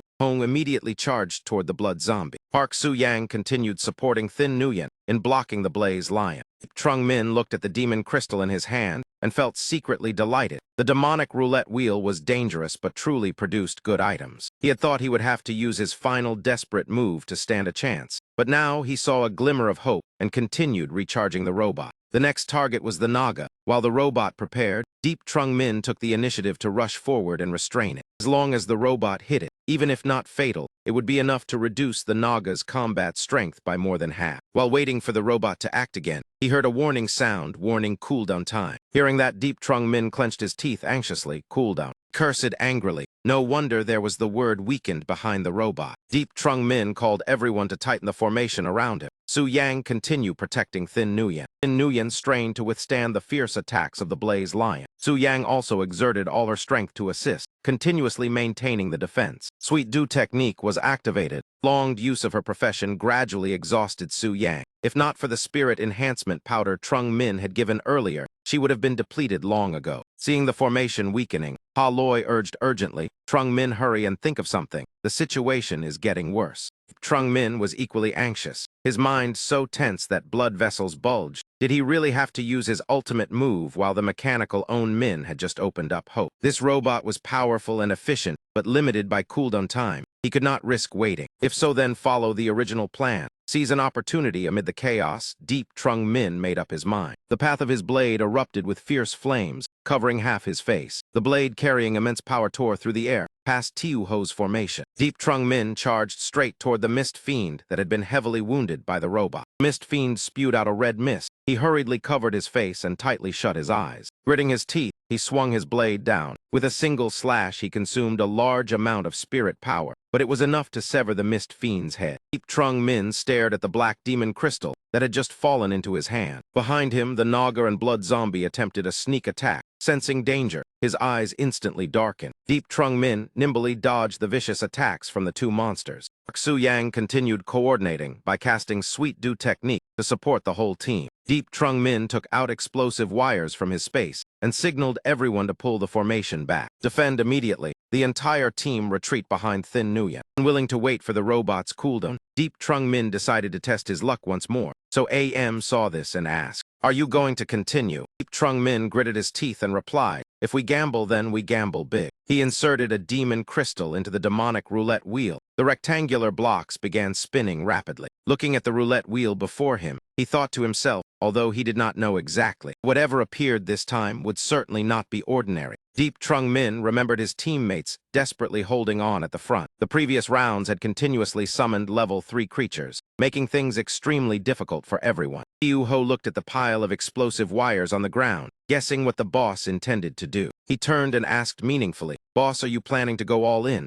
Viet Trung Bin gave a bitter smile and confirmed. Watching the wheel about to stop, "Fine, fix the wheel. Thin Nguyen asked if it was time to use the bombs. He replied it was not yet time. Nguyen gritted his teeth and held on. I can still endure. If I die, you have to compensate me. Then we will be even. So rushed into the monster formation and unleashed 4-direction shadow dance. She was stabbed in the leg by the blood zombie while surrounded. So collapsed to the ground. Loy immediately pulled her into Thin Nguyen's shield barrier. Seeing the critical situation, Loy shouted loudly, "This is bad. Everyone cannot hold much longer. Deep Trung Min, hurry up. There is no more time." Hearing that, Deep Trung Min grew even more anxious and immediately stuffed the demon crystal into the roulette wheel. The level 3 demon crystal from the Mist Fiend had been completely used up. Hurry, faster. Everything depended on this final attempt. While bandaging Macda was pierced through the arm by the blood zombie. She groaned in pain. Teacher. Seeing Macda severely injured, Ho cried out in panic, Captain Mac. As his teammates repeatedly faced danger, Deep Trung Min became even more worried, his eyes fixed tightly on the spinning roulette wheel. This time, the rectangular block revealed a shape resembling a gate. Seeing that, Deep Trung Min was overjoyed. Finally it hit. He stored the robot back into space. Deep Trung Min kicked the explosive wires hard toward the mutated monsters. He shouted to Thai Nguyen, "Big guy, use your profession skill, immovable stone plate." Thai Nguyen's eyes turned crimson as he activated the immovable stone plate profession. From a single shield, it quickly split into multiple slabs that wrapped around them. Deep Trung Min's entire group was enveloped within Thai Nguyen's shield layer. Deep Trung Min leaped onto the shield and aimed the gun barrel at the swarm of mutated monsters. After preparing, Thai Nguyen spoke up. "Trung Min, I am ready, begin." Taking careful aim, Deep Trung Min pulled the trigger. A surge of fire erupted. A blazing red streak tore through the forest. Even the musician group in the distance could see it. The musician was horrified. Could it be that he intended to do that? He immediately ran toward Deep Trung Min, and upon seeing the battlefield, the musician was stunned. The violent ring of red flames before his eyes left the musician deeply shaken. He could not understand why Deep Trung Min had to unleash this move. Macda and the injured lay on the ground trying to recover. Ho anxiously tended to them. The battle gradually came to an end, the whole team nearly exhausted. Su Yang and Thai Nguyen struggled to maintain the shield. Dai Hong Hong moved to check on Red Hair, who was gravely wounded. Seeing the critical situation, the musician urgently called for those behind him to hurry and assist. Watching the musician return, Deep Trung Min let out a breath of relief. The timing was perfect, well done. Clutching the demon crystal in his hand and seeing everyone still alive, Deep Trung Min felt relieved. As long as everyone survived, it was good. This battle was won at too great a risk. 4 days after Deep Trung Min's group ended that brutal battle. Inside the base, only piles of skeletal remains lay scattered everywhere. Dai Hong Hong lounged leisurely in the sun in the courtyard. Rare was such a peaceful moment in this world. Calmly gnawed on a large chunk of meat, while Ho stood beside it smiling brightly. He teased Hong Hong, "You swallow like you are gulping down apples. Can you even taste it? Eat slowly, understand." Just then, the sound of a door opening echoed. Deep Trung Min and the musician returned from searching for food. Ho and Dai Hong Hong ran out to greet them. "Boss, you are back." Ho took the bag from the musician. "That was tough. What did you find?" Deep Trung Min casually patted Dai Hong Hong's head. While stroking the pet, Deep Trung Min heard a voice from above. "Hey, handsome, did you find anything good to eat? Dried meat every day is giving me acid reflux." So and Loy smiled at Deep Trung Min. "Internet hot girl, are you sure the acid reflux is not for another reason?" Hearing that, felt slightly embarrassed. "Sister Loy, what do you mean? I do not understand." Deep Trung Min bent down and rummaged through the bag. He took out a bottle, unscrewed it, and asked Su Yang, "How is Thai Nguyen?" Su Yang reported he is better than yesterday but still needs rest. Also, Red Hair's injuries are not yet stable. Sweet Dew technique is not very effective on her. Hearing that, Deep Trung Min nodded. "That will do for now. I will think of a way later. You also need rest. You have used Sweet Dew too much these past days." Deep Trung Min turned and said, "The musician and I found some canned fruit and snacks. Ho distribute them." Ho made an okay gesture, got it. Deep Trung Min went to check Thai Nguyen's injuries. 4 days ago, he had made a bold gamble by using the explosives Loy left after blowing up the 2 buildings at the new base. Final plan was to detonate all explosives to deal lethal damage to the monsters while letting Thai Nguyen bear all the damage, obtaining the demonic roulette wheel reward while eliminating many high-level mutated creatures and ensuring the team's safety, truly killing 3 birds with 1 stone despite the extreme danger. The harvest this time was immense, but had not yet been inventoried. Deep Trung Min returned to his room to rest and recover for the coming battles. Only when everyone's injuries stabilized and food was secured could they examine and study the spoils. Deep Trung Min opened the demon crystal bag to check. After the explosion, he had exerted all his strength to eliminate the surrounding monsters, and the world progression showed that level 2 mutated creatures would soon surge, so level 2 demon crystals were still easy to obtain. What was truly valuable were level 3 demon crystals. Currently, level 3 creatures were extremely rare. Each crystal could spin the roulette wheel twice. Deep Trung Min tightened his grip on the demon crystal. After checking, he stored Martin into space. Perhaps luck would allow him to spin a 3-star evolution potion. Deep Trung Min continued taking out mutated monster parts to inventory. Next were the materials obtained. He touched the dark red gem. The most special item was this bull soul. His previous life, what survived from the heavy armored sword beast was the bull soul, its heart. The bull soul was useless to ordinary evolvers but extremely important to certain professions. Used to craft special equipment, rare formulas, even as a trigger for skills. However, the greatest gain this time was not it, but after checking his craftsman talent, Deep Trung Min fully understood the value of this item. It was the sacrificial gate. He summoned it from space. Simply put, the user sacrifices items, and the sacrificial gate returns corresponding rewards. Most importantly, it was a golden equipment. Deep Trung Min stroked the sacrificial gate. Golden equipment. Epic grade equipment. Only 7-star evolvers could sense it, and to fully possess it one had to reach 8 stars. Deep Trung Min tried placing demon crystals into the sacrificial gate and waited. The sacrificial gate did not respond,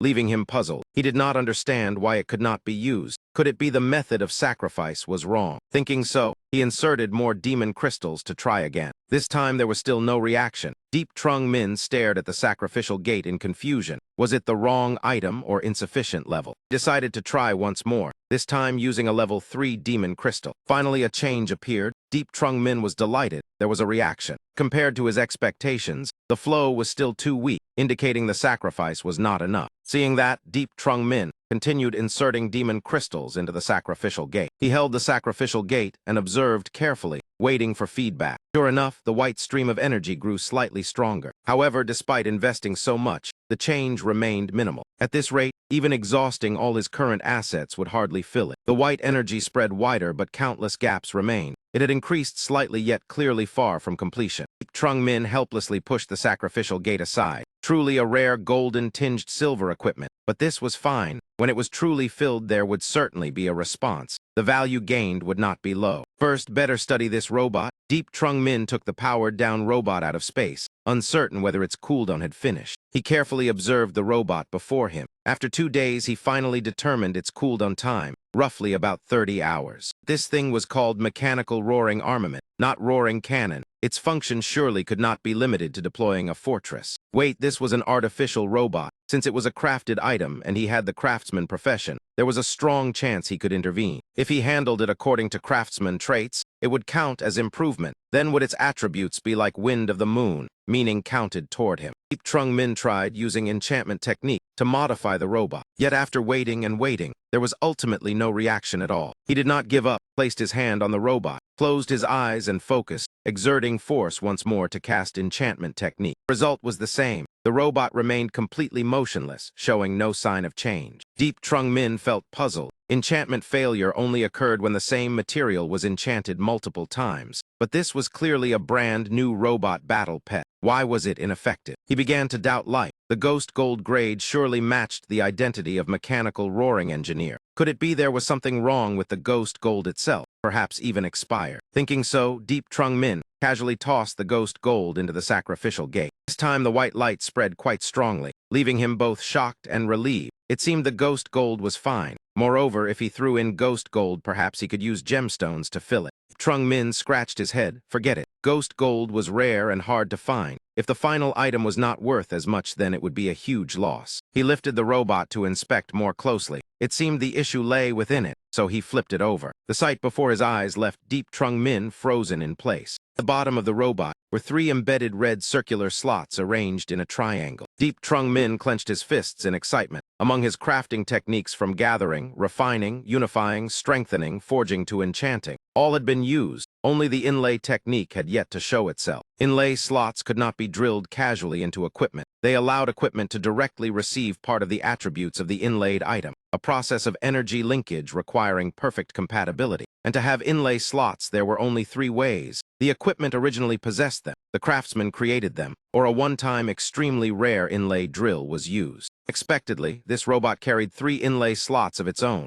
making Deep Trung Min overjoyed. He quickly embedded demon crystals into the inlay slots on the robot. Thank you all for following. The robot immediately burst forth with dazzling golden light. The robot's functions also changed dramatically, upgraded to become the frontline unit of the mechanical roaring engineer, though it remained weak. Firing Mode 1, Fortress Beam Cannon, unlocked, minimum requirement 1 unit of level 1 energy. Fires once, power 15 PA, range 50 m. Speed 0.1 times per second. Firing Mode 2, Fortress Shell Shot, not yet unlocked. At the same level, 1 energy can fire 5 times. Power 5 Phi, range 100 m. Speed 1 time per second. Firing Mode 3, Internal Flash Fortress. This mode is not yet unlocked. Requires at least 100 units of level 1 energy. Fires once. Power 20 PA, range 70 m. Area 9 m2. Speed 0.2 times per second. And the Radiant Blade Fortress requires 1,000 units of energy. Power 50 PA, range 200 m. Area 20 m2. To unlock higher forms requires massive energy in the millions of units. After reading it, Deep Trung Min was completely stunned. What kind of absurd thing is this? Just unlocking Firing Mode 2 required 1 million units of energy,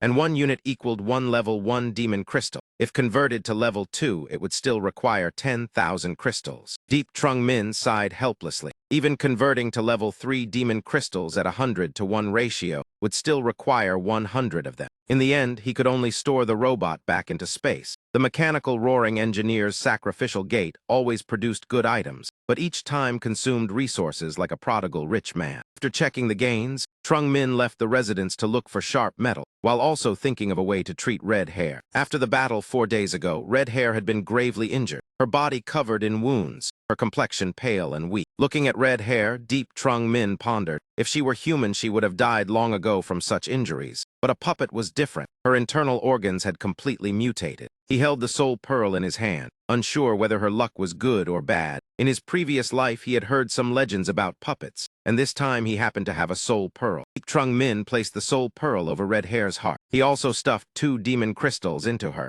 As for the result, it could only be left to fate. Looking at the fragrant dishes on the table, Tiu Ho showed a satisfied expression. Deep Trung Min held a bulletproof vest in his hand and walked into the room. Seeing this, Tiu Ho asked in surprise, "Boss, where did the bulletproof vest come from?" Deep Trung Min smiled and replied, "On the nearby highway, Lai Kong discovered an overturned truck with quite a lot of military supplies inside. I've improved these vests with my profession skill. They can handle ordinary firearms without issue." Sui Ang was given one first, and she could not help but be astonished. She took the vest and asked why she was prioritized. Deep Trung Min explained there were only 3. Thin Nguyen was the main force, so he must have one. She was the core support, so she also needed one. Deep Trung Min held the remaining vest and asked everyone, "One left, who wants it?" Aloy and Soam both shook their heads, saying it was ugly and women did not need it, telling him to ask the men. Tiu Ho immediately volunteered, saying he did not mind. Hearing that, Deep Trung Min handed him the vest and reminded him that with it, he had to stand on the front line. Tiu Ho's eyes were firm as he gave a thumbs up. "No problem, that is my strength." Deep Trung Min took a vest to find Thin Nguyen, telling everyone to eat first. Stepped into the laboratory and saw Thin Nguyen busy inside. Thin Nguyen asked briefly, "Have you eaten?"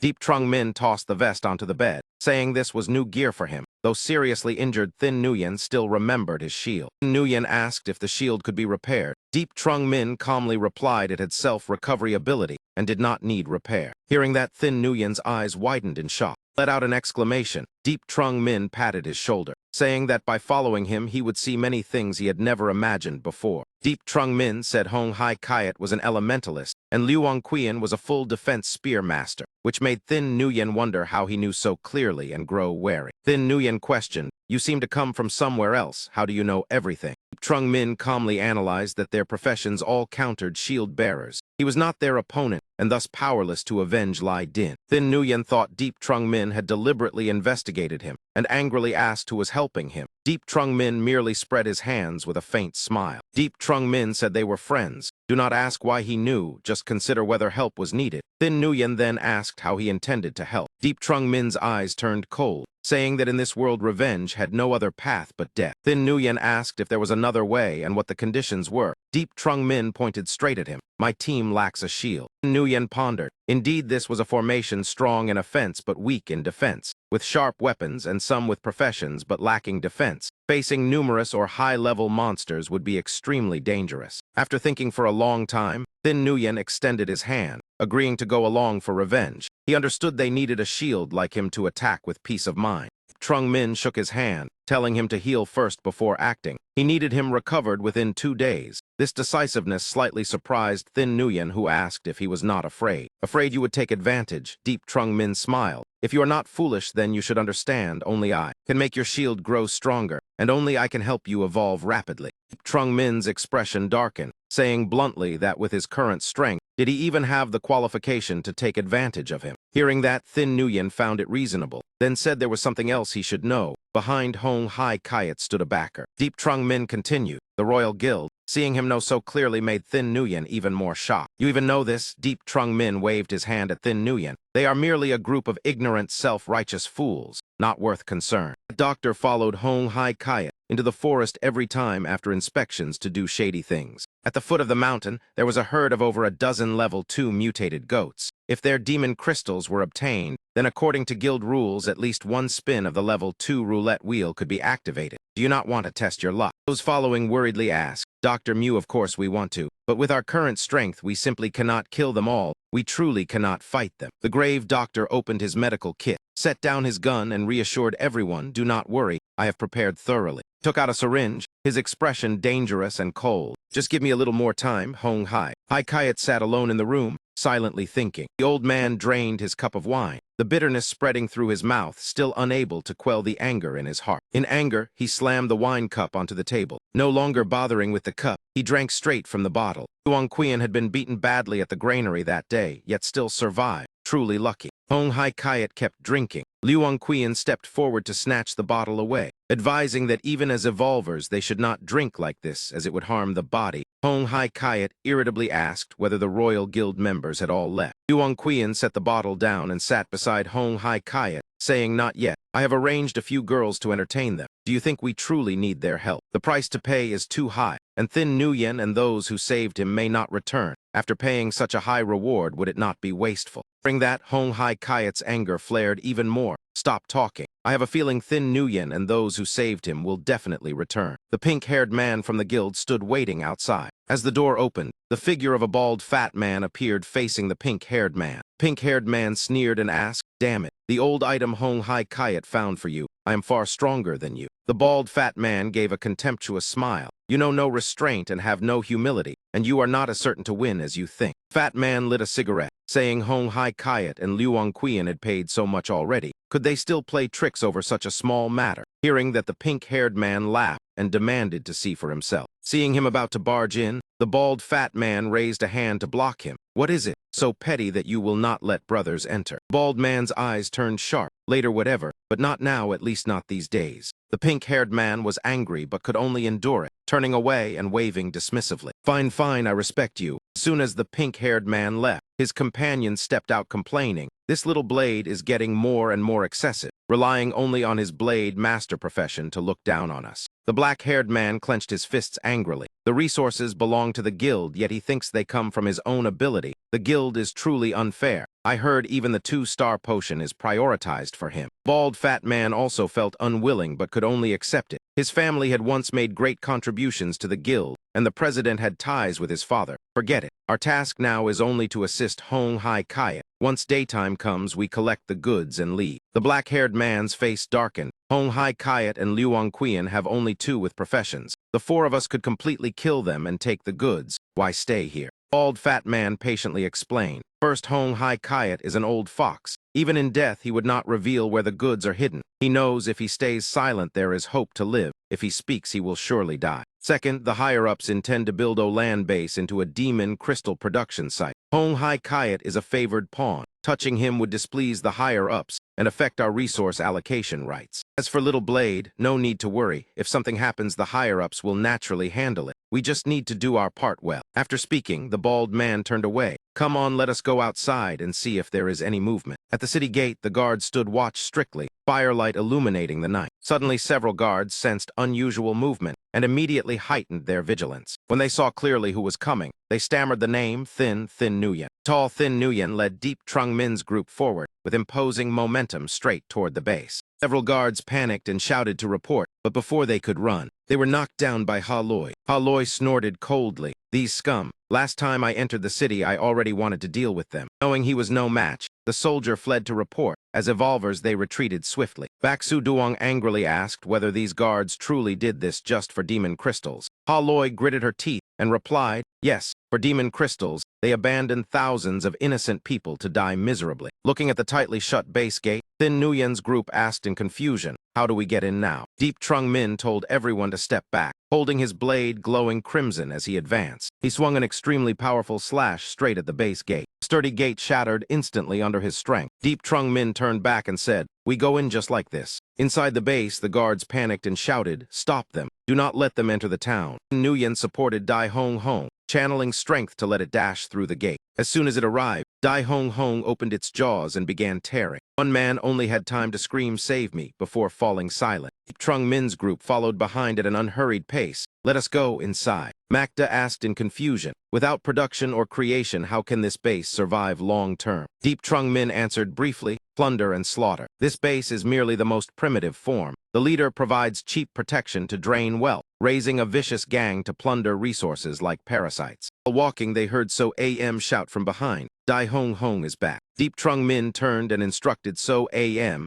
and the musician to go with Dai Hong Hong to find Hong Hai Kayat's whereabouts. Report back once found. Remember to stay safe. Previously, we only fought mutated creatures, but that is not the whole of this world. We must also face our own kind. Today, the enemy is the Royal Guild, all evolvers with professions, their strength both powerful and strange. To survive long-term, everyone must learn to deal with them, because they are more dangerous than zombies and monsters. Helping Thin Nguyen take revenge today is also a chance to train. Only by overcoming this can everyone truly adapt to this world. After speaking, Deep Trung Min waved his hand, act. Upon receiving the order, So Am's group immediately dispersed to act. Deep Trung Min relayed information, gestured for everyone to follow him forward. He looked ahead and said, those people have arrived, it is them. The group that appeared was still led by the pink-haired man. Enemies from both his previous life and the present met again, all familiar faces. Tiu Dao, a professional blade master, in his previous life had clashed with him in a base bar. Chuang Din and Chuang Tin were two somewhat twisted brothers who died quite early in a conflict between the Royal Guild and a battle legion. Later, one of them became vice president of the Royal Guild, known as one of the 5 overlords. Before his rebirth, he had already been an 8-star powerhouse, and in this life, Thin Nguyen sought revenge because of him. Afterward, the Royal Guild and the Battle Legion bloodbathed O Land. From then on, though not openly opposing us, they constantly obstructed us both openly and secretly.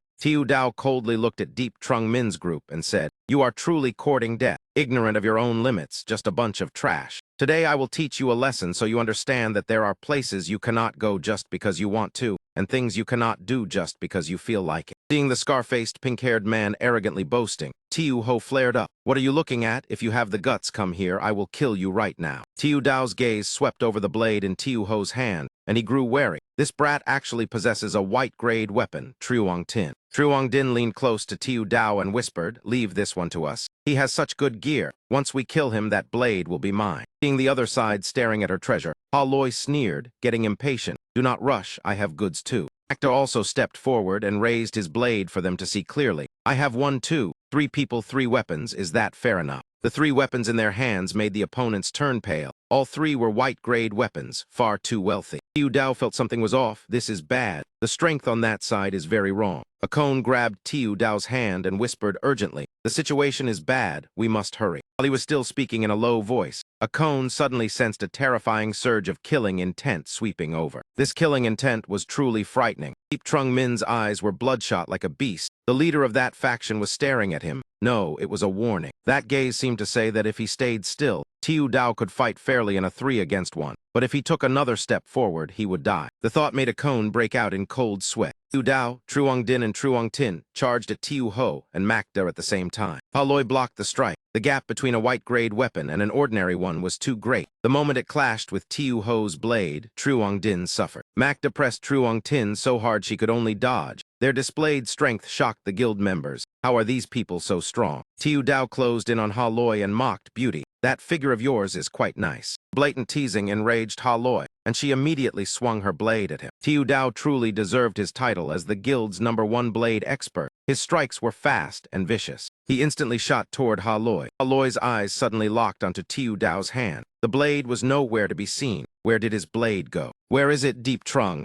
Immediately warned. "Ghost shadow assassination to your left." Ha Loi heard and dodged right just in time to avoid the blow, then thrust straight into his chest. The blade pierced his chest. Tiu Dao could not believe it. How is this possible, this move? This move, even my friend never knew it. Deep Trung Min said coldly, "I once lost to you, so I have experience from my previous life. Your death is not unjust. Back then, I suffered enough at your hands." The guild's #1 blade master being killed in an instant threw Truong Tin and Truong Din into panic. Tiu Dao had been killed. Seizing the moment while the two were stunned, Macda and Tiu Ho immediately counterattacked. "Where are you looking?" Seeing the situation worsening, Truong Tin hurriedly called out, "A cone, brother cone." Intimidated by Deep Trung Min, a cone did not dare act rashly. He could only shout a reminder, "You two be careful, use your skills if you can." Truong Tin called to her brother, coordinate. Suddenly Truong Tin and Truong Din vanished, leaving only white smoke. Tiu Ho and Macda stood back to back on guard. "This smoke blocks vision, be careful." Facing the white smoke, Deep Trung Min pondered. The younger sister's class is Mist Walker, focused on support. Not strong alone, but combined with her brother, who is a void thief specializing in sneak attacks.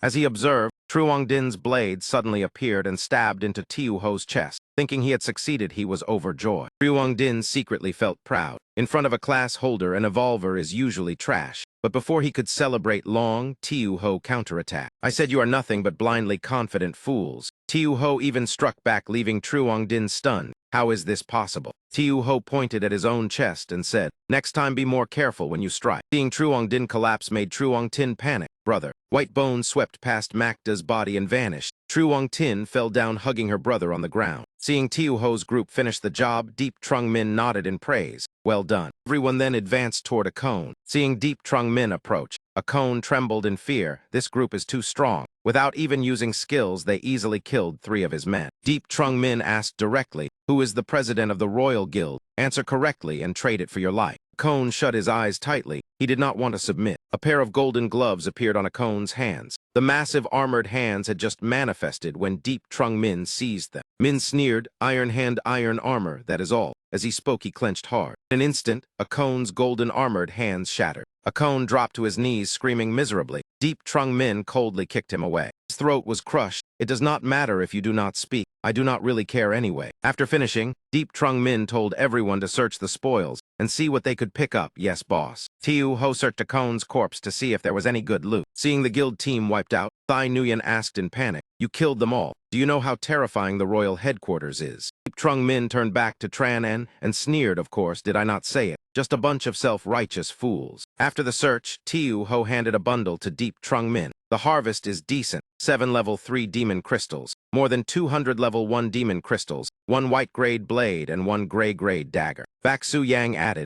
"I found 3 level 2 demon crystals, 50 level 1 demon crystals, and a 1-star transformation potion." Not bad, these people had quite a bit on them. Take the space ring and store everything. Looking at the corpses on the ground, Suong An showed worry. "I can imagine that in the future there will be even more looting and killing. Even I feel uncomfortable seeing it." Seeing the girl gradually adapt to reality, Deep Trung Min encouraged her. "Everyone must get used to things like this as soon as possible." Suddenly, Deep Trung Min heard someone call from behind. Trung Min. So AM walked over and said, "We have found the location of Hong Hai Kayat and his group." Hearing that the enemy was found, Trung Thin hurriedly asked, "Where?" So AM waved her hand, "Follow me." Hak Su sat to one side watching the gate and waiting. After waiting a long time, he finally saw Deep Trung Min's group appear. Hak Su excitedly pointed at the gate. They are inside, strangely quiet as if waiting for someone. Deep Trung Min understood who they were waiting for. He smiled inwardly. That person will never come. Hong Hai Kayat and Luong Qian stared intently at the box before them. Luong Qian hesitated and asked, Hi Kayet, do we really have to hand it over? This was exchanged from the level 2 roulette with the price of 4 or 5 evolvers and hundreds of guards.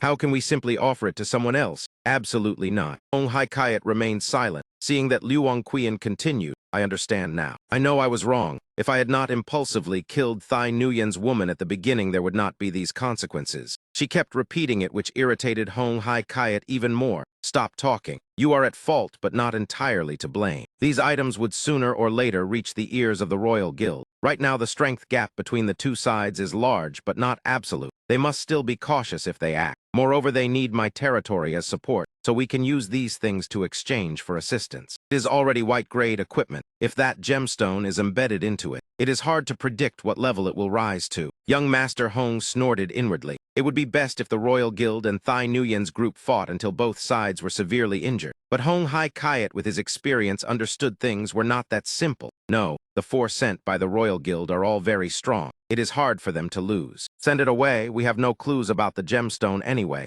Keeping it is useless. Better to exchange it for some peace. Discussing, Hong Hai Kayet suddenly heard a noise. It seems this cannot be traded for peace after all. He turned and saw figures at the door and was startled. Deep Trung Min kicked the door open and rushed in, his figure appearing before everyone. Young Master Hong broke into a cold sweat and stammered, "You. How can it be you?" Deep Trung Min could not be bothered with nonsense. As soon as he stepped in, he directly attacked. Young Master Hong and his group were immediately kicked flying. Deep Trung Min struck repeatedly, causing the opponents to fall left and right in misery. Seeing the situation turn bad, Hong Hai Kayet hurriedly raised a shield to protect his son. Deep Trung Min looked at the barrier before him, slightly surprised. Elemental shield, not bad. Ancient Elementalist is a powerful class. It seems you still keep the elemental retrieval skill. Why not take it out and let everyone broaden their horizons? Deep Trung Min's words made Luong Qian momentarily fluster. She recalled how she had been beaten miserably by these people that day. Anger surged and Luong Qian charged at Deep Trung Min. Deep Trung Min calmly watched the arrows shooting straight at him. Xu Yang behind him immediately raised a protective shield. The arrows were completely ineffective. As for Deep Trung Min, he did not even need to defend. He caught Luong Qian's arrow barehanded, the signature boomerang of a dart thrower. Seeing her attack easily neutralized, Luong Qian was horrified. This strength, are you an evolver?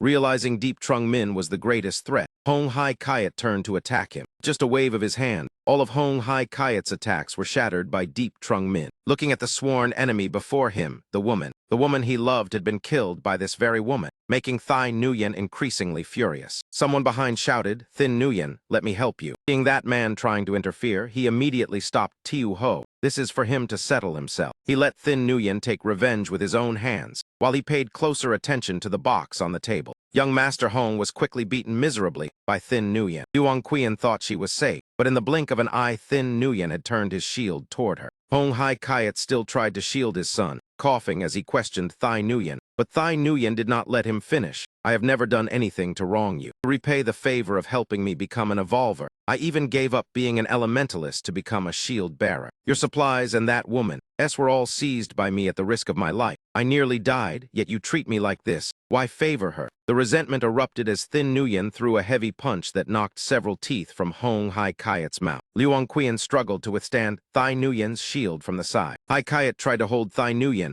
and called to his son, "Kill him." Young Master Hong obeyed his father, but his limbs trembled. "Yes, father, I am coming." Before he could assist, young Master Hong suddenly jerked his head around in shock. What? Where did the giant yellow python come from? Lunged forward and bit tightly onto young Master Hong's neck. Seeing his son attacked by a monster, Hong Hai Kayet screamed in terror, "My son." Before he could worry further, Thin Nguyen's icy voice sounded behind him, "Heartbroken for your son, then go down with him." Nguyen clamped down on Hong Hai Kayet's head, his voice sinking low. "In hell, remember to apologize to Tiu Din." Watching Hong Hai Kayet being killed, Luong Qian burst into anguished tears. Hai Kayet. Before she could grieve, killing intent surged over. Thin Nguyen stepped close with a cold smile. "Your turn." Seeing Thin Nguyen handle it himself, he carried the box outside. "Let us go. This place is his." Group stood outside waiting for Thin Nguyen to finish everything. After waiting a long time without seeing Thin Nguyen come out, Tiu Ho asked worriedly, "Boss, will he be all right?" He did not seem stable just now. He replied calmly, "Let him vent it all. He has suppressed this grievance for too long. He will wake up on his own." He opened the box and took out a white staff. So AM asked curiously, "What is the staff inside this box?" He held the staff and said to everyone, "This is the staff of nature." No wonder the Royal Guild went all out to help Hong Hai Kayet. Looking at the staff glowing white,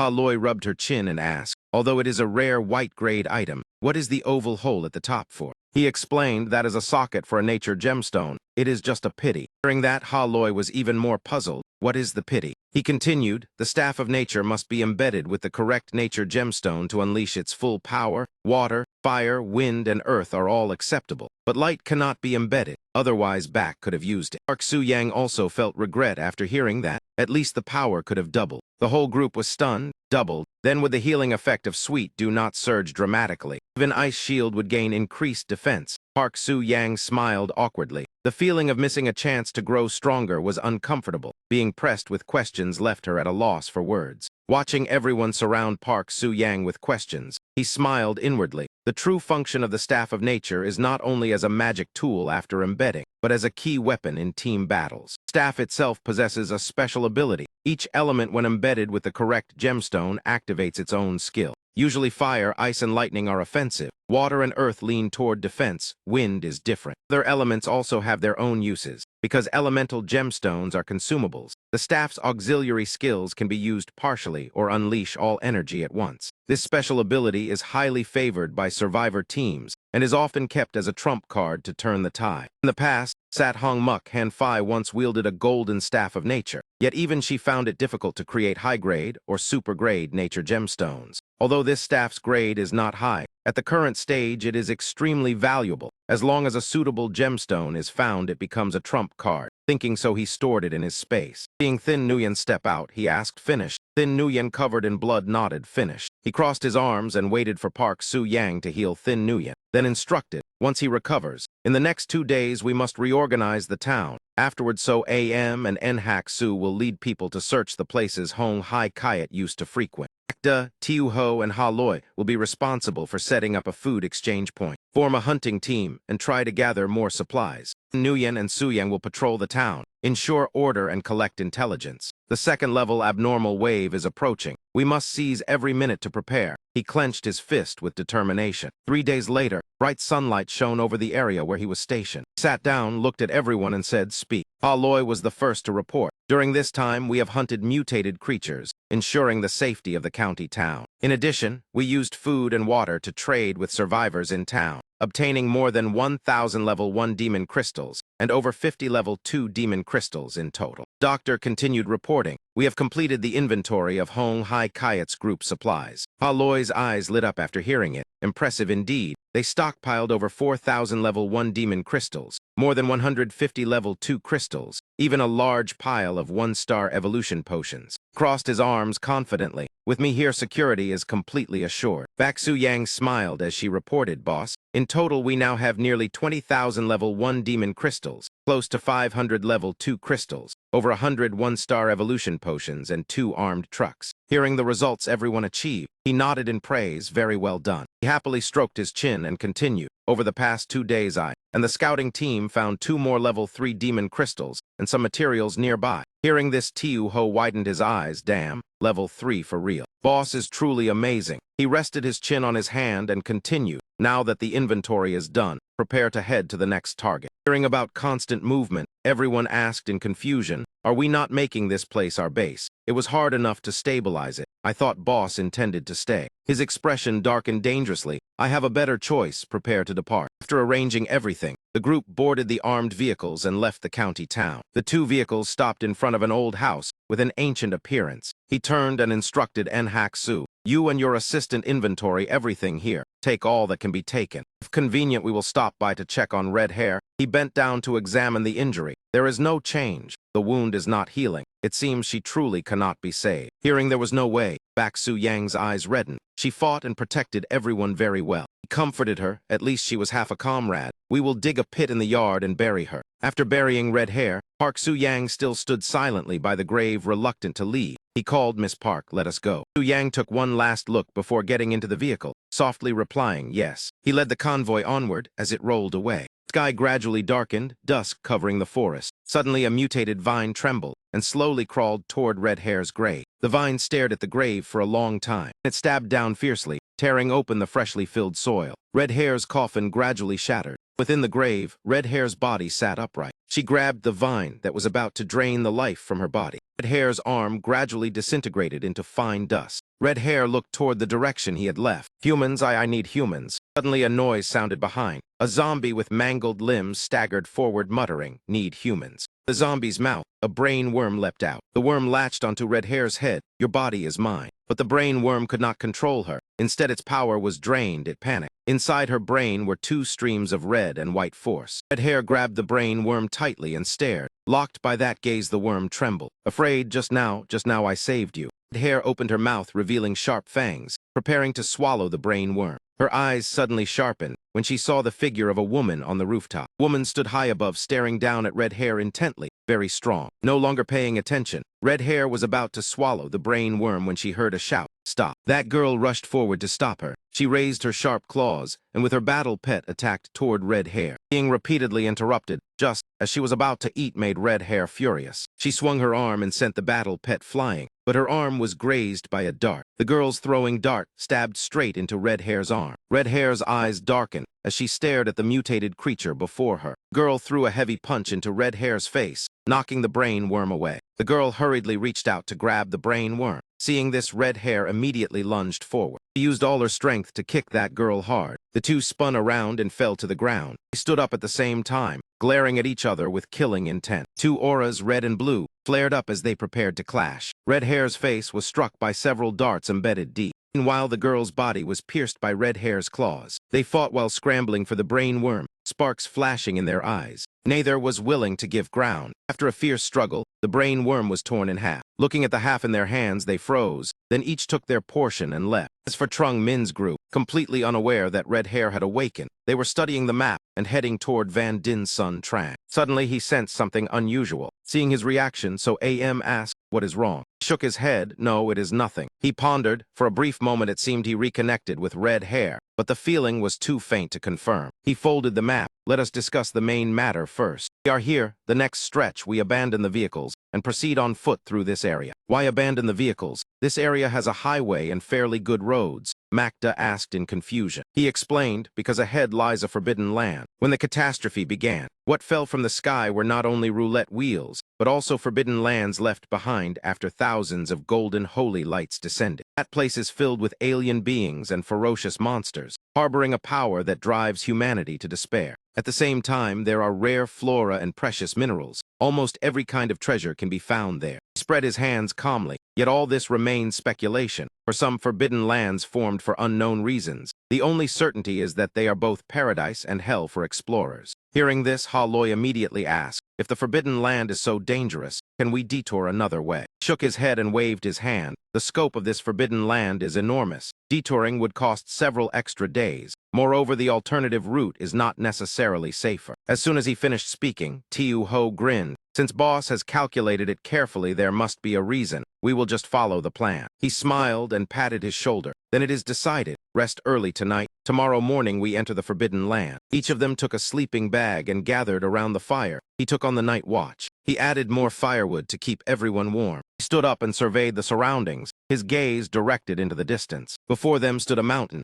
shrouded in dark red currents of energy. He frowned. The chaotic barrier outside the forbidden land is red, proving this place leans towards slaughter and bloodshed. Clenched his fists firmly. If he remembered correctly, there is a gemstone mountain and even mineral veins here. This time he must take the risk. His group slowly left the cave to scout the situation outside. Looking at the crimson sky filled with desolation, he fell into silence, turned back and instructed his companions, "It is safe. Continue forward." Seeing the gigantic footprints on the ground, Makdo exclaimed in shock, "What kind of mutated creature is this large? It rivals a dinosaur." He explained, "The monsters within the forbidden land can absorb energy from countless gemstones, causing their evolution level to skyrocket. Gemstones are extremely important resources, from craftsmen, alchemists, pharmacists, elementalists to mages. Even evolvers who raise battle pets all need them." Hearing this, the purple-haired girl asked doubtfully, "So there are gemstone veins in this forbidden land?" Pointed toward the mountain ahead. "See that? That is Gemstone Mountain. Inside lies a mineral vein." Ha Loi observed the surroundings, then reminded in a low voice, 3 o'clock direction. He raised his binoculars to look, suspicion flickering in his eyes.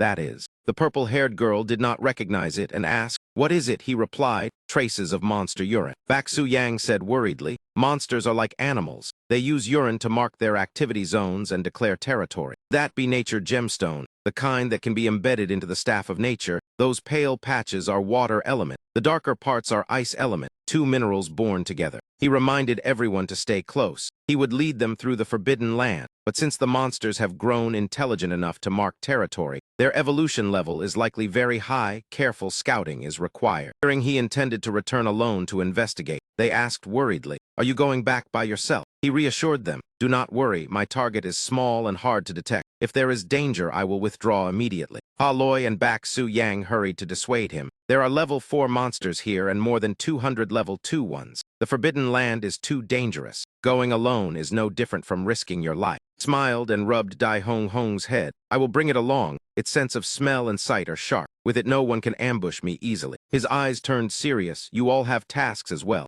I have chosen Van Din Sun Trang as our base. Before I return, thoroughly investigate the surrounding area. We must know what forces exist here, what monsters, whether there is a large zombie nest. If possible, find the roulette wheel and determine its level." He reminded in a deep voice, "Remember one thing, absolutely do not approach Van Din Sun Trang." Then Nguyen stepped forward asking to go along, but he shook his head. "Staying here to protect Enhaxu is already helping me." Not allowing further argument, he waved his hand and left. "It is decided. When I return, it will be time to seize Van Din Sun Trang." The forbidden land of Thuongha village, he stood on high ground looking down. The entire village was silent, without a soul in sight. He smiled faintly. Luck is not bad. Upon arrival, he found mutated sweet potato ginseng sprouts. This plant automatically attacks any living creature that approaches. Ordinary people would almost certainly die if struck. As a mutated plant, it carries level 1 demon crystals. Cultivated well, it yields stable harvests. The sweet potatoes are edible, delicious, and able to enhance physique. He used the space ring to collect the mutated sweet potatoes. He has gardening skills and can cultivate them on a large scale later. Continuing to observe, he discovered a level 4 three-tailed demon frog. Even among the same level, it is extremely difficult to handle. He broke into a sweat. In this life, he has only evolved to 2 stars. Challenging level 3 is not hard, but level 4 is dangerous. Yet having come this far, he cannot return empty-handed. The mutated frog was clutching a chunk of gemstone like a treasure. Dai Hong Hong deliberately ran past. The intrusion into its territory stunned the mutated frog. Its eyes narrowed dangerously. Dai Hong Hong deliberately stood before it to provoke. It even turned its rear in provocation with an irritating grin, infuriating the demon frog. Three-tailed one puffed angrily, originally unwilling to act but repeatedly provoked. Unable to endure further, the demon frog lashed out its long tongue. Dai Hong Hong immediately turned and fled, luring it away from the cave. Seeing the frog fall for it, he smiled inwardly. Good. Though it is level 4, it is not skilled at long pursuit. He calculated swiftly, at most 1 minute before it gives up and returns, enough time for him to act. He released the cub of the crimson flame armored beast into the cave, grinning slyly, borrowed the child to lure the mother. The cub still slept soundly, unaware it had been used as bait. As expected, the three-eyed demon frog returned to the cave after failing to catch Dai Hong Hong. The crimson flame-armored beast thought its child had been seized and flew into a rage, while the demon frog believed its territory had been invaded. One water, one fire. They roared furiously, preparing to clash. Seeing the plan succeed, he rubbed Dai Hong Hong's head. "Well done, now it is time to profit." Taking advantage of the 2 monsters fighting, he slipped into the cave to mine the gemstones. This opportunity he had waited for a long time. 2 monsters of equal level, mutually restraining each other. A mere misunderstanding is enough for them to fight to the death. At this moment, to them the other is a life-threatening enemy. But once he ventures deep into the mountain, the demon frog will sooner or later notice. He must be quick and utterly calm. He reminded himself to maintain rhythm, observe the veins, ensure the energy lines are not damaged before digging. One gemstone after another was pried out, the first then the second, all stored into his space. Three-eyed demon frog seemed to sense something amiss, its fury growing stronger. It spat out hundreds of ice crystals, attacking the crimson flame-armored beast. Its innate skill 9 formation impact. Crimson flame-armored beast was heavily injured and forced to retreat. The demon frog immediately returned to its cave. Dai Hong Hong sensed the danger and let out a low growl to warn he. He asked anxiously, "Has the 3rd gemstone reached its limit yet?" He also sensed the demon frog rushing back. Damn, it noticed so quickly. He immediately called Dai Hong Hong to retreat. The moment he exited the cave, they ran into each other. The demon frog instantly lunged straight at him. Seeing a human dare invade its territory and steal gemstones, the demon frog spewed out a freezing vortex. He was shocked. Polar Ice Dragon Tornado, a level 4 monster already able to use such a terrifying skill, immediately cast a wood element skill on a giant tree. basic condensation summoning. The mutated tree grew claws and blocked the demon frog. Taking that chance, he dashed deeper into the forest. He had underestimated the demon frog. In an instant, the mutated tree was crushed by the polar ice, the freezing current still raging endlessly. He intended to unleash Seal of Blazing Wind Blade, but the effect was almost negligible. Watching the polar vortex press closer inch by inch, he gritted his teeth to resist, the freezing current swelling larger and more violent as if to crush everything ahead. Knowing he could hardly block it, yet unwilling to give up, he understood the strongest skill of a level 4 monster could not be evaded. There was only the path of risking his life. He pointed the staff at the three-eyed demon frog and activated inlay technique come. As the polar vortex closed in, he gathered all his strength and slammed the staff onto the ground. A phantom maiden emerged from water vase, forcefully blocking the polar ice assault. Sensing the shift in the situation, he rejoiced inwardly. This was the water element skill of the Staff of Nature, Water Vase Sanctuary. Yet before he could relax, the pressure surged again. Defending against a level 4 monster was still too strenuous. He glanced at the gemstone on the staff in contemplation. If its quality were higher, even mid-grade, it would be different. But now he could only gamble on escaping. He poured in more strength and once again activated inlay technique. Staff struck hard, sending tremors through the ground. Trails of water streaked across the earth as the phantom maiden gradually faded. A frost flower bloomed upon the staff, countless sharp ice petals shooting forward like a rain of arrows, trying to carve a path through the polar vortex. Seeing a sliver of escape, he was overjoyed. There is a chance, go. But before he could run far, another ice wall blocked the path. The situation worsened. He grew anxious. 2 skills have reached their limit, damn. 3 hard-earned gemstones, and already 2 have been forced into use. The gemstone on the staff began to crack, with nothing left to shield him. Countless ice arrows shot straight in. He froze and stared at the three-eyed demon frog. The three-eyed demon frog continued its frenzied assault, fury erupting. Draw your blade and still wish to keep my life. Too vicious. He sprang up and charged. The blazing sealed flame blade burned away the rain of ice arrows. Even so, innumerable ice arrows pierced into his body. Impossible to block them all. He collapsed in exhaustion. At the brink of life and death, the crimson flame-armored beast suddenly appeared and charged straight at the three-eyed demon frog. He rejoiced inwardly. 2 level 4 monsters clashing. The opportunity has come. He hurriedly called Dai Hong Hong. Quickly, retreat now. Man and beast finally found temporary shelter. Dai Hong Hong licked the wounds on his face anxiously. He leaned against it, whispering, "We are safe for now, but I cannot move at all." Stroked Dai Hong Hong's head, urging, "Go call the others." Receiving the command, it immediately left. He felt fortunate inwardly. As long as he lives, it is not defeat. His consciousness blurred. He heard murmurs, "Pitiful fellow, how dare he enter the red egg? Injured this badly and still alive, surely an evolver." Whispers rang by his ears. The group looked at him with pity, perhaps like us. Entered the red egg to explore and encountered monsters. The other companions are likely doomed. Seeing his severe injuries, a brown-haired girl asked the team worriedly, "Should we save him?" A rough man objected, "Injured like this, what is the point of saving him? Our precious medicine is scarce. What if we are injured later? The medicine is refined by her, but the materials are the team's effort." Hearing that, Duanqua shrank her neck, still intending to speak but hesitating. Suddenly she froze and pointed at he. Ah, he is awake. He opened his eyes and assessed the group before him, a fairly standard hunting squad. Seeing him awake, the man from earlier turned and asked behind, "Uncle Dat." What now? Uncle Dat held a cigar indifferently. "Awake is good, do not make a fuss." Ignoring their discussion, he continued observing, "This girl is about 16. The green bottle on her body bears the mark of neutral alchemy. Her class is alchemist. No wonder the squad had not left. This girl is the backbone of the entire team." Tyne kicked his leg lightly. "Hey, mute," he asked with difficulty, "who are you?" That man pointed and shouted, "What are you doing in the red egg, alone or with companions? What is your purpose?" Duanqua hurried to stop him. "Brother Tyne, he is still injured." He covered his mouth and coughed weakly. "I came alone, looking for some good items." The people behind whispered, "Alone? Is he a monster?" Uncle Dat brushed Tyne aside and asked, "Alone, and you dare come here?" He replied calmly, "A forbidden land does not mean no one dares to enter. Someone once drew a map of this place. I obtained it, so I came." He braced himself to stand. Seeing him sway, Duanqua hurried to support him. "Let me help you, be careful, thank you." Someone in the team called her back. "Duanqua, come here." She was pulled away. He watched and smiled faintly. Such kindness in the apocalypse is easily eliminated, yet he was truly grateful.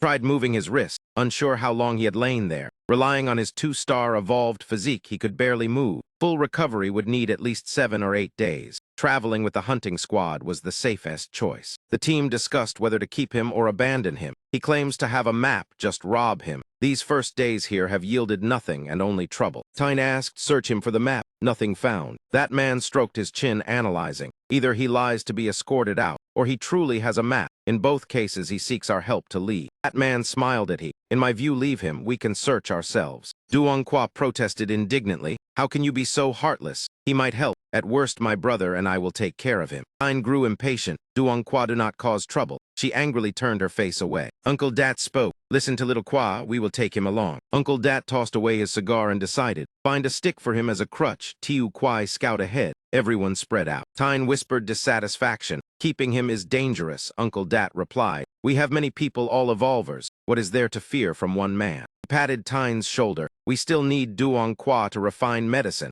especially paralytic potion. Once made, how many level 2 creatures we can hunt. He looked at the siblings caring for he. The girl may be naive but important, and we gain someone to scout and patrol. There is no loss. If we encounter a monster we cannot handle, then what? He left the rest unsaid for Tyne to understand. Uncle Dat approached and asked, friend, do you truly know the map here? Yes. Tyne pointed warningly. Do not lie, you have no map. He tapped his head. It is all in here. Uncle Dat handed over a material list and asked, have you seen this before? One glance revealed it was a paralytic potion formula. Uncle Dat dared show it, knowing he was neither pharmacist nor alchemist. But adding another alchemist to the team would not be bad. He glanced at Duongqua. That thought made him pay even more attention to the girl. Everyone sat to rest. He quietly stared at the fire, pondering. This team is vigilant and fairly strong, even daring to call themselves elite martial. He tried moving his legs and rejoiced inwardly. Recovery is quite good, but still needs 2 more days. Suddenly he turned his back to avoid their gaze and took out the gemstone from his space, the very one shot out by the 3-tailed demon frog. Examining it closely, he was stunned. A mid-grade ice element gemstone.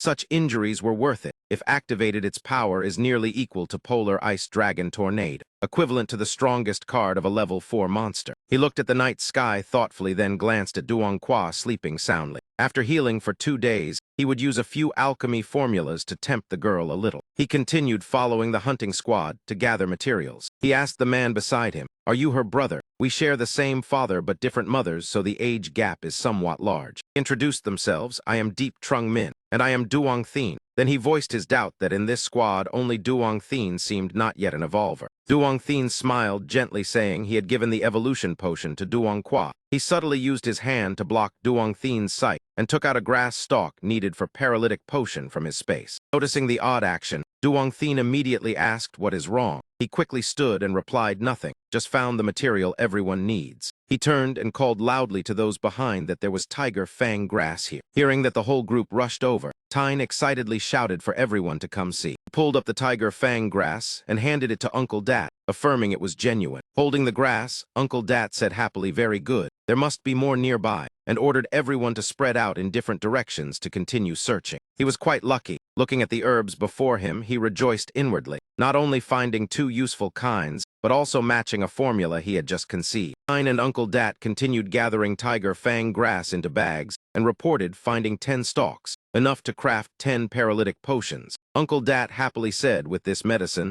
they could hunt level 2 mutated creatures and 2-star evolvers. At that moment, the entire group suddenly heard a panic scream, monster. On the other side, he and Duong Thien clearly heard that cry and immediately sprang to their feet. A man ran toward them in panic, 2 mutated deer chasing close behind. He shouted for everyone to run quickly. These were 2 level 2 red-eyed deer, their eyes blood red, quartz gemstones embedded in their foreheads as they charged madly at the group. Tyne turned in fear and told Uncle Dat they should flee at once. Seeing everyone run and leave he injured behind, Duongqua hurriedly called out to wait. Deep Trung Min is still there. Before she could finish, Duong Thien pulled her away, saying level 2 mutated creatures were not something they could handle. Duongqua looked back, seeing he alone facing 2 level 2 monsters. Her heart tightened and tears fell. Clenched the space ring in his hand, thinking that in perfect condition he could solve this with a flick of his finger. but now he had to use something precious. He took out a gemstone and inlaid it directly into the staff. He calmly faced the charging red-eyed deer. This was his last basic gemstone. Using only a quarter of its power would suffice. He looked at the blossom before him, smiled confidently, and whispered bloom. The squad scrambled to hide. Only Uncle Dat remained composed, watching he from afar. Uncle Dat asked whether everyone had taken their belongings. Tyne forced a smile and replied they had. Duong Qua still worried for he.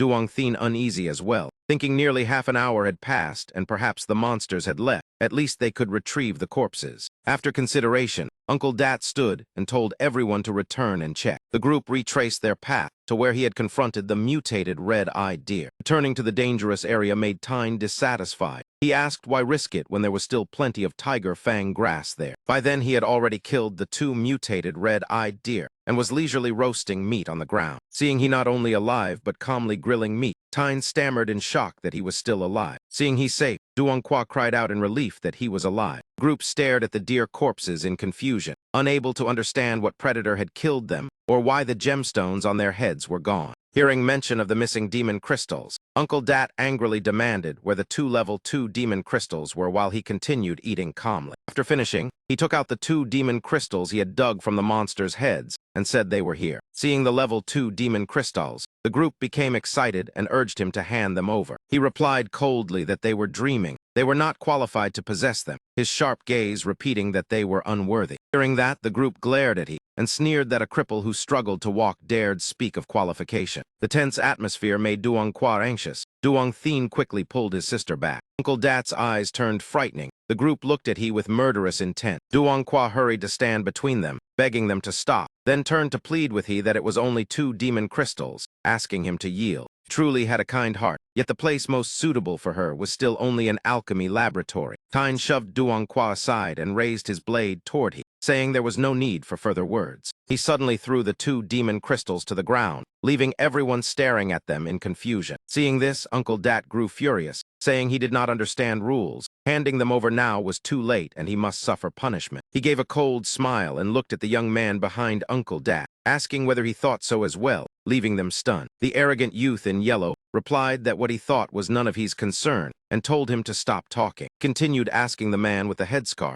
receiving only an angry glare and a curt order to shut up. Ignoring that attitude, he turned to Duong Thien, Duong Qua's brother, but Duong Thien only snorted without answering. Even so, Duong Thien said his opinion did not matter much. Hearing that, he smiled and slowly stood, saying if they wanted the demon crystals, he was still here. After speaking, he opened his space and dumped a pile of demon crystals before them. Sight stunned the group. They did not know where the crystals came from since they had searched him. He calmly said there were more. As soon as he finished, he produced another pile, terrifying them as the amount was at least 3,000. He said in a deep voice, "Do not rush. It is not over yet." Seeing him continuously produce demon crystals, Uncle Dat's group trembled, stammering that there were too many level 2 crystals. He stood straight, looking at the pile and said there were still some more. As he spoke, he tossed out several level 3 demon crystals, leaving the group speechless. One after another, they suffered shock, stammering in disbelief that one person could possess so many high-grade crystals. He snorted that there were still more. The group felt thunderstruck and asked if it was true. There were many more, but unfortunately he did not intend to reveal them and instead gripped the staff. Raised the staff toward the squad and repeated that as he said, they were not qualified. The staff erupted with sharp frost energy, forcing them into battle stances. Before they could react, Uncle Dat and Tyne were pierced by ice through their bodies, unable to resist and retreating in despair. In an instant both fell to the ground riddled with icy holes. The others stammered in fear, unable to comprehend. Seeing their wounds identical to the red-eyed deer corpses, the blond youth suddenly understood and said he now knew why the monsters had died. Duong Qua stared at he and called softly. He collected the demon crystals back into space and asked whether she wished to learn a potion formula he would teach. He tossed a handful of grass toward Duong Qua, leaving her bewildered. He looked at the 3 he had questioned earlier, his gaze terrifying them into kneeling. The group trembled and begged for mercy, apologizing repeatedly and swearing never to offend again. He slipped his hand into his pocket and said coldly that if they wished to live, they must work for him. Afterwards he was carried by them. Duong Qua pointed at the forest asking what creature grazed below. He looked at the beast eating grass and explained it was a cloud hoof, resembling cattle or horses on earth with 4 white hooves, hence the name. Duong Thien helped him down from the stretcher. Thinking it was rare to encounter a herd of cloud hoof in Thuong Ha Forbidden Land, and at the right moment meet an alchemist like Duongqua. That plan seemed entirely feasible. He asked Duongqua how much of the formula he had given earlier she had completed. Duongqua beamed and lifted a pouch, saying it was all here, then asked what the red liquid was. It looked beautiful. Was it poison? He curiously asked where the staff he had taken out went, and what the two sparkling gemstones he carried were, circling him as she questioned. He laughed at the girl spinning before him, asking whether she was 100,000 questions. He gestured to those behind and said, "Let us go down below to find a better place." Looking at the lush green meadow ahead, he felt satisfied this place was not bad. He instructed Duongqua to distribute the scarlet water to everyone, scatter the potion evenly and spray the area, then told Duong Thien that later he would lead the cloud hoof here, leaving Duong Thien confused. Duongqua stepped out to stop him, saying it was dangerous, her brother would not go. His voice turned cold. Everyone must prove their worth. No one is obliged to feed the useless. Duong Thien fell silent. Duong Thien said directly he knew he was not simple, and that he truly wanted his sister to follow him from now on. Hitting the mark, he asked what he could give Duongqua. He knew his guess was correct. In Duong Thien's heart there was only his sister. He said he needed Duongqua to do something entirely different from the old squad. Working for him would be absolutely safe, not dangerous. Duongqua would evolve 2 stars, 3 stars, even higher, becoming a mid-level then high-level alchemist. As he spoke, he gestured toward her. During this, Duong Thien pondered and asked how he could trust him. He smiled confidently and said there was no need to trust him, just survive and witness it personally. Duong Thien had thought this trip nearly certain death, so he was stunned and asked whether he would live. He pointed to the 3 behind and said if a mission required death, those 3 were more suitable. Of course, danger remained, and in the Forbidden Land, nowhere was absolutely safe. "Very well, I will go, but if anything happens, you must take good care of Duongqua." Seeing her brother decide, Duongqua anxiously tugged his sleeve, tossed Duong Thien 2 green vials, and said this was advance payment. Gripping the vials, Duong Thien could not believe his eyes. Pouring them out, he realized they were 1-star evolution potions. Seeing he casually give such precious medicine, he understood that earlier he had been tested. After drinking, Duong Thien felt violent changes like reverse lightning coursing through him, pain spreading across his body. He clenched his teeth, enduring, and rejoiced inwardly for choosing correctly. Had he refused earlier, his and Duongqua's position would have been no different from those 3. At that moment, the group who had scattered the potion returned reporting completion. He assigned 3 to guard Duongqua and retreat, then told Duong Thien that once ready they could depart. Duong Thien's evolution finished, his body gradually adapting. He nodded and said he would go. He entered the grass to scout. The next step was to stimulate the growth of the plants treated with the red water. He used gardening skill, his hands touching the grass emitting faint green light. The green light spread gradually, covering the entire meadow. Though he tried to mobilize wood element power, the vast area made it strenuous. After finishing, sweat poured from him. He said it was done. Next was to find cover. People sat on a rock waiting for Duong Thien to lure the cloud hoof. Duongqua kept looking back anxiously. Duong Thien ran with all his strength toward the meadow, the enraged herd of cloud hoof chasing closely. Seeing her brother return, Duongqua waved and shouted over here. Upon seeing he and Duongqua, Duong Thien said the monsters were almost upon them. Seeing the monsters right behind, he calmly replied, "Yes, I see." While chasing Duong Thien, the cloud hoof herd suddenly caught a strange scent and halted. He sniffed the air, trying to determine the direction from which the scent was coming. The cloud hoof herd followed the smell to the patch of grass that had just been treated, and as if starving, they immediately lunged in to devour it, completely forgetting about chasing people. Seeing this, Duongqua asked in confusion what on earth was the thing he told her to make that they liked so much. Deep Trung Min secretly smiled because this formula was quite simple and had never been widely spread. The red liquid was not a secret before his rebirth, but it only appeared on level 3 roulette wheels and above. 5 years after the apocalypse began, it finally spread. By then, mutated creatures had evolved highly, so its effect was greatly reduced. But at present for him, it was perfectly timed. Duongqua stared at the cloud hoof herd eating grass and asked if this was poison. No, he smiled with a hint of wickedness. It was an aphrodisiac. Hearing that, Duongqua let out a startled cry. She did not notice that around them, the cloud hoof herd was still crazily gnawing at the grass. Gradually, their expressions turned ferocious, dangerous eyes glancing at their own kind. The drug took effect, causing the cloud hoof herd to begin biting and tearing at one another. Seeing the unsightly scene, Duong Thien quickly covered Duongqua's eyes and told her not to look. Duong Thien wiped his sweat and asked Deep Trung Min whether this kind of drug could really be used. Trung Min smiled and replied that as long as it worked, that was enough. Seeing him cover her eyes, Duong Kwa pushed his hand away and said she was no longer a child. She was just a little surprised, but it was fine. Concerned about his sister's reaction, Duong Thien turned to ask Deep Trung Min whether they should kill them now. Deep Trung Min took a piece of meat from his space and said wait a little longer, then handed it to the blonde young man. Down below, the cloud hoof herd was still in a frenzy. Going down now would be no different from courting death. As the sky gradually darkened, Deep Trung Min's group sat around the fire roasting meat and waiting for the right moment. While chewing meat, Deep Trung Min reminded everyone to eat their fill so they would have strength to work. Each of them holding skewers replied they understood, boss. After finishing their meal, Deep Trung Min led the group back to the cloud hoof herd. Looking at the corpses scattered everywhere, he said, now that you are full, get to work. After the frenzy, the cloud hoof herd lay exhausted and motionless on the ground. Seeing Deep Trung Min walking without a crutch, Duong Kwa asked in surprise if he no longer needed support. Deep Trung Min smiled reassuringly and said it was fine. Although he had not fully recovered, he was about 60 to 70% healed. The other side, Duong Thien looked at the cloud hoof herd and asked why so many of them had died. Deep Trung Min explained that the drug not only stimulated their lust, but also drove them mad. Excessive competition for mating would lead to self-slaughter. He told everyone to stay away from those still breathing and prioritize digging out demon crystals from the dead bodies. Duong Kwa held a knife with trembling hands, staring at a cloud hoof corpse. The others did not hesitate, calmly digging out demon crystals. This was too easy with so many level 2 crystals, and the survivors no longer had the strength to resist. Some were still breathing, and when they saw someone with a knife approaching, they snorted angrily. But in their weakened state, they posed no threat. Provoked by the small human, the cloud hoof flew into a rage and charged at him. The blink of an eye before anyone could react, the blonde young man was violently gored, his internal organs shattered. Looking at the corpse before her, Duong Kwa panicked and covered her mouth. Sobbing, Deep Trung Min turned back and told the two behind to continue collecting demon crystals, and emphasized once more not to touch those not yet dead. Duong Kwa worried about their teammate, but Duong Thien patted his sister's shoulder and said Deep Trung Min had already warned him. That man chose not to listen. Afraid his sister's soft heart would make Deep Trung Min lose patience, Duong Thien apologized on her behalf. He replied it was fine and urged them to hurry because the drug was about to wear off. When night fully fell, everyone gathered the demon crystals and handed them to Deep Trung Min. Duong Kwa also gave him her share and her brother's.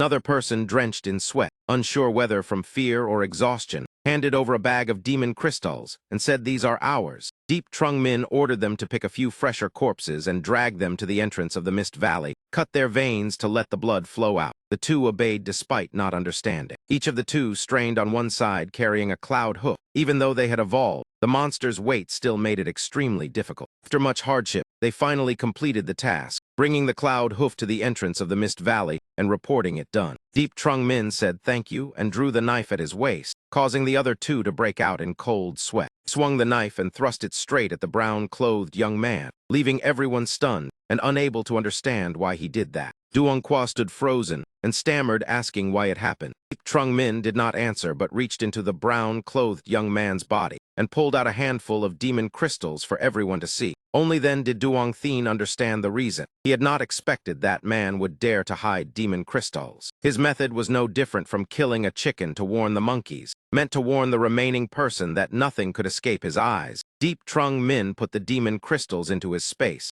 and as he walked told everyone to follow him to set up an ambush. Beginning to end, Duong Thien's group could not keep up with Deep Trung Min's train of thought, completely unable to understand what he was planning. Deep Trung Min and the others hid behind tree trunks waiting. Darkness spread through the leaves. His eyes turned cold and sharp as he stared at the sky. In the crimson sky appeared a gigantic mutated bird, its 5-colored body gliding across the air. Lured by the scent of fresh blood, it was a 4-star Melee Eagle. Deep Trung Min had expected to attract other monsters, but had not anticipated this terrifying level 4 eagle. In Anthan, the sky was gloomy and pitch black. The desolate scene made people wonder when this apocalypse would ever end. A group of people dressed in black stood silently looking at the zombie corpse before them. Suddenly a cold voice rang out from behind. Hey you people, put down the demon crystals and get lost. So AM turned around and looked at the group behind with surprise. The blonde man sneered and said to his boss that was that famous internet hot girl Luong So AM. Since they wanted both beauty and goods, they should keep her for Martin and drive the rest away. Tiu Ho teased with a grin as he looked at So Am and said a beauty truly is popular. Teased like that, So Am angrily scolded Tiu Ho for failing at guard duty and letting the enemy approach. Trouble brought upon themselves must be borne by themselves. Enhaxu saw the tense atmosphere and stepped in to mediate, saying Tiu Ho was not lazy. It was he who had led the zombies here. Defended like that, Tiu Ho beamed in thanks. Seeing himself ignored, the boss grew furious as the others kept laughing and joking without taking them seriously. The boss raised his gun and pointed it at Tiu Ho's group with killing intent on his face, shouting that since they would not shed tears until they saw the coffin, they could all die. Before he could pull the trigger, he was startled and turned to the right as Thin Nguyen charged in with a shield and scattered them. Tiu Ho also rushed up with a baseball bat, blaming Thin Nguyen for receiving so many signals yet only acting now. Thin Nguyen laughed and apologized lightly. One with a shield and one with a bat entered the fray, beating the opponents until they could not react in time. After being beaten one-sidedly for a while, the group lay groaning all over the ground. Thin Nguyen looked at the weaklings with disdain for liking to show off. So AM ran over and called the two of them to leave. Tiu Ho turned and asked how much they had gained today.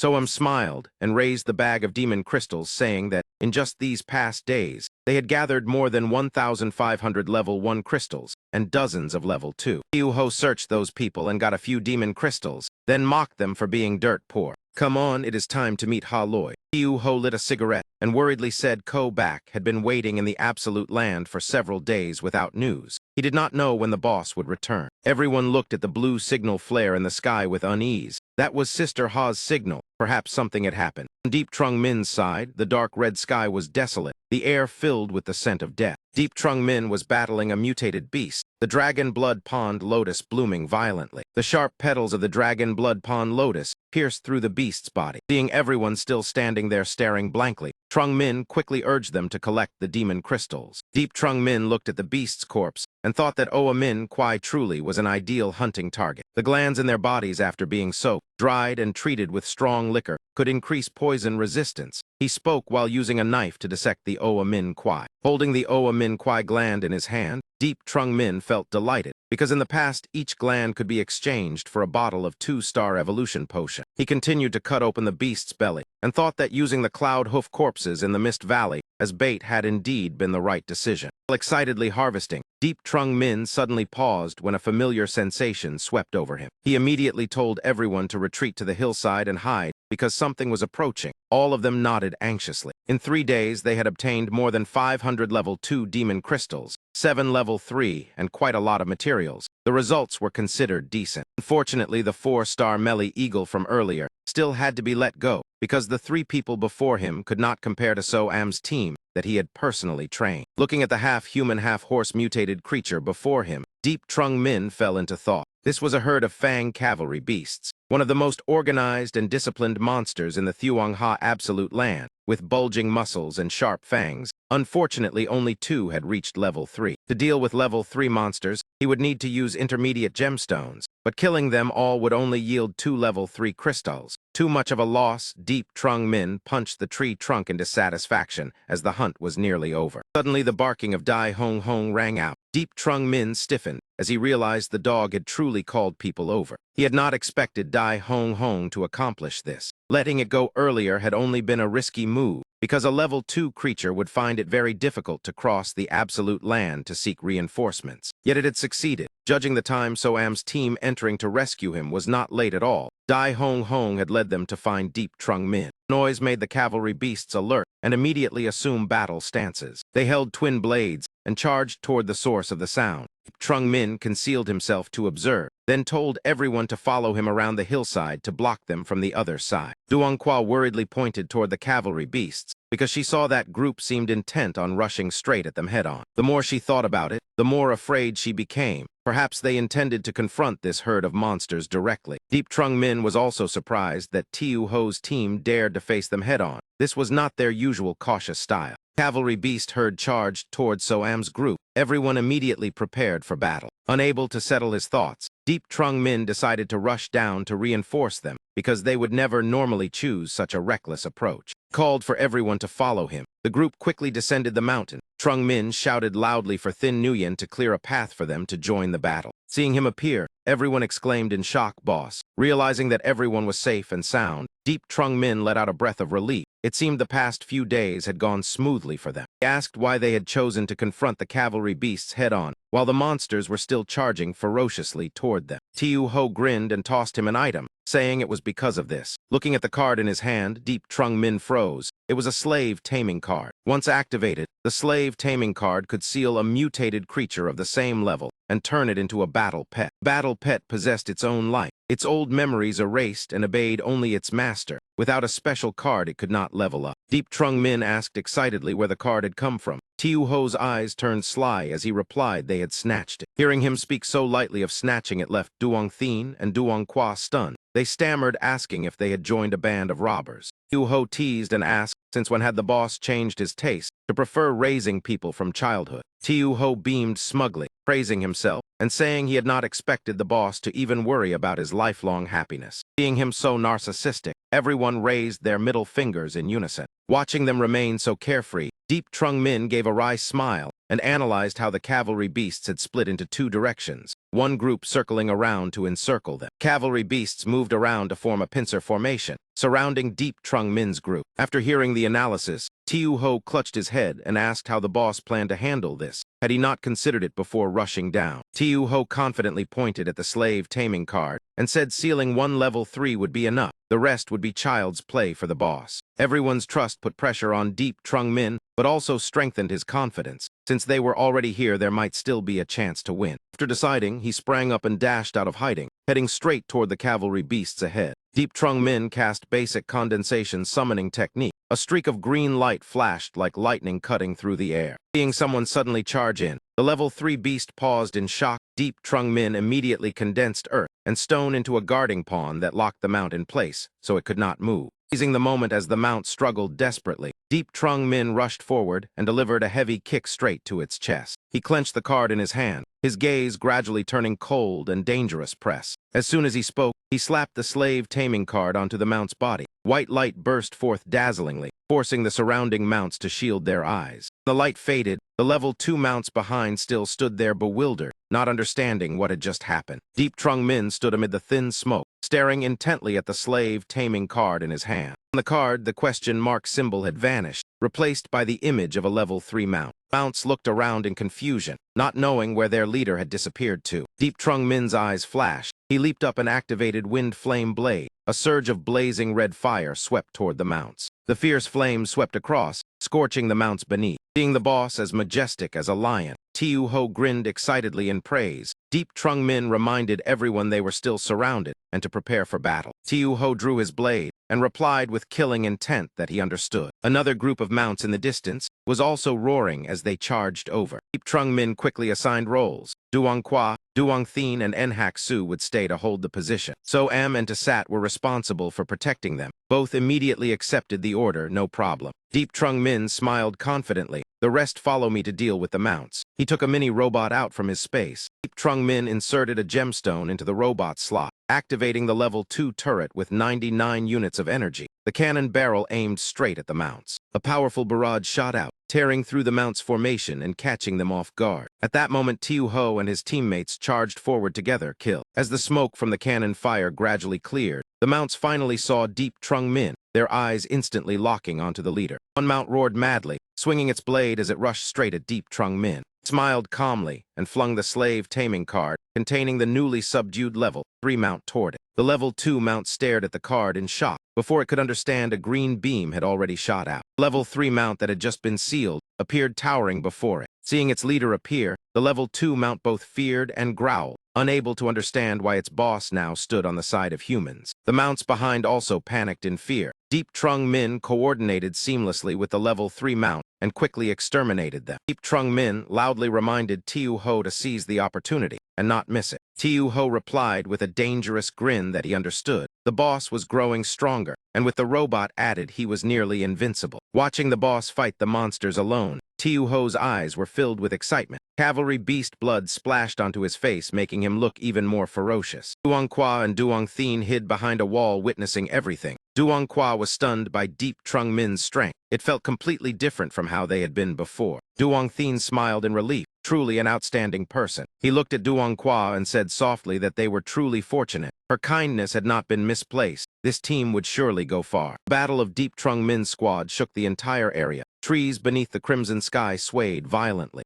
Looking at the cavalry beast corpses, Deep Trung Min reminded them that the fangs and claws were all precious materials and must be collected carefully. The whole team answered in unison that they understood. Deep Trung Min turned to ask Tiu Ho whether he wanted a mount. Tiu Ho stroked his chin in confusion, so also curiously asked if it was cute. Deep Trung Min explained that after Cloud Hoof eggs hatched, they would become mounts. When young, they would certainly be adorable. Hearing that, the two of them lit up with anticipation and asked where. He pointed toward the exit and said inside the nearby Cloud Hoof nest. This area had already been cleared. The remaining beasts were not a concern, but they had to act quickly. Before he finished speaking, the two had already rushed off ahead. Loy stepped forward to report on the situation in An Than and the area around Van Din Villa. Many people had gathered there, but their strength was unclear since there had been no contact. She laid out a map and said there were at least 5 major forces around here that could pose a threat. Loy pointed to one spot. The Than Koa Hok Kai Thuet team occupied a village 12 kilometers east of Van Din. The leader was Dai Kai. Dai Kai was a 2-star evolver with more than 500 subordinates, around 31-star evolvers. They occupied a large cement factory and called themselves the Hungry Tiger Knights. They had once nearly killed Dai Kai in a clash. She pointed to another location, An Than Prison.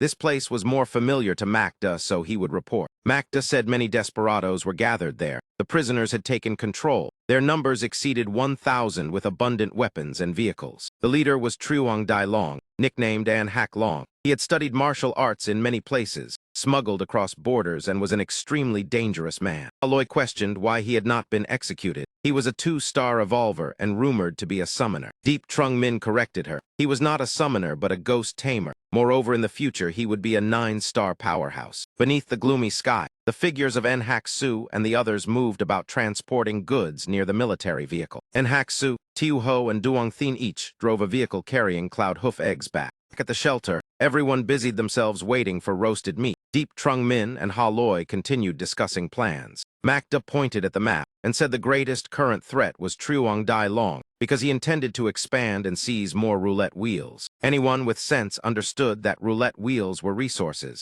Whoever controlled them would gain an evolutionary advantage. Deep Trung Min's gaze turned icy. The struggle for roulette wheels had officially begun and would last for many years. So AM remembered there was also another ethnic minority force. This force occupied an island in the middle of Dai En Huan Lake. The terrain was defensively advantageous. The clan numbered several hundred and fought fiercely. Aloy added about Dong Lang Sun Kao with more than 5,000 people. The leader Chu Hai was a 2-star evolver thanks to exchanging for a profession scroll. Hearing the name Chu Hai, Deep Trung Min asked again. Makda recalled a strange detail that although their weapons were homemade, their quality was like military production. After hearing the report, Deep Trung Min nodded in approval. Everyone had investigated very thoroughly. He thought that the weapons of Dong Sun Kao had been forged by the blacksmith Lai Hao. In his previous life, they had been wiped out due to some incident. Deep Trung Min compared with his memories from his previous life. Teams like Than Koa Hawk or Hungry Tiger Knights had never been heard of. The focus was still Truong Dai Long. In his previous life, he had occupied Van Din Villa. In this rebirth, 2 other 9-star powerhouses had already been blocked by him. Aloy said there were a few smaller scattered teams not worth concern. Only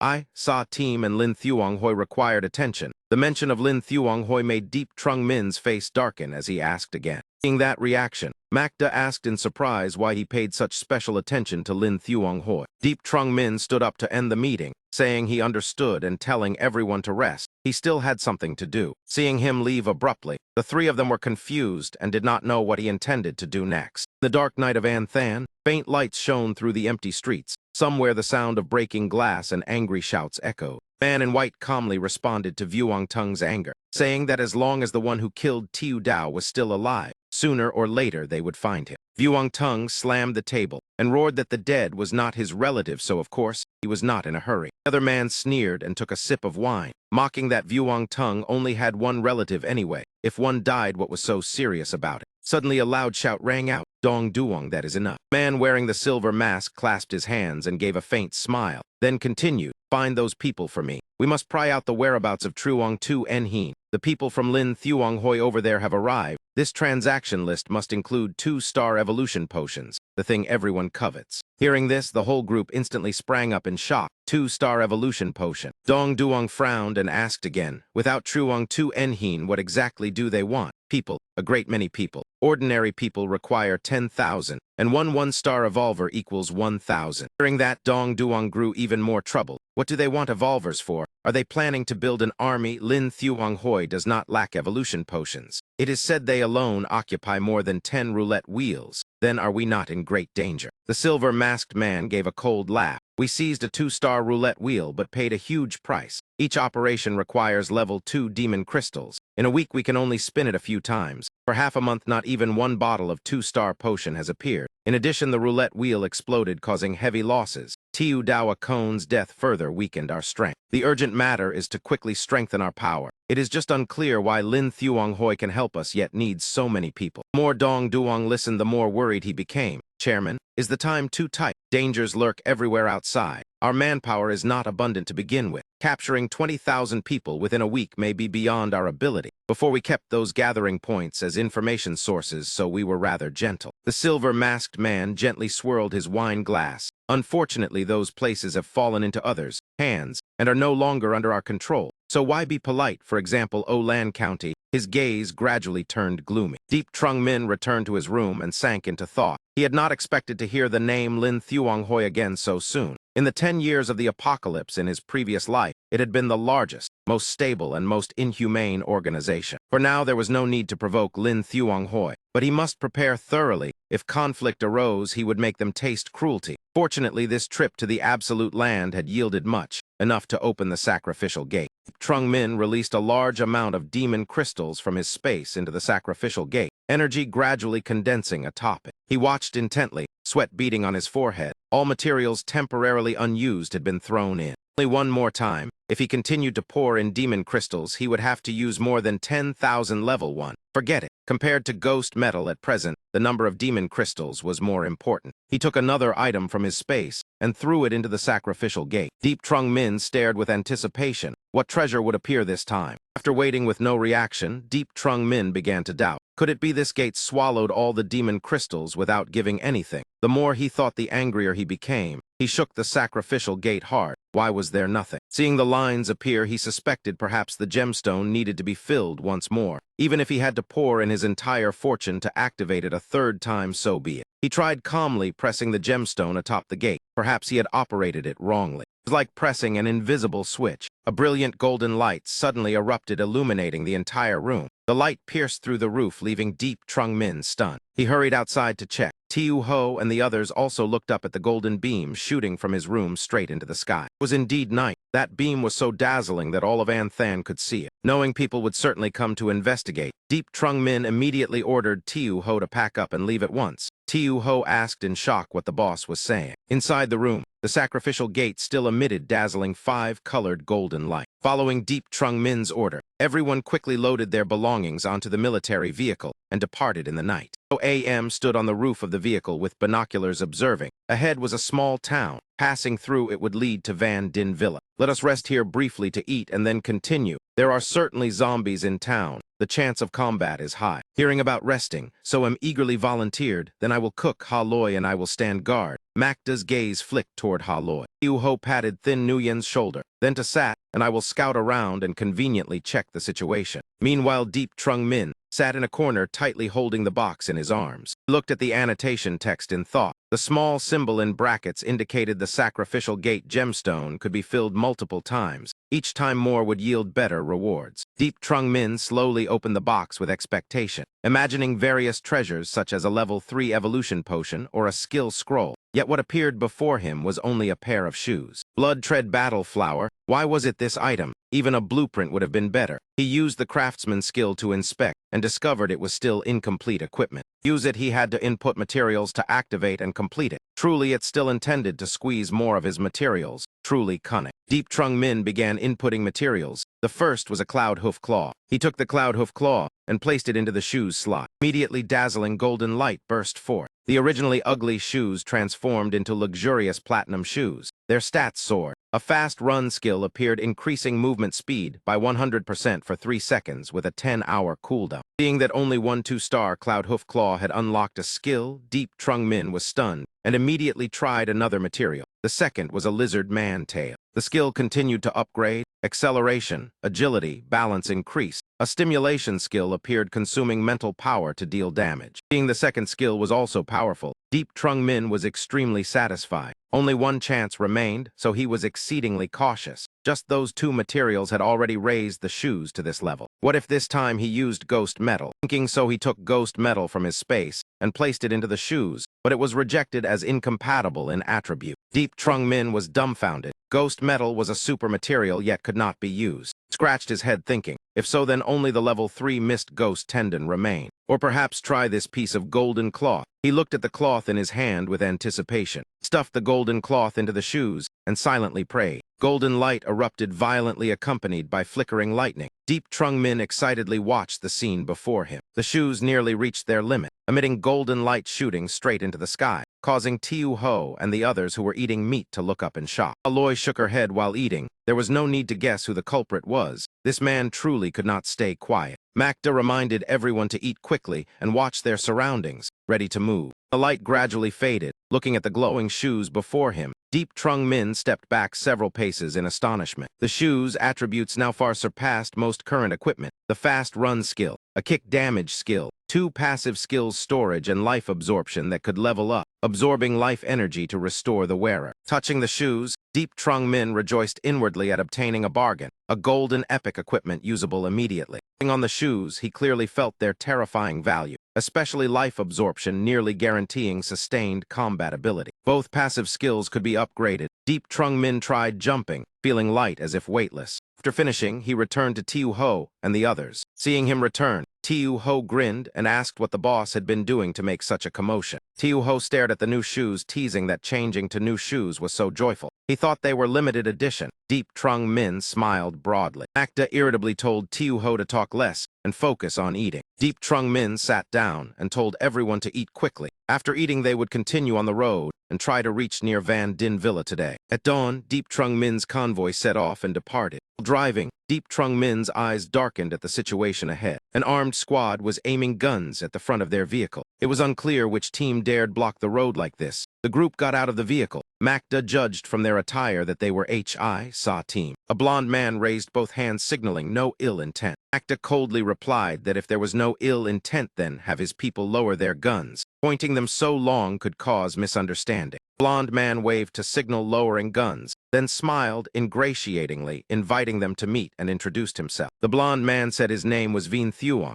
He and several relatives had formed a squad. Because they wore black, they were called Sa team, in truth just a small group. Just now seeing everyone here, I stopped to see if there was any opportunity for business cooperation. Please do not misunderstand. Truly, it should not be misunderstood. Aloy proactively spoke. Even if there is misunderstanding, it does not matter. Sometimes a little misunderstanding may not be a bad thing. Her gaze turned sharp and dangerous. I indeed like doing business, but we must see what capability you have. Vien Thuong immediately showed respect. This beauty truly speaks skillfully and is admirable. We have no precious goods, only food, water, and daily necessities. Seeing everyone so weary, why not buy some food? Before he could finish speaking, Deep Trung Min seized the moment to test the new shoes. His figure flashed, leaving only a faint afterimage behind. In an instant, he had passed through Vien Thuong's men, without them noticing at all. Deep Trung Min swiftly approached the military vehicle and casually took Vien Thuong's pack of explosives. Immediately, he turned back and directly threw the pack of explosives into Vien Thuong's hands. Vien Thuong stared at the explosives in his hands in disbelief.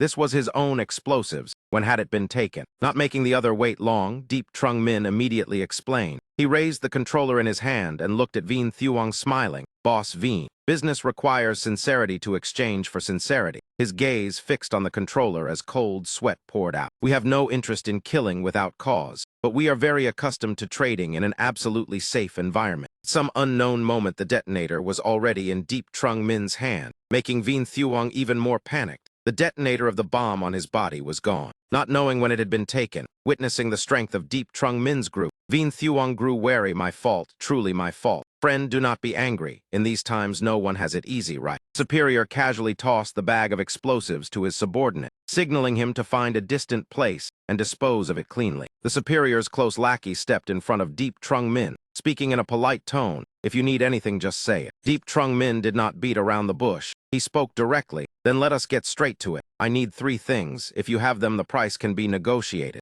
First is ammunition, second is food, third is intelligence. Deep Trung Min raised 3 fingers, his gaze locked onto the other man. Ammunition is a bit hard to come by. I have some but not much. Food is our main commodity, so that is not a problem. As for intelligence, it depends on what kind you want. Deep Trung Min's smile turned sharper. It seems you have not understood me. Forget the ammunition for now. As long as the intelligence is useful, it can be traded. The payment will depend on its value. What I need most is provisions, not ready-to-eat food. Those are 2 very different concepts. Hearing this, the superior fell into thought. In the apocalypse, people would risk their lives for a single loaf of bread. Yet this man wanted a large quantity of provisions. What exactly was he planning? The superior raised his hand to summon a subordinate. Someone immediately stepped forward and handed him a bundle, boss. Superior opened the bundle and smiled to show sincerity. 90 bullets, 50 demon crystals. Exactly the type suitable for your guns. Deep Trung Min glanced at the bundle and nodded. Good. Seeing that he did not even bargain startled the superior. He thought to himself that he had truly met a wealthy big client. Smooth transaction put the superior in the mood to sell more. In that case, are you interested in these pistols? Deep Trung Min asked back. How many? Not many, about 10. Factory goods. Quality absolutely guaranteed.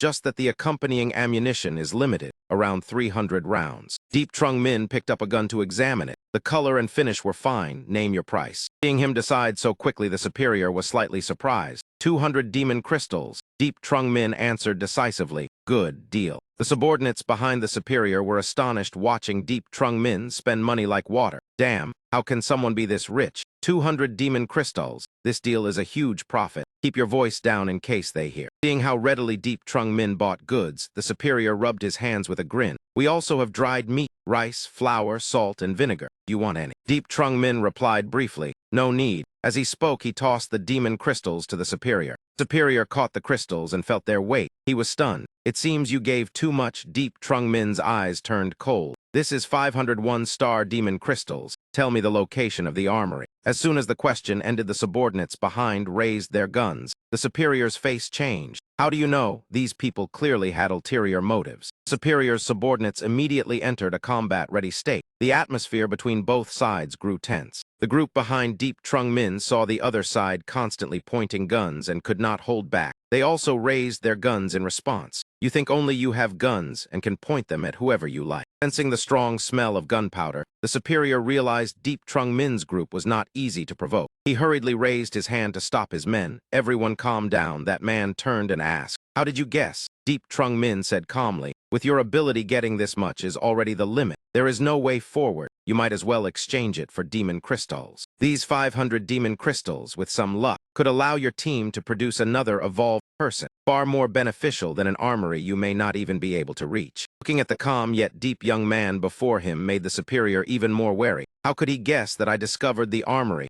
10 pistols, 300 bullets, 200 demon crystals without bargaining. At first I thought he was just showing off. To distract Deep Trung Min, the superior offered to sell another piece of information at a higher price. Brother, 1,000 crystals, and I will give you another piece of news. The location of a small grain warehouse. Hearing this, Deep Trung Min pondered briefly. Oh, how much grain do you estimate? At least enough to feed 1,000 people for 2 months. That works. But I need detailed information about the surrounding forces included. The transaction was quickly completed. Deep Trung Min's group got into the vehicle and left. The superior's subordinates stared at the departing military vehicle, still in shock. The superior called out, "Are you not afraid I will deceive you?" Deep Trung Min turned back, his eyes confident. "Deceiving me has a price. Do you dare?" Hearing that, the superior chuckled awkwardly. "Of course I do not dare."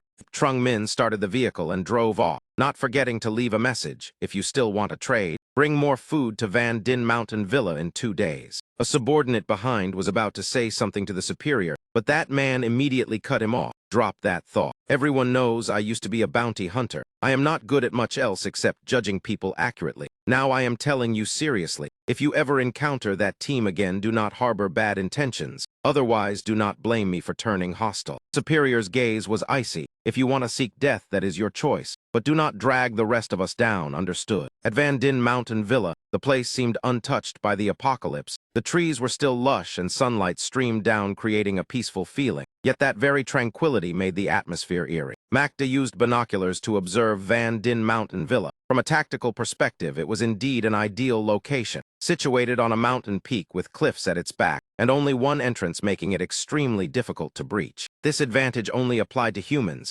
Makta jumped out of the vehicle to discuss with everyone. Tiuho also voiced his opinion. That is right. For zombies and mutated creatures, it is only the difference between easy and hard paths. If the villa had not built sturdy walls on both sides of the forest before to protect guests, it would have been breached by now. On the way, I simulated it. The number of zombies around here must be several thousand, along with quite a few mutated creatures. The musician shook his head and said he was at a loss. This area has picturesque rivers and mountains with dense vegetation. Mutated creatures appear in extremely high density. According to the information provided by Team H, I saw the situation at the villa actually involves 4 forces, quite different from our investigation results. Every time people from these forces enter or leave the villa, they must use noise-making devices to lure the zombies away, and then speed through by vehicle. Almost every time there are casualties. Yet because of this, the external forces temporarily do not dare to touch this place. Facing nearly 10,000 mutated creatures, no one dares to guarantee victory. After hearing this, So AM asked worriedly, "Is it that terrifying? Then why did we choose this place as our base?"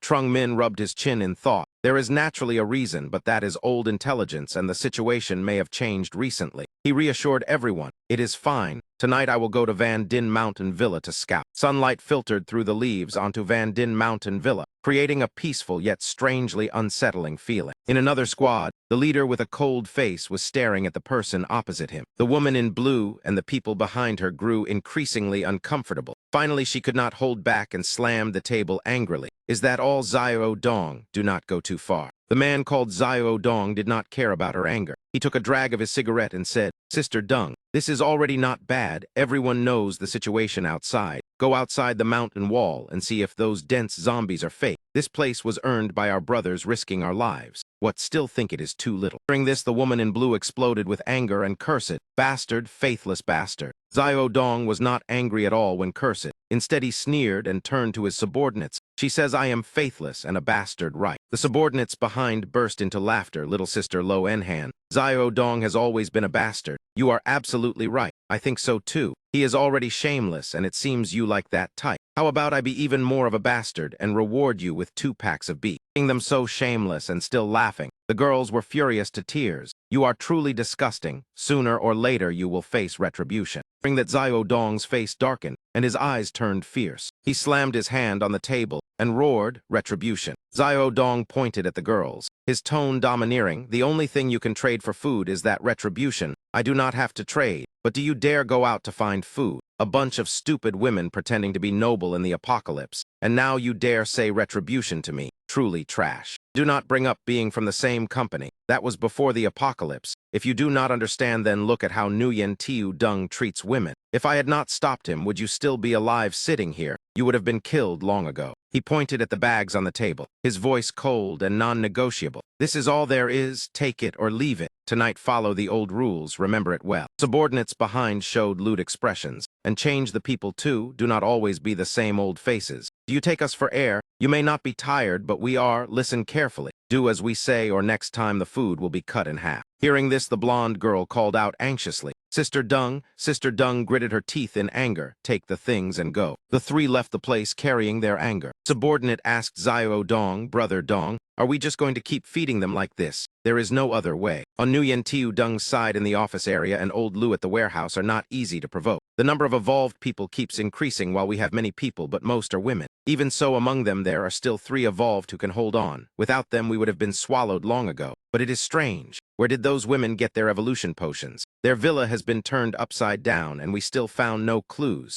They must be hiding a secret. Until we pry it out, we cannot act. Sister Dung's group returned to their villa. Seeing the 3 return, the others in the house were delighted. Sister Dung is back. There must be food. But looking at the 3 small bundles before them, the women could only sigh. "Is this all this time? I am afraid it will not last 3 days." Being humiliated by Xiao Dong outside, and then hearing complaints upon returning made Lo Enhan furious. "Shut up, all of you. This was exchanged with our dignity. Whoever thinks it is too little can go serve Xiao Dong tonight." It is not as if no one has been unable to endure Xiao Dong before. Everyone knows the outcome. Instead of complaining, use the time to think of how to get through this difficult period. This time there are not many supplies. Only 12 bottles of water and very little food. Everyone can serve it. If anyone wants to go tonight, whether this time or next you can receive a bit more, come find me later. Hearing this, everyone showed dissatisfaction yet helplessness. Sister Dung returned to her room and looked out the window with a sigh. Such a beautiful place, yet so filthy. What will become of this villa? Carrying a heavy mood, Sister Dung went down to the basement. Seeing the scene before her, she froze. When the two girls saw her come down, their eyes lit up. Sister Dung, our teacher, is still working. She softly comforted them. Yes, you have worked hard. Sister Dung asked about the progress. How are the face and skin?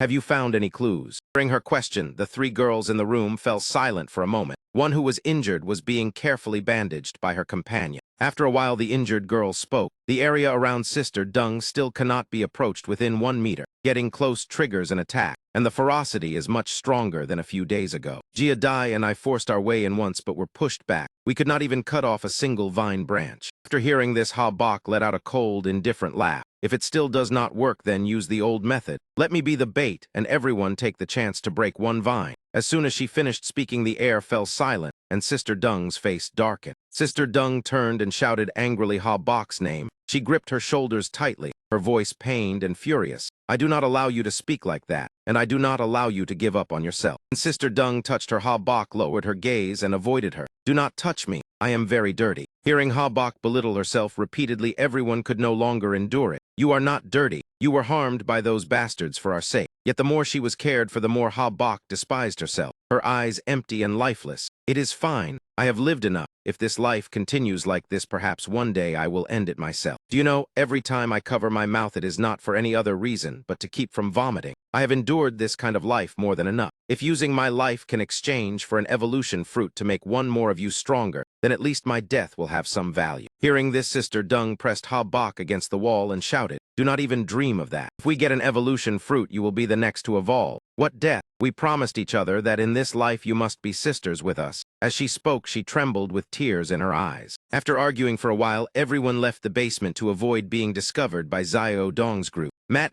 knocked softly on the door and called, Mok Mok, open the basement door. Hearing the call, Jia Dai stepped forward and turned the vase placed on the table. Tunnel slowly opened before the three of them. Looking at the deep tunnel, Sister Dung spoke firmly. Today the three of us will risk it. I do not believe that rotten flower root can block us. The sky above Van Din Mountain Villa was pitch black, heralding an approaching wave of death. In the room, Luang Engia was reading when someone entered to report. Uncle Lu, someone from Chimlin has come to trade for provisions. Luang Engia did not look up. He continued turning the pages and asked coldly, what is the price? A black-haired young man reported, 1-star evolution potion in exchange for 20 sacks of rice, 50 cans of food, 10 bags of salt, 10 barrels of oil, 2 crates of instant noodles, and 200 liters of water. Team Lin's excessive demand made Luang Engia's face darken. Although he controlled the farm's reserves, the resources were not unlimited. This exchange rate was becoming increasingly disadvantageous. Seeing the other side push further, Huang Dao clenched his fists angrily, wanting to act. Uncle Lu, we currently have 10 of all.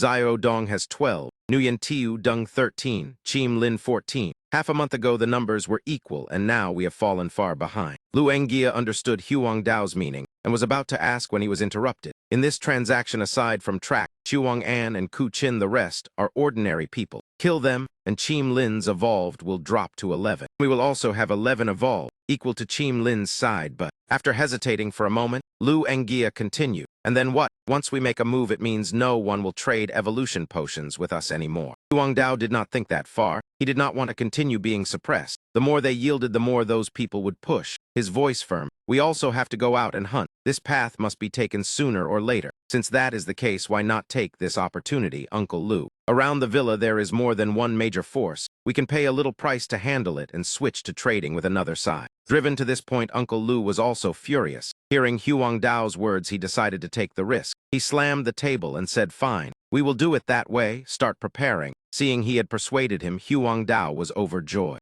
Trung Min came to Van Din Mountain Villa to scout. Standing atop a utility pole observing below, he surveyed the surroundings before secretly infiltrating. Strangely, there were quite a few level 2 creatures around, yet they only surrounded without attacking. It seemed only ordinary zombies were blocked outside the walls. Could there be something? The more he thought, the more puzzled he became. Deep Trung Min decided to jump in to check. Forget it. The main matter is more important. He remembered the place he needed to find was the basement of a certain villa, but had forgotten exactly which one. From the top of the pole, Deep Trung Min lightly landed inside the villa. He crouched and moved in concealment, following memories of his past life to search for the basement while avoiding detection. As soon as he entered the villa, he accidentally encountered a blush-inducing scene. Ambiguous sounds reached his ears. "Do not run. We like strong girls like you, do not." Hearing this, Deep Trung Min froze outside like a statue. Deep Trung Min felt slightly annoyed, too noisy. It seemed there were quite a few people inside. "Since this place is so crowded, I will leave it for the final investigation." He continued jumping to another area to scout when he suddenly heard a piercing scream. Deep Trung Min turned toward the source of the sound. Unsure what had happened, thinking he had been discovered, he quickly drew the gun at his waist. Could he have been exposed? He gripped the trigger tightly, waiting for what would happen next. The people inside were completely unaware of an outsider.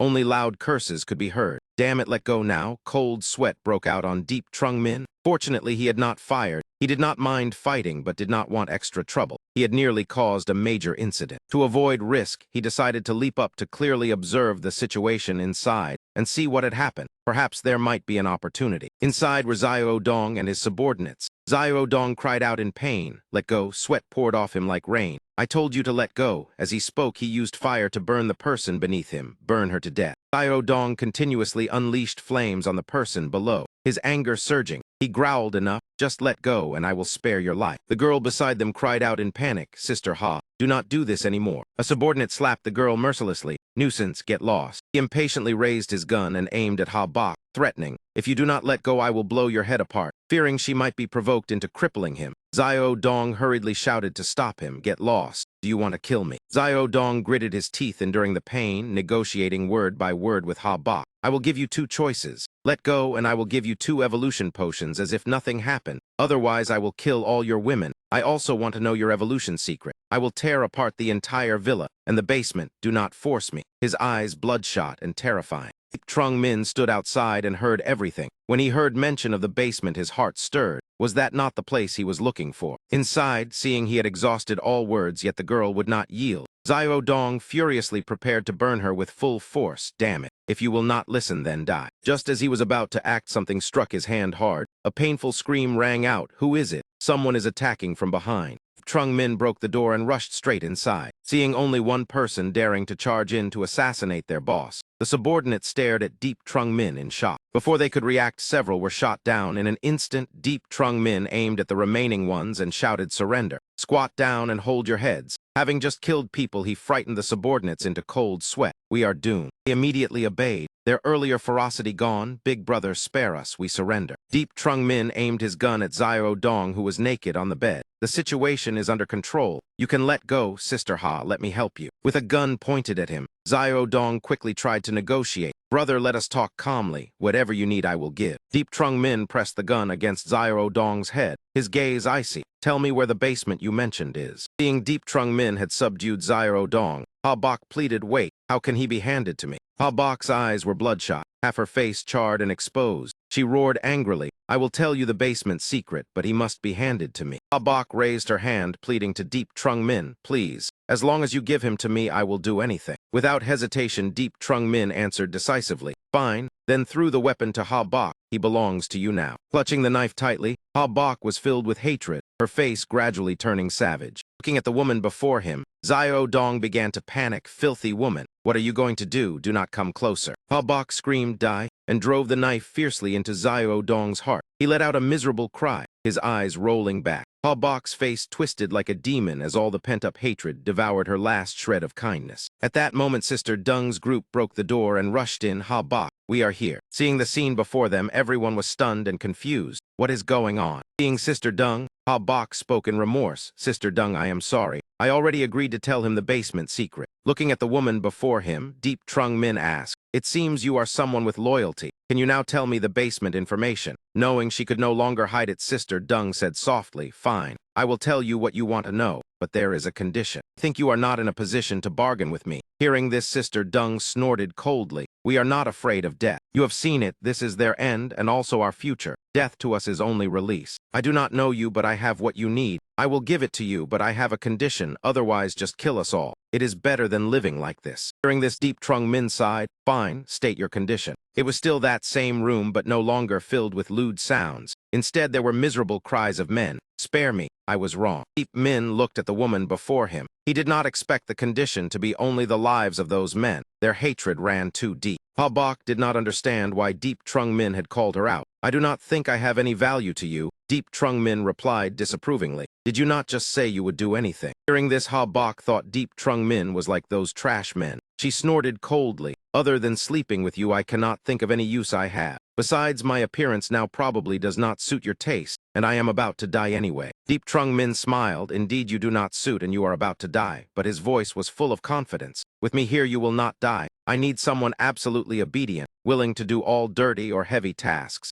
Someone stained with the blood of any who dare resist, standing in the shadows to intimidate all future enemies. I only need one person. Do you dare give your soul to me? He extended his hand to Ha Bok and asked, are you willing to be that person? Hearing this, Ha Bok froze for a moment. After calming down, she grasped Deep Trung Min's hand with relief, as if completing a deal with a devil. But I like it. You need a loyal dog, right? Fine, I will do it. Two clasped hands tightly. Fine, the agreement is made. When everything was settled, Sister Dung opened the door and walked out. Deep Trung Min saw her and asked, is everything handled? With a weary face, Sister Dung nodded and said to Deep Trung Min, yes, now I will take you to that basement. Scene outside the villa was as usual, except the scum had been cleared away. Entering the basement again, Jia Dai went to the secret chamber and turned the familiar vase. The passage slowly opened. She said softly, this is our secret. Looking at the twisted roots in the basement, Deep Trung Min pondered. So it is the illusory deceit ghost tree. The illusory deceit ghost tree has a camouflaged appearance that prevents anyone from guessing its evolution level, because it completely conceals its demon crystals. On its tentacles grow fruits that emit fragrance to lure people to eat. Survivors who consume them will evolve, but usually cannot surpass the tree's level. Even so, the effect is certain. At first, the mass appearance of pseudo-survival seemed like a path of evolution without potions for humanity, as if escaping the control of the roulette. But this evolution only lasts about a month. After that, the body becomes a host. Seeds sprout within. When the strength disappears, it is already too late. The user becomes perfect fertilizer, gradually turning into a tree person, waiting until flesh and blood are drained before a new tree bursts from the corpse. Understanding the pros and cons, Deep Trung Min turned and asked, only 3 of you ate this tree's fruit? Sister Dung hesitated and replied, yes. Deep Trung Min's voice grew cautious. How long have you eaten it? Probably over a month. I was the first. Hearing this, he thought, still manageable. If it drags on, even immortals would struggle to save you. Suddenly, Dai Hong Hon leaped out from nowhere, startling the girls. What is that? A dog or a monster? Deep Trung Min crouched to stroke Dai Hong Hon. It seemed Ha Loi had noticed the disturbance in the villa and sent it to find him. Deep Trung Min entered the basement with Dai Hong Hon. Go, we will meet it. Sensing an intruder, the fragrant, resolute ghost tree trembled, its green eyes flashing ominously.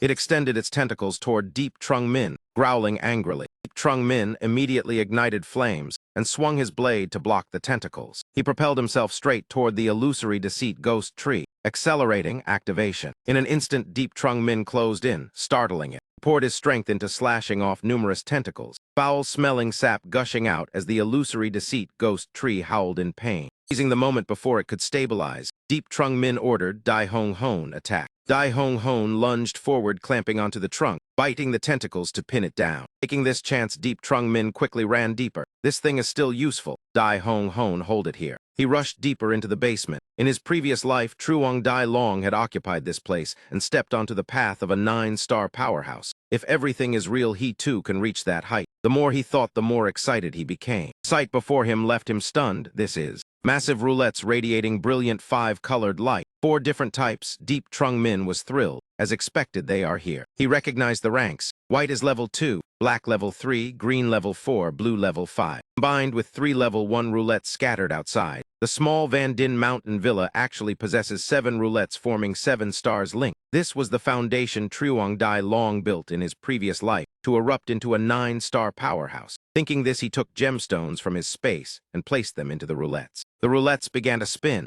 Seeing this, Deep Trung Min was overjoyed. This world is my turn. Outside the basement, Sister Dung's group grew, worried seeing he had not come out for so long. That kid has been inside so long. Nothing happened right. A girl ran over in urgency. Sister Dung, this is bad. Nguyen Tiu Dung has brought many people. What? Quickly find that kid. Sister Dung's group gritted their teeth, preparing to confront Nguyen Tiu Dung's people. Nguyen Tiu Dung stared at Xiao Dong's base. Lu Engia has made a move against Chim Lin and killed 3 of all. Both sides are locked in struggle and unlikely to spare effort. Xiao Dong's side just fired shots, so internal chaos is likely. This is a good opportunity. His eyes grew increasingly sinister as he adjusted his hat. The ones who stepped out were not Xiao Dong, but the group of women, catching Nguyen Tiu Dung's side off guard. Nguyen Tiu Dung stepped forward and asked, "Sister Dung, where is Xiao Dong? Do not worry about him. You have crossed the line. Get out now. Wherever Xiao Dong is today, this hot spring villa area will be flattened." Sister Dung bit her teeth and steadied herself. Nguyen Tiu Dung waved his hand to call his men. "Brothers, move." Suddenly a scream rang out from behind.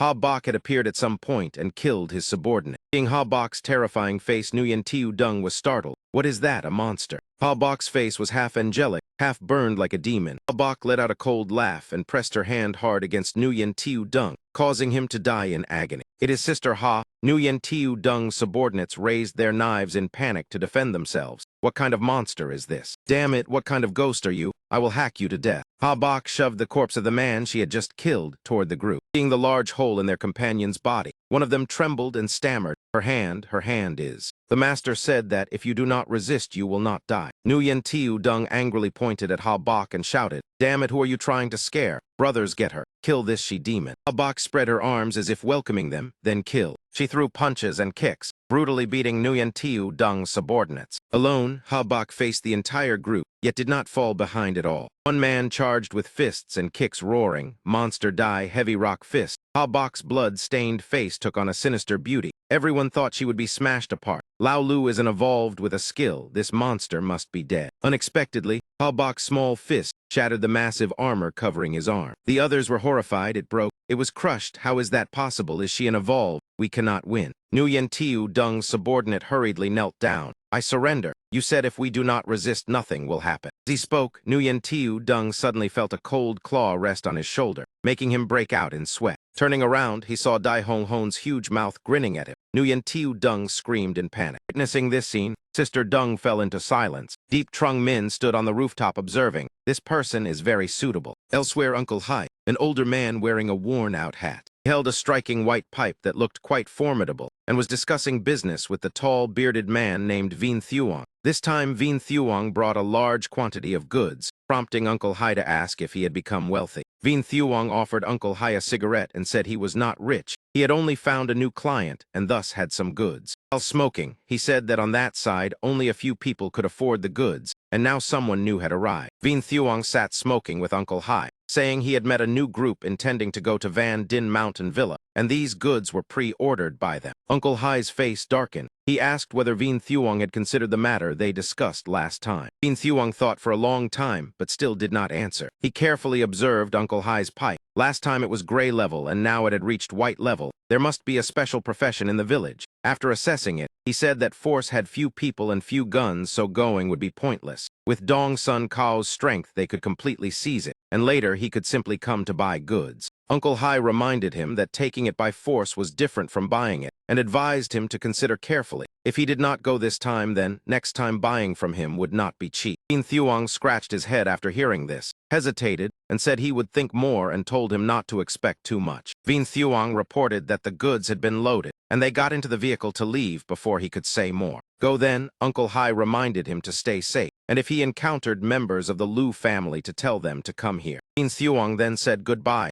and got into the vehicle to leave. In the vehicle, his subordinate asked whether they should stop by along the way. Did they visit Uncle Hai's place or not? It is said that place also has many good things. Vien Thuong immediately rejected the idea, saying that place was not somewhere to approach casually. Do not think old Uncle Hai has good intentions. Entering that place means losing your life. Vien Thuong's subordinate wondered whether the new group, if they heard this news, would dare to go join the excitement. On that issue, Vien Thuong remained silent and did not answer. On Deep Trung Min's side, he sat firmly in the main seat. At his feet, Dai Hong Hon lay obediently. Tiu Ho asked whether he had not only come to scout the villa, so why had he conveniently taken her in as well? Mr. Dung reported on the situation of Chim Nin Tu. There are currently about 300 people. On Lu Engia's side, more than 200 people die every day. The number of corpses cannot be counted. On their side, there are 57 in total, 42 of them women. Ha Bok suddenly appeared behind them. She had now completely become Deep Trung Min's loyal subordinate. Half her face was still monstrous, her demeanor even colder. She reported that Chim Nin Tu's people were preparing to withdraw. Aloy saw Ha Bok, and immediately recognized her as the one who had been given a 2-star evolution potion. Not only Ha Loi, Liu Wangsoam also recognized it and felt that dividing the 2-star potion into 3 parts was somewhat unfair, jealousy evident in her eyes. Even so, Liu Wangso AM denied it, saying she believed Deep Trung Min had his reasons. She was merely curious. After learning that Chim Nin Tu had led 222 people away, he fell into thought. The number of people they took was clearly too many. Ha Bok understood and immediately leaped out the window to handle it. Deep Trung Min assigned Sister Dung the task she needed to complete today. He required her to compile detailed files for each sister and companion, from basic information, work experience, study time, strengths, skills to profession.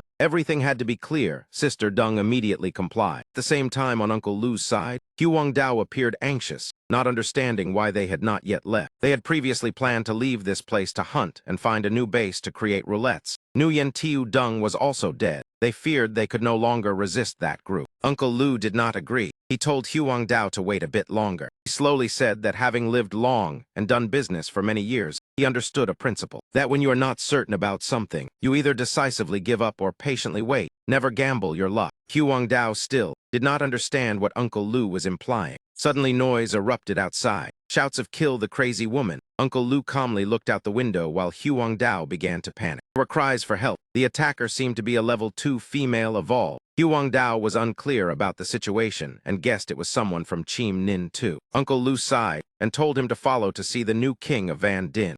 They stood before Deep Trung Min's group, unable to hide their confusion. When Ha Bok appeared, her entire body was drenched in blood, looking extremely terrifying. Uncle Lu calculated inwardly that on Chim Nin Tu's side, they should let this woman handle it. But when Ha Bok passed by, her gaze flicked over Uncle Lu with a trace of disappointment. He wondered whether it was disappointment that he had not left, or regret that she could not kill him.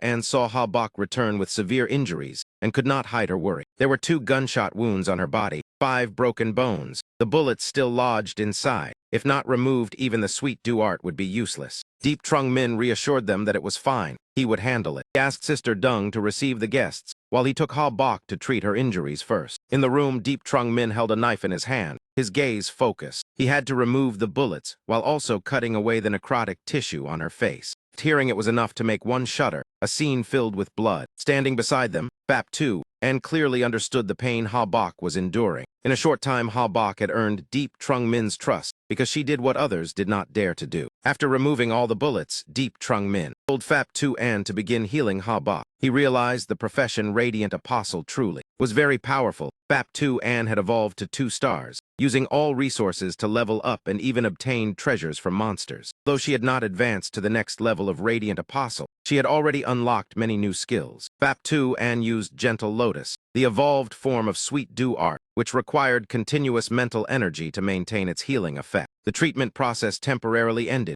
Fap Tu An said one more session would allow full recovery. Sure enough, Ha Bok's face almost returned to normal. She also thanked Fap Tu An. Trung Min stepped outside first to let Fap Tu An bandage Ha Bok. When he walked out, Uncle Lu's people were still there and were being received by Sister Dung. As soon as he appeared, Uncle Lu stood up to greet him. Seeing they had not left, Deep Trung Min told Uncle Lu to sit and talk. Uncle Lu stammered and admitted he did not want to leave because his family had all disappeared. Though he may not have been good before, from now on he was willing to change. He took out an item and gave it to Deep Trung Min. It was a map scroll drawn by his subordinates, clearly marking the terrain around the villa and the entire mountain. If Deep Trung Min wanted to manage this place, the map would help him plan combat strategies clearly. Deep Trung Min found the gift very useful. Their next step was victory. Fight, he needed Uncle Lu's people ready to participate. Not long after, the crowd gathered in front of the courtyard of Deep Trung Min's current base, stood on the balcony, and told everyone he would treat them fairly as before. But to survive in this world, that was not enough. Everyone had to tap into their potential and do things they once did not dare to do. He needed teammates like that, not people who sat waiting for handouts of dirty water and stale bread to get by. Right after this, everyone would go out to clear zombies, mutated plants and animals around the villa. This was the beginning of a new life. Whoever performed well would be rewarded this time and the next. The new group below showed dissatisfaction, not understanding why they were forced to fight. Laziness and fear were obvious on their faces. They felt that although life had been hard before they were used to it, they did not want to risk their lives against monsters outside. If they were to fight, then at least they should become evolved first. Deep Trung Min clearly showed his displeasure. What exactly did these people want? Facing the intense reaction below, He told them if they had opinions, they should speak directly.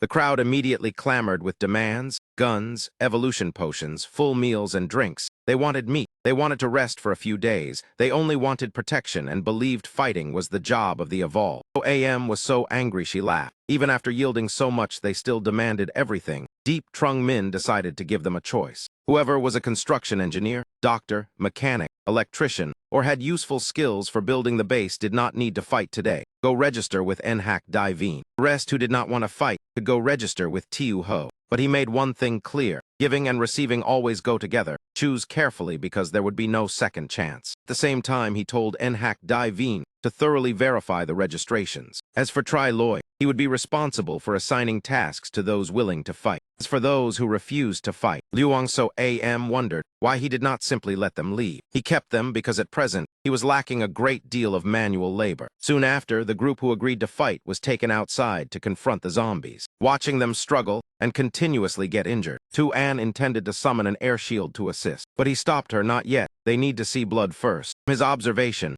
Lu Engia and his subordinates had clearly fought before. Their experience dealing with zombies was solid. The group of women was noticeably weaker and needed much more training. Even so, they were still better than those who chose to stand aside, crossing their arms, watching and commenting, saying the model killed many zombies while a real estate dealer was bitten and nearly died. They believed they had chosen correctly, comforted themselves that they were lucky not to participate, unwilling to risk their lives, believing those who charged ahead would not gain demon crystals either until late afternoon. All the zombies were cleared. Those who fought showed commendable resilience. They also realized that what Luang So AM said was right. Those who dared not face it were cowards, only good at making excuses. There was nothing strange about Deep Trung Min keeping them as laborers. They could only hope to fend for themselves. When everything ended, everyone cleaned the battlefield and returned to prepare dinner. Deep Trung Min ordered a feast to be prepared. A rather lavish feast for them. In the apocalypse, such a meal was a luxury. Those who had just gone through blood and life and death were overjoyed. After killing and fighting, the seed of a true team began to take root within them. No one knew how long it would take for that sprout to grow into a great tree. Witnessing the change made Uncle Lu sigh with emotion. Recognized it as eggs and meat of level 2 mutated creatures. Eating it for the first time could strengthen the body, with an effect close to an evolution potion. Deep Trung Min explained that it still could not be fully compared. Most early evolved had also risked their lives for food and water. This food helped improve physique. The gap was not too far. He said they had performed well today. The meal was their reward. Effort brings harvest. This was the army's principle. He hoped everyone would remember. As soon as he finished speaking, the group who did not fight kicked the door and barged in. They were dissatisfied with eating cold buns, while others were well fed. He blamed him for not stating THE Chinese letter beforehand, saying if they had known they would have fought, claiming if they had weapons they could risk it too, accusing him of discrimination and demanding fairness. Deep Trung Min coldly fired a shot straight into the head of the man in front, who was shouting for his rights.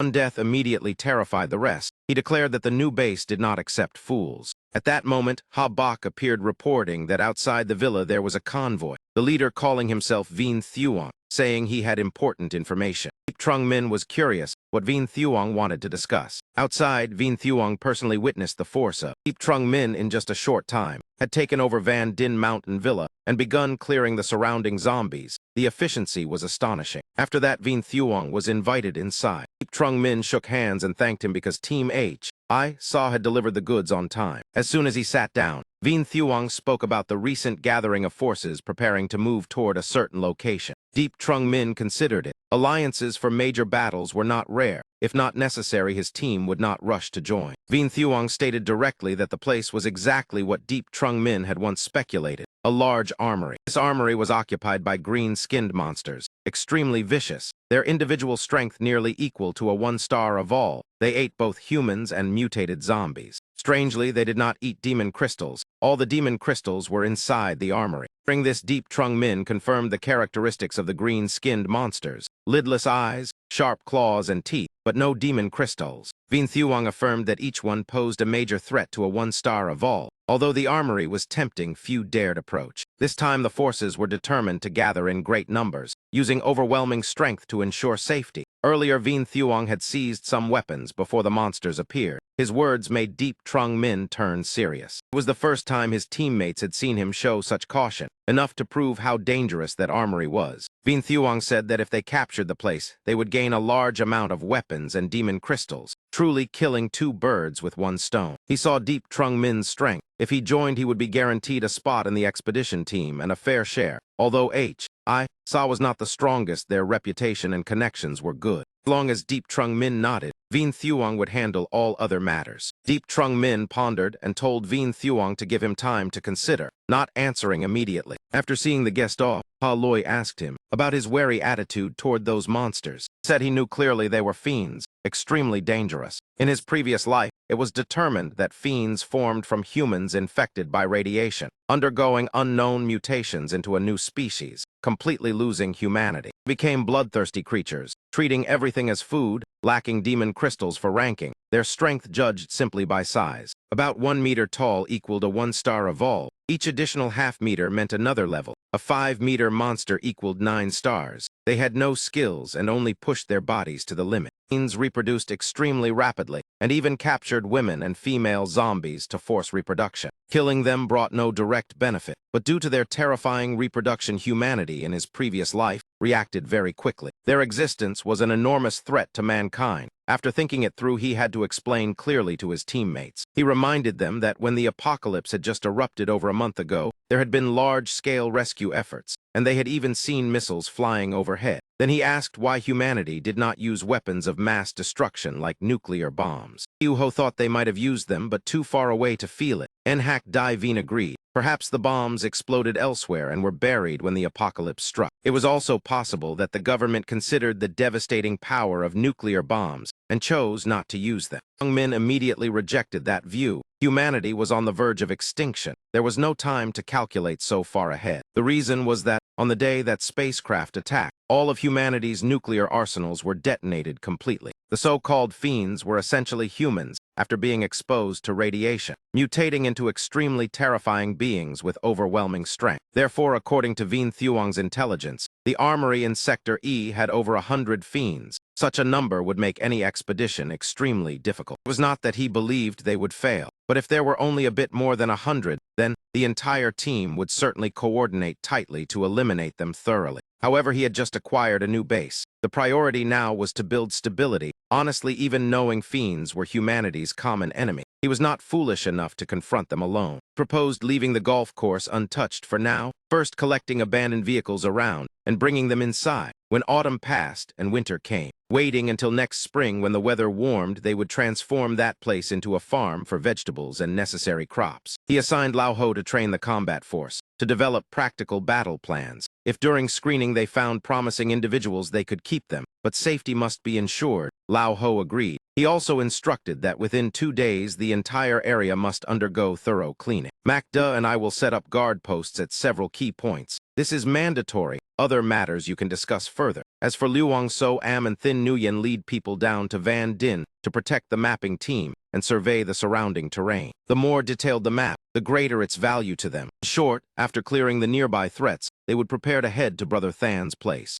Another day passed in the apocalypse. The dark room with its window was no different from a prison cell. 4 men were sitting together talking. Someone asked Lao Tam whether that bald man's talk about buying scrap was real. He affirmed it firmly because Team H.I. had announced it. Now people around the area all knew. They also discussed Deep Trung Min's group at Van Din Mountain Villa, who specialized in collecting abandoned cars. It was said someone had exchanged an old vehicle for a hot steamed bun as big as a fist. The bespectacled man hugging his knees showed doubt. Such good fortune falling from the sky was rare even in peacetime, let alone in the apocalypse. A middle-aged man with a scruffy beard said there were abandoned cars everywhere on the road. They could find one that still ran and try. Even if it was fake, they would not lose anything. After a moment of silent thought, in the end they decided to listen and go look for a car. Rumor from Vien Thuong spread even farther once again. It seemed he promoted this opportunity to everyone he met. This time he told another man named Lao Truong, even emphasizing that they were old acquaintances with ties. Even in the apocalypse, Lao Truong often exchanged food with him, so he believed there was no need to deceive. He even warmly offered a cigarette, saying Van Din Mountain Villa needed people. Those with skills would receive decent treatment. Those without would not starve, better than their current situation. Moreover, in just a few days, 4 or 5 people nearby had already disappeared. For now, they could still trade crystals for food every 3 days.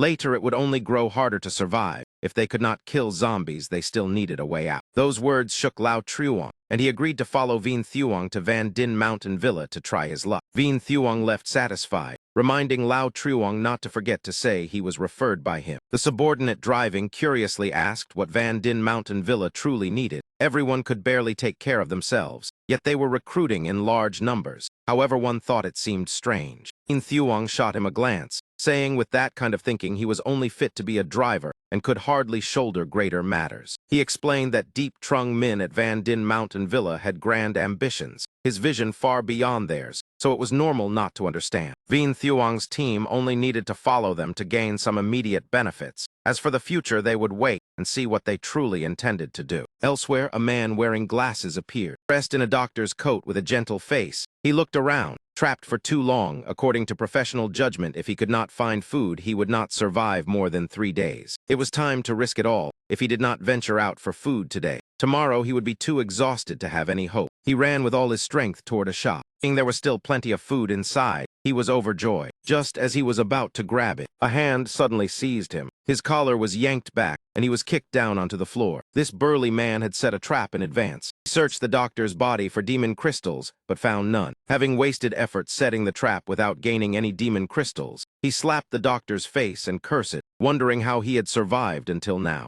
Not wanting to waste the effort, he decided to make the doctor bleed to lure 1 or 2 zombies. He turned his back and bent down to look for his knife, but just as he grasped the knife, the doctor had already forced himself up. A slash straight to the neck left him stunned. In the doctor's hand was a scalpel. He had used it to end the man's life. It was all because that man had pushed him too far and forced him to resist. Outside at Deep Trung Min's place, several girls were standing waiting. Anxiety was evident on every face. When he opened the door, they immediately crowded around asking about Sister Dung's condition. Bap Tu An reassured everyone. Surgery went very smoothly. The young ghost sapling had been removed from her body. The one who performed the surgery was Dr. Truong. Deep Trung Min thanked him and told him to go rest. In the coming days, there were 2 similar cases he would need to handle. The other girls also had saplings inside them. Everything depended on Dr. Truong. He told Phap Tu An to stay temporarily in case of accidents, while he went to the hot spring villa area to check the situation. As soon as he arrived, Ha Loi scolded him for acting on his own, saying retribution was coming. She even said she would punish him on behalf of the moon. Those words left Deep Trung Min speechless, as if listening to a mother nagging. Being spoken to like that made Ha Loi both angry and embarrassed. She rushed at him. He joked a few words, then asked about the matter she reported. Ha Loi said she did not understand why he was recruiting so urgently. But the good news was that the promotion by Team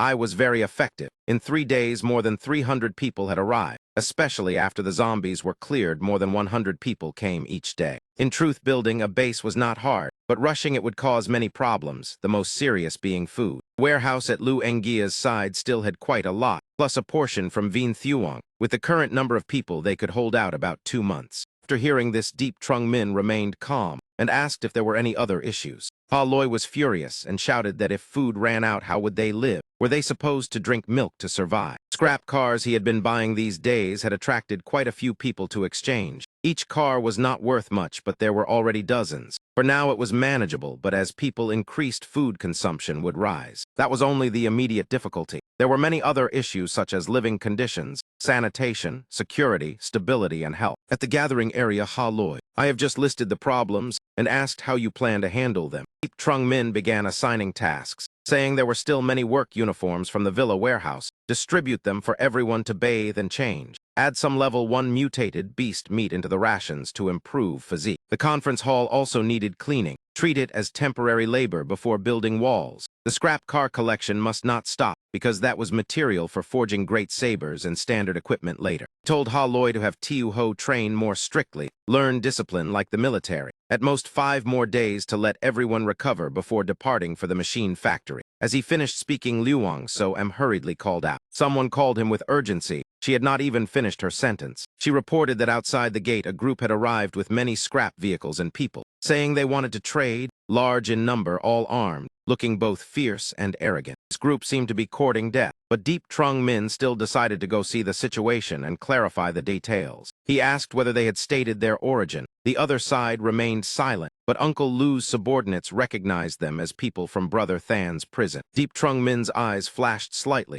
immediately guessing they came from the Dai Long area. Outside Van Din Mountain Villa, indeed they had brought a series of trucks, their momentum looking extremely fierce. The bald man with a long scar across his face, named Lao Ho, frowned because Liu Wangso AM had not yet returned. If he had to wait without news any longer, he had planned to lead his men to charge in. Deep Trung Min's people told him to wait patiently, saying the person in charge would come out soon. When he appeared, the group immediately grew excited. His gaze stopped on the bald man and memories flashed. In his previous life, he had never heard of this person, clearly not one of Truong Dai Long's subordinates. Lao Ho asked directly whether he was indeed the boss here, claimed to have 40 scrap vehicles and 150 men, asking how he intended to trade. Everyone around felt that this man was looking down on them. They all wondered where he got the confidence to boast about so many men and vehicles. Deep Trung Min calmly replied that he could exchange 50 kilograms of rice and 50 bottles of water. Hearing this, Lao Ho flew into a rage, pointing at him and cursing, saying he was not short of food and had not brought people so far for that little. Exchanging such goods was nothing but humiliation. Deep Trung Min could not tolerate that attitude, brushed his hand aside and coldly warned him, telling him to speak properly. Seeing he carried even more presence than himself, Lao Ho secretly assessed that the other side's strength was not low, but relying on his numbers and guns, and with Brother Long backing him. If he did not gain benefits today, he would not be worthy of Brother Long. Brother Long, he mentioned, was likely Truong Dai Long, spoken of by Deep Trung Min. Seeing he would not yield, Lao Ho set a price of 150 kilograms of rice, no need for water, plus 100 cans of meat and half a truck of oil and salt. Deep Trung Min's people objected, saying food was not water. They could not support so many people. Upon hearing that Lao Ho threatened, Deep Trung Min immediately stepped forward to handle it, accepted Lao Ho's conditions, telling Sister Loi to have people bring out the food.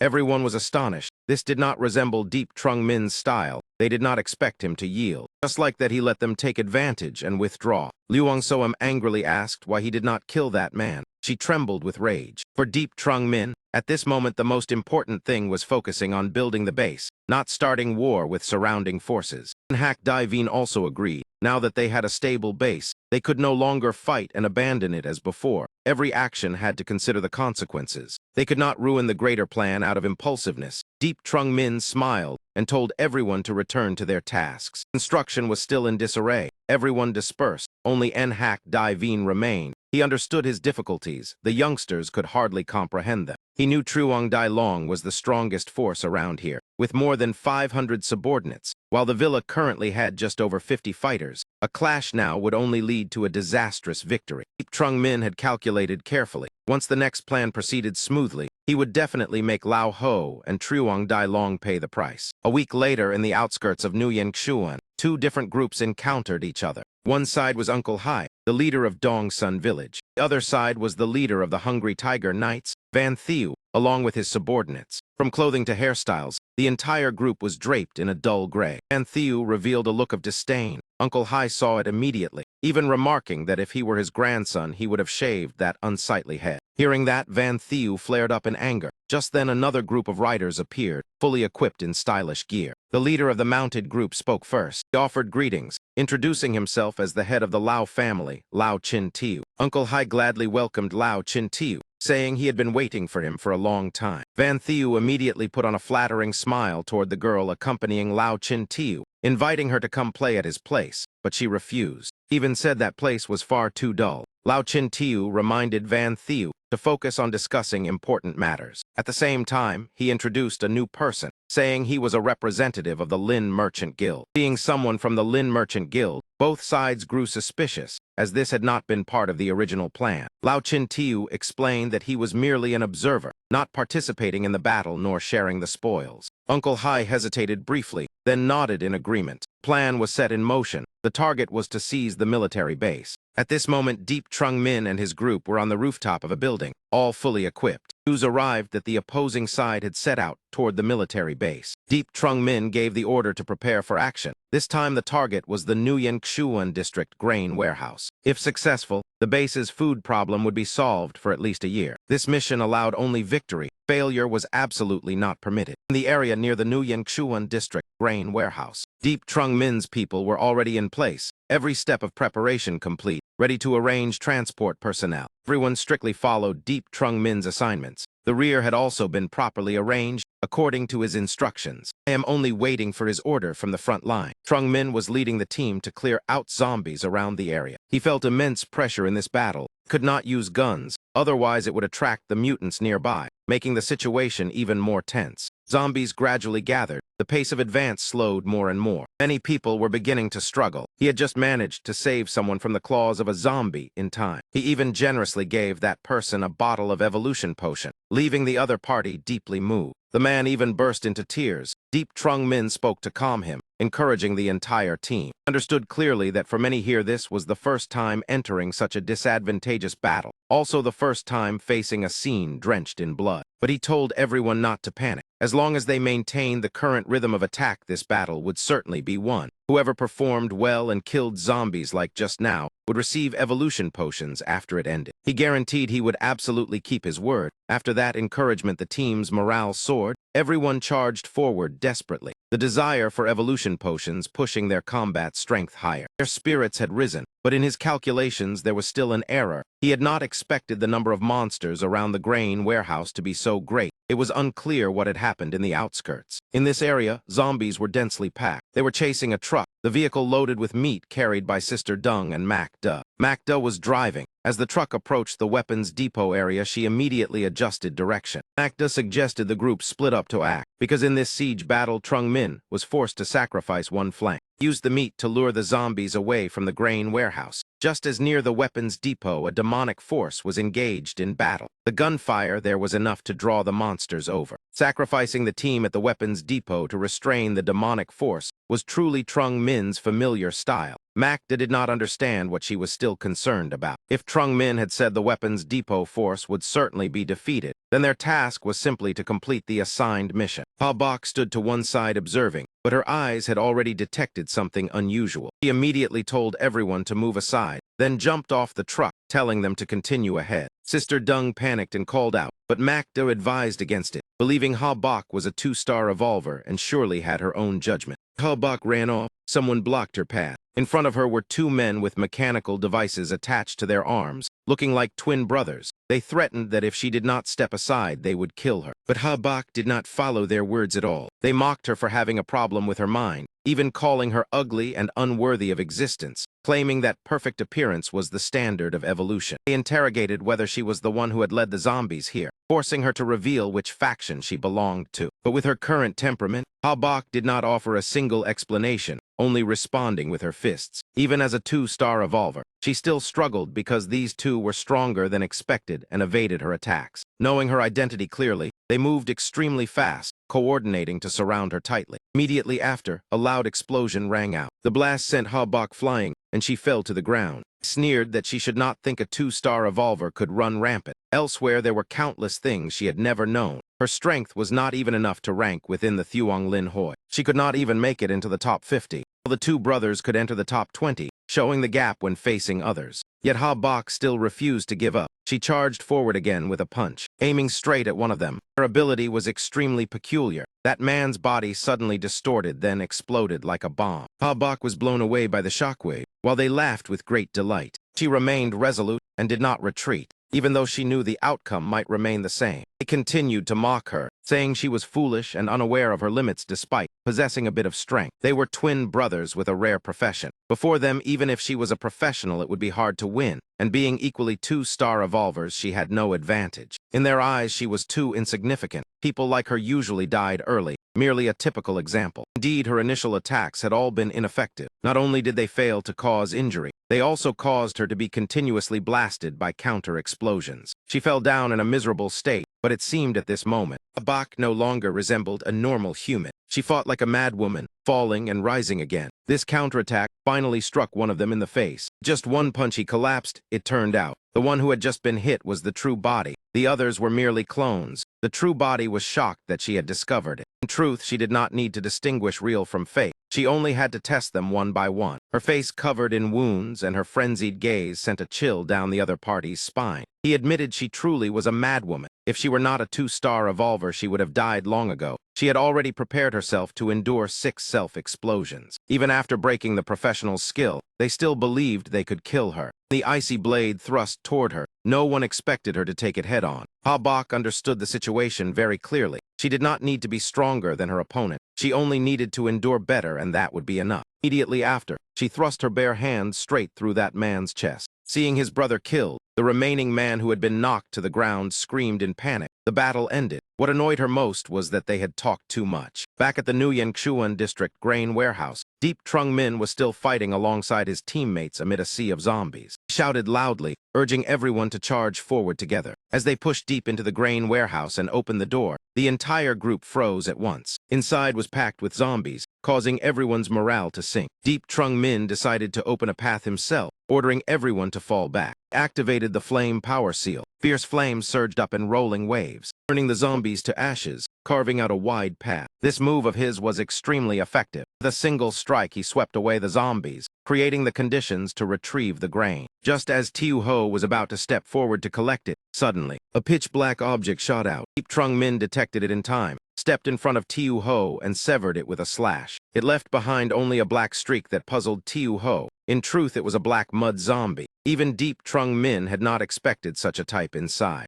After being attacked, Tiu Ho's leg felt slightly numb, but Deep Trung Min said it was nothing to worry about. After speaking, he continued deeper into the grain warehouse to find the black mud zombie. The zombie tried to launch a sneak attack from behind him, but he had already sensed it. The creature looked like a fiend, its entire body viscous and grotesque. Black mud clung like slime. Behind its back, a pair of crimson eyes stared fixedly at him. Its method of fighting was to spray this sticky filth to cling tightly to its prey. The black mud not only adhered firmly, but also contained toxins. Once stuck, it would paralyze the nerves, robbing the victim of resistance before devouring them alive. Dealing with this thing made him extremely uncomfortable. Fortunately, the black mud zombie was only level 3. If it evolved higher, the situation would be far more troublesome. He had not expected to encounter such a high-tier mutated life form the moment he entered the grain warehouse. As for what lurked behind it, no one knew. Black mud zombie kept spewing slime, forcing Deep Trung Min to fight and dodge at the same time. Tiu Ho poked his head from behind, still vigorous after treatment. He immediately signaled him to follow the plan.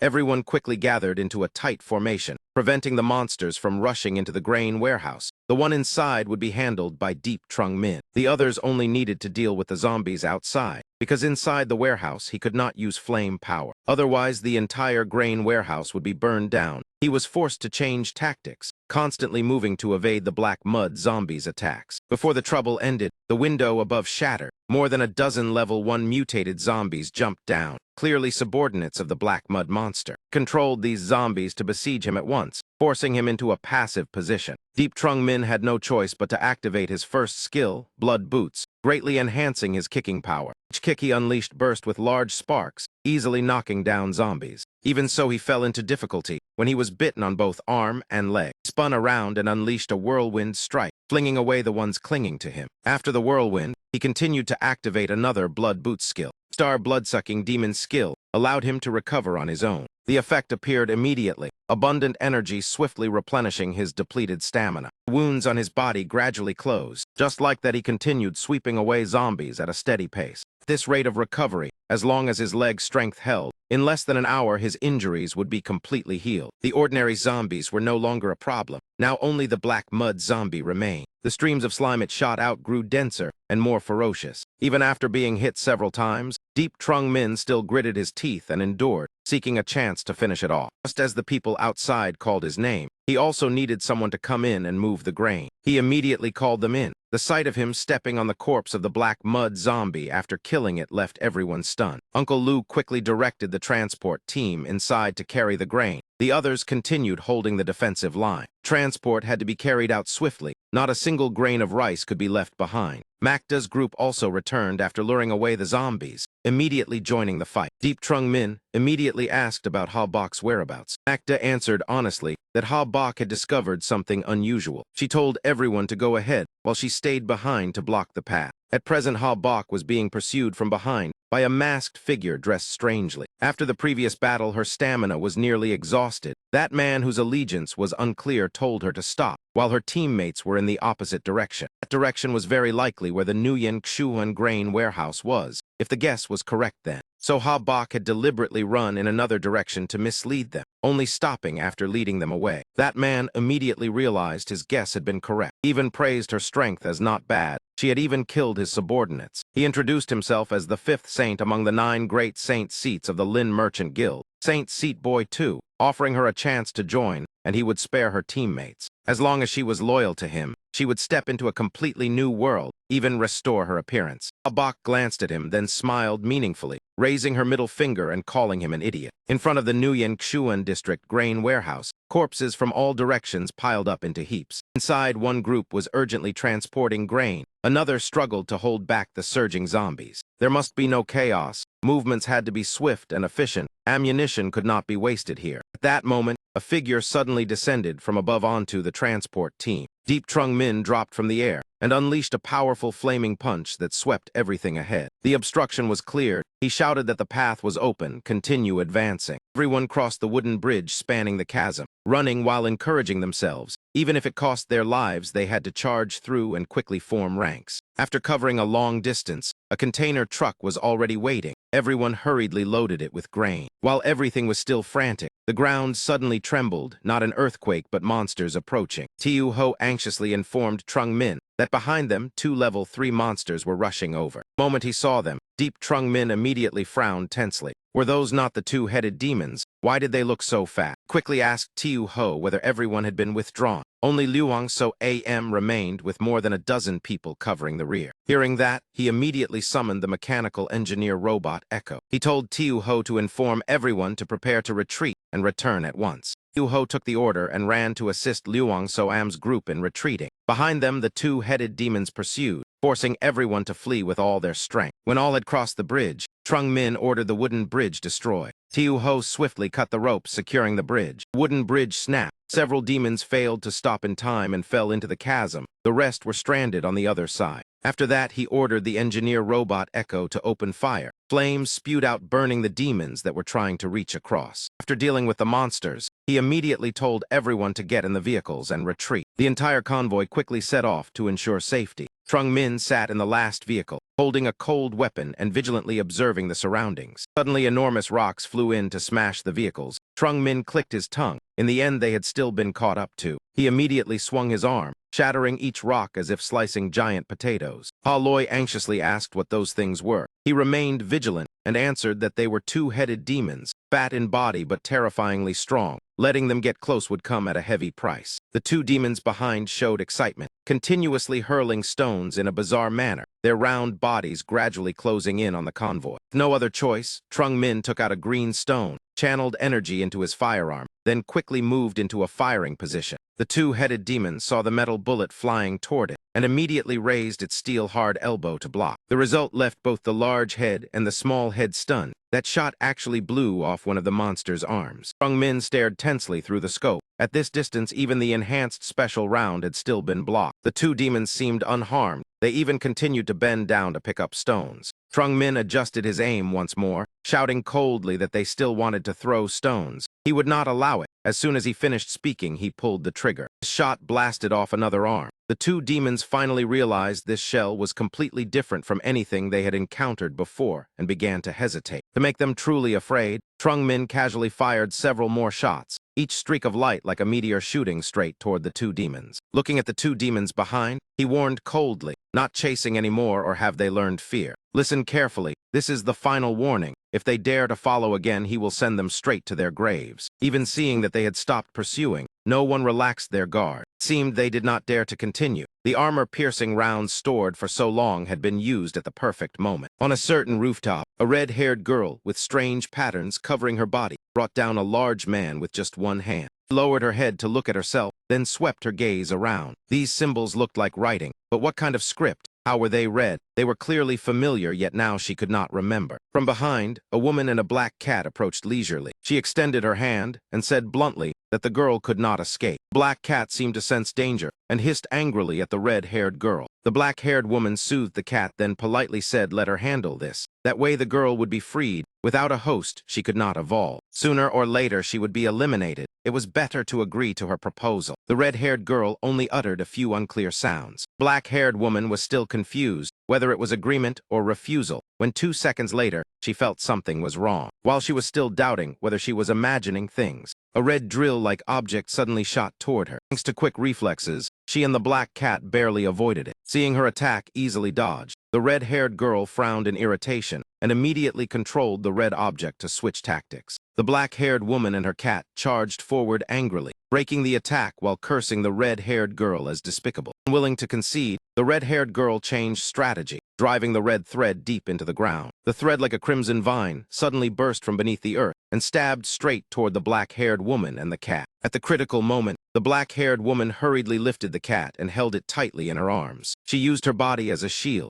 Her hair, as hard as armor, quickly enveloped her form, while the red thread continuously hammered against that defense. After the intense clash, dust clouded the view. Only then did the red-haired girl stop and stand waiting. When the smoke cleared, the black-haired woman had protected the cat safely, but her own body was covered in wounds left by the opponent. Seeing both woman and cat still alive, the red-haired girl clicked her tongue, telling herself this time she would stake everything to decide the outcome. Her instincts warned that if she wanted to live, she had to run immediately. In the blink of an eye, the red-haired girl fled, leaving the black-haired woman behind. The black-haired woman ground her teeth as she watched, pulling the red spikes from her body, while muttering that the girl would not escape. The scene shifted to a certain forest. Silver-gray-haired girl moved forward with heavy spirit and great difficulty. Behind her came the voice of a man in black with his face covered, coldly giving her the choice of loyalty or death on the spot. Faced with such arrogance, she snorted in disdain. Being scorned by a beauty made him furious, his icy gaze locking onto her. Sneered and asked which side she chose, mocking her as a frog at the bottom of a well, claiming only the Lin Merchant Guild represented the pinnacle of humanity. He also said that if she did not join, she would never understand their might. The opportunity had been given and she should have cherished it. He liked decisive people like her.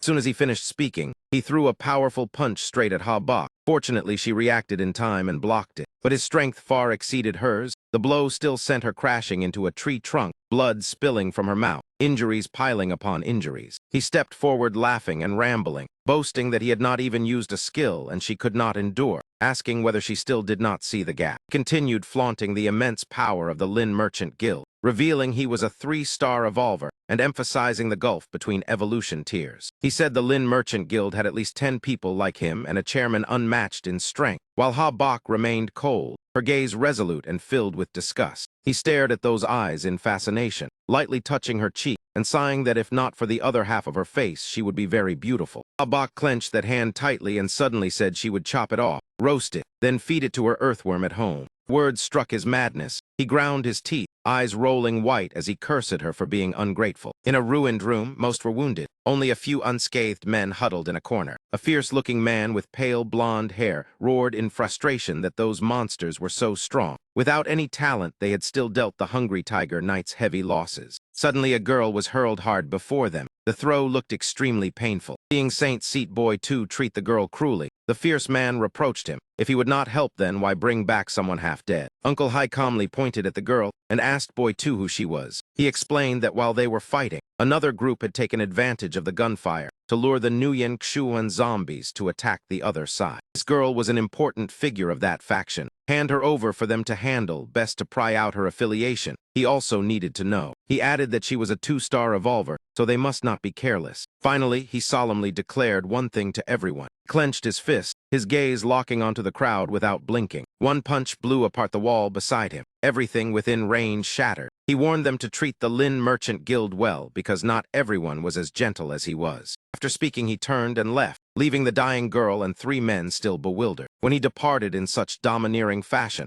the others only then dared to breathe. The large building struck by his punch finally collapsed completely into pieces. Everyone stared in shock. His strength was terrifying. Bald old man stepped toward the unconscious Ha Bok, saying he would take her away, believing Van Thieu and Uncle Hai would not mind. At Van Din Villa, at this moment the group that had gathered grain in the morning was transferring goods from the vehicles into storage. In the meeting room, Magda was compiling data. This operation had suffered enormous losses. 31-star revolvers had died. 2 were seriously injured. Nearly 40 ordinary soldiers had sacrificed their lives. 6 were crippled. The grain transport team alone had lost 21 people. Ammunition was almost exhausted. Overall, it counted as a victory for the base, but the defensive force had been severely weakened and urgent manpower supplementation was needed for emergencies. After the disabled were stabilized, they would be assigned lighter duties. In the long term, they still had to be cared for. Another person in the meeting room nodded in agreement, saying Boss Deep was right. Those injured for the base all deserved care. Doing so also sent a clear message that as long as one was devoted to the base, one would not be treated coldly. Trung Min continued,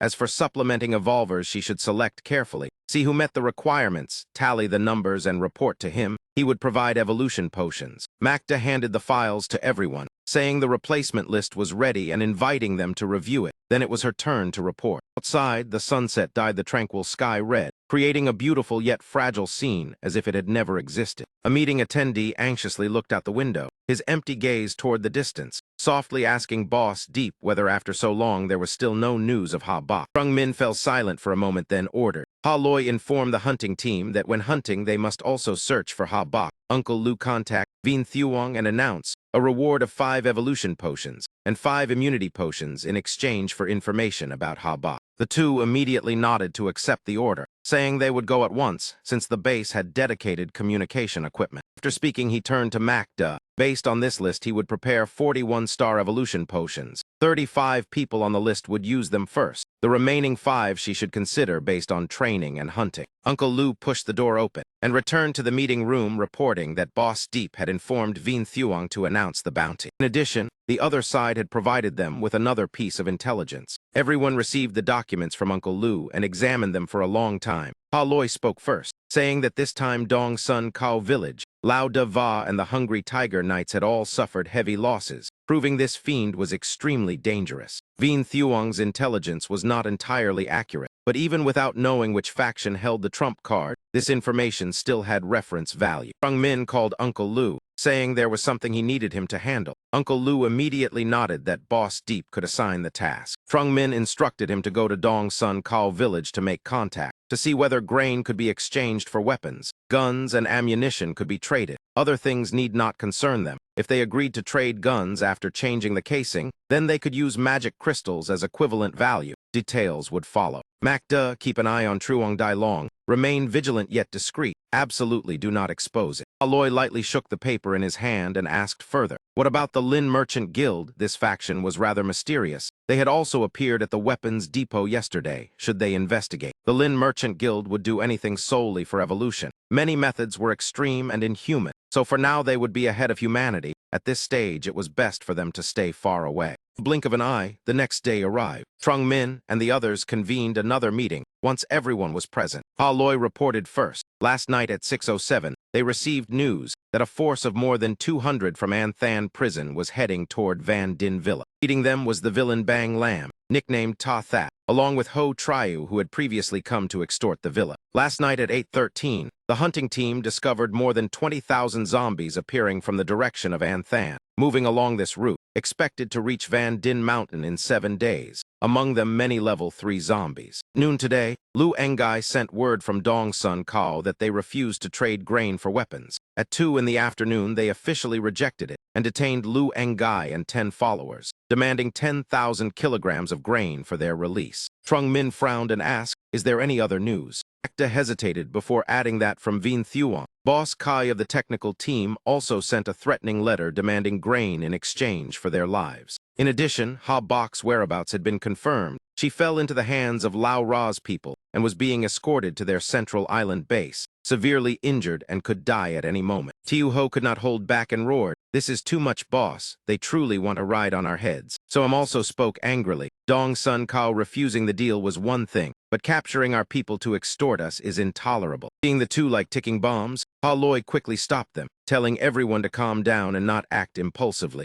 Everyone knew the current situation. Anger solved nothing. What mattered was finding a way to handle it. He believed they should rank the threats by urgency and resolve them one by one. The immediate threat was the Anthan prison group arriving tomorrow. If possible, they could use grain to buy temporary peace and send them away. So AM slammed the table in opposition. They clearly wanted to seize all their grain. Another man continued that if they were destined to fight then, after dealing with Anthan prison, they must handle the two factions holding hostages. Their people must be rescued. As for the threats from the technical team, those could be set aside for later discussion. Finally, there was the zombie horde. If they did not change direction, they would face enormous danger. Even worse than before because zombies never retreated. Once they met, it was life or death. After hearing this, Trung Min could not help but sigh. Indeed, Duong Thin's line of thought was clear. Trung Min asked Ha Loi for detailed information about Bang Lam. Ha Loi reported that under Truong Dai Long at Anthan prison, there were 5 leaders in total. Bang Lam was one of them. His strength was average, neither the strongest nor the weakest. This time he led more than 200 people. He himself was a 2-star evolver with an unknown profession. Under him were over 51-star evolvers, more than 10 firearms, ammunition quantity unknown. To obtain this information, Vien Thuong had exchanged more than 10 potions from them. People like him were about to evolve completely.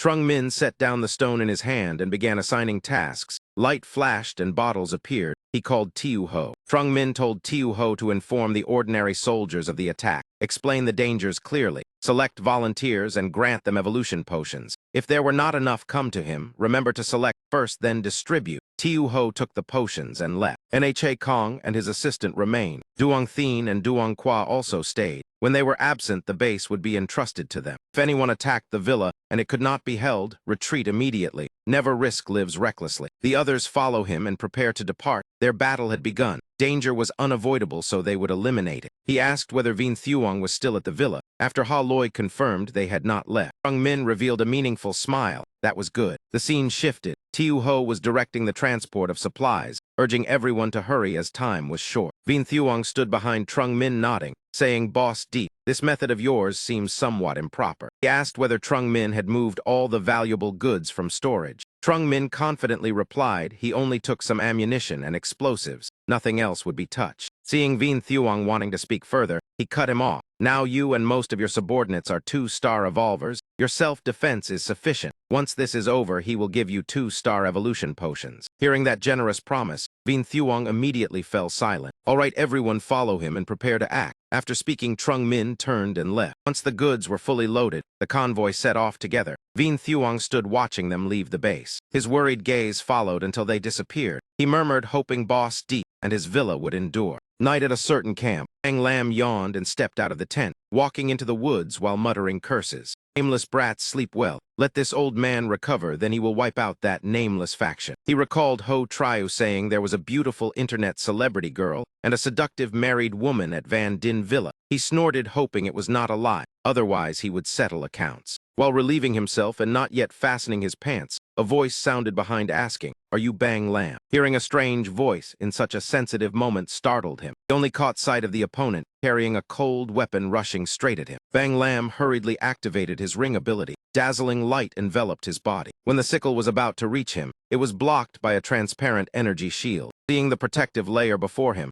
Trung Min sneered that it was an energy shield, not bad. Immediately after, Trung Min's blade burst into fierce flames, easily splitting the barrier. The flaming sickle nearly cleaved him in two. Bang Lam used his flexibility to twist aside. He quickly rolled several times in succession to escape. He landed in an extremely precise stance without staggering. After retreating to what he considered a safe distance, he glared at Trung Min and roared curses, "You bastard." Since he had taken action, he would never spare him. Next year on this day would be his death anniversary. After speaking, he slapped his own body provocatively. Each slap made his figure visibly swell larger. After several blows to his chest, his body became gigantic. He looked down at the small Trung Min and laughed smugly. Brats still wet behind the ears, daring to fight. Trung Min observed calmly that it was merely low-level giant bloodline. He took the initiative to charge and attack, but Trung Min nimbly dodged with ease, retreating while assessing the opponent's ability. The giant bloodline excelled in pure strength, but unfortunately that was all. Missing repeatedly exposed his flaw. By the time he noticed his leg was already locked, he cursed loudly and shouted to be released. Trung Min circled behind him, blade ready to strike. His vigilance too low and experience too shallow, a waste of this bloodline. Bang Lam had not even realized when he appeared behind him. In an instant, Bang Lam felt a cold slash run down his back, blood spraying with a shriek like a pig being slaughtered. He collapsed to his knees in despair, his spine destroyed, his body completely unable to move. In the camp, Bang Lam's subordinates heard the commotion and rushed out of their tents to watch, clamoring about what happened. Where was the boss? Who was that man? Shrill scream rang out from afar. Do not let that brat escape. Ha Loi led a group of brothers, with an imposing aura, straight toward the gate of Dong Sun village. Facing the large formation of the opposing side, the uncle could not help but freeze in astonishment. He gripped his pipe tightly, his mind in turmoil. Could it be that the intelligence about the sugarcane raid had been wrong? Aside from the always hidden boss, Van Din Mountain Villa still had as many as 3 two-star revolvers. Not only that, the level 2 tamed beast mentioned in the intelligence had also appeared. It was clearly said before that Van Din Mountain Villa only had a little over 10 one-star revolvers left, yet there were at least 50 here. Excluding the one captured, there were probably still a few more at home. Not to mention the weapons in their hands, from white to gray. The number of extraordinary weapons was unbelievably high. Such strength was truly too formidable. Resolving this cleanly would not be easy. Uncle sternly told Ha Loi that Dong Sun village would not accept this action. If they did not withdraw, it would be considered a provocation, and they would bear the consequences. Ha Loi calmly replied that the boss had instructed that if they released the person and compensated with 20 modified guns, then everything would be settled peacefully. Hearing that Ha Loi showed no intention of yielding, he frowned in irritation. 20 guns were too many. We cannot meet that demand. 10 guns in exchange for one person. That is the final limit. Agree or not speak plainly. Do not beat around the bush. In addition, for the next half year, the two sides would not interfere with each other. Ha Loi silently observed him for a moment. Uncle, trying to compromise a little would be better. That way we can still preserve our friendship. Your conditions need a slight adjustment. As soon as he heard that, he asked irritably what she meant by being so excessive. Ha Loi paid no attention to that arrogant look, calmly reminding him not to get agitated lest he suffer a stroke. The boss said that if he agreed to release the person, then in the future not only would conflicts be avoided, but they could also become the best business partners. Of course, the choice still lay with him. Upon hearing about cooperation, the uncle gradually calmed down, telling her to continue and ordering his subordinates to bring the person along with 10 guns. Before long, Ha Loi people were let out. Uncle Lu greeted them joyfully, thanking them for the timely rescue. The weapons were also brought over. Ha Loi inspected them and was surprised by their refinement, completely different from their modified items. This type replaced original components and upgraded the materials as well. After receiving the person and the guns, she turned to tell the uncle that the matter would temporarily end here. Before leaving, she reminded the uncle to send her regards to Hai Dong for the boss. When heaven closes one door, it opens another. Who would have thought that the once foolish fellow would have such talent as a craftsman? One look at the gun showed his forging skills were already highly proficient. The future was wide open. Congratulations. The uncle could only swallow his anger and watch them leave without being able to refute anything. Someone behind stepped forward to ask Master Hai whether they should let them go like that or take the opportunity to eliminate them while their backs were turned. Master Hai was drenched in sweat, panic filling his heart, not understanding how she knew even about Hai Dong. Elsewhere, Ha Bak was imprisoned in a dark room, her body covered with overlapping old and new wounds. The blue-haired man had clearly tortured her, beating and cursing, scolding her for refusing to open her mouth, whether alive or dead. Van Din Mountain Villa, right. The moment she left, they made moves. Did they think we knew nothing about what was happening there? If she was smart, she would confess how many evolvers there were, how many guns, whether there were class users or not, tell everything and he would let her go. What did she think? Ha Bak shot him a cold glance, determined not to yield, even calling him a fool. Enraged, he immediately went mad, beating her while shouting. Cows are actually very intelligent. People call them stupid only because they dislike the color red. Their nature is not inferior at all. After beating her all day until her body was nearly ruined, this wretched woman still did not let out a single groan. Able to handle even a small matter, how would he obtain evolution potions later? It was not as if their father had only him as a son. The more he beat her, the more impatient he became, shouting whether she would confess. Ha Bak bit her lip tightly, her resolute gaze meeting his increasingly crazed eyes, refusing to utter a word. Seeing this, he grew even more furious, throwing the whip aside and shouting curses. Determined not to speak, then he would send her on her way. Just as he was about to strike, a subordinate rushed in breathlessly with news. Interrupted, he shouted at him to get out. Young Master Tiu Vu, something major has happened.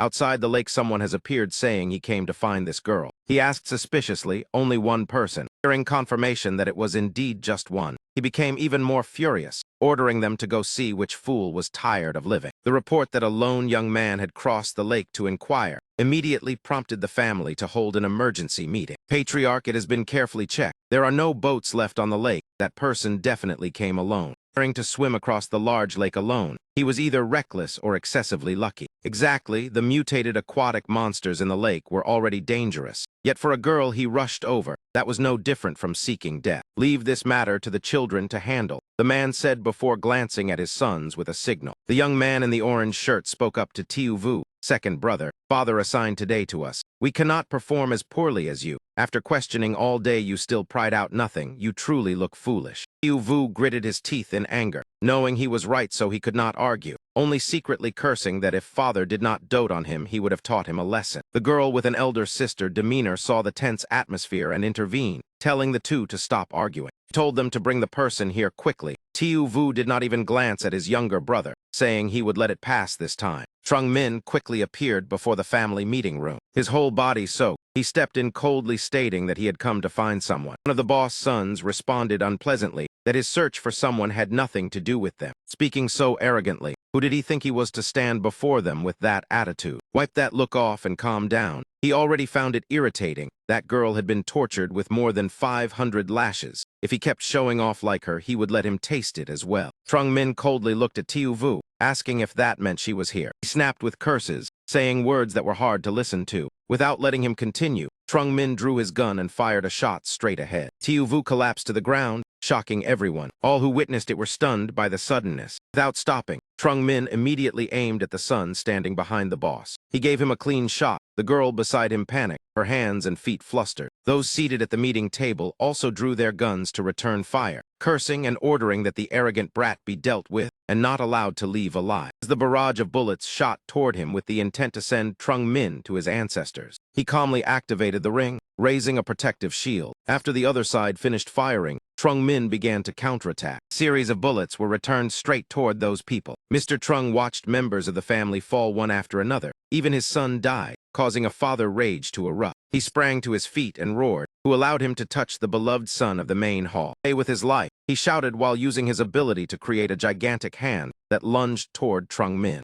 Trung Min remained calm in response, using a seal to summon a natural staff. As soon as he finished speaking, a shield rose up. Water suppression immediately appeared, enveloping Trung Min like a layer of protection. Water entities swelled and rose high to block the gigantic hand. Those around the meeting table scattered for fear of getting their clothes wet. The people below fled in panic, shouting what kind of monstrous thing this water entity was. The gigantic hand was halted by water suppression, the violent collision causing it to crack and gradually shatter. Seeing her brothers being shot one after another, the girl charged forward agitatedly to attack the water entity. She moved as fast as lightning, thrusting forward while shouting that she would break the water suppression. Every strike aimed straight at the throat. The water entity frowned at the sharp spear blade pressed close to its neck. Mr. Trung excitedly cheered his daughter, "Well done. Quickly shatter its shield." Before he finished speaking, a chill ran down his spine. At some point, the gun barrel was already pressed against his bald head. Trung Min coldly demanded that the main hall release the person. He responded with fear yet stubbornness, asking when he had appeared, release her was impossible. Seeing Mr. Trung in danger, the remaining people shouted for Trung Min to let go. Otherwise today he would enter but never leave. Facing the weak threat, Trung Min curled his lips saying he would not die here. But if they did not release her, then today none of them would survive. He stared in shock at the stone on the staff that had been replaced like a control battery.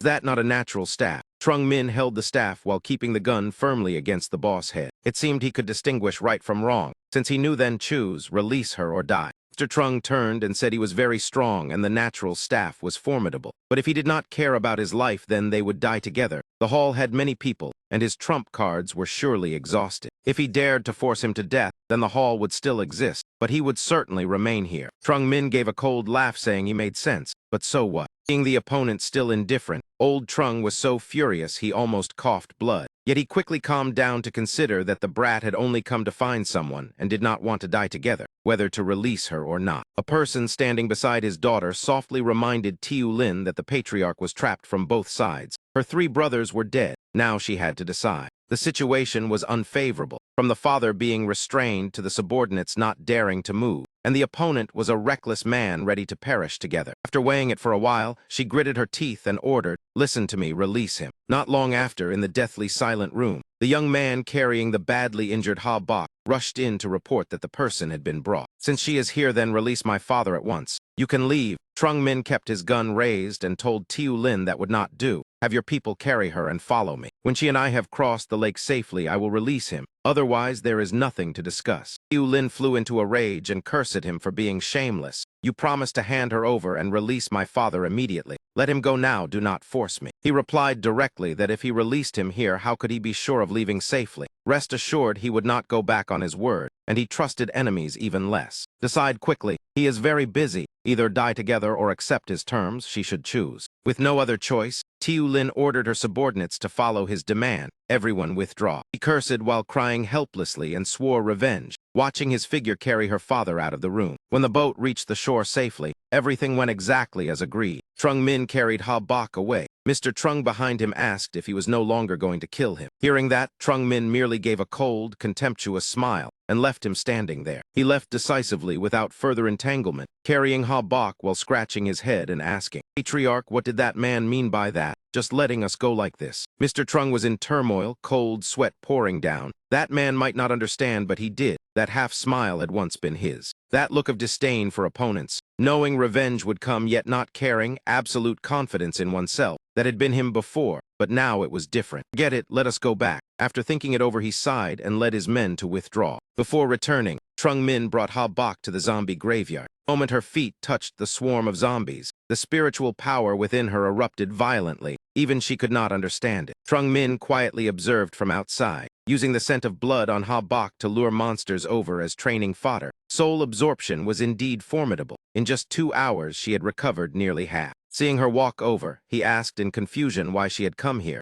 She needed at least 3 more hours of absorption. Bok knelt on one knee and said seriously, she knew her master had matters to attend to. She was fine now. He sighed with a faint smile and told her to drive back to the base to call people to move the weapons depot. Fewer was fine, but there had to be enough vehicles. "Take these shoes with you. When your wounds heal, return them to him." Bok accepted the shoes and immediately carried out the order. After finishing, she slept in the car, bid farewell to her master, and left first. That man was Bay too. She would mince him up and feed him to dogs before she felt satisfied, her eyes filled with killing intent. Trung Min nodded and replied that anyone from the Spirit Merchant Guild could be fed to the dogs. Watching her speed off on the motorcycle, he calculated the next step. Ha Bok had been rescued, and Dong Sun Gate on Ha Loi's side was likely settled as well. Moreover, he had given Ha Loi one of Dong Sun Gate's secrets, leaving Uncle Hai not daring to utter a word even now. Leaving the ring to that useless Bang Lam had truly been a waste. After wiping out that group, the pressure from Brother Than Prison's side would temporarily ease. Even if Brother Than wanted revenge, he could not act that quickly. What remained to be dealt with was the group coming from Brother Than Prison. Dawn had just broken over the roof of the weapons depot. Trung Min used binoculars to carefully observe the surroundings, yet an uneasy feeling still rose in his heart. 20,000 zombies. The intelligence might be wrong, but it could not be that far off. Van Din Mountain Villa strength absolutely could not withstand it. When zombies and mutated creatures surged out like a tide, their ranks no longer held meaning. Faced with such a scene, even 3 or 4 star revolvers would have no choice but to flee. He would certainly not give up the 7-star of Van Din Mountain Villa. After eating and drinking, Trung Min was full of energy and began acting according to plan, weapons ready as he advanced with confidence. In front of the weapons depot gate, a small monster stood guard with great vigilance. It was vigilance in a dream.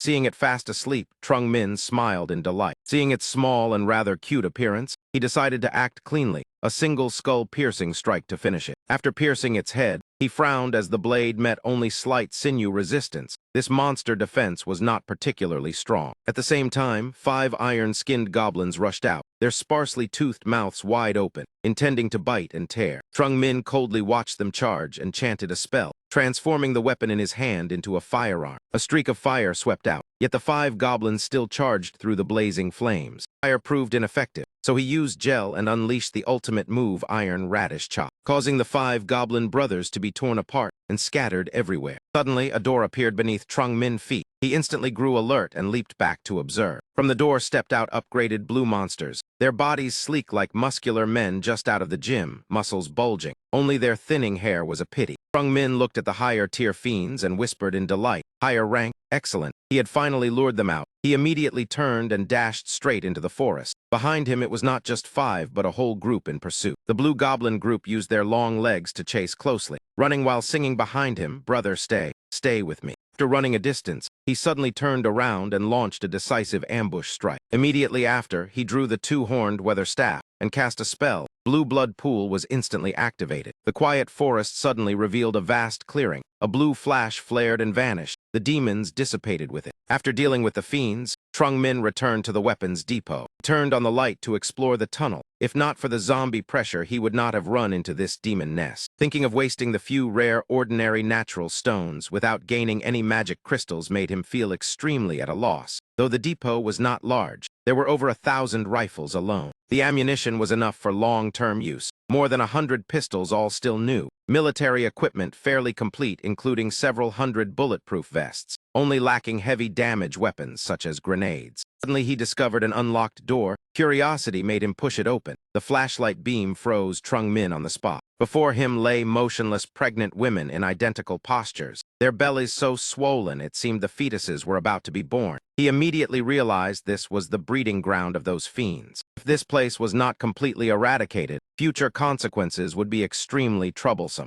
Trung Min decisively swung his blade down onto the pregnant women bellies. Corpse enhancement, forgive him. He could not save them. Noise outside the door made him instantly alert, knife and gun ready. The person outside pushed the door open with a weary expression and complained that it was truly troublesome. A woman covered in filth slowly walked in. Her face was unusually calm. She told him to lower his gun. Pointing it like that made her uncomfortable. In the future, he would surely end up without a wife. Trung Min curled his lips and replied that as long as he felt comfortable it was enough. While inwardly astonished at the aura from this disheveled girl, could she also be an evolver? Girl snorted coldly and said if that made him feel safer, then suit himself. As she spoke, she stepped closer. Trung Min tightened his grip on his weapon and retreated a few cautious steps. She crouched to examine the pregnant woman whose belly had just been pierced, then concluded normal body temperature, engorged veins, corneas clouding, typical signs of death. It seemed nothing could be obtained from these zombies. After speaking, she looked at him suspiciously and asked what he had done before. His killing methods were so clean and precise. 2 months could not forge someone so knowledgeable about the human body. Her sharp analysis made Trung Min both wary and tense. Clearly she lacked the strength to threaten him, yet that gaze sent chills down his spine. Who was she? Why was she here? And how did she understand so much? She curved her lips in a faint smile and replied that with just a glance when he left earlier she had discovered it. He was so proficient that eliminating had become instinct, either an assassin from childhood or a special operative. Seeing him deny it and say she read too many novels, she merely smiled and told him not to mind, then introduced herself as a profession holder of heavenly sight with some special abilities. Trung Min stared at her tensely as if facing a high-tier monster. Could it be supervision? She showed slight surprise and asked how he knew the name of her profession's skill so clearly. He proposed that each side explain a bit of the other doubts, treating it as an information exchange. Hearing that, Trung Min nodded in agreement. He began to say she had once been a forensic doctor, a medical doctor, a doctor of human anatomy, a genetics expert, and an honorary lecturer at 2 of the world's top 10 universities. She was also accustomed to being called a cold-blooded animal, a perverted old woman, or someone from hell because her research involved the dead and mutations. Sometimes she had to do a few unethical things. Thanks to that ability, she became an evolved profession holder. Though her combat power was not high, living alone was still fine. Discovering those monsters had been accidental. They bore signs of radiation decay on their bodies.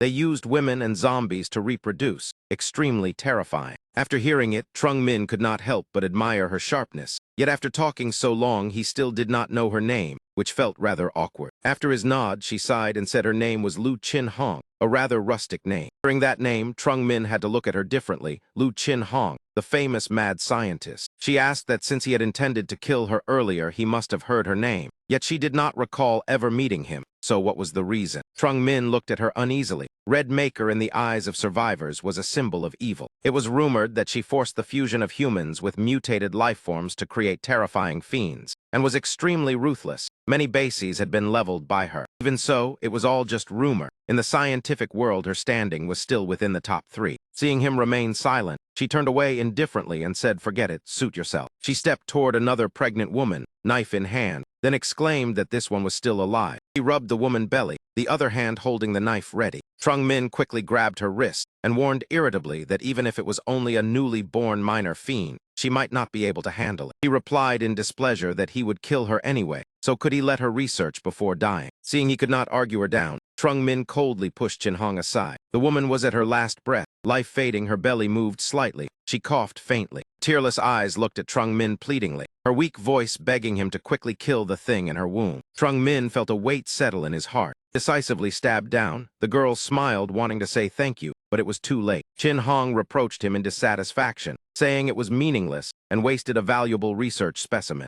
She criticized his killing method for being too clean. Trung Min wiped his blade and replied that she would understand later. Sometimes letting one's own kind suffer was the shared understanding of survivors. Glanced at her and asked if she cared only about research. She spoke, she pointed at another pregnant woman's belly. Yes, aside from research, nothing else interested her. She pulled out the greenish fetus without hesitation. Trung Min felt helpless, thinking she was truly too pure. Killing such a scientist would be too wasteful. He proposed providing specimens and evolution potions, inviting her to his base. She tossed the demon fetus aside and replied that taking in a disciple was fine, but she had yet to see a reason to follow him. As if having expected it, Trung Min threw her an item and told her to calm down and look at this, though she did not yet understand his intention. When she opened the glass vial, in an instant she agreed without hesitation. From now on he was her boss. A group had arrived at the weapons depot, Tiu Ho excitedly admiring the spoils. "Boss, this depot is insane. He took it all by himself." Uncle Lu frowned and marveled that Boss Deep was truly unfathomable. Aside from Dai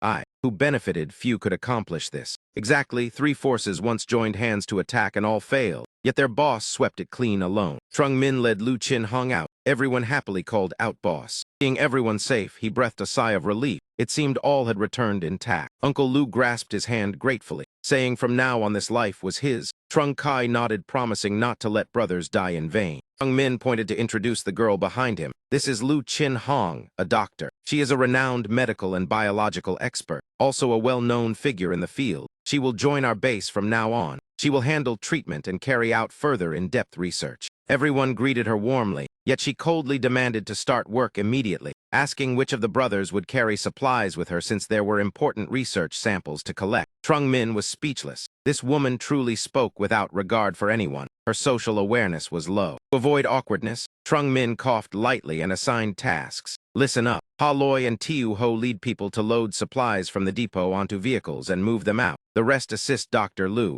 Her research is directly related to our future." After receiving orders, everyone immediately split up to act. 3 days later at Sun Din Villa, everyone had gathered around the large meeting table. Uncle Lu was the first to stand and report. "In 3 days, we cleared a path from the foot of the mountain to the summit, establishing 4 defense lines. The main gate of the base is the 5th and final line. In addition, 4 reinforced concrete firepower strongholds were built before the gate. Ideally, the final wave of zombies will be wiped out there." The musician beside added that traps had been laid all around the gate, though not decisive. Cumulatively, they would cause considerable losses. Tiu Ho reported that evolvers were leading hunting teams, coordinating with ordinary people to proactively attack zombies. However, the zombie tide was too massive, and pressing toward the base, diversion tactics had yielded no clear effect. Acta added that troop training had achieved good results. Ordinary people had gained combat experience, knew how to use guns, aim, and follow orders. Even near-expired ammunition had been fully expended. So AM said she and Thin Nguyen had taken in more survivors along the march and assigned them to combat teams.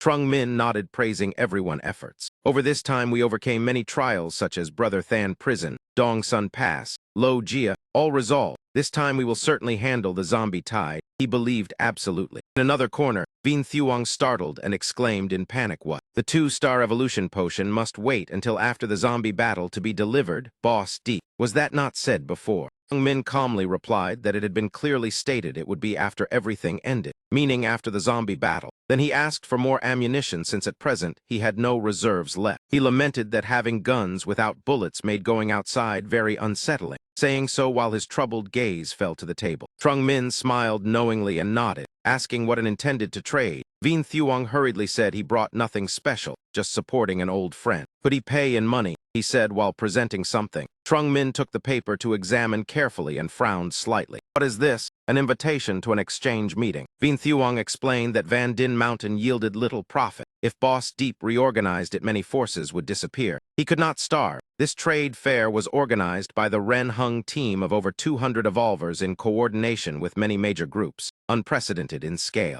Said he had spent great effort to obtain this invitation. Trung Min looked at the card and realized that such handmade printing implied they had generated their own electricity. That meant they controlled a large printing facility. The meeting location in central Brother Than City showed the Ren Hung team held certain authority. Entering a zombie-filled city center without foundation was impossible. Fine, he would accept this invitation as part of the cost. Details later he would have Ha Loi discuss with him. He could sit and rest. Meeting ended, Trung Min held the 10,000 value invitation and left thoughtfully. Those attending the trade fair would surely have good goods. Exchange would accelerate strength growth. It was worth going. Scene shifted as Trung Min and Ha Loi were discussing when Ha Loi had not yet finished speaking. Yu Ho ran over from afar waving that as predicted. Behind the zombie tide, several were trying to fish in troubled waters. Trung Min smiled in satisfaction. On the surface, this was common. Many forces trailed the zombie tide, waiting for opportunity, watching tigers fight and acting as sparrows behind. He patted Tiu Ho's shoulder, saying clever people always existed. Go drive those flies away. Their advantage was not easily exploited. At this moment, the entire city was flooded with mutated zombies like a protesting crowd. Groups sat behind a wall discussing, asking whether Dong Ho had received warnings from those forces. The burly man named Dong Ho answered in a deep voice that he had, but it was hard to handle. The sharp-nosed man asked Dai Kai with glasses whether this was his territory. Where did Van Din Villa originate? Was he being threatened? Dai Kai replied this was not his territory. In this area, Truong Dai Long was the boss of Brother Than Prison, then turned to ask the girl behind what she thought. She answered coldly boring. The sharp-nosed man mocked, asking what she meant from afar. She thought for a moment before replying. After following zombies this long, you all know the stakes. Now someone says give up. Would you? Pretending to hold meetings was what if not boring. Hearing that, the sharp-nosed man looked at Dong Ho proposing to treat Van Din Villa as bluffing. Tomorrow gather again to scare them once, each minding his own safety. Dai Kai voiced that the idea was not bad and asked Dong Ho opinion. Dong Ho thought, then shook his head. Forget it, not appropriate. Dai Kai secretly cursed at him for being simple-minded. If all three agreed, would she dare oppose? Then they could even join hands to swallow the weak. He stood up and left, saying before departing that she was not interested. They could negotiate themselves. She would do her own thing. In the distance, Trung Min used binoculars to see her and was extremely surprised. He did not expect to meet her here. Back then, both were 4-star evolvers. He had just risen to fame while her force stood on the brink of being annexed. They met in an underground bar. Under intoxication, they felt unexpectedly compatible. Maintained a relationship with her for a long time, once advising her to join his team, but she refused each time. Later, he went on a major mission for over a month. Upon returning, he heard she led people to attack an enemy and was disastrously defeated. Subordinates wiped out. She survived only by relying on a major force in Brother Than City. A year later, she had a powerful patron kill her old enemy. Then when she intended to eliminate him, she was discovered. Risked her life rushing into an extremely dangerous forbidden zone and disappeared. No one had ever survived returning from there. She carried too many habits from the peace era. That made her life tragically prolonged. Now they became the most familiar strangers. Tiu Ho looked down excitedly, asking Trung Min, boss, attack. Aloy angrily knocked Tiu Ho head, scolding, attack what? Reduce numbers, then use what against zombies? Trung Min smiled briefly and said attack. Tiu Ho heard and happily replied attack immediately. He pointed toward the forest, saying even attacking required calculation. Among the 4 leaders, did anyone recognize the man with glasses? Tiu Ho answered, of course. That was Angst, the boss of the Dai Din Science and Technology team. Trung Min nodded, saying attacking him would both warn and benefit. Aloy, this task is yours, complete it, and there will be reward. Though her face was full of question marks, she accepted. Soon night fell, the outdoor fire flickered unattended, the space unusually quiet. Dai Kai and the girl slept together, quietly opening a large bag containing nearly 200 magic crystals. That amount equaled 2 bottles of 1-star evolution potion. Following the zombie tide indeed yielded huge profit. By noon tomorrow, the zombies would reach Van Din Villa. Scouts said they sealed from the mountain foot. Truly fools who did not know their limits. Suddenly, chaotic shouting erupted outside, startling him. Someone yelled that they were being ambushed. Dai Kai hurriedly pulled open the tent flap to look. asking what had happened and demanding a clear report. But looking around, he saw only the enemy calmly spraying bullets, while his own men were almost wiped out. Seeing the group on motorcycles, he ground his teeth and cursed, gripping his pig spear, swearing it was not over with them. Very quickly, Ha Loi appeared before him. The moment he saw her, he froze for a second. Elsewhere, seeing the camp attacked from afar, Zaza panicked. Was the science and technology squad really rooted? Trung Min smiled meaningfully and added that Boss Van Thieu and Dai Din had always been irreconcilable enemies. So now they could discuss cooperation. Figures flickered behind them, whispering that the screams from the technology squad had stopped. Could the clash have ended so quickly? Not long after, a truck drove in from afar and stopped right before them. Van Thieu was the first to step down, walking straight toward Trung Min. Ha Bok and Ha Loi also jumped down behind him. Van Thieu hesitated slightly, then extended his hand, greeting Boss D. Trung Min shook his hand and smiled, saying Van Thieu spoke too formally. He had just finished discussing cooperation with Sister Sasha. If he was interested, he could listen. Zaza stood beside them, coldly glancing at the drumstick-haired man and asking bluntly what kind of cooperation and what they would gain. Trung Min immediately replied that his target this time was the zombie Thai. If they cooperated, the women would assist in defense. Seeing the two remain silent waiting for more, Trung Min explained further that Van Din Mountain Villa was his. If the situation turned bad, they could withdraw without bearing pressure. During this, Van Thieu broke into sweat. Boss Deep was truly dangerous. Trung Min smiled and continued. Danger was real, but if the villa could not hold, then they would gain nothing either. So for common interest, they must fight to the end. Zaza spoke up that if it came to that, they might not escape either. Trung Min deftly replied that the world moved for profit, as long as they ensured no fewer than 30 evolvers joined the battle. After it ended, he would reward 1 bottle of evolution potion. In addition,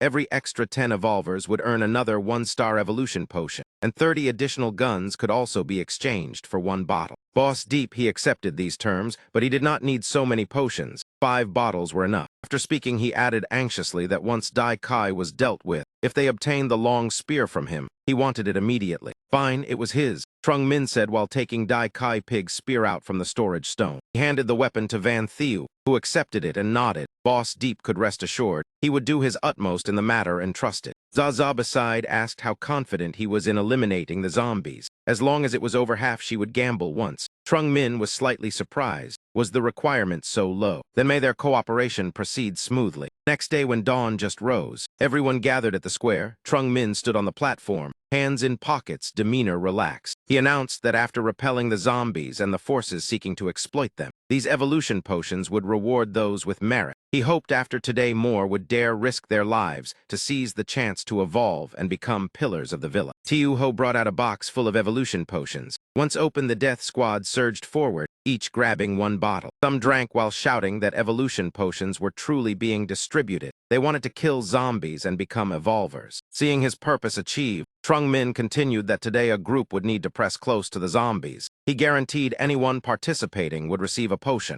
Were they ready to wipe them out? The crowd below roared to the sky, battle intent blazing, shouting in unison to wipe out the zombies. The outer defense line immediately grew tense, soldiers holding their breath behind the barbed barricade. They saw the green-skinned creatures glaring and charging. Macdo immediately ordered that they had arrived. Everyone prepare attack. As soon as the order ended, all firepower opened simultaneously, yet the zombie horde still charged madly without stopping. For everyone that fell, another behind trampled the corpse and rushed up. Zombie bodies piled high. The sound of bullets only further agitated them. Macda calmly commanded to stay focused. Ordinary gunmen fire single-aimed shots. Do not spray continuously. From above came a report estimating over 1,000 zombie casualties. Distance 800 meters. Trung Min tensely watched the distant green sea. Too many. To increase efficiency, Macda ordered fire only when within 100 meters. Tiu Ho saw a new wave nearing the barricade and shouted loudly. Level 2 mutated zombies appeared. Black fiends, evolvers immediately intercepted. Behind them were pale white jade-mottled zombies carrying large objects, followed by a group of shield-bearing zombies. Macda was slightly surprised but quickly regained composure. Monsters could coordinate, everyone aim at their legs and break them. But she did not expect this group to start throwing stones. Large rocks flew over densely like rain. As a special forces soldier, Macda nimbly dodged, the stones sliding past her. Careful observation revealed the rocks were thrown by the large ones behind. Scouts immediately warned to beware of long-range zombies. Seeing the situation worsen, Trung Min took up his weapon to join battle, prioritizing high-speed ones that could disrupt formation. Secondly, those supporting the iron zombies at the front to advance. Behind were also berserk zombies causing interference. These zombies coordinated skillfully far beyond expectation. Trung Min aimed at the large ones behind, bullets precisely piercing heads, quickly taking them down. Seeing its kind shot dead, the one beside immediately hurled a spiked sphere toward the observation team. Upon hitting the ground, the sphere expanded, covered in sharp spikes embedding into the earth. Soldiers, both fearful and curious, approached, not understanding how a stone could sprout spikes. Suddenly, the spiked sphere moved and rolled toward them, causing everyone to flee in panic. Trung Min was also startled, not expecting a thorn dust fiend to appear. From Van Thieu's side came a shout to retreat. They could not hold any longer. They had exhausted everything. The zombie tide was only 50 meters away. If retreating, it had to be now. Van Thieu shouted in panic. Treat what, all cowards? Van Thieu did not break promises. Whoever was afraid step out. He would send them off. He tried to suppress with authority. But in his heart he had long panicked. If Van Din Mountain people did not retreat, running now would leave him nowhere to hide later. Acta continuously encouraged them to hold on, keep morale steady. Once chaotic, all would die. Ordinary people retreat to defense line 2. Evolvers stay to hold them. Tiu Ho go confirm the situation. Macta stand firm guarding the rear. Tiu Ho ran over urgently asking boss. Zombies were 10 meters away, retreat. Trung Min answered that when they crossed the final warning line they would retreat to line 2. He would cover the rear. Soon the zombie swarm pressed close. The ground suddenly split into a large trench, causing the front ranks to fall in. Zombie tide had crossed the barricade. Everyone fall back to the second defense line. People below hurriedly climbed up. Trung Min stood watching the zombies crowding and climbing after. At the very moment, their hands nearly touched the edge. Trung Min unleashed his ultimate fire slaughter, flames erupting fiercely as if to burn everything. At this time at defense line 2, under Tiu Ho command, everyone hurriedly transported supplies. Move faster. After finishing, there would be meat. Trung Min observed, then asked Macta whether the first battle results had been tallied. Macta reported low casualties, but the zombie tide scale reached 20,000. Even adding more trenches would only eliminate about 3,000. Soldiers were not yet proficient, lacking large-scale destructive weapons. Trung Min sighed, saying he understood. Everyone had worked hard. In the previous life, after the initial volley came close combat. Evolvers were numerous and strong, so the tide was heavily struck, then retreated orderly. Unfortunately, now they lacked strength. The next day, Van Thieu and his group sat eating to recover. While eating, he looked around and sighed that Trung Min was too arrogant. With so much ammunition, just 2 crates exchanged for evolution potions. If they won, they would also harvest tens of thousands of magic crystals of various grades. Trung Min told Macta to follow the old plan. Tonight he with Tiu Ho and the others would guard defense line 3. Liuang So Am and he leading people here mainly to buy time, striving to dismantle all traps laid by that group. Then proceed to rendezvous at defense line 3. Ha Bok group stood observing the orderly zombie ranks like a parade marching toward their next defense line. In the distance, another group also monitored the situation. Boss, the zombies at the first defense line had just been wiped out. Just those 3,000 to 4,000 magic crystals alone, perhaps even more, equivalent to over 30 evolution potions. Why not seize them all? One in the group immediately objected fiercely. Stop such foolish ideas.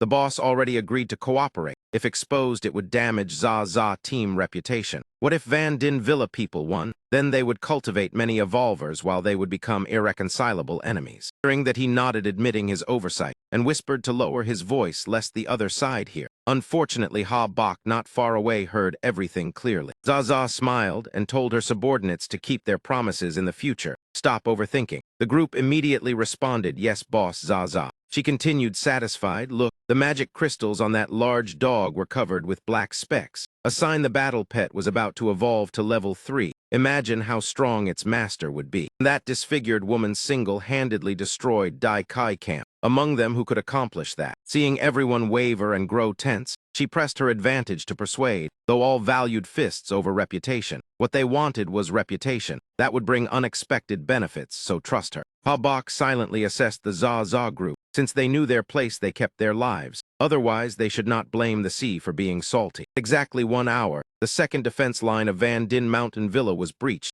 zombies howling as they surged in like a tide. The defending soldiers fled in panic. Those who could not retreat in time could only swing their blades and resist until their final breath. At that moment, at the 4th defense line, all the wounded had been gathered here to recuperate. Tiu Ho whispered to the person beside him, "Hey, did you hear? 20,000 corpse enhancements, even more than the population of Ao Kok land." Chin Hong stepped in from behind and joined. Ao Kok Land could only hold about 19,000 people. Compared to this wave, it was indeed a bit fewer. Seeing her appear, Tiu Ho felt awkward. Only 1 or 2,000 had died, and Dr. Lu had already calculated so precisely. She continued analyzing, but the current number had dropped. Only about 10,000 remained, hearing that Dr. Lu. Then did that not mean they had victory in hand? She replied indifferently. The situation was indeed so, but she still needed to verify it again to be sure. While chatting with the youths, Ha Loi called out, "Sister Lu, Trung Min is looking for you." She replied she knew and left with Ha Loi. Makda and Trung Min were focused on discussion. Results at line 2 were far better than the first, but at line 3 the zombies were nearly frenzied. The first wave already had over 300 level 2 zombies, even 3 level 3 appeared. When the third defense line collapsed, evolvers had to stay and cover the rear, sacrificing 30 people. In total, 137 had been lost so far.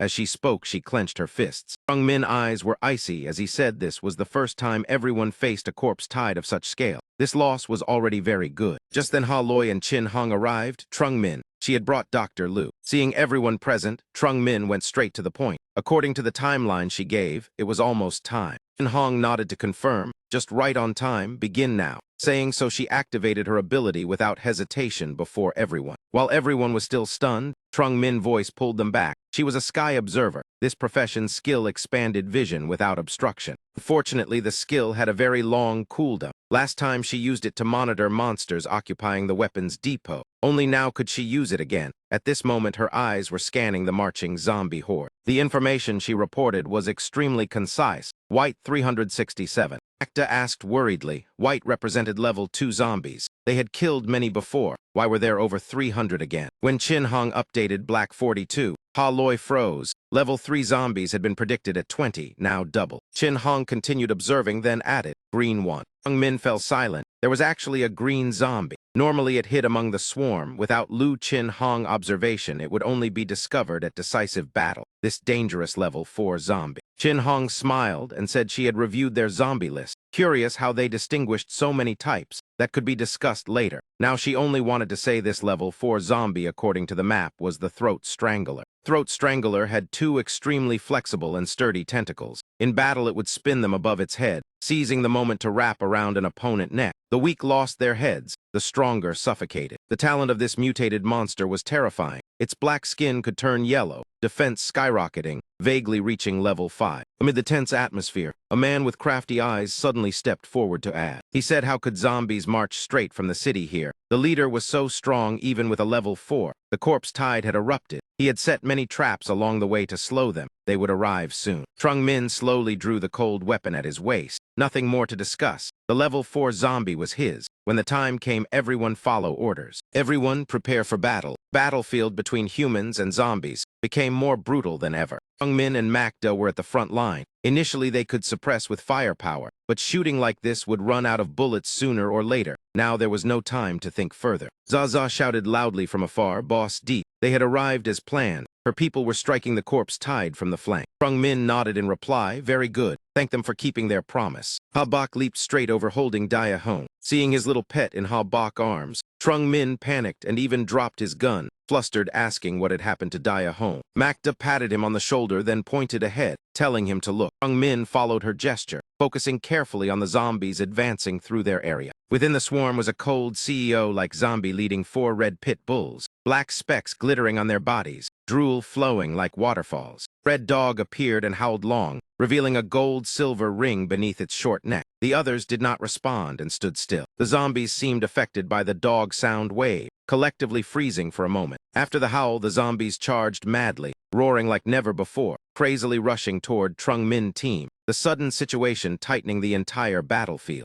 Madhound Power was a supreme talent specializing in supporting beasts, increasing speed and strength of nearby allies. Unexpectedly, such a high-tier zombie appeared in the corpse tide, like a rare omen requiring harsh conditions, and once formed extremely terrifying. Trung Min immediately ordered no mercy, full fire, bullets weaving in relentless barrage. Subordinates obeyed and sprayed bullets wildly. Zombies roared and charged, but fell one after another under gunfire. Trung Min carried Dia Hong inside. Before leaving, he handed outside command to Ha Loi, then sighed. Looking at the boss in his arms with heartache, the foolish dog chose the critical moment to evolve. Luang Qua, Master Lack, Sister Lu, quickly take it to the rear. Duongqua gently stroked Dia Hong fur, asking if it was all right. Trung Min reassured it was fine, just sleep and it would recover. After handing Dia Hong to Duongqua and Master Lac, Chin Hong fell silent, then picked up a scalpel and spoke. Her physical strength far surpassed ordinary people. She did not need to stay in the rear caring for the wounded. On the battlefield, zombies frantically climbed the fence, trampling each other, clinging to the fragile barrier and surging over. Uncle Lu commanded a team with dual guns, shouting that zombies had encircled the line. Everyone charge and hold the defense point. In another direction, several small squads raised shields to defend, holding fast to the end. Zombies rushed upon seeing people, crawling and climbing, mouths open to bite shield holders. Once the decoy team was in position,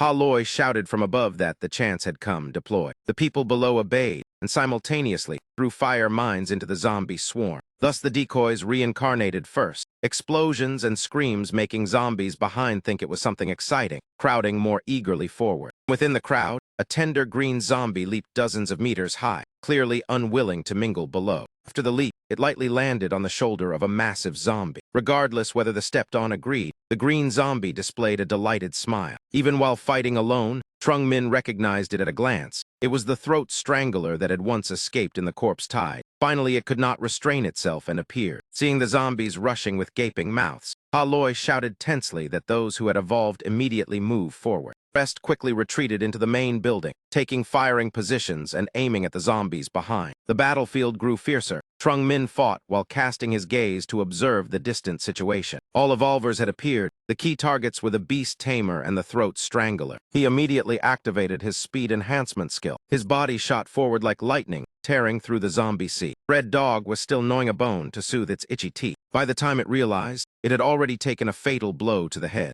Almost simultaneously, Trung Min appeared before the CEO like zombie. He used all firepower and skills, determined to send the opponent back to the earth. The moment flames were about to strike, the Red Dog suddenly rushed out to block. Could this beast tamer be defeated so easily? His finger swiftly switched from cold weapon to small firearm, thinking no matter what the head could not be protected. This was the beast tamer fatal weakness. Without further delay, seizing the instant before his feet touched ground, he pulled the trigger decisively, bidding farewell to the CEO zombie and the Red Dogs. Upon landing, Trung Min immediately looked toward the massive zombie with two tentacles extending behind. Their gazes met warily. The tentacled one previously protected by the CEO zombie hissed defensively. Trung Min aimed directly at the giant harboring tentacles, coldly saying now it was its turn. Meanwhile, the battlefield on the girl's side was not favorable. AM saw her close comrade slammed hard into a tree and grew anxious. Anger flashed in her eyes, veins bulging on her small face. This beast would pay today. The six-armed zombie bared its teeth in contempt, massive and muscular, each arm bulging with solid muscle. OM and Macda did not hesitate, charging together to attack the six-armed zombie. Macda swiftly slashed a clean cut across one of its arms. Seeing the strike effective, both were delighted. It was not fast, so hold it, she would lure the rest. Prepare that skill, so AM nodded in understanding. The orderly marching zombies were suddenly struck by a stone flying into one head. They angrily turned to find the offender, seeing Macda running and glancing back, teasing them to chase. In an instant, the entire group chased after Macda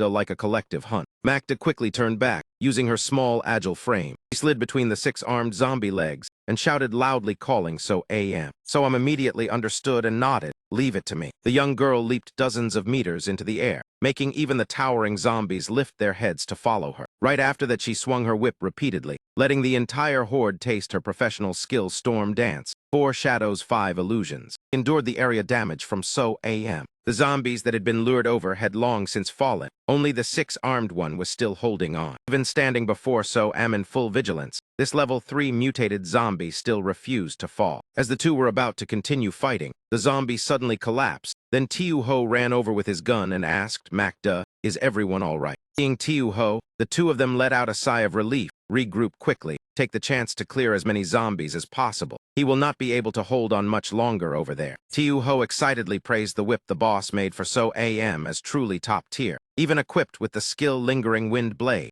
wondering when his own wind moon pool would be upgraded. Macda replied worriedly, "Wait until this battle is over. He is facing a level 4 mutated zombie." At this moment, he charged forward with his longsword, intending to split his opponent in two. The tentacle monster swiftly kicked the massive zombie toward him, while it itself retreated several steps to create distance. Seizing the moment he was distracted, it immediately shot out its tentacles in a sneak attack. Aloy was handling another front. Seeing him fighting the most cunning zombie, she could not help but worry. He must survive. By this point, the more than 20,000 zombies at the start had been reduced to fewer than 5,000, and the human side had already lost nearly half. Key to this battle now lay in the outcome between him and that slippery level 4 zombie. Because it was too crafty, in a single careless second he was pierced in the waist by a tentacle. He immediately swung his blade to sever it. Unexpectedly, the tentacle shifted direction in an instant, wrapping tightly around his knife-holding wrist. Seeing he had been restrained, the zombie thought victory was assured and revealed a smug smile.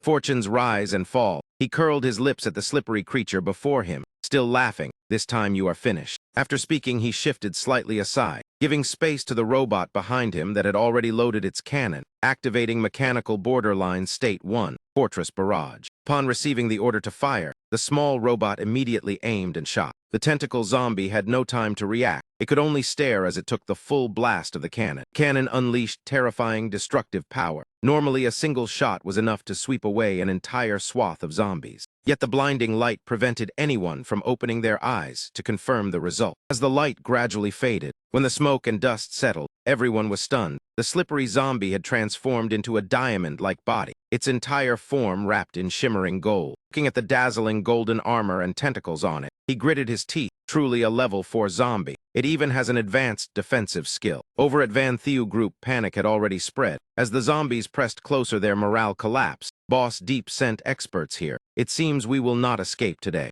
Someone suggested retreating. Whoever could run should run, they would cover. Van Thieu clenched his fists. So many brothers died and we just flee. His eyes turned bloodshot, veins bulging as he roared through clenched teeth. Even if I die here today, I will drag these monsters down with me. In the distance, the situation was no better. People anxiously urged, hurry and leave while there is still time. Zaza answered firmly, at a time like this, what is the point of fighting over a few evolution potions? This is a battle between humans and zombies, a battle to protect our race. There will be many battles like this in the future. If we run today, what about tomorrow? Her eyes were resolute like a female general. Whoever wants to leave, I will not blame them. I will stay and fight to the end. He stood before the smoking robot behind him. 2-star evolution, so what? Level 4 zombie, so what? If levels decided everything, the apocalypse would not be this cruel. He laughed at himself, then refused to yield, pulling out a talisman that shattered and vanished within seconds. Lu Nha Beast Rider was summoned. The moment it appeared, it rushed forward and slashed at the tentacle zombie, swiftly closing in on the golden diamond body and bringing its blade down toward its head. First, the zombie showed caution, but seeing the sword strike cause no damage, it immediately shifted to disdain. The tentacles of the tentacle zombie shot straight toward the creature he had just released, instantly completely restraining the target. Marching zombies in the distance noticed the commotion and turned into spectators, their glowing eyes all fixed on the shimmering golden figure. Without hesitation, they turned around and ran back toward the golden figure, swarming over just to join the spectacle. Aloy Group saw this and felt both relief and worry. They are returning to reinforce that golden one. Stop them quickly. Tiu Ho Group grabbed their weapons and charged after them. We must help the boss too. If these useless zombies interfere, it will ruin everything. On his side, the situation was extremely dire. He struggled to free himself from the tightly coiled tentacle, but it was not looking good. His right hand was about to give out. If his right hand were severed, one tentacle would be freed. Then no matter how he fought, it would wrap around his neck. And if Lu Nha Beast Rider were destroyed, the situation would only worsen. At the most desperate moment, Ha Bak appeared like a war god, holding the weapon he had just dropped. With one hand, she gripped the golden zombie tentacle tightly. Whether from overwhelming strength or a strange angle, the tentacle was pinned fast and could not withdraw from his wrist. Yet in the next instant, it released on its own and retracted the tentacle. Abak immediately followed the retreating tentacle of the Golden One. She shouted loudly while throwing the weapon toward him, "Let us control one tentacle together." He swiftly caught the weapon, forced himself to calm down, and coordinated with Ha-Bak to deal with the golden zombie. He gripped the tentacle being pulled back, followed it to close in on the target, and raised the flaming blade high. At the right distance, he delivered a decisive slash straight down onto the golden face of the tentacle zombie. The blade cleaved the golden body into two distinctly separated halves. Raging flames burned fiercely, leaving it no chance to regenerate. It was completely annihilated. The zombies that had come to watch were stunned at the sight. The entire horde fell silent. Without a word, they turned and fled in unison. The humans raised their weapons and cheered. "The level 4 zombie has been slain. We have won." He was so exhausted he could barely stand. He dragged his weary body forward, stepping onto the corpse of the tentacle zombie. He wiped the blood from his nose, a tired smile curling at his lips. We have won this battle. Final battle ended in victory, but the price of victory was countless lives. Chin Hong led him to where the fallen were gathered. Collect all the corpses of high-level zombies for me. I need research specimens, especially level 3, level 4, and the Strangler. No one is to touch them before I am finished. He silently looked at the motionless bodies, nodded at the request and asked, have the casualties been tallied? Chin Hong waved her hand. No need to say more. I will hand the figures to Ha Loi later. After that, he organized a brief meeting. Ha Loi reported first. The losses this time are enormous. Casualties exceed 1/3. Fewer than 200 ordinary members remain. Only around 40 evolvers left along with those permanently disabled. Uncle Lu added that many had fallen. Huang Dao, Mac, Jia Dai, and many others had sacrificed themselves. He replied in a low voice, I understand. We won this battle, but the cost was too heavy. Duong Thien continued reporting the spoils. This time we obtained 22,500 level 1 crystals, 385 level 2, 31 level 3, and 1 level 4 crystal. After he killed the Strangler, the high-level zombies fled. Many level 2 were left behind, but level 3 zombies were too strong. Aside from him and Dia Hong, only Ha Bok could fight one alone. Even though Deep Tiu Ho pursued with all his might, nearly 10 escaped. Nodded, letting nearly 10 level 3 zombies escape also meant losing the chance to spin the level 3 wheel. Macda held a stack of reports and continued. There are still 2 squads in the manor that have not returned. Casualties exceed half. Van Thieu seems to have something to say to you. He swallowed and replied, I know. He saw Van Thieu back, standing silently before the large fire. He slowly walked over and spoke. Van Thieu, you were looking for me. Afraid I will ask for the debt back. Upon hearing this, Van Thieu turned and replied, no. If you want repayment, it would not matter whether I came to you or not. He chuckled softly. Although I am not a good person, I am reliable. You want more money. After a moment of silent thought, Van Thieu nervously called out, Boss D, can I follow you? Seeing that look, he was stunned. Van Thieu had been pampered since childhood. How could he lower his head to beg to be someone subordinate? As if guessing that thought, Van Thieu lowered his head and continued. Before today, I did not believe it myself. I would rather die than obey anyone. But today, I saw things I had never seen. For the first time, I fought desperately. For the first time, someone died for me. As he spoke, he clenched his fists. In the past, relying on my family background, I did many vile things. After the apocalypse, I saw even more inhuman acts. I once thought I was not wrong. But after today's battle, looking back at my past, I feel only disgust and loathing for myself. I want strength. I want to fight shoulder to shoulder. Even dying on the battlefield would be more honorable than living as a parasite. I want to stand on my own feet, Brother Deep. Can you take me in? I will do anything. Hearing this, he fell into thought. Not letting him say more, he spoke, then go cut your hair. I cannot stand those flashy styles. First, Van Thieu was stunned. Then he jumped up in delight. It is only cutting hair. I will do it right away. Trung Min smiled. This place is very suitable for you to develop. Scene shift. Trung Min stood before the entrance leading down to the basement. Looking at the mist-covered stairs and the gigantic sinister tree appearing, he tilted his head and said, causing trouble again, still refusing to repent. The moment the tree saw him, it lashed out with massive roots in attack, treating it as a lesson for disobedience. With the 30 level 3 crystals he had just earned, today he had enough capital to try spinning the level 3 wheel. If luck was good, perhaps he could evolve to 3 stars. As he thought, he tossed in the stones to spin the gacha, his heart beating along with the turning needle. After waiting for a long time, the result appeared and froze Trung Min in place. Another failure, so he continued spinning. The next spin was better. He obtained a lucky card. Not bad, but still inferior to a 3-star attribute enhancement. His gacha addiction flared up. Stones were thrown in continuously, just this once more and then one more time. After 7,749 times, telling himself it was the last time. He held his breath as he watched the needle slow down. It was a potion, a level 3 potion. It was indeed a potion. In the office, Chin Hong held a scalpel, studying the monster on the table in contemplation. She had just made up her mind and was about to act. Trung Min hurried in to stop her. Wait a moment, do not make a move. Turned back in displeasure. I said I would research it. Even the boss cannot go back on his word. Trung Min forced a smile. That is not what I meant. Who did you borrow this knife from? He scrutinized him. Ha Loi lent it to me. You have broken through to 3 stars. Trung Min walked closer to the tentacle zombie and said apologetically, you can take the level 1, 2, or 3 ones as you wish, but I need this level 4 one. Can it not be exchanged? Hearing the regret in her voice, Trung Min remained firm. There will be chances in the future, not this time. She nodded helplessly. Fine, then teach me how to make a level 2 evolution potion. After setting the tentacle zombie upright, he smiled meaningfully and told Sister Liu, that he could provide all methods for formulating 3-stage evolution potions. But what I want does not stop there. I need the ability to independently manufacture 1-star, 2-star, 3-star evolution potions, even higher levels.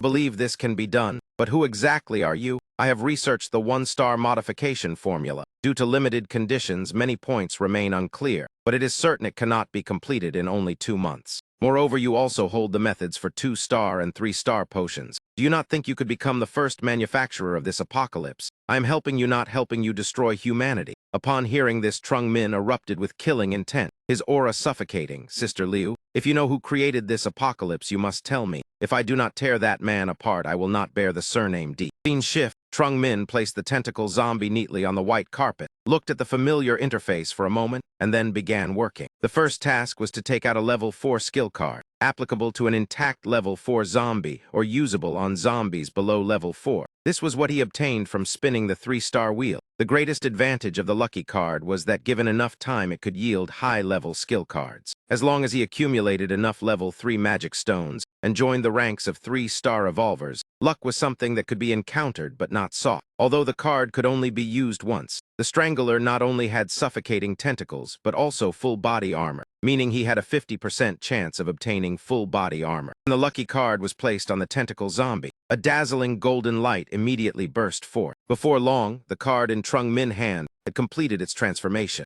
Looking at the sparkling skill card, he laughed in delight. It succeeded. He had obtained the full body armor skill. Who should use this skill to be most appropriate? To encounter something both troublesome and joyful in the same morning was truly beyond expectation. Though full body armor offered extremely strong defense, it reduced speed and agility, while he already possessed Blood Battle and Flame Wind Moon Pool. With his high speed and agility, this skill did not suit him. Perhaps the most robust member of the team was more suitable, but that person's profession as a searcher relied on equipment for defense. Whether full body armor would truly be effective was uncertain. Thin Nguyen could not learn it due to profession restrictions. Macda Ha Loi and Tiu Ho would also refuse a purely defensive skill that could not save people. Moreover, Lu Chin Hong and Lac Dai Vien were already responsible for protection. The others did not meet the conditions, so he decided to keep it for now. The dawn of the next day, without prior arrangement, everyone woke early to gather at the square to listen to Trung Min's speech. He stood above and began. First, I thank Zaza team and Ngoa Ho team for paying a great price for Sun Trang. I represent Van Din in expressing gratitude and compensation for everyone's sacrifices. People below cheered. 3-star evolution was indeed different. The boss was too handsome. Macda teased back that the kid had grown used to flattering. Trung Min and Ha Loi carried a box of potions to the Sasa group. Inside were 31-star evolution potions. I hope this can make up for part of the losses. Tomorrow there will also be 10 ashen weapons. Everyone can collect them at the warehouse. Then he brought another box to the Van Thieu group. Everyone received the same treatment. Van Thieu accepted the box with emotion. After distributing them, he turned to the crowd below and said the remaining people had all performed very well. Even those not yet evolved would each receive a 1-star evolution potion, and each person would be issued a Wind Moon Pool. Upon hearing this, the crowd erupted in excitement. Long live Boss Deep. I am about to become an evolver. The cheers echoed across the square. Suddenly, he felt a chill on his back. As soon as he turned, he saw Liu Wangso bringing over a box covered with red cloth. Looking at the words on the cloth, he was speechless. She was being mischievous again. In response, she winked and stuck out her tongue playfully. She told those who had gone through life and death with him from the beginning that this was a reward for everyone. The moment the red cloth was pulled away, Tiu Ho was so excited his eyes shone brighter than headlights, letting out a cry. For 2-star evolution potions, the crowd below buzzed. 4 2-star potions were taken out at once. Van Din Sun Trang was about to have 8 level 2 evolvers. The Chinese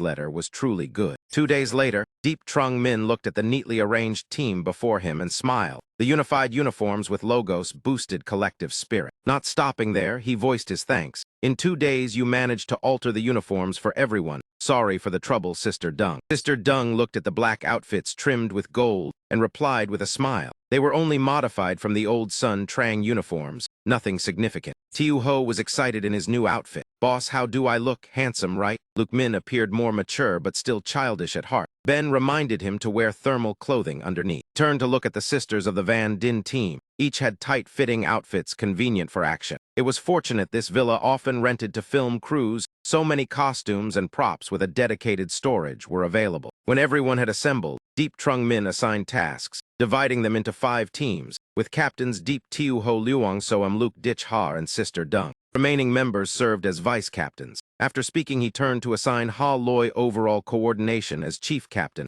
Any objections? Ha Loi asked in surprise that if she was chief captain, then what about him? Deep Trung Min smiled and replied, I will lead everyone forward. Convoy left the estate and entered the overlapping mountains. The driver casually praised him. Boss Deep is truly formidable, eliminating so many zombies. I truly admire you. Hearing the praise, Trung Min took out an evolution potion and responded, I think you came to claim a reward. Rest assured, deliver me to the destination, and there will be another price. The driver happily clapped hands, surprised at being seen through, then changed the subject to ask if he intended to attend the An Than trade fair alone. Trung Min nodded and said he was prepared. Holding the potion in his hand, the driver hinted that this An Than trade fair seemed very interesting. After a long journey, they finally arrived at the center of An Than. Deep Trung Min stepped out of the vehicle alone with his blade in hand. Across the street, a man in a red cloak waved and called out, Boss Deep, over here. It was Tiu Van, his shiny bald head still full of enthusiasm. Brother Deep, I have arranged everything. The surveillance has also been fully prepared. Seeing Tiu Van, Deep Trung Min could not help but sigh that merely changing hairstyle and shaving it clean made him almost unrecognizable. Though judging his subordinate appearance inwardly, he still seriously asked whether he had instructed them not to alert the enemy. Tiu Van replied that he had. The telescope he provided could monitor from several hundred meters away. As long as suspicious individuals appeared, they would immediately be tracked to locate their base. Hearing this, Deep Trung Min became more certain that Lu Ra and the Spirit Merchant Guild were closely connected. Although he did not wish to confront the Spirit Merchant Guild yet, their sphere already covered around Van Din Sun Trang. Next step was to determine the destination. Deep Trung Min asked whether Tiu Van was a native of An Than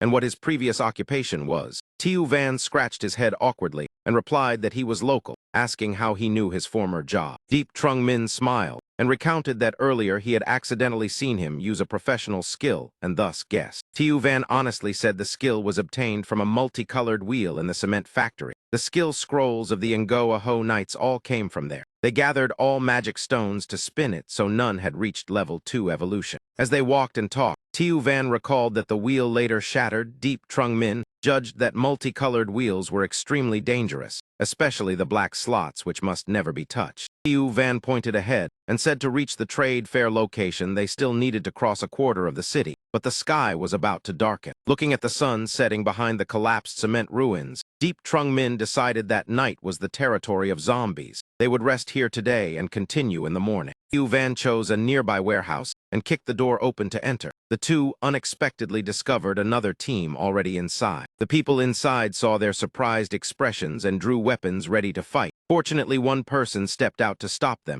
and told everyone to stay calm. He stepped forward and asked, Tiu Van, is that you? Trung Min glanced over and saw Tiu Van equally stunned, pointing at the man and saying, Little Uncle. The two recognized each other. Little Uncle embraced his nephew and said emotionally that he missed him and that it was good he was alive. Tiu Van hugged back and hurriedly asked how his father was now. Little Uncle patted his shoulder to reassure him. His father was fine and currently in their camp. Reunion was interrupted when a questioning voice sounded from behind. Team Leader Lam. Little Uncle trembled as he turned to admit that it was his nephew, thought dead but unexpectedly reunited. He quickly said he could not let Little Uncle suffer, willing to compensate the team leader with 1 crystal. Team Leader Lam agreed with satisfaction to let them follow, but demanded the rules be clearly stated. If anything happened, they were not to blame him. Little Uncle nodded repeatedly in relief. Seeing Little Uncle bent posture, the team leader ordered that they rest here tonight and told them to find food. Little Uncle could only bow his head and comply. Watching his uncle being bullied, Tiu Van frowned and looked at Deep Trung Min. Brother Deep, Deep Trung Min signaled calmly to stay quiet. Not yet. I still need to gather more information and do not wish to cause a commotion. The three split up to search for food. Little Uncle attentively asked Tiu Van how he had been living recently, unaware of how after the apocalypse he and his father had worried for him. He looked at his nephew turning back and was about to say a few more words, mentioning how the boy had wandered outside knowing nothing, almost letting something slip. Then he changed the subject. Your father's hair is already more than half gray. Tiu Van smiled and replied, Uncle, rest assured, look at me now. Am I not still healthy like this? As the two were talking, Deep Trung Min heard movement and signaled them to stop. Little Uncle turned to ask what was wrong. Fortunately, Tiu Van understood at once and reminded him to stay quiet. The three looked out through the window and saw a man desperately fleeing from the monsters behind him. But his speed was quickly overtaken by the pursuing creatures. In the end, the man was torn apart amid miserable screams, blood splattering everywhere. The scene of a human being devoured alive by his own kind turned into monsters unfolded before their eyes. Little Uncle said warily, "That was an evolver, and he was killed so quickly. Just how many zombies are in this area?"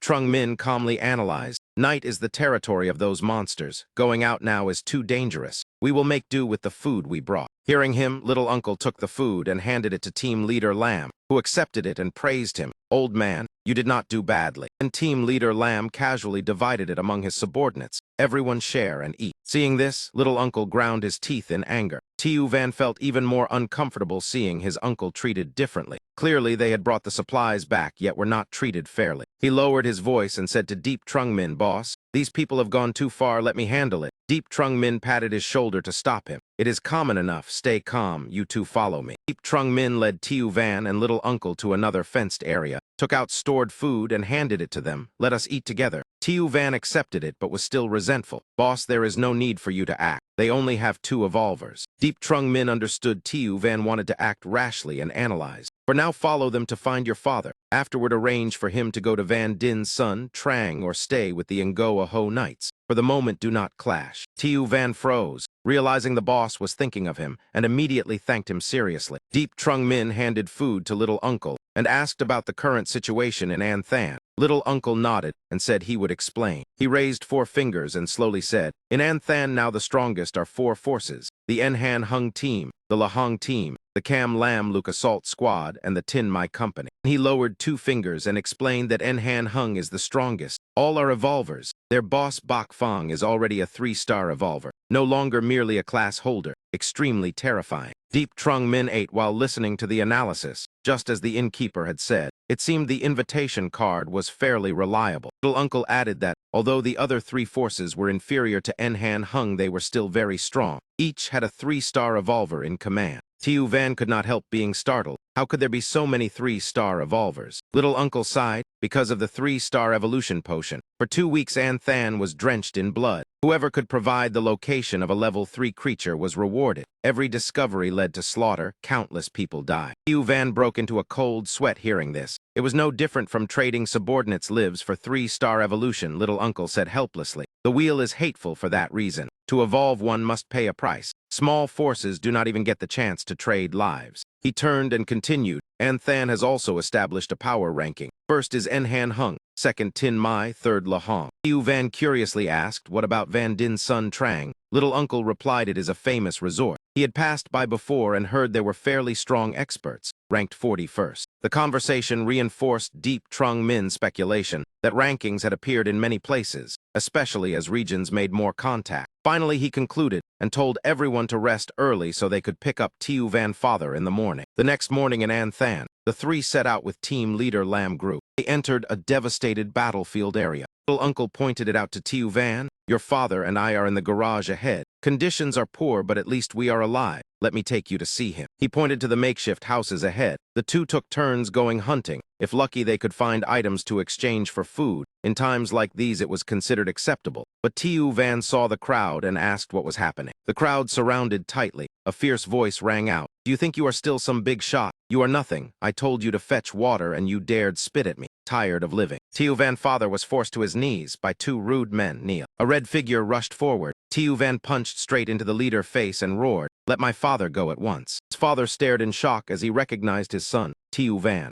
Little Uncle and Deep Trung Min hurried to help him up. Tiu Van father asked in panic what was going on. "Tiu Van, what is this?" Little Uncle reassured his brother-in-law, then turned to plead with Deep Trung Min. "Little brother, please help Tiu Van. Alone he fighting many will be dangerous." Deep Trung Min smiled calmly. "The other side only has a few evolvers and some ordinary people. It will be fine." He watched Tiu Van surrounded between 2 men, silently weighing that if even small matters required intervention, then he was not worth cultivating. Tiu Van was restrained, 1 against 3, accidentally dropping his pistol. Seeing the gun fall, the leader picked it up smugly. "This brat even has a gun. Point it at me and see." then ordered them to beat him to death for daring to meddle in Dai Vu affairs. Trained by Deep Trung Min, Tiu Van counterattacked, driving his elbow hard into the man behind him and making him spit blood. He immediately pulled free, using the momentum to spin and punch the man holding his leg. A heavy punch sent the opponent face askew and blood spraying. Dai Vu saw his men knocked down and raised the gun, shouting, "You dare fight back, I will shoot you dead." The gunshot rang out at the same time Tiu Van blade shot forward. Dai Vu collapsed instantly. The surrounding crowd panicked and cried out that someone had been killed. Tiu Van father pulled his son in panic. "Run quickly, you killed someone. If you do not leave now, it will be too late." Tiu Van remained calm and said, "It is fine.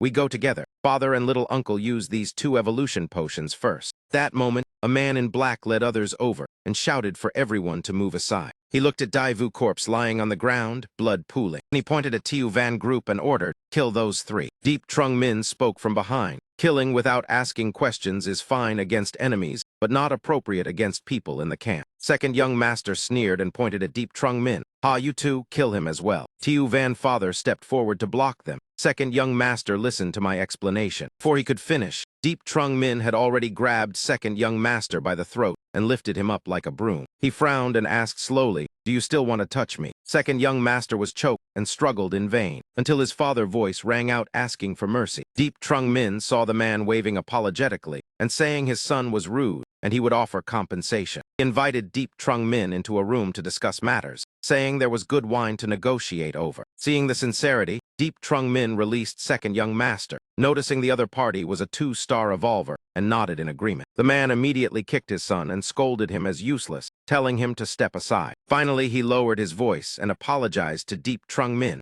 knowing he was a 3-star revolver and could level this place, hoping he would not hold it against his son who only knew how to compete. Pointing at the group following Deep Trung Min, he decisively signaled, "Count the evolution potions of those 2 for me. Consider it compensation for today's discourtesy. If you are still not satisfied, then we can discuss further." Ba Tiu Van and the old man were so favored that their eyes widened and mouths fell open in shock. "What is going on?" Tiu Van proudly smiled and said, "Hee, Dad, you know, this is my boss." Thus Deep Trung Min's team was invited to a grand reception in the main hall. He took a light sip of fine wine, then turned to ask him, "Where exactly did the injury on your body come from?" He replied in a deep voice, "It was caused by the Mu Shi Jai squad." His voice was filled with anger as he recalled it. Those lunatics truly do not know life from death. They were lucky enough to obtain a 3-star evolution potion and thought themselves qualified to squeeze into the trade gathering. They even dared to snatch our invitation. A brother pouring wine also interjected, "If Big Brother were still alive, they would never dare to be so arrogant. Those bastards will be settled one by one sooner or later." After listening, Deep Trung Min roughly understood. He smiled and said he had been rash with the man's eldest son. He shook his head and denied it. "It was not rash. My son is no young master.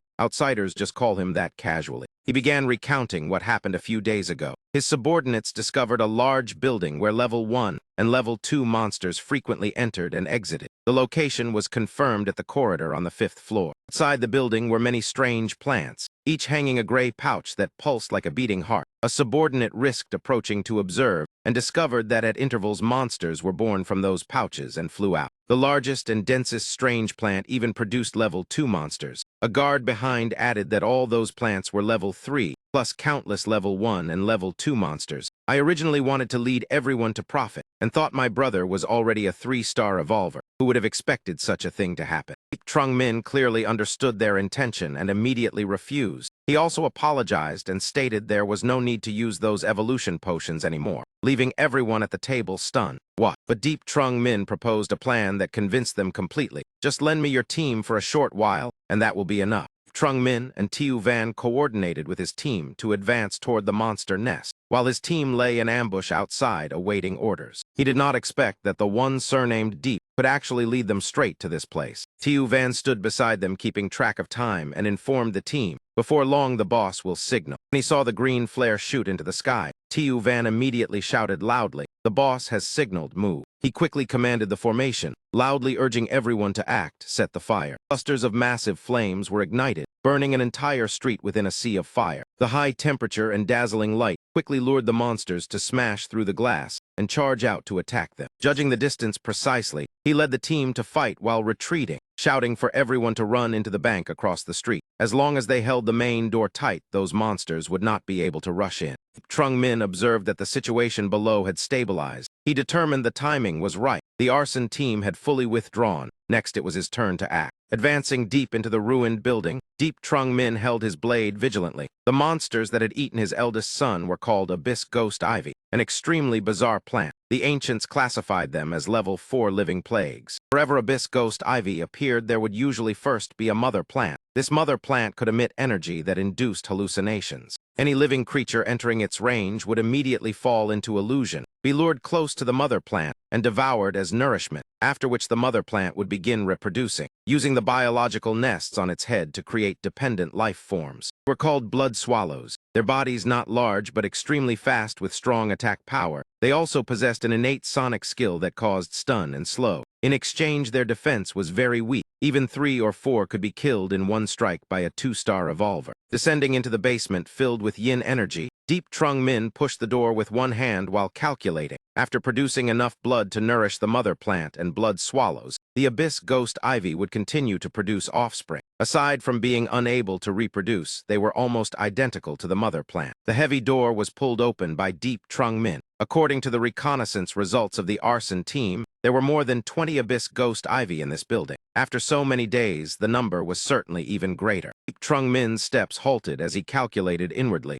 As a 3-star revolver, he could at least hold his breath for 5 minutes. Within that time, he must finish quickly. Before him was the lair of the Abyss Ghost Ivy. A thick, bloody stench rushed upward. Its eyes burned brightly as it stared at Deep Trung Min like a sworn enemy. The ceiling was covered with large and small sacs nurturing blood swallows. They roared in unison at the command of the Ghost Ivy. Flocks of blood swallows swooped down from 7 directions, attacking Deep Trung Min directly. He defended while calculating. Even after asking him to have people burn many blood swallows, there were still this many remaining. Blood splattered with each slash. The air grew increasingly bloody and gloomy. His team did not understand the Abyss Ghost Ivy, so when they invaded, they inhaled too much hallucinogenic gas. Even a 3-star revolver would find it hard to escape death. Deep Trung Min swung his blade and unleashed the final wave of attacks, sweeping away the blood swallows. He knew it was time to end this. The fiery figure of Ha Loi suddenly appeared, causing Deep Trung Min to start in worry. Why was she here? To his right, another figure appeared, Luang So AM,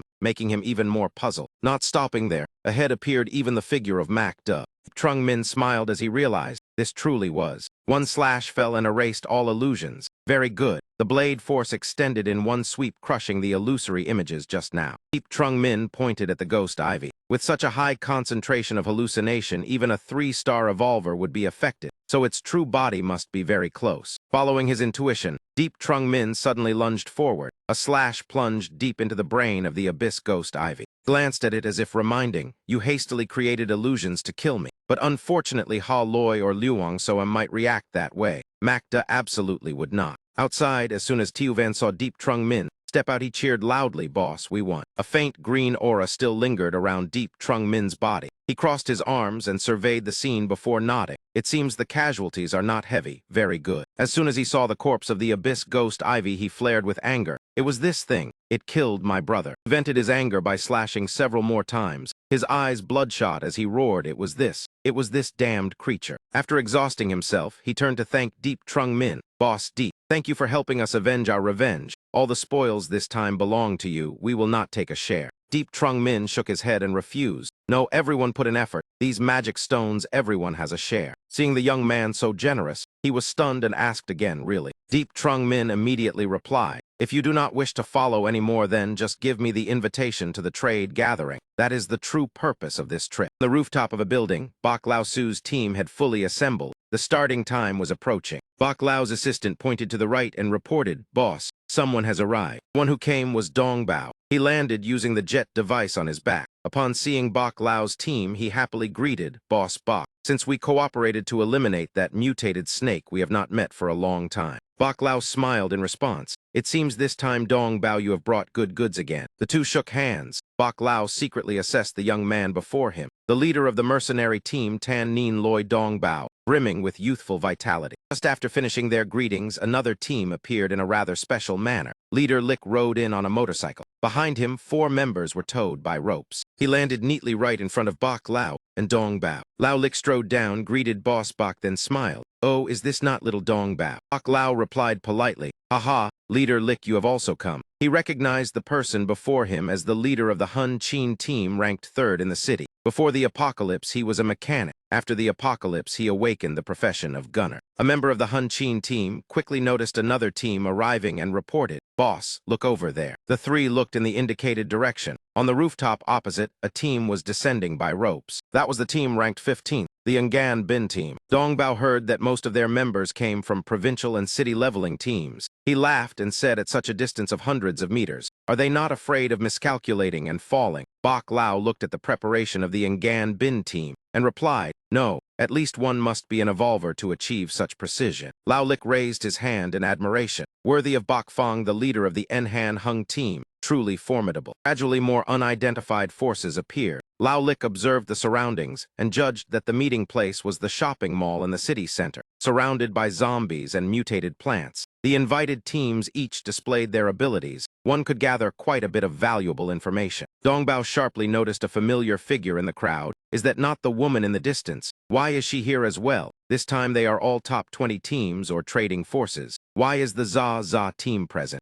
Za stood with her teammates in a black tight outfit, her temperament and allure instantly soaring. Bok Lao explained to Dongbao that after today's ranking update, Za's team happened to rank 20th, making Dongbao surprised. That is a fast promotion. I remember before it was only around 30th. Door leading into the center opened once more. He stepped out first. As soon as he appeared, voices murmured, "Look quickly. It must be the people of Hoa no Enhin." Za was naturally drawn to it. She quickly recognized that it was Deep Trung Min. She did not expect him to appear here. Even Van Thieu was present. The two had clearly long been on the same side, yet deliberately kept her out. Whatever was going on, it was not good, and they had not informed her in advance. Deep Trung Min raised his hand in a passing gesture as greeting, meaning "I have seen you. Hello, Za." Thieu Van also noticed Za's team appear, his face immediately turning vigilant. Auspicious hour arrived. Bok Lao clapped to attract everyone's attention, then announced, "Since all have arrived, let us set off." When the ring of light behind him appeared, the crowd buzzed with suspicion. Could this be a teleportation formation? Deep Trung Min frowned in thought. So it was a rainbow device. Though it consumed mental power, its maximum teleportation range was only about 2 kilometers. The cooldown time was very long, like an auxiliary item, yet if used properly, its effect was immense. Bok Lao spread his hands and explained clearly, "This time we exchange what we currently have. Bring out items seldom used or unused to trade for what is truly needed. This will enhance strength and accelerate evolution speed for all. It is a common benefit. I will not harm anyone for personal plans. Everyone can rest assured on this point. I will go first. The people of the association will remain until the end." After speaking, Bok Lao stepped into the rainbow space. Deep Trung Min carefully informed his team that there was no problem. "Let us go." He nodded in agreement. Everyone was gathered in a massive hall. Bok Lao stood on the platform announcing that today was the first public auction organized by the Enhan Hung team. The items would be auctioned. Magic stones would be the unit of payment. Deep Trung Min watched attentively while secretly evaluating the participating forces. Bok Lao continued that according to the latest ranking, everyone would bring items up for auction themselves, set prices and bid themselves, buying and selling freely. Afterward would be a completely free trading phase. Dongbao and Lao Lik both appeared excited by this rule. If exchange conditions could be negotiated, it would be even better. As long as an agreement was reached, private transactions could be conducted. Bok Lao emphasized that pricing items was the right of buyers and sellers. The association would not interfere. After speaking, Bok Lao turned to the receptionist who was stepping forward and announced, "I will open with the first item." The cloth was slowly pulled away. Bok Lao introduced. This item was obtained by the Enhan Hung team during an adventure. Its origin is currently unknown, but it contains immense heat energy.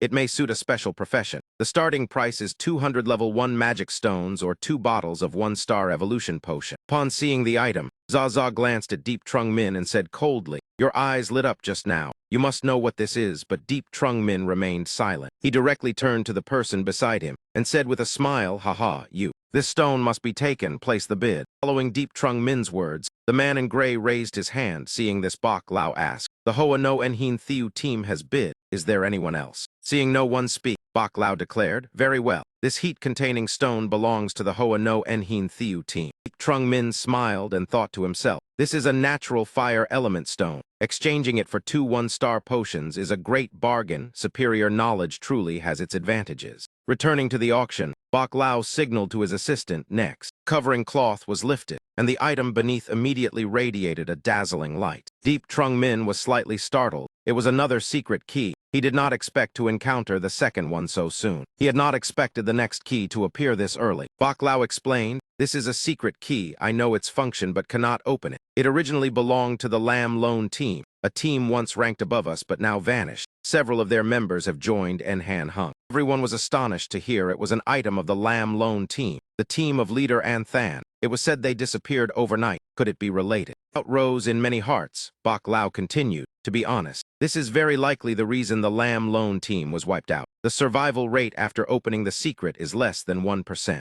Hearing that, someone said in shock, "If that is the case, then this is a cursed item. Why are you selling it? Is that not harming others?" The murmurs grew louder. Bok Lao still laughed and said, "It cannot be put that way. The higher the risk, the greater the reward. Even I do not dare touch it. But if one succeeds, then what would the reward be? Could be a higher grade evolution potion, a stronger profession scroll, or a rare combat skill. Who knows?" These words stirred even Dong Bao and Lao Lik. After all, this was a gamble of fate. Once one has evolved, any life can be put on the line, so what is there that cannot be wagered? Bok Lao emphasized further, "Not only is this item for sale, but the price is not low. To join this gamble, one must pay 2 2-star evolution potions." Mocking voices rang out below. 2 2-star evolution potions is sheer madness. Obtaining them is enough to raise a team's rank. Who would use them to buy this ticking bomb? Even Deep Trung Min had to consider it. This price was indeed somewhat excessive. He raised his hand and asked whether 1-star potions could be used instead. Bok Lao replied helplessly, "What I need are 2-star potions, but I understand the current situation." "Very well, 1-star potions will do, at least 30 bottles." This price made Deep Trung Min nod in satisfaction. "No problem, deal." Crowd buzzed in confusion. Who is this kid to dare decide in place of him? He looks unfamiliar. Many felt the earlier price might have been a mistake. Bok Lao deftly shifted the attention and said with a smile, "Very well. The third item is a white-grade piece of equipment." Deep Trung Min watched while thinking. It seems today's harvest will be considerable. At this stage, it is rare to bring out so many good items. After the auction ended, Bok Lao announced, "Next is the free trading period. Everyone may exchange as they wish." The atmosphere instantly grew lively, completely different from the auction. Someone called out selling 2-star potions in exchange for optional items. Some even offered to trade information on mutated monster locations with firm prices. Amid the noise, a gentle voice sounded, "Selling a profession scroll." The words immediately caught Deep Trung Min's attention. He looked over and saw an old man selling a scroll, asking in exchange for 1 2-star evolution potion. Seeing his confusion, he explained, "That is an elder of Tai Bin Ko Du. Their team just dropped from top 6 to top 10, perhaps because of this scroll. Several people tried offering other items, but the elder refused them all,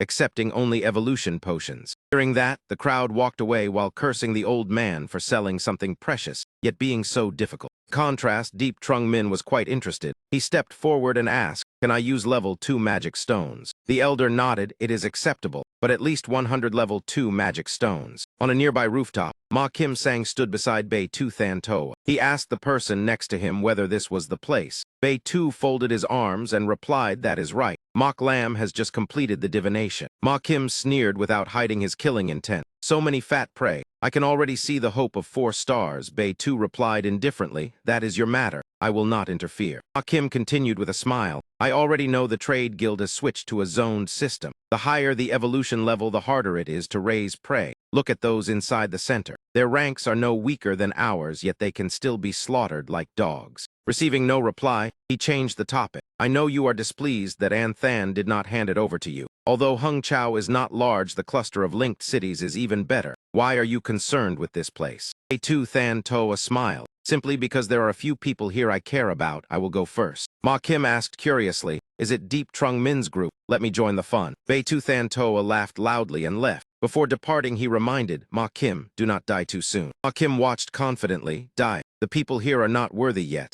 In the free trade area, Deep Trung Min made a round. He purchased everything he needed at reasonable prices. The sellers were also pleased to cooperate. Holding the scroll and treasure in his hand, he sighed that he had obtained more good items, then took out the gold attribute skill card he had been keeping to see what he could trade for. Having made quite a few transactions, he raised the golden glowing card and announced it for sale. Selling the beginner metal body skill. After use, the entire body turns into metal. Defense greatly increases. Weapons and strength are enhanced. It does not affect other skills or equipment. only slightly reduces agility. Deep Trung Min emphasized that this was a skill that could be upgraded. With everyone's current strength, soloing a level 3 zombie would not be a problem after learning it. The card immediately drew attention. Organizations discussed it, a metal transformation skill that increases both attack and defense. It sounds quite similar to the innate ability of certain zombies. Deep Trung Min confirmed that is correct. That zombie was nearly immortal. This skill is similar to its innate talent. Zaza behind him exclaimed, "That is the level 4 monster left marquee. It can draw power from zombie corpses, truly terrifying." Bok Lao stepped forward to ask the price. Deep Trung Min replied casually, "Everyone may bid. If it suits me, I will sell." Someone offered 1 2-star evolution potion. Deep Trung Min shook his head. "Unless it is a 3-star potion, I will not consider it." The man withdrew helplessly as it was too expensive. Though the skill was good, it was not enough to exchange for a 3-star evolution potion. A representative of Tin, my lone Than company, took out a gleaming blade to negotiate, little brother. "Can this be used in exchange?" Deep Trung Min shook his head decisively. "No, it is only a white-grade weapon.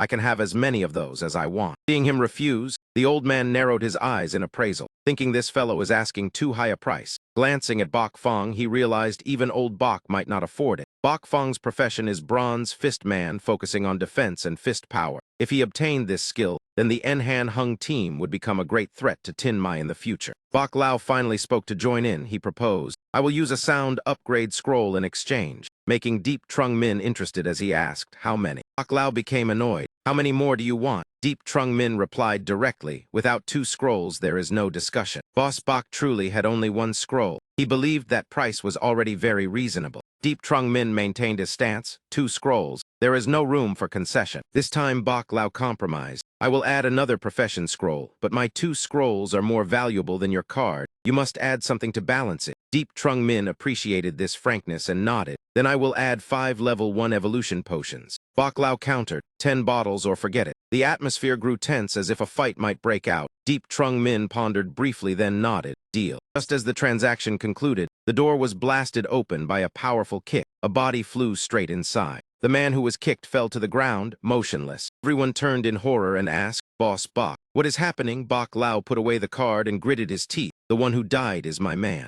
Ma Kim's figure appeared with masked subordinates. He folded his arms and greeted with oppressive force. "Seeing everyone here, I am truly delighted." His tone was full of mockery. "When you obtain evolution potions, before drinking them, do you feel excitement and anticipation?" "That is right. I am feeling that now." Looking at those holding crude blades before him, Ma Kim provoked, "Come here, pigs. Welcome to offer yourselves to Ma Kim Than Toa." Deep Trung Min had already drawn his blade. His figure pierced through the crowd as he charged straight at Ma Kim. Seeing someone rush forward, he laughed and signaled to the wolves around him. Pigs dare to bite people. With 1 slash from Deep Trung Min, he directly killed a demon wolf true body. The guard beside Ma Kim, Lu Sung, spoke up. "Than Toa, leave these disobedient ones to me." Ma Kim nodded. "Go kill him, otherwise how will these pigs submit?" Trung Min clearly saw the opponent preparing to fight him. Lu Sung, indeed it was him, one of the 6 attendants of Ma Kim Than Toa. In the previous life, this man had reached 8-star evolution and controlled the underground district of An Than. In this situation, Deep Trung Min turned and shouted, "People of An Than, do not just stand there, fight with me." The crowd was still stunned and confused. Just because of that single slash was the peace between the 2 sides broken. Deep Trung Min sneered, "Peace. They are the Spirit Merchant Guild. Do you know what they call evolvers? They call it raising pigs. If we are captured today, then we are the pigs. They will use us as bait for controlled zombies. Exploit us to exhaustion, then plant micro-bombs in the zombies' heads. Wait 20 years to kill the zombies and take the magic stones to continue evolving." Hearing this, everyone awakened in shock. Such methods are too cruel, not something humans would do. Ma Kim began to grow suspicious, not understanding why this kid knew the secrets of the Spirit Merchant Guild so clearly. Trung Min continued to strike at their psychology, looking at the axe wielder before him and shouting, "How you choose today does not concern me." In the instant he lunged, Lu Sung froze upon hearing him. "But if I can kill one more, then I will kill one more." Deep Trung Min recalled the past. Back then he did not even have the qualification to polish this man's shoes. He was one of the 9 great Than Toa of the Spirit Merchant Guild, representing bloodshed, terror, and absolute power. Ma Kim Bei Tu, Tiat Long, Lai Tin, Doc Sin. They stepped over countless corpses to stand at humanity's peak. Yet no matter how strong they were, they could not conceal their filthy nature. Seeing the fear in his own eyes, Deep Trung Min became even more resolute. In this life, he would never kneel before that scum again. He wanted to sever the fear within his heart. The blade chopped down. forcing Lu Sung to hurriedly raise his handle to block. Lu Sung stared in shock at the axe handle, split cleanly in two, but he quickly revealed his ferocious expression again, and even praised, quite a blade. From his waist, Lu Sung drew two small daggers, his voice full of challenge. "I specialize in daggers, come." His cold face lunged forward to counterattack.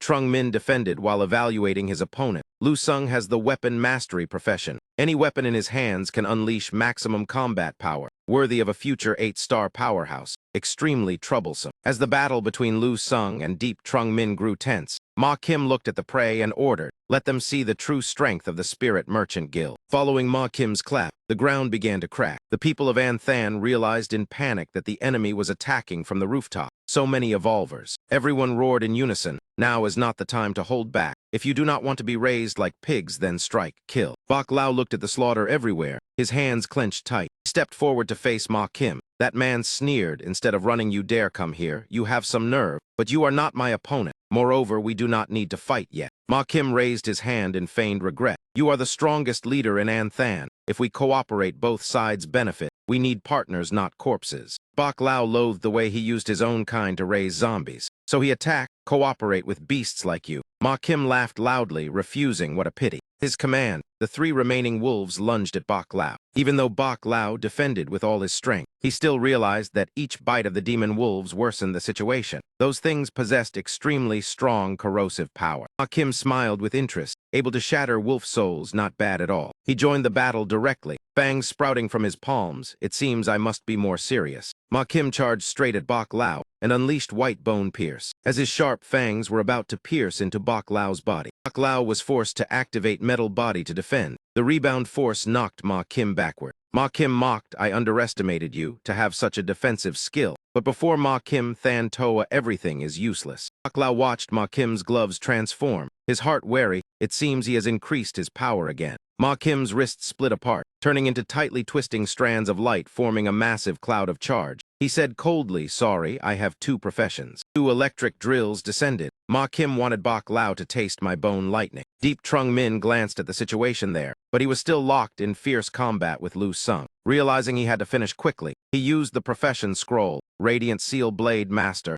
seal formation activated. More than 10 scrolls were cast out. He rushed into the center of the formation. Lu Sung froze and only managed to utter, "What?" He counterattacked at once, bringing down mountain-suppressing seal blade. He poured all his strength into it, determined to end Lu Sung in a single strike. Lu Sung tried to block, but it was utterly useless before absolute power. In the end, his daggers and his entire body were shattered beneath the mountain-suppressing blade. Deep Trung Min landed. It was also the moment death called Lu Sung's name. Ma Kim immediately realized Lu Sung had fallen, causing his strike against Bok Lao to veer off. He turned toward Deep Trung Min. "Kid, it seems I must kill you." He raised his blade and pointed it straight at Ma Kim, coldly declaring war. "Do not rush, you are next." Ma Kim's twin bone lightning roared as it spun toward him, merely raised his blade to block the drilling attack. The violent collision forced both sides back at the same time. Even now Ma Kim still ground his teeth in contempt. He had not expected that kid could withstand one of his blows. He stepped on Lu Sung's corpse and deliberately provoked, "Ma Kim Than Toa, is this all you have?" Ma Kim snorted coldly, immediately summoned wolf souls and charged again. He did not bother entangling with those tattered wolves, and directly activated basic condensation. A mass of earth powder quickly took shape, hard enough to block each bite of the wolf souls. At the same time, he used blood tread charge to accelerate, moving in a Z trajectory before rushing straight at Ma Kim.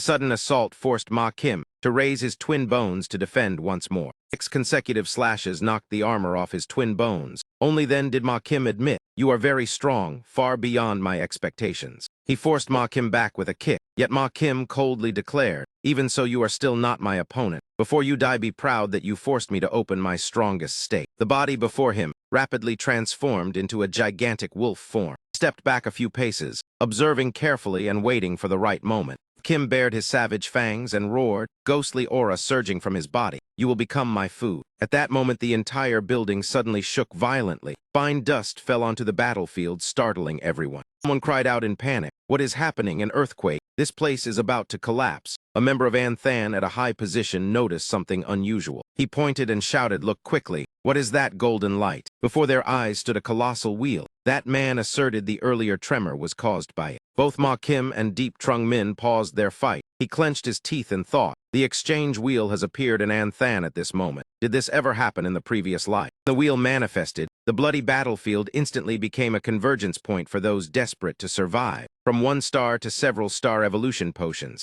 battle pets from level 1 to level 5, countless skill cards, unbelievable. He had no other choice. He sighed and sprinted at full speed toward the wheel. His action enraged both An Than and Ma Kim's faction. "Damn it, that brat is a thief. He is running. Chase him." Ma Kim roared furiously from afar, calling him a coward, "Running already. I will find you and kill you." Hearing that threat, he sneered. "Ma Kim, you should thank this wheel for saving your life. If not for your subordinates interfering, I would have fought you one-on-one and had 90% certainty of killing you." Most important thing now was to spin the wheel. After activation, what could be chosen were not fixed items, but entire categories such as weapons or potions. Once a category was selected, all items within could be exchanged, prices clearly displayed. Whatever he wanted, he simply chose the corresponding item. This time he chose potions. However, after each spin, beneath the wheel would seep a red liquid like blood. It held deadly attraction for mutated creatures. Whoever consumed it would greatly increase in strength. Low levels might even evolve directly. Even so, he did not slow down, because every appearance of the wheel turned the surrounding area into a meat grinder. At this moment, countless humans, zombies, and monsters were heading here. The best opportunity was the first half hour after the wheel appeared, before powerful creatures arrived. This precious 30 minutes he had to seize. On the way, someone sneakily held a dagger and waved, asking, "Brother, what is that wheel, do you know?" He cut him down with a single slash and sidestep. "I have no time to play with you." At last he arrived. No one else was around, meaning he was the first to spin the wheel. He placed magic stones into the reward slot, smiling with excitement, using only level 1 magic stones to start. The wheel accepted the magic stones and began to spin. The crowd behind shouted, urging each other, "Hurry, someone is spinning, stop him, kill him." Watching the pointer stop at the blueprint section, he selected the Radiant Scale Armor blueprint with satisfaction. Receiving the Radiant Scale Armor blueprint, he completed the exchange successfully. Almost simultaneously, beneath the wheel came the sound of liquid dripping. A stream of blood-red liquid began to flow out. The appearance of the wheel quickly attracted more battle teams. On the rooftops around, observers from competing forces in An Than appeared. It also drew hordes of zombie minions. He decided to seize the time. He could still spin 1 or 2 more times. He continued spinning and clearly sensed several powerful auras approaching. Among them, at least 2 level 5 evolvers. Looking at the wheel, he frowned. The evolution speed of mutated creatures is indeed much faster than humans. After another spin, the wheel slowly came to a stop. Sweat beaded on his forehead. The pointer landed on the card slot, the only section without clear functions displayed. The screen flickered continuously. He had to decide. This rare opportunity could not be missed. He could only entrust it to luck. The evolvers closing and cursed loudly. "Who is that brat? He has spun twice already. This is the 3rd time. Where did he get so many magic stones? Kill him." Seeing they were only dozens of meters away, he immediately used basic condensation. A clay warrior statue rose to block the path, leaving the crowd panicked and unsure what that thing was. Thanks to the statue holding them back, the 3rd spin stopped. He obtained a bloodline potion from the bloodline slot. He smiled in satisfaction. With his speed, he could exploit a gap in the encirclement and withdraw before powerful mutated creatures appeared. That would be enough. Thinking so, he leapt onto a nearby rooftop, leaving the wheel as more dangerous creatures arrived. The struggle for the exchange wheel officially erupted. His team gathered below, and Bao quickly analyzed. Survivors, the Spirit Merchant Guild, and mutated monsters are all rushing to the wheel. How can our team retreat safely? A member pointed urgently toward the entrance. "Boss, look, a team is approaching. The leader seems to be a woman." Zaza led her team over and greeted. "An Bao, sorry to disturb. I came here to wait for someone." Zaza sat down with Tiu Van and An Bao. An Bao asked whether she had known Boss Deep before. Zaza replied indifferently, "I know him, but we are not close." An Bao curiously asked, "Then why did you come here?" Zaza pondered for a moment, then said, "Because I want to follow Boss Deep. There are many benefits in following him, right, Van Thieu?" Tiu Van nodded repeatedly. "Right, absolutely right." As the 3 were still talking, there was suddenly the sound of someone landing behind them. All 3 immediately became alert and asked who it was. Deep Trung Min raised his hand and smiled in greeting. "Sorry about that. Did I startle everyone?" Tiu Van exclaimed excitedly, "Big brother, you are back." Tiu Van eagerly asked, "Big brother, are we going to do something big next?" Deep Trung Min shook his head. "Rest first. We will talk after." Looked at the man in gray and apologized. "I will borrow your place to rest for a while." And Bao waved his hand and laughed. Boss Deep, you are too polite. Stay as long as you like. He led everyone to rest and began calculating on his own. Something big must be done, but he lacked trustworthy people. Aside from Tiu Van, he was not completely at ease. He called Tiu Van over and spoke softly. What comes next is very dangerous. It may cost our lives. Do you still want to follow me? Tiu Van nodded firmly. If Big Brother needs me, I will follow to the end. Tiu Van's father immediately tried to stop him. What nonsense are you saying? His uncle beside him advised. He is grown now. Let him decide for himself. Trung Min nodded. If that is the case, then good. He took out 2 items. Take these and use them. Seeing the scroll and gem, Tiu Van hesitated. Big Brother this. When receiving the items, Tiu Van was deeply moved. He understood that Big Brother truly intended to nurture him. This was a 2-star evolution potion and a profession scroll, not cannon fodder but trust. Deep Trung Min naturally understood Tiu Van's current feelings. He stepped forward and patted the young man's shoulder, encouraging him. Only by learning and becoming stronger can you help me. Hurry and learn. Tiu Van immediately replied, yes, Big Brother. Not stopping there, Deep Trung Min turned and asked, Zaza, what do you want? Zaza smiled and tilted her head. I knew you would come to find me. Need my help? No problem. 1 3-star evolution potion will suffice. That price made Deep Trung Min frown. He frankly refused. First, I am not certain I even have such a potion. Even if I do, a 3-star potion must be prioritized for my people. Zaza extended her hand and proposed. Then what if I want to join your team? Will you consider it? Deep Trung Min replied at once, of course not, but I will compensate your team's losses double. The 2 sides quickly reached an agreement. Good deal. Zaza shook hands with Deep Trung Min and reminded him, do not blame me for being pragmatic. I have never been favored. I only believe in benefits. Deep Trung Min was stunned and asked, what, are you ugly? Zaza touched the scar on her face and smiled faintly. Does this look beautiful? If only this scar were somewhere else. Deep Trung Min blurted out. Is there not one below your navel? That one is very beautiful. Zaza abruptly slapped his hand away. How do you know that? Deep Trung Min was startled, inwardly cursing his slip. He had almost revealed something from his previous life. He stammered well. Zaza angrily pointed at him and scolded Deep Trung Min. So you are the type who likes to peep, leaving him speechless. After receiving new assignments, Anbao's team held the treasures in their hands. Each one excited. Boss Deep is truly formidable. Everyone received grade weapons. So his profession is a craftsman. No wonder he is so strong. Someone even sighed regretfully. If only he were our leader. Trung Min was meeting with Anbao and Zaza. The 2 pushed forward 2 white bags. These are the level 1 energy stones obtained today. Zaza turned to encourage Anbao. These past 2 days our cooperation has gone smoothly. Today's gains are even greater than yesterday. Anbao nodded. Thanks to Boss Deep upgrading our equipment. Deep Trung Min collected the energy stones and asked about the situation around the exchange wheel. Anbao shook his head helplessly. Do not even mention it. Around it is a mountain of corpses. The outer area we can still guess a little, but the center only heaven knows. Deep Trung Min lowered his gaze in thought. It seems the central area must be scouted personally. Relying only on Anbao is not enough. Outside the high-rise district of Anthan,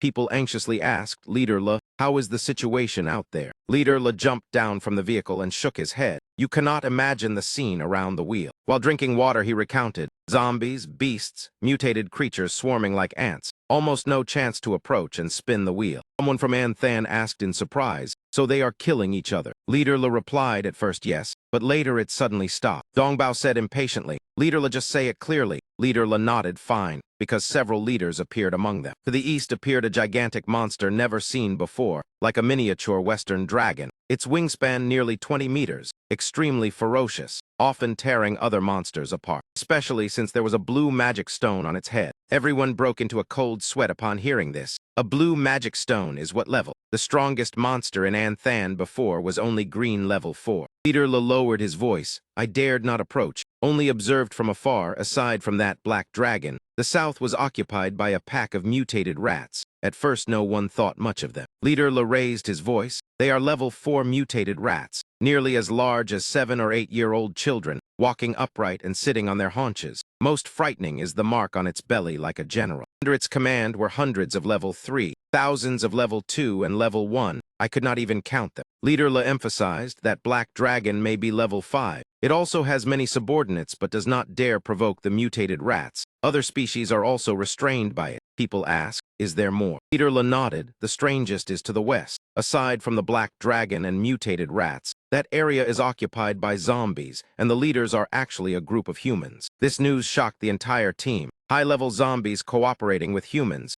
too unreasonable. Leader La raised 2 fingers. Would I lie to you? There are at least 4 level 4 zombies. What confuses me even more is that among those zombies there are 2 women, and they are very beautiful. Dongbao immediately refuted. Leader La, are you joking? How can zombies walk with women? You must have seen wrong. Anyone standing beside zombies would die. Leader La wished he had seen wrong, but he had to tell the truth. I risked getting closer to look. One with long black hair is a zombie, even holding a black cat. I have never seen a zombie so beautiful. I die standing upstairs laughed. Not as beautiful as Tin Mai's boss, but indeed quite pretty. The other had red hair. I am certain she is human because there was no magic stone on her head. Truly none. As soon as he finished speaking, a thigh bone flew over and smashed the wall beside Leader La. Zhang Dailong's voice rang out. You talk for half a day and say nothing clearly. He led his men forward and asked in a harsh tone, I want to spin the wheel. Is there a way? Still angry, Zhang Dailong pointed to the rooftop where Kai Dai stood. And you, what are you staring at up there? Come down and discuss a plan or get lost. Kai Dai was scolded but not angered. She lightly descended and analyzed. Those mutated creatures are probably contending over something. Then she asked, Who are you? He replied, I am Zhang Dailong.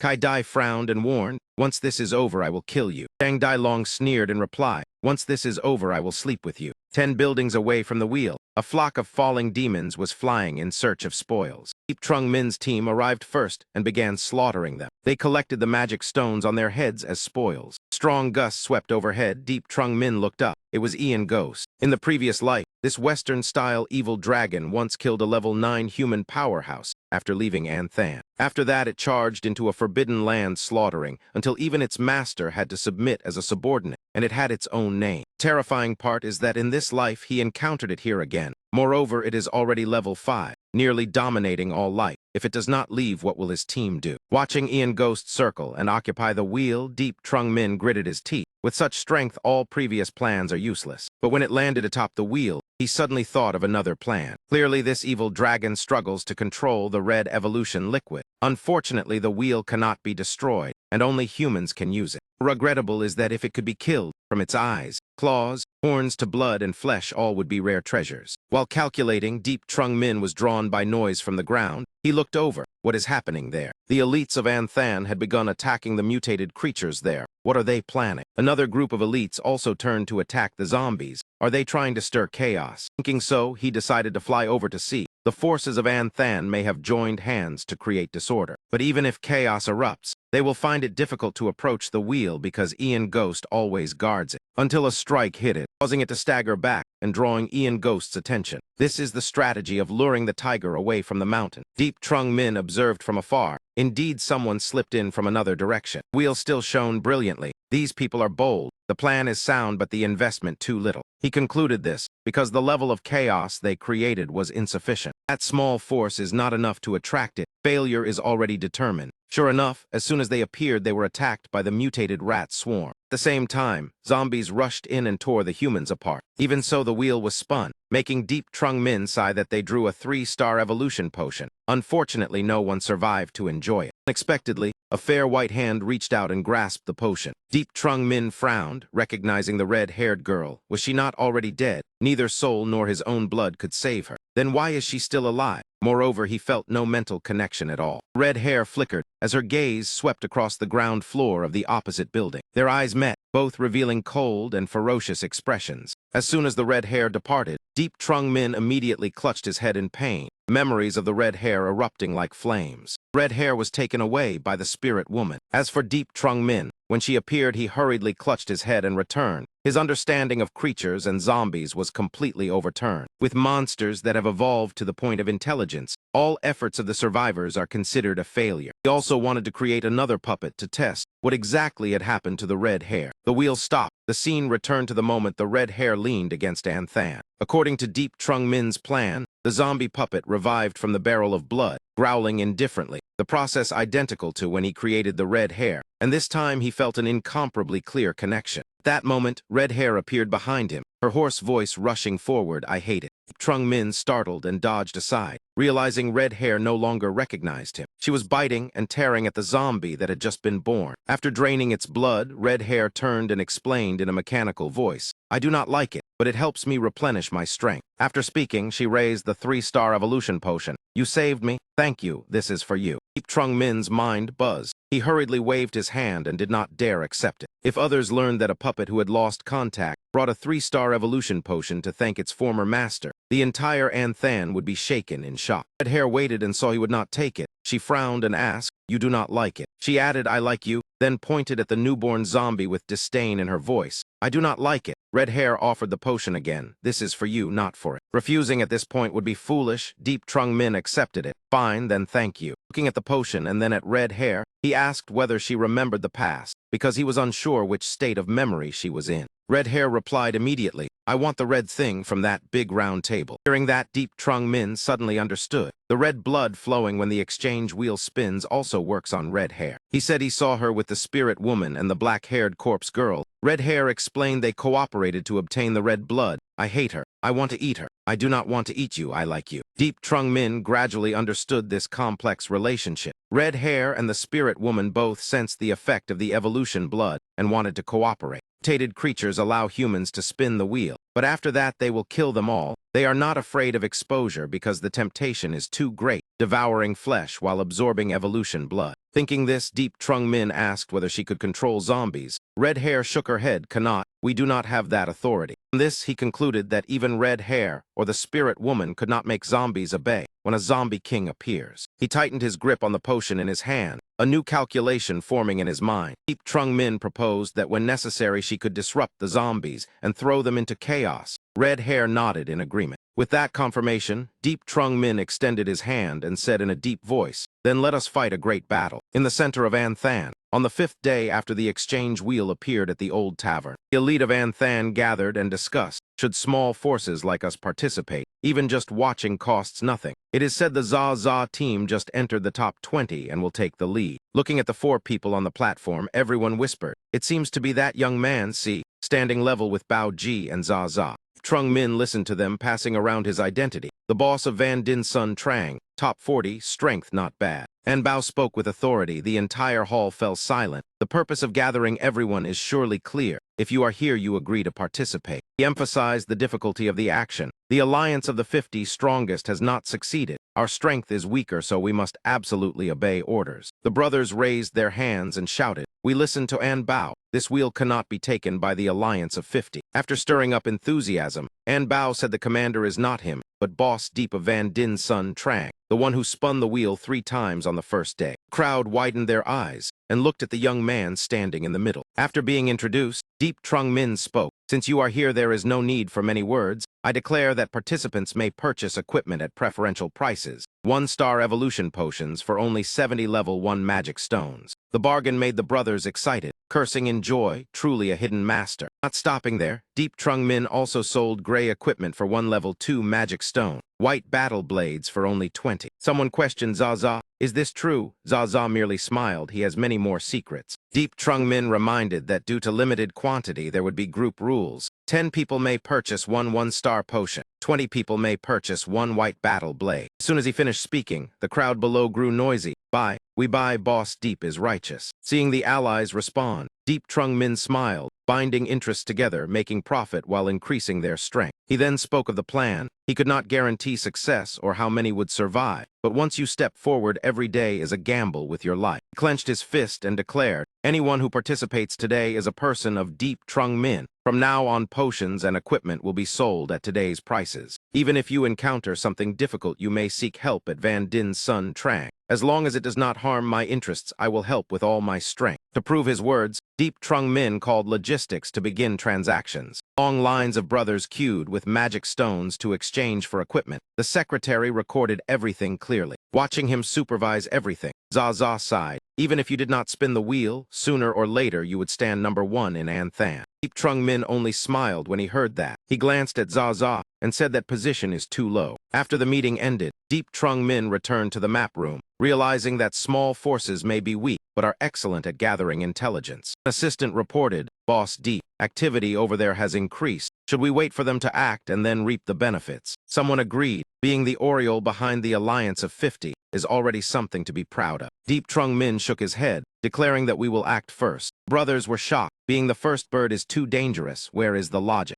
Trung Min explained. What the monsters want is the blood that flows each time the wheel spins. They cannot obtain it themselves, so they need humans. Mutated creatures will not spare those who spin the wheel, but like us, they do not want to let go of the wheel. He emphasized, that does not mean they will stop people from coming to spin it. Zaza immediately understood. So that is what you mean. Trung Min nodded. The true danger is not during the spin, but when the evolution blood flows, that is the moment to withdraw. Bao worriedly asked, then how do we withdraw when we cannot defeat them? Zaza agreed. Even gathering all evolvers of Anthan would not be their match. Facing the unease, Trung Min interlaced his fingers and said, success depends on man. I will personally spin the wheel. That is the most dangerous place. Do I look like someone seeking death? Hearing this, the brothers felt reassured. Whatever Boss Deep says we do. Wealth is sought in danger, let us fight. Beneath the skyscrapers of Anthan, not only Trung Min's team, on Leader Le's side they were also urgently assembling forces. Leader Le concluded, the plan is decided as such. Does anyone have further opinions? The brothers and elders sighed inwardly. After much discussion, the plan was not much different from the original. If Bok Fong were still here to hold the line,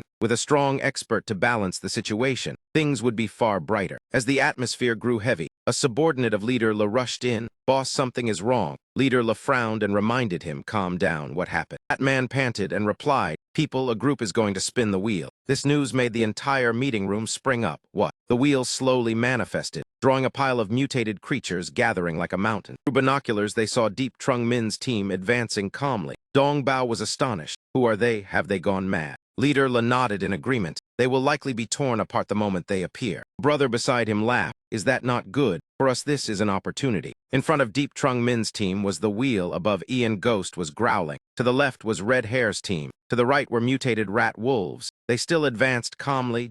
Trung Min's signal. We are in. What are the losses? Looking at the rat leader gnawing red flesh, the brothers replied, fine, we fought a few skirmishes outside. Losses are negligible. Trung Min reassured them. Do not worry, follow the plan. As they entered the spinning area, the entire team immediately raised defensive shields. He calmly placed the magic stones onto the wheel. Ian Ghost's roar still echoed above them. On the left, the squeaking of rat wolves rose. The leader, seeing the wheel move, threw away the meat in its hand. The mutated zombies also roared fiercely at Trung Min's appearance. The wheel slowly came to a stop. Trung Min smoothly obtained the item. The dripping sound rang out. The first drop of blood fell. Trung Min raised his blade toward the blood tube. He sneered and gave the order. Now, the plan begins. As the first drop fell, Trung Min caught it with his blade. He flicked the blade, sending the drop toward the young man holding a spear at the front of the team, exactly as planned. That young man immediately caught the drop. Then he quickly hurled the blood-stained blade toward the rat wolf pack. When the blade embedded before the rat leader, it froze in confusion. Above, Ian Ghost saw the first drop of blood and opened his mouth, roaring at the blood-stained blade. This sight excited Trung Min even more. As expected, before the Great Alliance acted, the beasts and mutated animals had already reached an agreement, suppressing the zombies so the Rat King could seize the first drop. Ian Ghost was confident in his high evolution level and would not allow any creature other than the Rat King and level 4 mutants to touch the first drop, but he would certainly not let the second drop fall into the Rat King's hands. Because if the Rat King obtained a second drop, even if it did not use it immediately, another high-level mutant would be born among the rat's swarm. That time, if the Rat King joined hands with the zombies and he was besieged by many level 4 mutants, even though Ian Ghost was a level 5 monster, it would be difficult for him to control the situation, and with his arrogance, this was absolutely not allowed to happen. A rat underling misunderstood and immediately snatched up the bloodstained blade, thinking it was his turn to eat. Immediately after, a shockwave swept through. The rat only managed a single squeak before dying on the spot. Seeing his subordinate killed right in front of him by Ian Ghost, the Rat King flew into a rage. The two sides instantly turned on each other and plunged into chaos.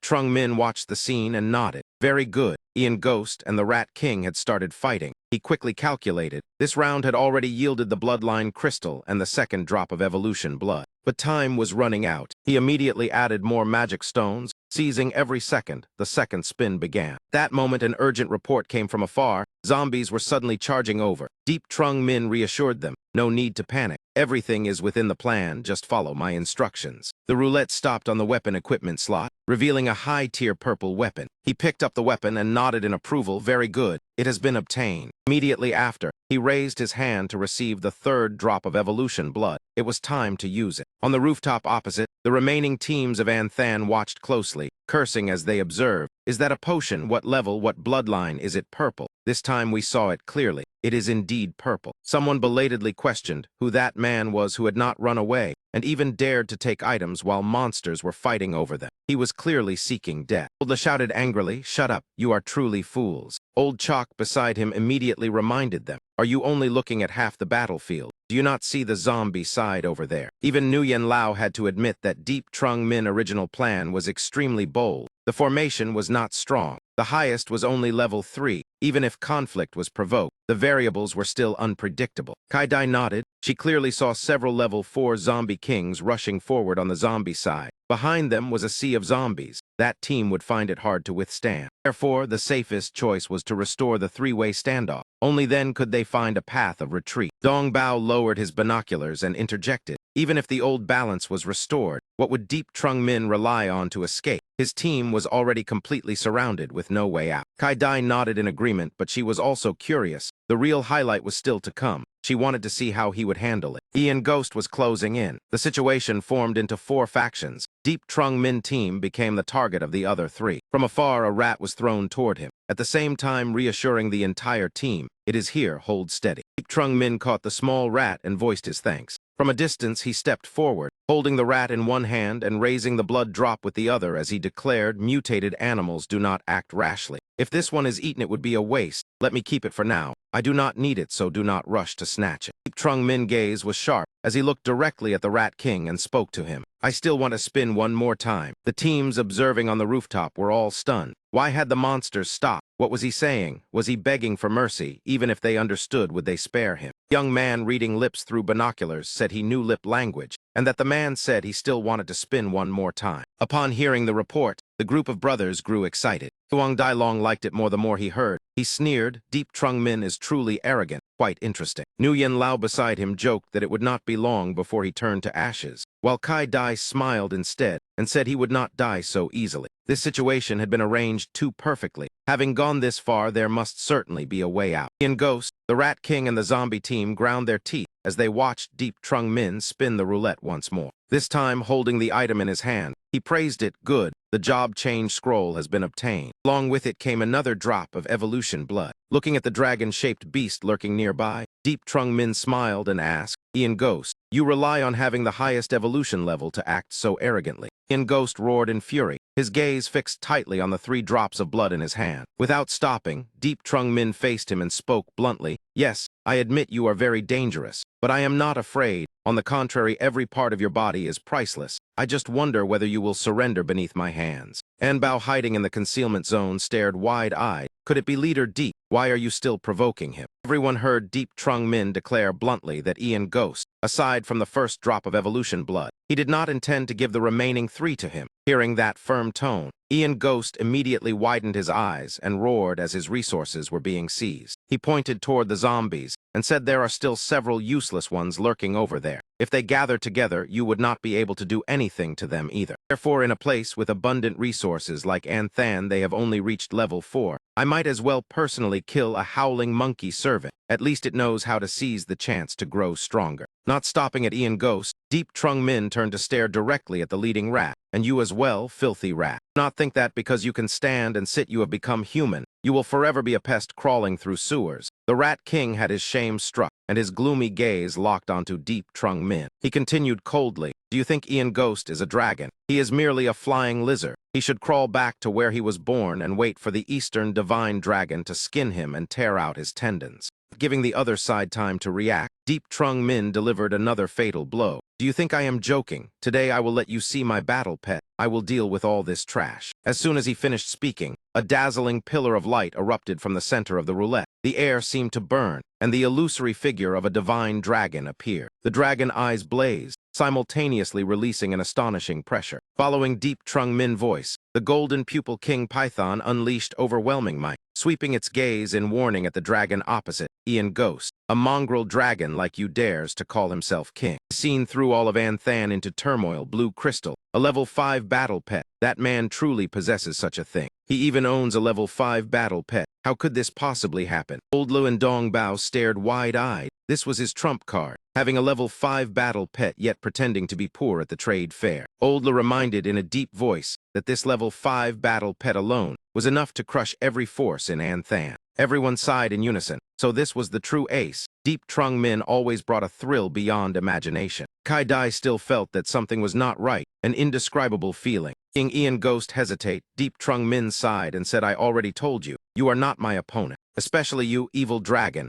I need your horns, skin, blood, flesh, tendons, and dragon crystal. Later I will find the strongest necromancer to turn you into an ancient dragon, letting you be reborn in another way." The two words reborn made the evil dragon break out in a cold sweat. Deep Trung Min pressed his advantage, his voice firm, "Believe me, I can do it." Looking at that dangerous smile, Ian Ghost panicked and flew backward, disappearing while howling. Deep Trung Min froze. It was scared away. Truly a useless creature, completely beyond his expectations. Turning back, he saw the other monsters also beginning to retreat, all of them fleeing. This meant he could spin not just one more time. Although he sensed something unusual, Deep Trung Min still spun exactly one more time. After receiving the item, he put it away and announced, "Retreat immediately." From afar they did not understand, the evil dragon had fled and the other two sides kept their distance. This was clearly a good chance to continue spinning. Why leave? Deep Trung Min cut them off. "Say no more, retreat at once," accustomed to his style. They immediately nodded and replied, "Understood," retreating. The formation safely left the territory of the rats and mutated humans. After that bold arrangement, using the python to frighten away the mutated creatures, the human side also began to fear this mysterious young man. Dash aside, such a crazy plan actually succeeded. The entire team returned to the base of the Minor Forces Alliance. Tiu Van was supported inside. Upon seeing Deep Trung Min, he smiled and said, "Leader, I did not waste your evolution potion and scroll." Deep Trung Min raised his thumb. "Well done." Calling the planning stage, Deep Trung Min had handed it to Tiu Van and said, "Since that is the case, then use it." This was the scroll he bought at the trade fair while in disguise.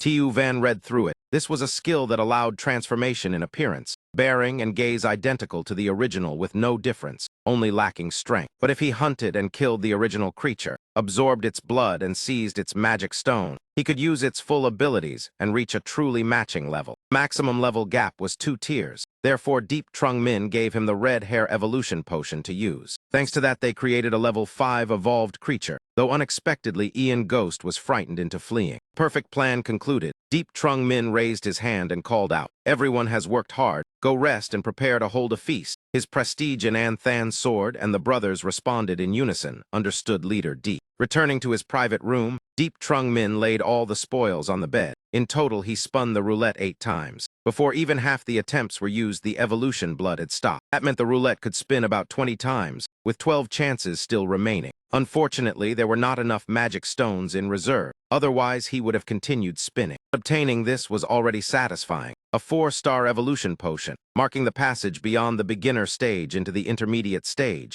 opening an entirely new world. Opening the vial, Deep Trung Min drank the liquid in one gulp. The magnetic field around his body violently reversed, signaling the successful evolution to level 4. He waited for his aura to stabilize again. He crushed the vial shell. His current strength was not much weaker than a level 5 person who had not used enhancement potions. Next were the 2 bloodline crystals. This kind remained top tier even 10 years into the apocalypse. Probability of spinning one was extremely low. In his previous life, even upon reaching level 6, he had never touched a semi-finished bloodline. Looking at the stone before him, he felt regret that this bloodline was not suitable for men. Each person could only use one type. Once learned, the chance for others was gone. In the end, there was only this choice left. The primary Hell Envoy bloodline. Whether it was compatible or not could only be known by trying. He infused the bloodline into his blood with force. The scene instantly changed. Before his eyes appeared a dense crimson-black gate. This was. From the crack of the gate, demons and fiends howled, trying to surge out. Deep Trung Min opened his eyes and woke, sitting cross-legged in contemplation. So that was it. He had understood the function of this bloodline. This was a bloodline mark. Once activated, it would grant a Hell Link skill. Attacks would gain dark power, and he could summon Hell creatures for short-term assistance. Upon reaching the intermediate level, it would also grant a transformation ability, greatly increasing personal strength. This was truly a huge gain. But the greatest prize was still this crystal magic gun. The item from the 5th spin, purple tier, 1 grade higher than gold tier, only inferior to multicolored legendary equipment. Even level 9 experts would fight over it. Only when he picked it up did he realize the gun had no bullets. Its main energy source was magic stones. That was also the meaning of crystal energy. Deep Trung Min had fallen into a severe shortage of magic stones,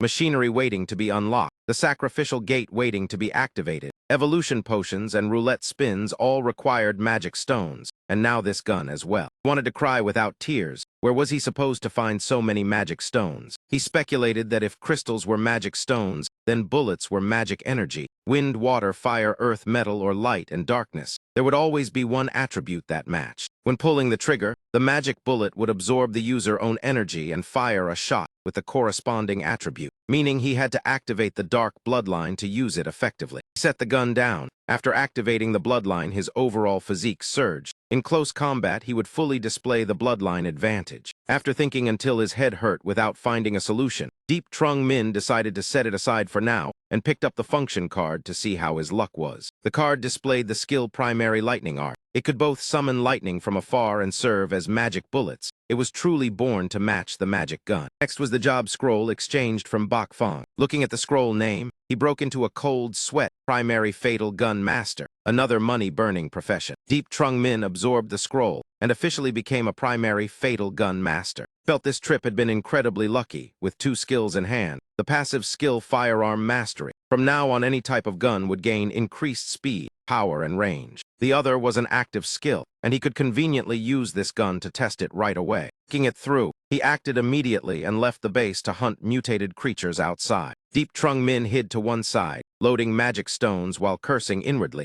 This damn gun truly devoured magic stones. After testing 5 level 1 stones, and then 5 level 2 stones with no reaction, did it really require level 3 magic stones? He raised the gun to aim, thinking that if 5 level 3 magic stones were still useless, he would have to wait until he reached level 6 to consider it again. Terrifying shockwave shot out. The mutants ahead were struck head-on by the sudden attack. Before the shot even faded, all the mutants had turned into dry skeletons. The result confirmed it for Deep Trung Min. A single shot had eliminated over 100 zombies, including several level 2 ones. No, with this power, even level 3 mutants would be swept away. Moreover, the main damage of the active skill was stronger than expected. When activated, the bullet did not jam in the gun, but was fired directly from space. Deep Trung Min recalled the time at the free auction area. Only now did he understand why Bok Fong traded this job scroll. First, he was a close combat warrior. Second, to use this scroll, one needed a high-level pistol. For him, no matter how strong the profession was, it was useless. It was just a pity that each use consumed 5 level 3 magic stones. The cost and benefit were too imbalanced. After testing the gun, he returned to the base,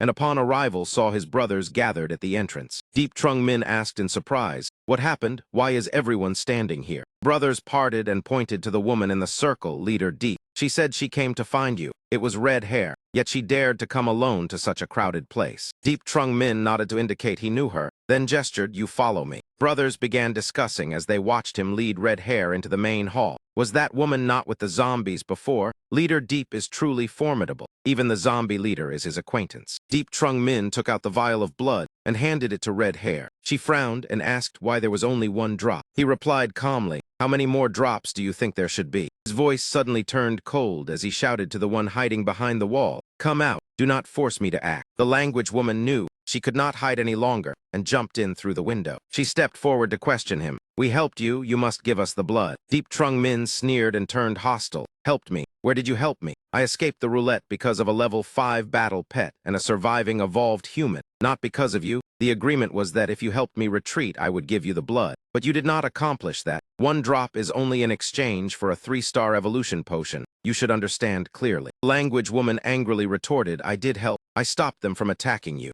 Deep Trung Min still calmly handed over the drop of blood and casually said, "Since you already possess intelligence, you should know that made little difference to the overall situation." The language woman was forced to reveal it. "Your battle pet is not right. It is fake. I can sense it." This statement startled him. The language woman was only level 3, yet she had already noticed the issue. Outwardly, he remained calm, but inwardly he was calculating. The language woman intelligence evolution was very high, yet she only understood the surface of humanity. Some secrets once spoken meant death. The language woman turned to look at red hair. Seeing her ally remain silent, she spoke frankly. "The 2 of you cannot play chess like this." Deep Trung Min lowered his voice in concession and said, "Actually, we can still cooperate. Look, there are still many spins left on the roulette. I am just lacking magic stones. The plan is to hunt zombies for magic stones, spin the roulette, and afterward the blood will belong to the language woman and red hair." The brothers waited on the battlefield for more than half an hour. Someone questioned that, after waiting so long, not a single zombie had appeared. Someone even voiced suspicion. Frankly, I think Leader Deep is taking things for granted. The leader immediately shouted, "Shut up. If it should not be said, then do not say it. Just wait here." Rumbling sound erupted as the language woman led a zombie team to press against the encirclement. Then she leapt onto a high wall and disappeared from sight. Deep Trung Min team immediately entered combat state. "They are here, kill." Rain of foul blood poured down from above. Sasha calculated this was the 5th wave of the day, each wave about 1,000 zombies. Tiu Van sighed in admiration, as expected of Leader Deep, cooperating with zombies to have the other side bring their own kind for us to kill. Azar reminded that most were level 1 zombies, only very few were level 2. Deep Trung Min nodded, "We must speed up, time is running out." As if the language woman had discovered the level 5 battle pet was fake, then Ian Ghost would sooner or later return. He had to seize the time to spin the roulette a few more times. It seemed it was time to find a few tough bones to crush. Elsewhere, Dong Bao slammed his hand on the table in anger. "What kind of damn plan are you people making? They are all dead." Oldla reminded him not to exaggerate. "Only your people died. Other teams also suffered losses." Eldarin sighed. "We had intended to use that young man to create chaos among the monsters to fish in troubled waters. Unfortunately, the Rat King obtained the first drop of blood." An intelligence officer rushed in anxiously. "Bosses, something bad has happened," Dong Bao urged coldly. "Speak quickly." The young man hurriedly replied, "The people from Tin, my company, have withdrawn." Dong Bao stomped onto the table in fury. "Damn it, that bitch. At a time like this, she led her people away." Truong Dai Long sneered, "It is fine if she leaves. I can handle it myself." Everyone was bewildered. Could it be that the alliance of major forces in Anthan would simply fall apart like this? On the rooftop of another building, 3 figures sat watching the roulette and discussing. Boy 2 said upon hearing the news he hurried back, but was still a step too late. Doc Sin snorted coldly in reproach. "When there were benefits at the absolute land, you ran there. Now that Anthan has opportunities, you run back." Boy 2 laughed and explained that fighting at the absolute land was brutal, and one could lose life at any moment. When meeting the messenger, it was hard to imagine how much hardship he had endured. Doc Sin nodded. The secrets of the apocalypse could not be understood in a day or two. As long as one followed the traces of roulettes appearing across the world, it would suffice. After speaking, he turned to the person beside him. "Yu Kuji, the arrangement of forces in Anthan is still under your charge. Tell us which side we should ally with this time." Kuji silently looked down and replied hesitantly, "The current situation in Anthan is very complicated." After explaining the plan, Deep Trung Min asked, "Has everyone memorized the route?" The entire team answered in unison, "Memorized." And the hand signals, everyone remembered them clearly. Reminded them again, "Once the battle begins, pay attention to the flag positions. When there is an order, act immediately. Do not lower your guard. Anyone bitten will be left behind. Each person take care of your own responsibility." Finally, he waved his hand to signal good set off. Under Deep Trung Min command, the brothers, some holding blades and some preparing bags, charged forward. Each time a beast was cut down, someone immediately picked up the magic stone. There were even cases where that person killed another one as well. When he bent down intending to pick up the magic stone, Captain immediately reminded him, "Do not stop. Continue forward. You are not responsible for collecting magic stones." Despite his explanation that he was just practicing conveniently, the captain still scolded him harshly. Such smooth progress was something they would not even dare to dream of before, because everyone knew that with a gray tier-long blade earning hundreds of magic stones in one morning was previously unimaginable. The person in charge of collecting magic stones pointed left and shouted loudly, "Signal, signal." Following the command, the brothers raised their heads to look. A person was already standing there directing ahead to the left. The captain immediately shouted, "Brothers, follow me. Move strictly according to the flag signals." In the area near the roulette, the Rat King had already gathered all of his subordinates. He glared fixedly at the formation, advancing toward him. Deep Trung Min held his battle blade in hand, leading the entire team forward. He continued reminding them that no matter how battle-hardened and fierce the simulated survivors were, they still had to obey the signal command. Even if they burst beyond their limits, their numbers were still too few. To allow the magic stone hunting team outside to gain maximum benefit, he had no choice but to go all out to hold back the Rat King and the mutated army. The two sides instantly clashed. The Rat King let out piercing squeaks. Immediately after, he began to transform, turning into an armored monster king covered in spikes, roaring so fiercely that the ground trembled. Deep Trung Min charged straight ahead, swinging the wind flame blade in a frontal assault. Rat King spun his weapon like a whirlwind, forming a defensive shield just as offense and defense were about to collide. The air burned violently. The earth and stones beneath the Rat King feet were torn apart and blasted outward. Deep Trung Min attack dissipated. The Rat King stood amid thick smoke, staggering as he searched for his opponent. When Deep Trung Min returned with a rat head in hand, the Rat King finally realized in fury that he had fallen into a trap. He laughed loudly, "Ha ha, thanks for your smoke screen. I casually killed a level 3 rat as well. I will take my leave now." Battle continued for several more rounds, without a victor being decided. When Deep Trung Min glanced at the sun and sighed, it was almost dusk. What a pity that Rat King was too cunning. No matter how he deliberately exposed flaws, it refused to stray far from its formation. He frowned as he calculated. If he had a chance to fight it alone, he was at least 70% certain of victory. But the goal of holding it back had been achieved. Returning to tally the spoils was enough. Seeing him return, Tiu Van and several veterans immediately came forward to greet him. "Boss Deep, you are back." Bao quickly reported, "Today's gains are quite good. We obtained more than 6,000 level 1 magic crystals, 500 level 2 magic crystals, and 3 level 3 magic crystals." He added with some regret, "In fact, we killed even more monsters. But to avoid being surrounded, many magic crystals could not be retrieved in time and had to be left behind." Bao Din clenched his fist and reported, "Losses were only around 60 people. This is a great victory. Normally, to achieve such results, at least half would have died." "All good news," Deep Trung Min replied with satisfaction.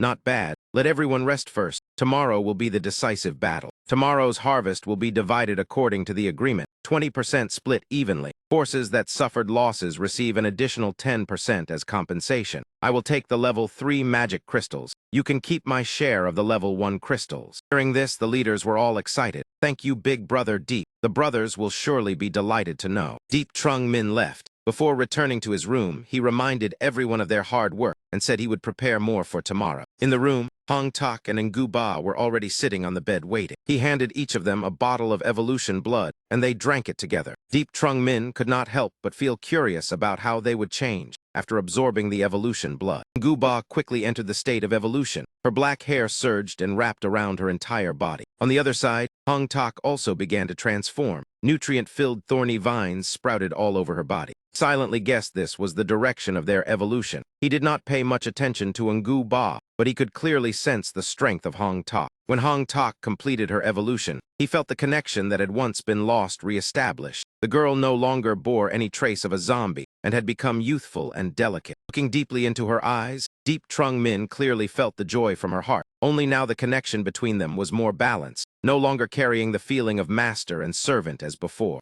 Hong Tak pointed at Ngu Ba beside her and asked if she could eat her. He smiled and replied that it was not necessary. She was still useful. Hong Tak immediately continued, "Then make a puppet for me to eat." Her words left Deep Trung Min stunned. If he had heard correctly, in their mental link, Hong Tak was acting coquettishly toward him. Ngu Ba and the wild cat also completed their evolution, their appearances becoming more refined. Only this wild cat seemed to dislike Hong Tak. It suddenly lunged at her. Deep Trung Min shouted that it was seeking death while drawing his divine crossbow. Fortunately, Ngu Ba noticed the wild cat's abnormal state in time and quickly held it back. Seeing that the cat no longer posed a threat to Hong Tak, Deep Trung Min warned in a deep voice, "Control your pet well. Do not let something like this happen again." Ngu Ba silently stroked the cat's head, not daring to say another word. Deep Trung Min put away his weapon and announced that tomorrow he needed the two of them to cooperate with him. The team quickly returned to the camp. Hong Tak and Ngu Ba stepped into the zombie area. Ngu Ba was still wearing clothes, while Hong Tak, with little remaining human awareness, was still naked. But to zombies' appearance no longer mattered. The zombie king saw their state and roared about evolution.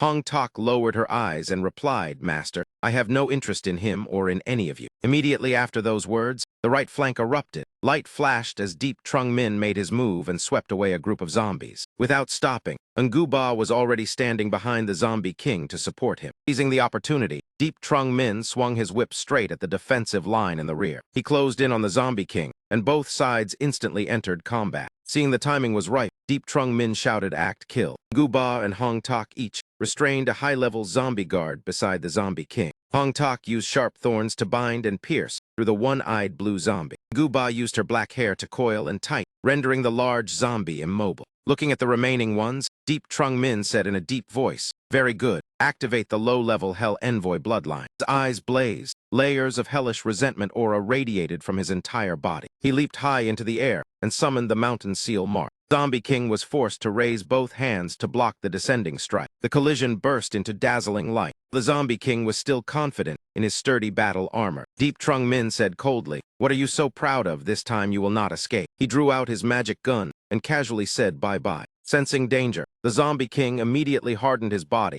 and clasped his hands together to form a massive shield. Deep Trung Min loaded the gun, leaped into the air, and took aim. But what the Zombie King did not expect was that the magic gun was only a feint. Deep Trung Min used a diversionary tactic. He checked and found that the spatial exit had already closed. Entry and exit were now entirely at his discretion. Thunder tribulation descended from the sky, blasting the Zombie King several meters away. It looked at Deep Trung Min and then turned to flee. But ahead it was already blocked by Ngu Ba and Hong Ta. From behind, Deep Trung Min slashed forward. With one clean strike, the Zombie King's head separated from its neck. The scene left Ngu Ba and Hong Ta stunned. Watching their former leader beheaded before their eyes, both fell silent. Trung Min immediately declared that from now on, she would be the Zombie King of Anthan. Ngu Ba opened her mouth in shock as Hong Tak was appointed king. Though she disagreed, she did not dare to object. With the zombie side dealt with, the remaining battle line was eased. The Golden Python, transformed by Tiu Van, was also summoned to assist. Brothers were filled with momentum, with the boss's Golden Python providing cover. High-level zombies did not dare approach. They calmly slaughtered them all. Deep Trung Min stood on the rooftop observing. The 4 great zombies were dead. The zombie formation fell into chaos. The mutated rats would sooner or later reach level 5. But being timid, once they sensed the Zombie King's death, they led their herd to retreat a kilometer away. Bao ran over to report, "Boss Deep, many alliances outside our faction are looting amid the chaos. Should we send people to suppress them?" Deep Trung Min looked back and said in a low voice, "No need, there are still many zombies. More than half of Anthan's zombies are gathered here. With just over 1,000 of us, how many can we kill?" It was a pity Hong Tak was not a zombie,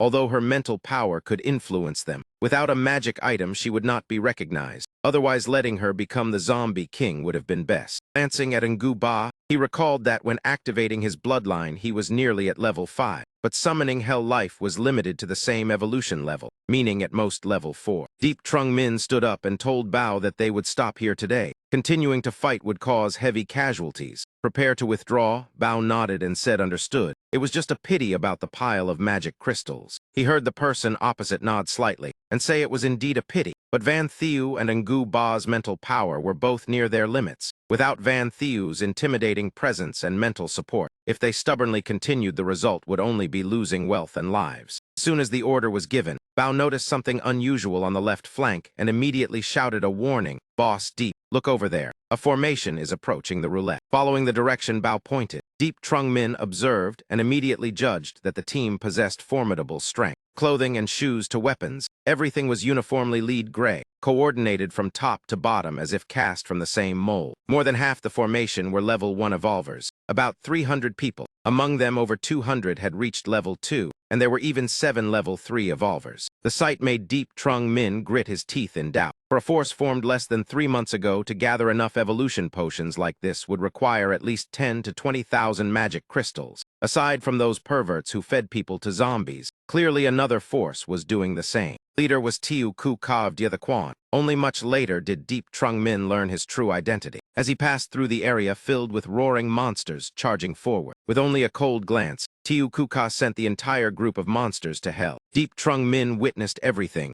his brows tightly furrowed in disbelief. That man was actually a level 4 evolver at present besides himself, the mysterious president of Lin Thuong Hoi, and Hong Tak Da. There was another who had reached this level. How had he done it? Tiu Van returned under orders to report. After grasping some of the situation, he hurriedly asked, "Boss Deep, who exactly are those people?" He was furious and wanted to rush up to fight. Clearly, they were taking advantage of the chaos created today to reap benefits. Deep Trung Min did not take in Tiu Van's words, because his mind was reasoning calmly. In the 3 months since the apocalypse, no one could possess so many evolution potions. Those people must be hiding some secret. While Tiu Van kept requesting instructions, "Boss, let me go scare them into retreating." Facing Tiu Van's eagerness, Deep Trung Min merely waved his hand lightly and said, "Not yet. Observe a little longer." He understood clearly that acting rashly now would be like striking the grass to alert the snake. Those people had obviously been present for a long time yet remained hidden, watching him summon a powerful battle pet, seeing him use his bloodline to kill the zombie king, causing chaos that frightened the rat king away, then waiting until his team was exhausted and forced to withdraw. Only after gritting his teeth and concluding they were extremely suspicious, did Deep Trung Min remind himself to stay calm in dealing with them. Kim Taeyan stood beside him grinning. Tiu Ku Ka.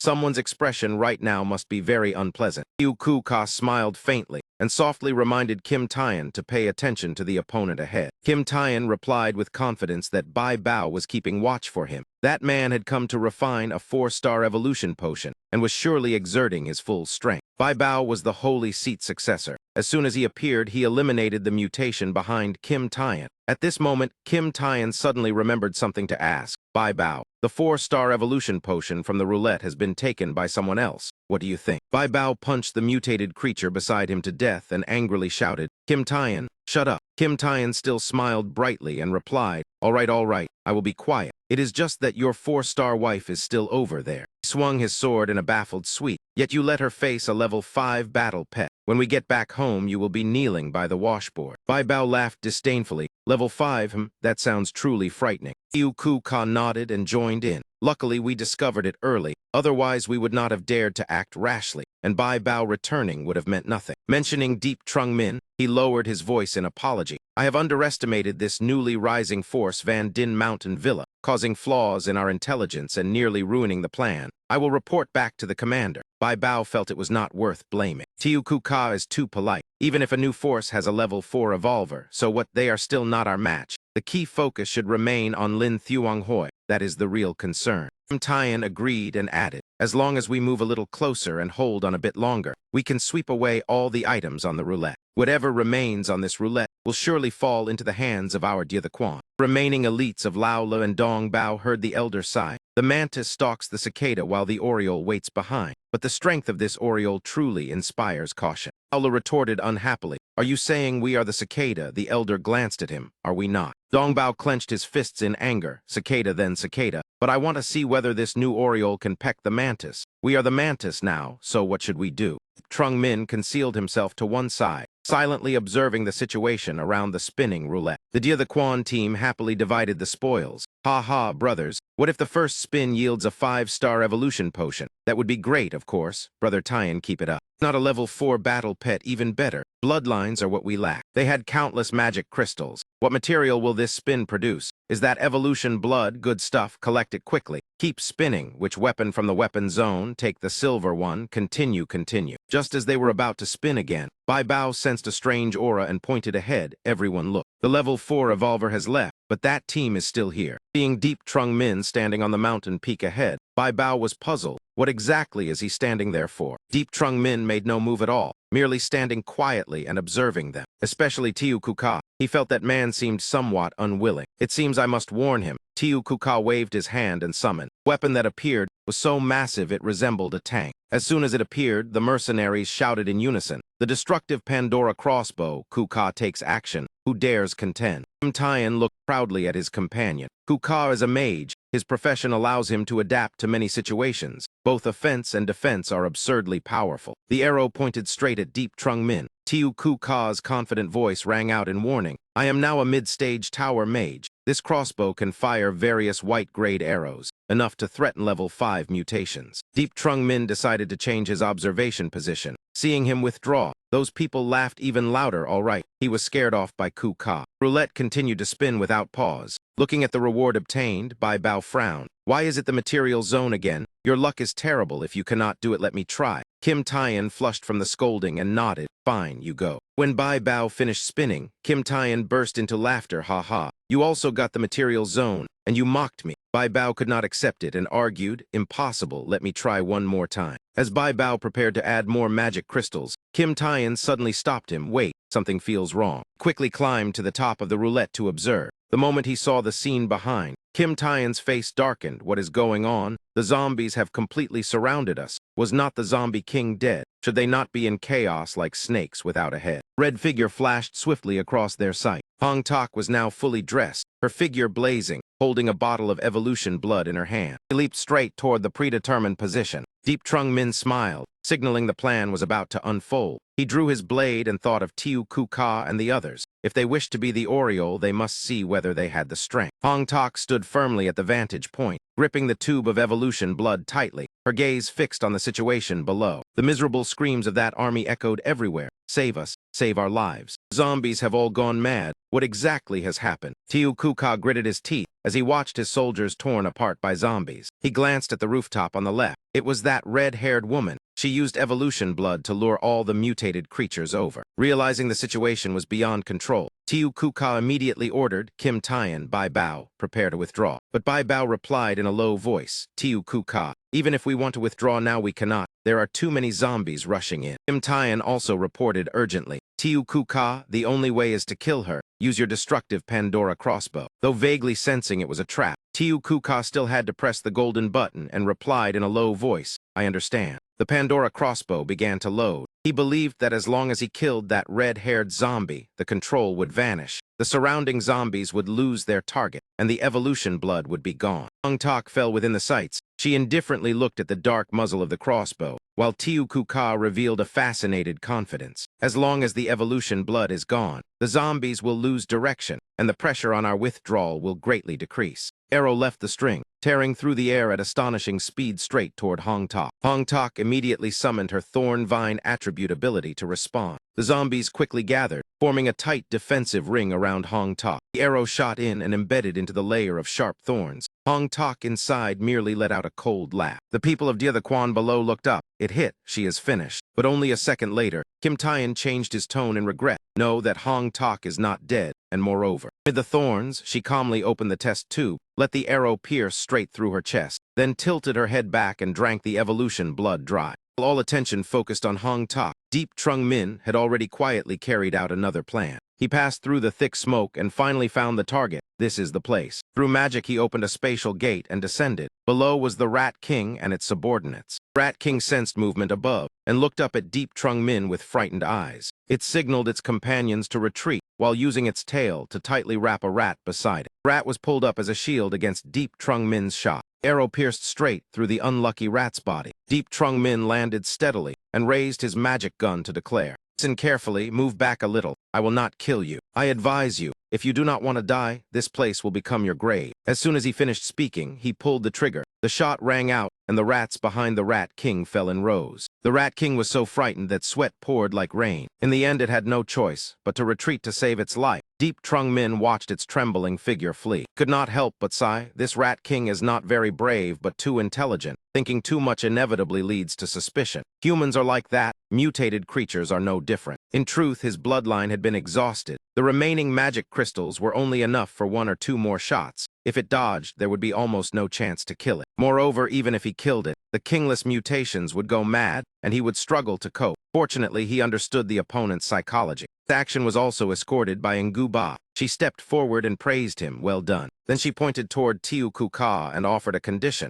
I can ignore his roulette. In exchange, you give me blood. Deep Trung Min immediately countered. 1 drop. Thought to himself that dealing with intelligent beings was indeed much easier. He even wanted to say it outright. Nguba shook her head and refused. No, Hong Tak is injured and you have no assistant. I need 5 drops, that is not much. Deep Trung Min immediately entered his familiar bargaining mode and raised 2 fingers, at most 2 drops. Otherwise, I will call Hong Tak here and let them chase over. You know I can help Hong Tak reach level 5. In the end, Nguba compromised. 3 drops from now on we are friends. Deep Trung Min was clearly surprised, as Nguba proactively extended her arm. He smiled and replied, being friends is fine. Those 2 words are worth an extra drop of evolution blood. Their hands clasped tightly. In the end, he paid 3 drops of blood in exchange for a long-term friendship. With Nguba's backing, the immediate worries were considered resolved. He turned to look toward the roulette and ordered everyone to prepare to harvest. After drinking the evolution potion, Hong Tak had recovered some strength, her right hand gripping the shaft of the arrow tightly. He forcefully pulled out the arrow embedded in her chest. Vines instantly wrapped and sealed the wound, a trace of blood at the corner of her lips, her cold gaze looking down below. Finally, she decided to let out a roar, the sound like an explosion blasting straight into the zombies' minds. A chain reaction erupted. From a standoff, it turned into a chaotic melee, bodies pressing against bodies, roars shaking the sky. The zombies became even more frenzied. This action left Diathaquan completely unable to resist. Kim Taeyan quickly realized it was still Hong Tak controlling the zombie horde. Meanwhile, Bai Bao also sounded the alarm. Behind us, there is something else controlling the zombies. Their special formation was forced to shrink into a smaller and smaller circle. What exactly is happening with these zombies? Kim Tae-in had no choice but to step forward. He advanced and shouted loudly, "Move aside. Let me see what exactly is happening." Reflected in his glasses was the image of a young man in an orange camouflage jacket walking into the middle of the zombie horde, leaving him stunned. How could this be possible? How could he walk among them? Deep Trung Min looked straight at Kim Tae-in, his tone lightly mocking. "There are many things in this world you think are impossible." He continued forward, blocked by Dia the Quan guards. Yet Deep Trung Min was in no hurry, still leisurely applying pressure. "That is right, Tiu Kuka. The brothers of Dia the Quan are still here." Tiu Kuka suddenly asked, "How do you know us? Who exactly are you?" His attitude changed completely, because he knew their main goal was to seize the Forbidden Land, news that should not have leaked. Deep Trung Min waved his hand and replied, "That is not important. Before spinning the roulette, you should already know who I am." He declared bluntly, "The important matter now is that the zombies surrounding the outside are all under my control. If you want to leave here alive, it is not without a path." Deep Trung Min extended one hand forward and set the condition. "All items obtained from the roulette must be left behind." These words immediately ignited Kim Tae-in's fury. He ground his teeth and glared. Kim Tae-in drew his blade, intending to charge at Deep Trung Min in direct combat.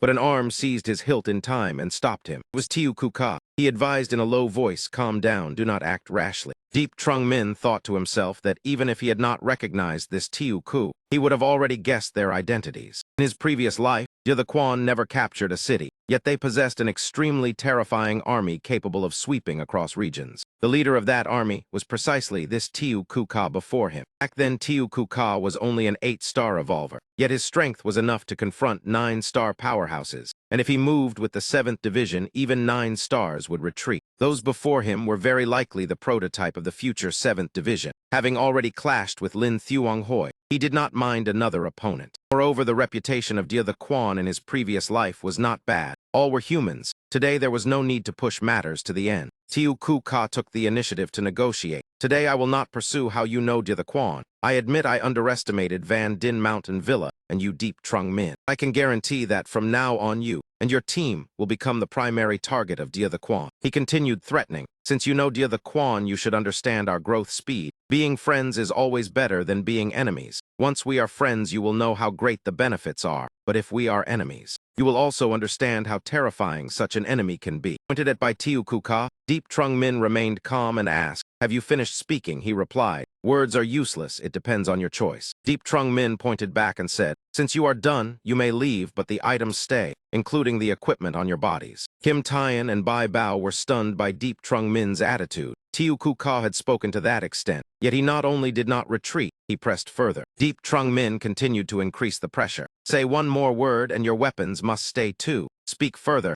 and the leader's belongings will not be spared either." The more he spoke, the more the 3 leaders' faces tightened like drawn bowstrings. Tiu Kuka completely lost his affable demeanor. Jiang Yanjiang asked coldly, "Do you think you hold absolute victory?" Deep Trung Min answered decisively, "Yes, what else could it be?" Tiu Kuka raised a hand high, his superior tone cold. "In this world, no one is allowed to look down on Dia the Quan, including you." Green flare shot into the dusk sky, its light bursting brilliantly like fireworks tearing the heavens. Looking at the halo above, Tiu Kuka smiled smugly. "Do you know what this represents? The Qing Wu Liu commando of Anthan, Zheng Hao Jia Yaran Hayat Dai Tai, the Deng Jai warrior group, and the Bishop of Anthan. They will immediately assemble and stand with us. You see clearly. Now you must not only face the mighty Dia the Quan, but also nearly 1/3 of Anthan's remaining forces. Deep Trung Min, are you prepared for this situation?" The more he spoke, the more frenzied Tiu Kuka became. "You cannot leave alive your people, your friends. All of Van Din Mountain Villa must die." Deep Trung Min calmly waited until he finished threatening before replying indifferently, "It is all merely circumstance." His words returning the blow instantly pushed Tiu Kuka to the brink. At that moment, Kim Tae-in's radio rang urgently. After listening, he froze and blurted out, "What?" The call ended. Kim Tae-in hurriedly reported to Tiu Kuka, Xingmei Company, the Renqing battle team, and the forces affiliated with Anthan have united and surrounded our alliance. Tiu Kuka ground his teeth and glared at Deep Trung Min. "Was this your doing?" Deep Trung Min responded leisurely to the move already prepared. "You see, did you not always prepare an escape route? Once they fight each other, can your plan still proceed smoothly?" Tiu Kuka replied in a low voice, I did not expect you to set such a trap for us. He took out a 4D Rubik's Cube from his pocket. Deep Trung Min immediately grew vigilant when it fell to the ground. Very quickly he recognized it as the FL Steel Magic Glider, white grade. To those who had survived the previous life, this was nothing rare. After all, it was merely a flying device. Depending on size and level, its effectiveness varied. The speed was not high, useful only in certain special situations. Clearly, Tiu Kuka intended to withdraw. Bai Bao stepped forward to steady morale. Brothers, I will stay and open the path for everyone. As long as Tiu Kuka escapes, even if we die, we will be avenged, and perhaps we will not die. The Quan is invincible. These inciting words made the guards blood boil. They roared in unison. The Quan invincible. The Quan invincible. Deep Trung Min would not give them a chance to escape. He clapped and sneered. After forcing me into this situation, you still hope to leave. You truly are capable. Tiu Kuka paused, frowning in thought. Could it be this man still had a hidden card? Trung Min looked straight into Tiu Kuka's eyes. I did not expect you to have this. White grade, powered by magic crystals, stable defense, even armor-piercing ranged weapons can hardly cause major damage. Forcing me to bring this out truly pains me a little. Holding a grenade in his hand, Deep Trung Min continued, Sorry, it looks a bit ugly, but usable is enough. He pointed at Bai Bao and praised. That man in white reacted very quickly just now, truly a clever subordinate. Grenade was thrown, Deep Trung Min reminded, then let you serve as the test subject for your leader. Bai Bao stared helplessly as the grenade flew straight toward him. Before both sides' eyes, the explosion occurred in a flash and silence, yet its power was not enormous, only creating thick smoke and dazzling light. Bai Bao staggered up from the smoke. His mind muddled. What happened was that an explosion just now, cough, cough. Where is Tiu Kuka? Where is Kim Taeyan? What about Dia the Quan? Through the smoke, Bai Bao saw Tiu Kuka and Kim Taeyan, and hurriedly asked if they were all right. But their stunned gazes frightened him. Why are you looking at me like that? Could the losses be too great? Kim Taeyan struggled to speak. Bai Bao, your leg is gone. Bai Bao let out a blank cry and turned to look. Immediately he screamed miserably, my trouser leg hung empty. He himself did not know when his leg had vanished. He could only panic and keep shouting, my leg, my leg. Seeing the consequence, Bai Bao suffered. Tiu Kuka angrily called out Deep Trung Min's name. Seeing the opponent still arrogant despite holding the advantage, Deep Trung Min held the grenade and asked, What, do you want to go to war with me? Tiu Kuka was so furious he could only repeat his name, Deep Trung Min, before coughing violently. Kim Taeyan hurried to support him. Just as Tiu Kuka ordered, drop the equipment, carry Bai Bao, withdraw. The subordinates immediately protested fiercely. Kuka, we fight him. We cannot let this pass, kill him. Tiu Kuka coughed blood in anger and shouted, Silence, follow my orders. He was the first to personally remove his own equipment. Next was Kim Taeyan. He urged, Stop standing there, withdraw, drop all equipment. The Quan had no choice but to leave behind all magic crystals and weapons, piling them into a glittering heap of coveted supplies, under the gaze of An Than's forces. Bai Bao was carried away, and Tiu Kuka led the retreat. Deep Trung Min smiled as he watched them leave. This man knows when to advance and retreat, truly no ordinary figure. The magic crystal grenade he used was indeed a groundbreaking invention. Even a crude version possessed such power. The creator Music Master truly deserved the title father of future magic crystal weapons, relying only on fragments of memory to produce two complete products. After they left, he called his team, Let us go. Continue spinning the roulette. The subsequent spins all used the magic crystals left behind by Dia the Quan. At the end, the roulette gradually extinguished its light. Its massive body slowly sank deep into the ground. Deep Trung Min summarized. In total, 5 spins were made, obtaining 2 profession scrolls, plus 2 materials and 1 formula. Though only average, it was still satisfactory. No one can be lucky forever. Guba had obtained what she needed and completed her task. She signaled the zombie horde. Began to withdraw toward the right. Tiu Van ran over laughing and praised. Boss Deep is truly amazing. Bao stood in the distance smiling. He did not expect that alone he could truly clear out all the items on the roulette. Bao continued. The roulette that stirred up this bloody storm has finally disappeared. Deep Trung Min concluded, but sooner or later it will appear again, once more igniting a brutal life and death war between humans and mutated creatures. Tiu Van pointed at the pile of supplies left by Dia the Quan and asked, Boss Deep, how do we handle this? Deep Trung Min replied calmly, as usual, sell them cheaply to everyone. The forces of An Than, who enjoyed the privilege, shouted loudly, Boss Deep is righteous, Boss Deep is generous, Boss Deep is the best. This transaction was handled by Tiu Van. He reminded everyone to stay calm. Everyone will get a share, one by one. Deep Trung Min finally had time to relax. This time, although the harvest was great, he had offended quite a few forces, especially Lin Thuong Hoi and Dia the Quan. Did not care much about Lin Thuong Hoi. Between him and them conflict would come sooner or later. It was only a matter of time. As for Dia the Quan, they were skilled at drawing in allies, but after the factions of An Than obtained this equipment, would they still easily cooperate with Dia the Quan? More importantly, he now had a crafting profession. As long as he had enough materials, he could mass-produce white-grade wind moon and 1,000-leaf radiant scale armor. Gray-grade equipment was distributed to strengthen the forces of An Than, because in the end, everyone was still united against mutated creatures. Elder Sister Triu Tin Mai stepped forward and asked, "Boss Deep, do you have a moment?" Deep Trung Min glanced at her and nodded, of course. The next stage of cooperation still requires all leaders to discuss carefully. An Than gradually regained its original appearance. Trung Min walked into the desolate area and looked at Ngu Ba before him with emotion. "You arrived early, very punctual." Ngu Ba's face was cold as ice. She extended her hand and demanded directly, "Where is the blood I value trust?" Deep Trung Min took out a tray of blood and smiled. "Do not worry. With allies, I always keep my word." The tray containing 3 drops of blood was gently pushed toward her. Ngu Ba grabbed it, opened the lid, and poured the blood straight into her mouth. Deep Trung Min also handed the same amount of blood to Hong Ta. She skillfully drank it all. 2 evolved together again. The more they evolved, the more breathtaking their beauty became. Ngu Ba was still unsatisfied and demanded more. "Is there any blood left? I want all of it. Name your condition."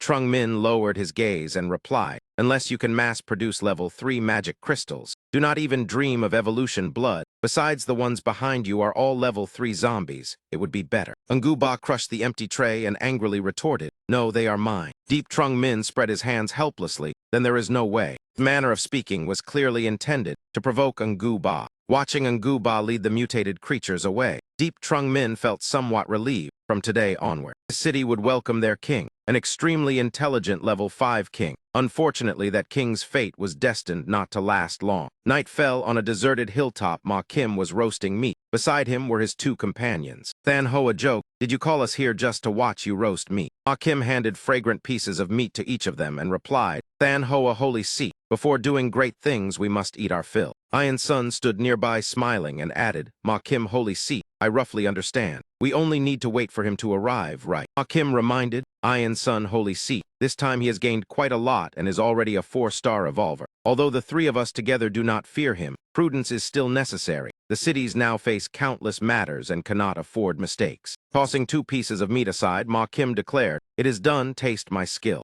Looked up at the sky. "This time I will let Deep Trung Min taste what it feels like to be besieged by many." Deep Trung Min's journey also came to an end. He waved goodbye to Dong Ho from afar. Dong Ho asked in confusion, "Boss Deep, why not let us follow you?" Trung Min patted his shoulder and instructed, "No need. You stay in An Than and finish the work first. Set out in half a month." He knew Dong Ho and his wife still lacked experience. Leaving An Than to them should not cause major problems. Zaza was also puzzled. "That is right, Boss Deep. Let us send a few people to escort you. The road back will surely not be peaceful." Deep Trung Min raised his hand to refuse. "Forget it. I am very poor now. I cannot afford to pay." Zaza angrily scolded, "Liar, peeping thief. Whoever spins the roulette becomes poor, truly a liar." She stepped closer and affirmed, "You must already have a plan in mind. Otherwise, you would not have sent Van Thieu ahead. I will not say more. Take care." After speaking, she pulled down Deep Trung Min's collar. While he was still stunned, Sa lightly kissed his left cheek, making him blush and lower his head. Before letting go, Zaza added, "Do not misunderstand. This is only a deposit. This time you have the blueprint. When it is made, I want to be the first buyer." With that, she waved and left. "Goodbye, peeping thief." Deep Trung Min touched the lipstick mark on his cheek and sighed. This woman is still the same as in the previous life. Everything must be give and take. At the other end of the city, Ma Kim's group had gathered a large force. He stood on a high platform giving a speech. Perhaps those of Ian Sun Holy Seat and Than Hoa Holy Seat still do not know what happened. But it does not matter. You do not need to know. You only need to know that the one we are about to face can pose enormous danger to us, that he holds all our secrets. What we must do is kill him. Hypocrisy will only hasten humanity's extinction. We will prove to the world and even the universe that only Lin Thuong Hoi is humanity's hope. Fanatical crowd below shouted in unison with Ma Kim, "Lin Thuong Hoi, Lin Thuong Hoi, Lin Thuong Hoi."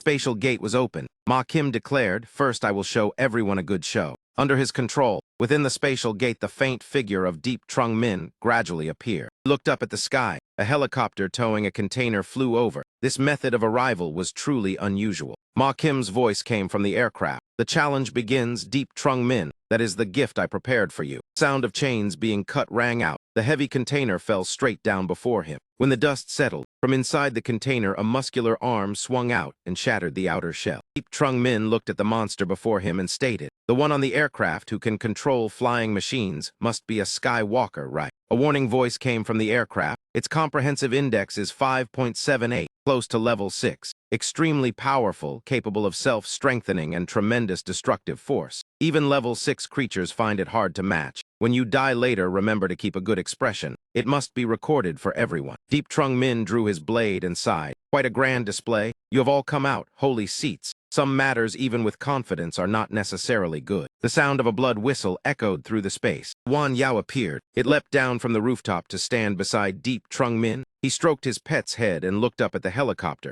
To deal with me, one level 5 is not enough, because I also have a level 5. Two fierce beasts immediately charged into battle. Watching his agile battle pet gain the upper hand, Deep Trung Min thought of Van Thieu. He had instructed Tiu Van to take all remaining evolution blood back to Dich Hong Ian. Though that foolish dog had not reached level 6, it was close. He drew another piece of equipment, a long-range sniper rifle. At this distance, accuracy was not easy, but enough to create threat. On the monitoring screen appeared the image of two super beasts tearing at each other. Than Hoa could not help but sigh. A level 5 4-star, indeed both master and beast are strong. Ian Sun nodded. This projection is quite good. Bo 2 Holy Seat left this top secret item. It was also used during the previous giant roulette to gather information. Ma Kim smiled at the perfect plan. Two level 5s fighting will surely both suffer. We have 3 people and 600 subordinates. Dealing with a single 4-star revolver should not be difficult. Than Hoa nodded in agreement. The 3 of us are 3-star revolvers plus 600 people. Eliminating a lone 4-star revolver is no problem. Ma Kim looked to Ian Sun and signaled, "All right, our turn, prepare to act." Just as he was about to move, a voice rang out, "Ma Kim, our battle is not over yet." From above, a figure descended. Ma Kim angrily shouted, "Who is it?" He saw the opponent land on the building before him. He clenched his fists. "Bok Fong, it is you." Old Bok no longer bore a scholarly appearance, muscles bulging all over as he replied, "I must thank you for giving me the chance to be reborn, to break free from the chains of being Anthan's strongest and become stronger." Than Hoa stepped before Ma Kim and cut in. Merely a 3-star revolver, yet daring to be arrogant, truly underestimating the strength of a holy seat. Ian Sun also sneered. Going to the battlefield without equipment is foolish.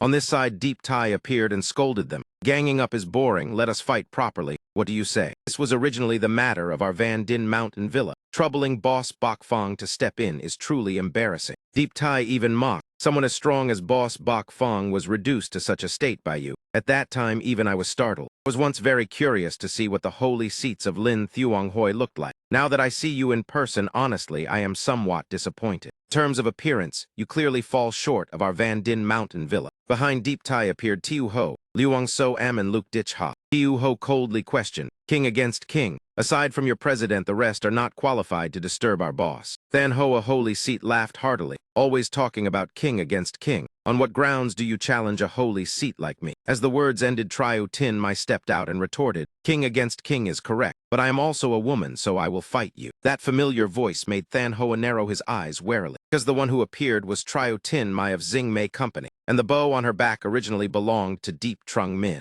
Outside, the two armies had officially clashed fiercely. Intelligence reported in panic to Boss Ma Kim that they had been surrounded by the Ren Hung battle team and Xing Mei Company. Ma Kim ground his teeth in hatred. He did not expect these two forces to join with Deep Trung Min. Could it be his plan had been seen through from the start? After thinking it over and finding no retreat left, Ma Kim gritted his teeth and ordered, "Since it has come to this, no more words, attack head-on." Bok Fong looked at him with mockery. "What is wrong? Not using human spirit transformation." Ma Kim growled in response, "Dealing with you, I have more than enough strength." He spun his two weapons fiercely, and even declared with contempt that Bok Fong was not worthy to be his opponent. Bok Fong held a steady defensive stance, his whole body ready to engage. On another side, Deep Tai was staring intently at Ian Sun. He called out loudly, "You cold-faced brat, let us decide who is stronger." Caught by surprise, he immediately shifted aside to evade. After dodging, he loudly cursed at her as a sneak attacker, quickly steadied himself, and immediately cast Mother of Earth. Layers of vines surged up from beneath his feet. He arrogantly declared, "You will become nourishment for this land."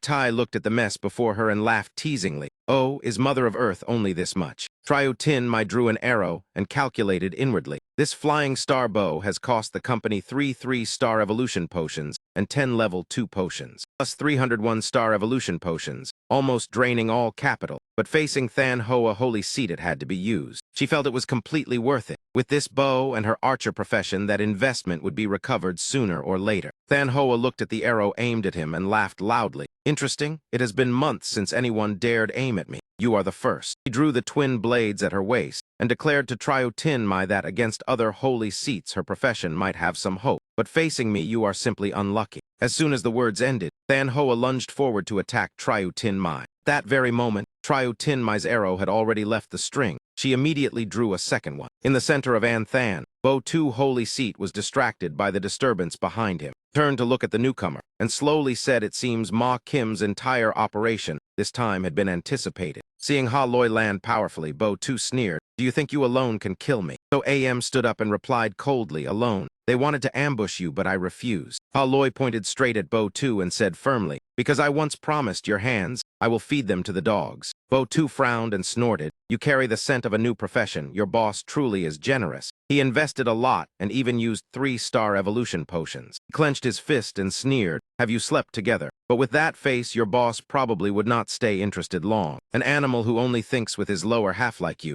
Ha Loi replied with disdain, "You are afraid." Bo Tu roared angrily, "Afraid of you." That attitude made Ha Loi press further. "If you are not afraid, why bother provoking me with such words? Let me make it clear, he is not my boss." Her voice lowered as her body began to transform. Finally, a blazing red form appeared. Ha Loi declared that Deep Trung Min was the one she was willing to protect with her life, the one who pulled her out of hell. Seeing that bloodline state, Bo Tu gritted his teeth and remarked that Deep Trung Min obtained 2 bloodline potions from the roulette, yet gave one to her. Only then did Bo Tu extend an olive branch. "I can give you another chance. Be loyal to me." Ha Loi directly used a teleportation technique and cursed him as an idiot. Immediately appeared behind Bo Tu and threw a heavy punch. Bo Tu sensed the strike from the right and countered at once. The two fists collided violently. Bo Tu coldly reminded her, "This is my profession, rhythm warrior." Ha Loi was knocked back and looked at her hand twisted from the impact. Hearing Bo Tu declare that her bloodline allowed teleportation in darkness, but in daylight she was no match for him. Loi cracked her knuckles. Bo Tu said coldly, "I already gave you a chance now." Before he finished, Ha Loi used his words in the darkness and shouted, "Shut up." He summoned Dark Catastrophe. The profession's Soul Reaver appeared. On Deep Trung Min's side, the fierce beast summoned by Ma Kim gathered thunder in its palm, compressing lightning into a sphere. It immediately hurled the skill toward Deep Trung Min's battle pet. He let Ngok brace himself and raised a protective monument before him. From the monument, countless bullets poured like rain and intercepted the lightning sphere. A violent collision erupted. Deep Trung Min held his breath, awaiting the result. He watched intently and finally saw the level 5 demon take the full barrage. It lay motionless, one-eye pinned deep by a shell, smoke still rising. Its body riddled with holes. Deep Trung Min's pet felled the giant monster. The one on the aircraft panicked, unable to believe the level 5 thunder giant beast had been killed. He hurriedly controlled the aircraft to retreat, taking all battle data with him to explain to superiors and clients. Before leaving, he laughed loudly and warned Deep Trung Min that next time he would bring a level 6 war beast, wait for death. Terrifying pressure descended and shot out an aurora that caught the pilot off guard. The aircraft was incinerated in midair. Looking down at the dragon shadow cast upon the ground, Deep Trung Min felt worried. Despite careful calculations, that final unlucky moment still occurred. Above him, Ian Ghost had returned. One glance was enough to know it came to bury him alive. He tensely realized that Dia Hong Huan had completely lost combat capability. He could only shoulder Dia Hong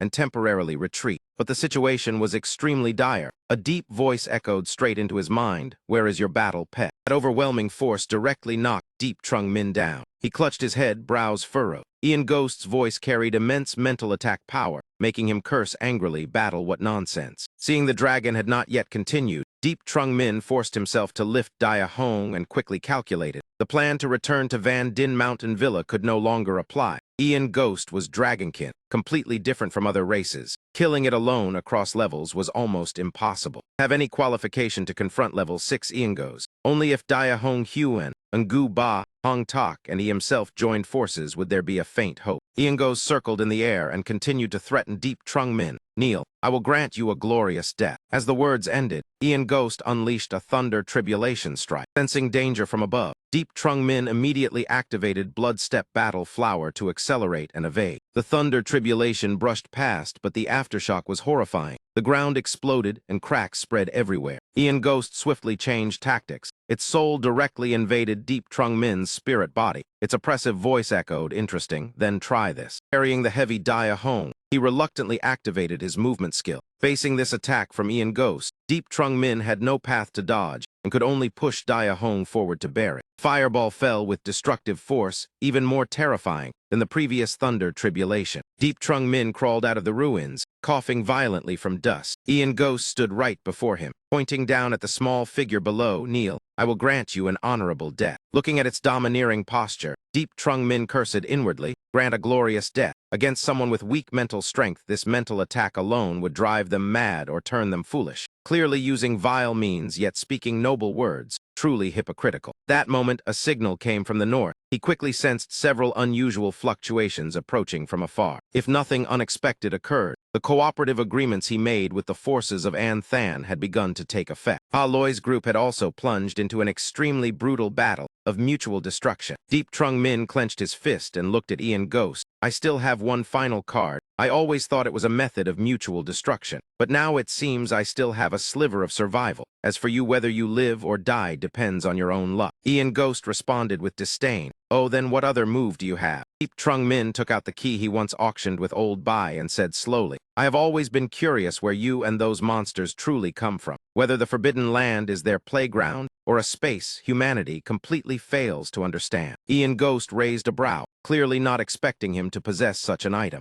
Without further words, Deep Trung Min shouted, "Secret realm open." The surrounding space seemed to freeze. Centered on the green vortex above Deep Trung Min's head, everything within the secret realm's range began to be drawn in. Before entering, Deep Trung Min sent a message to everyone. "Before us stands a tremendous obstacle. Only by overcoming it together can we gain confidence to face the future." He drew his blade, his most familiar weapon, pointed it at Ian Ghost, and declared war. "Evil dragon, after I kill you, we will meet again in the Forbidden Land." Season 1 of Roulette World officially ends here. The video ends here. Have a pleasant day, and remember to like and subscribe to watch the next episode early.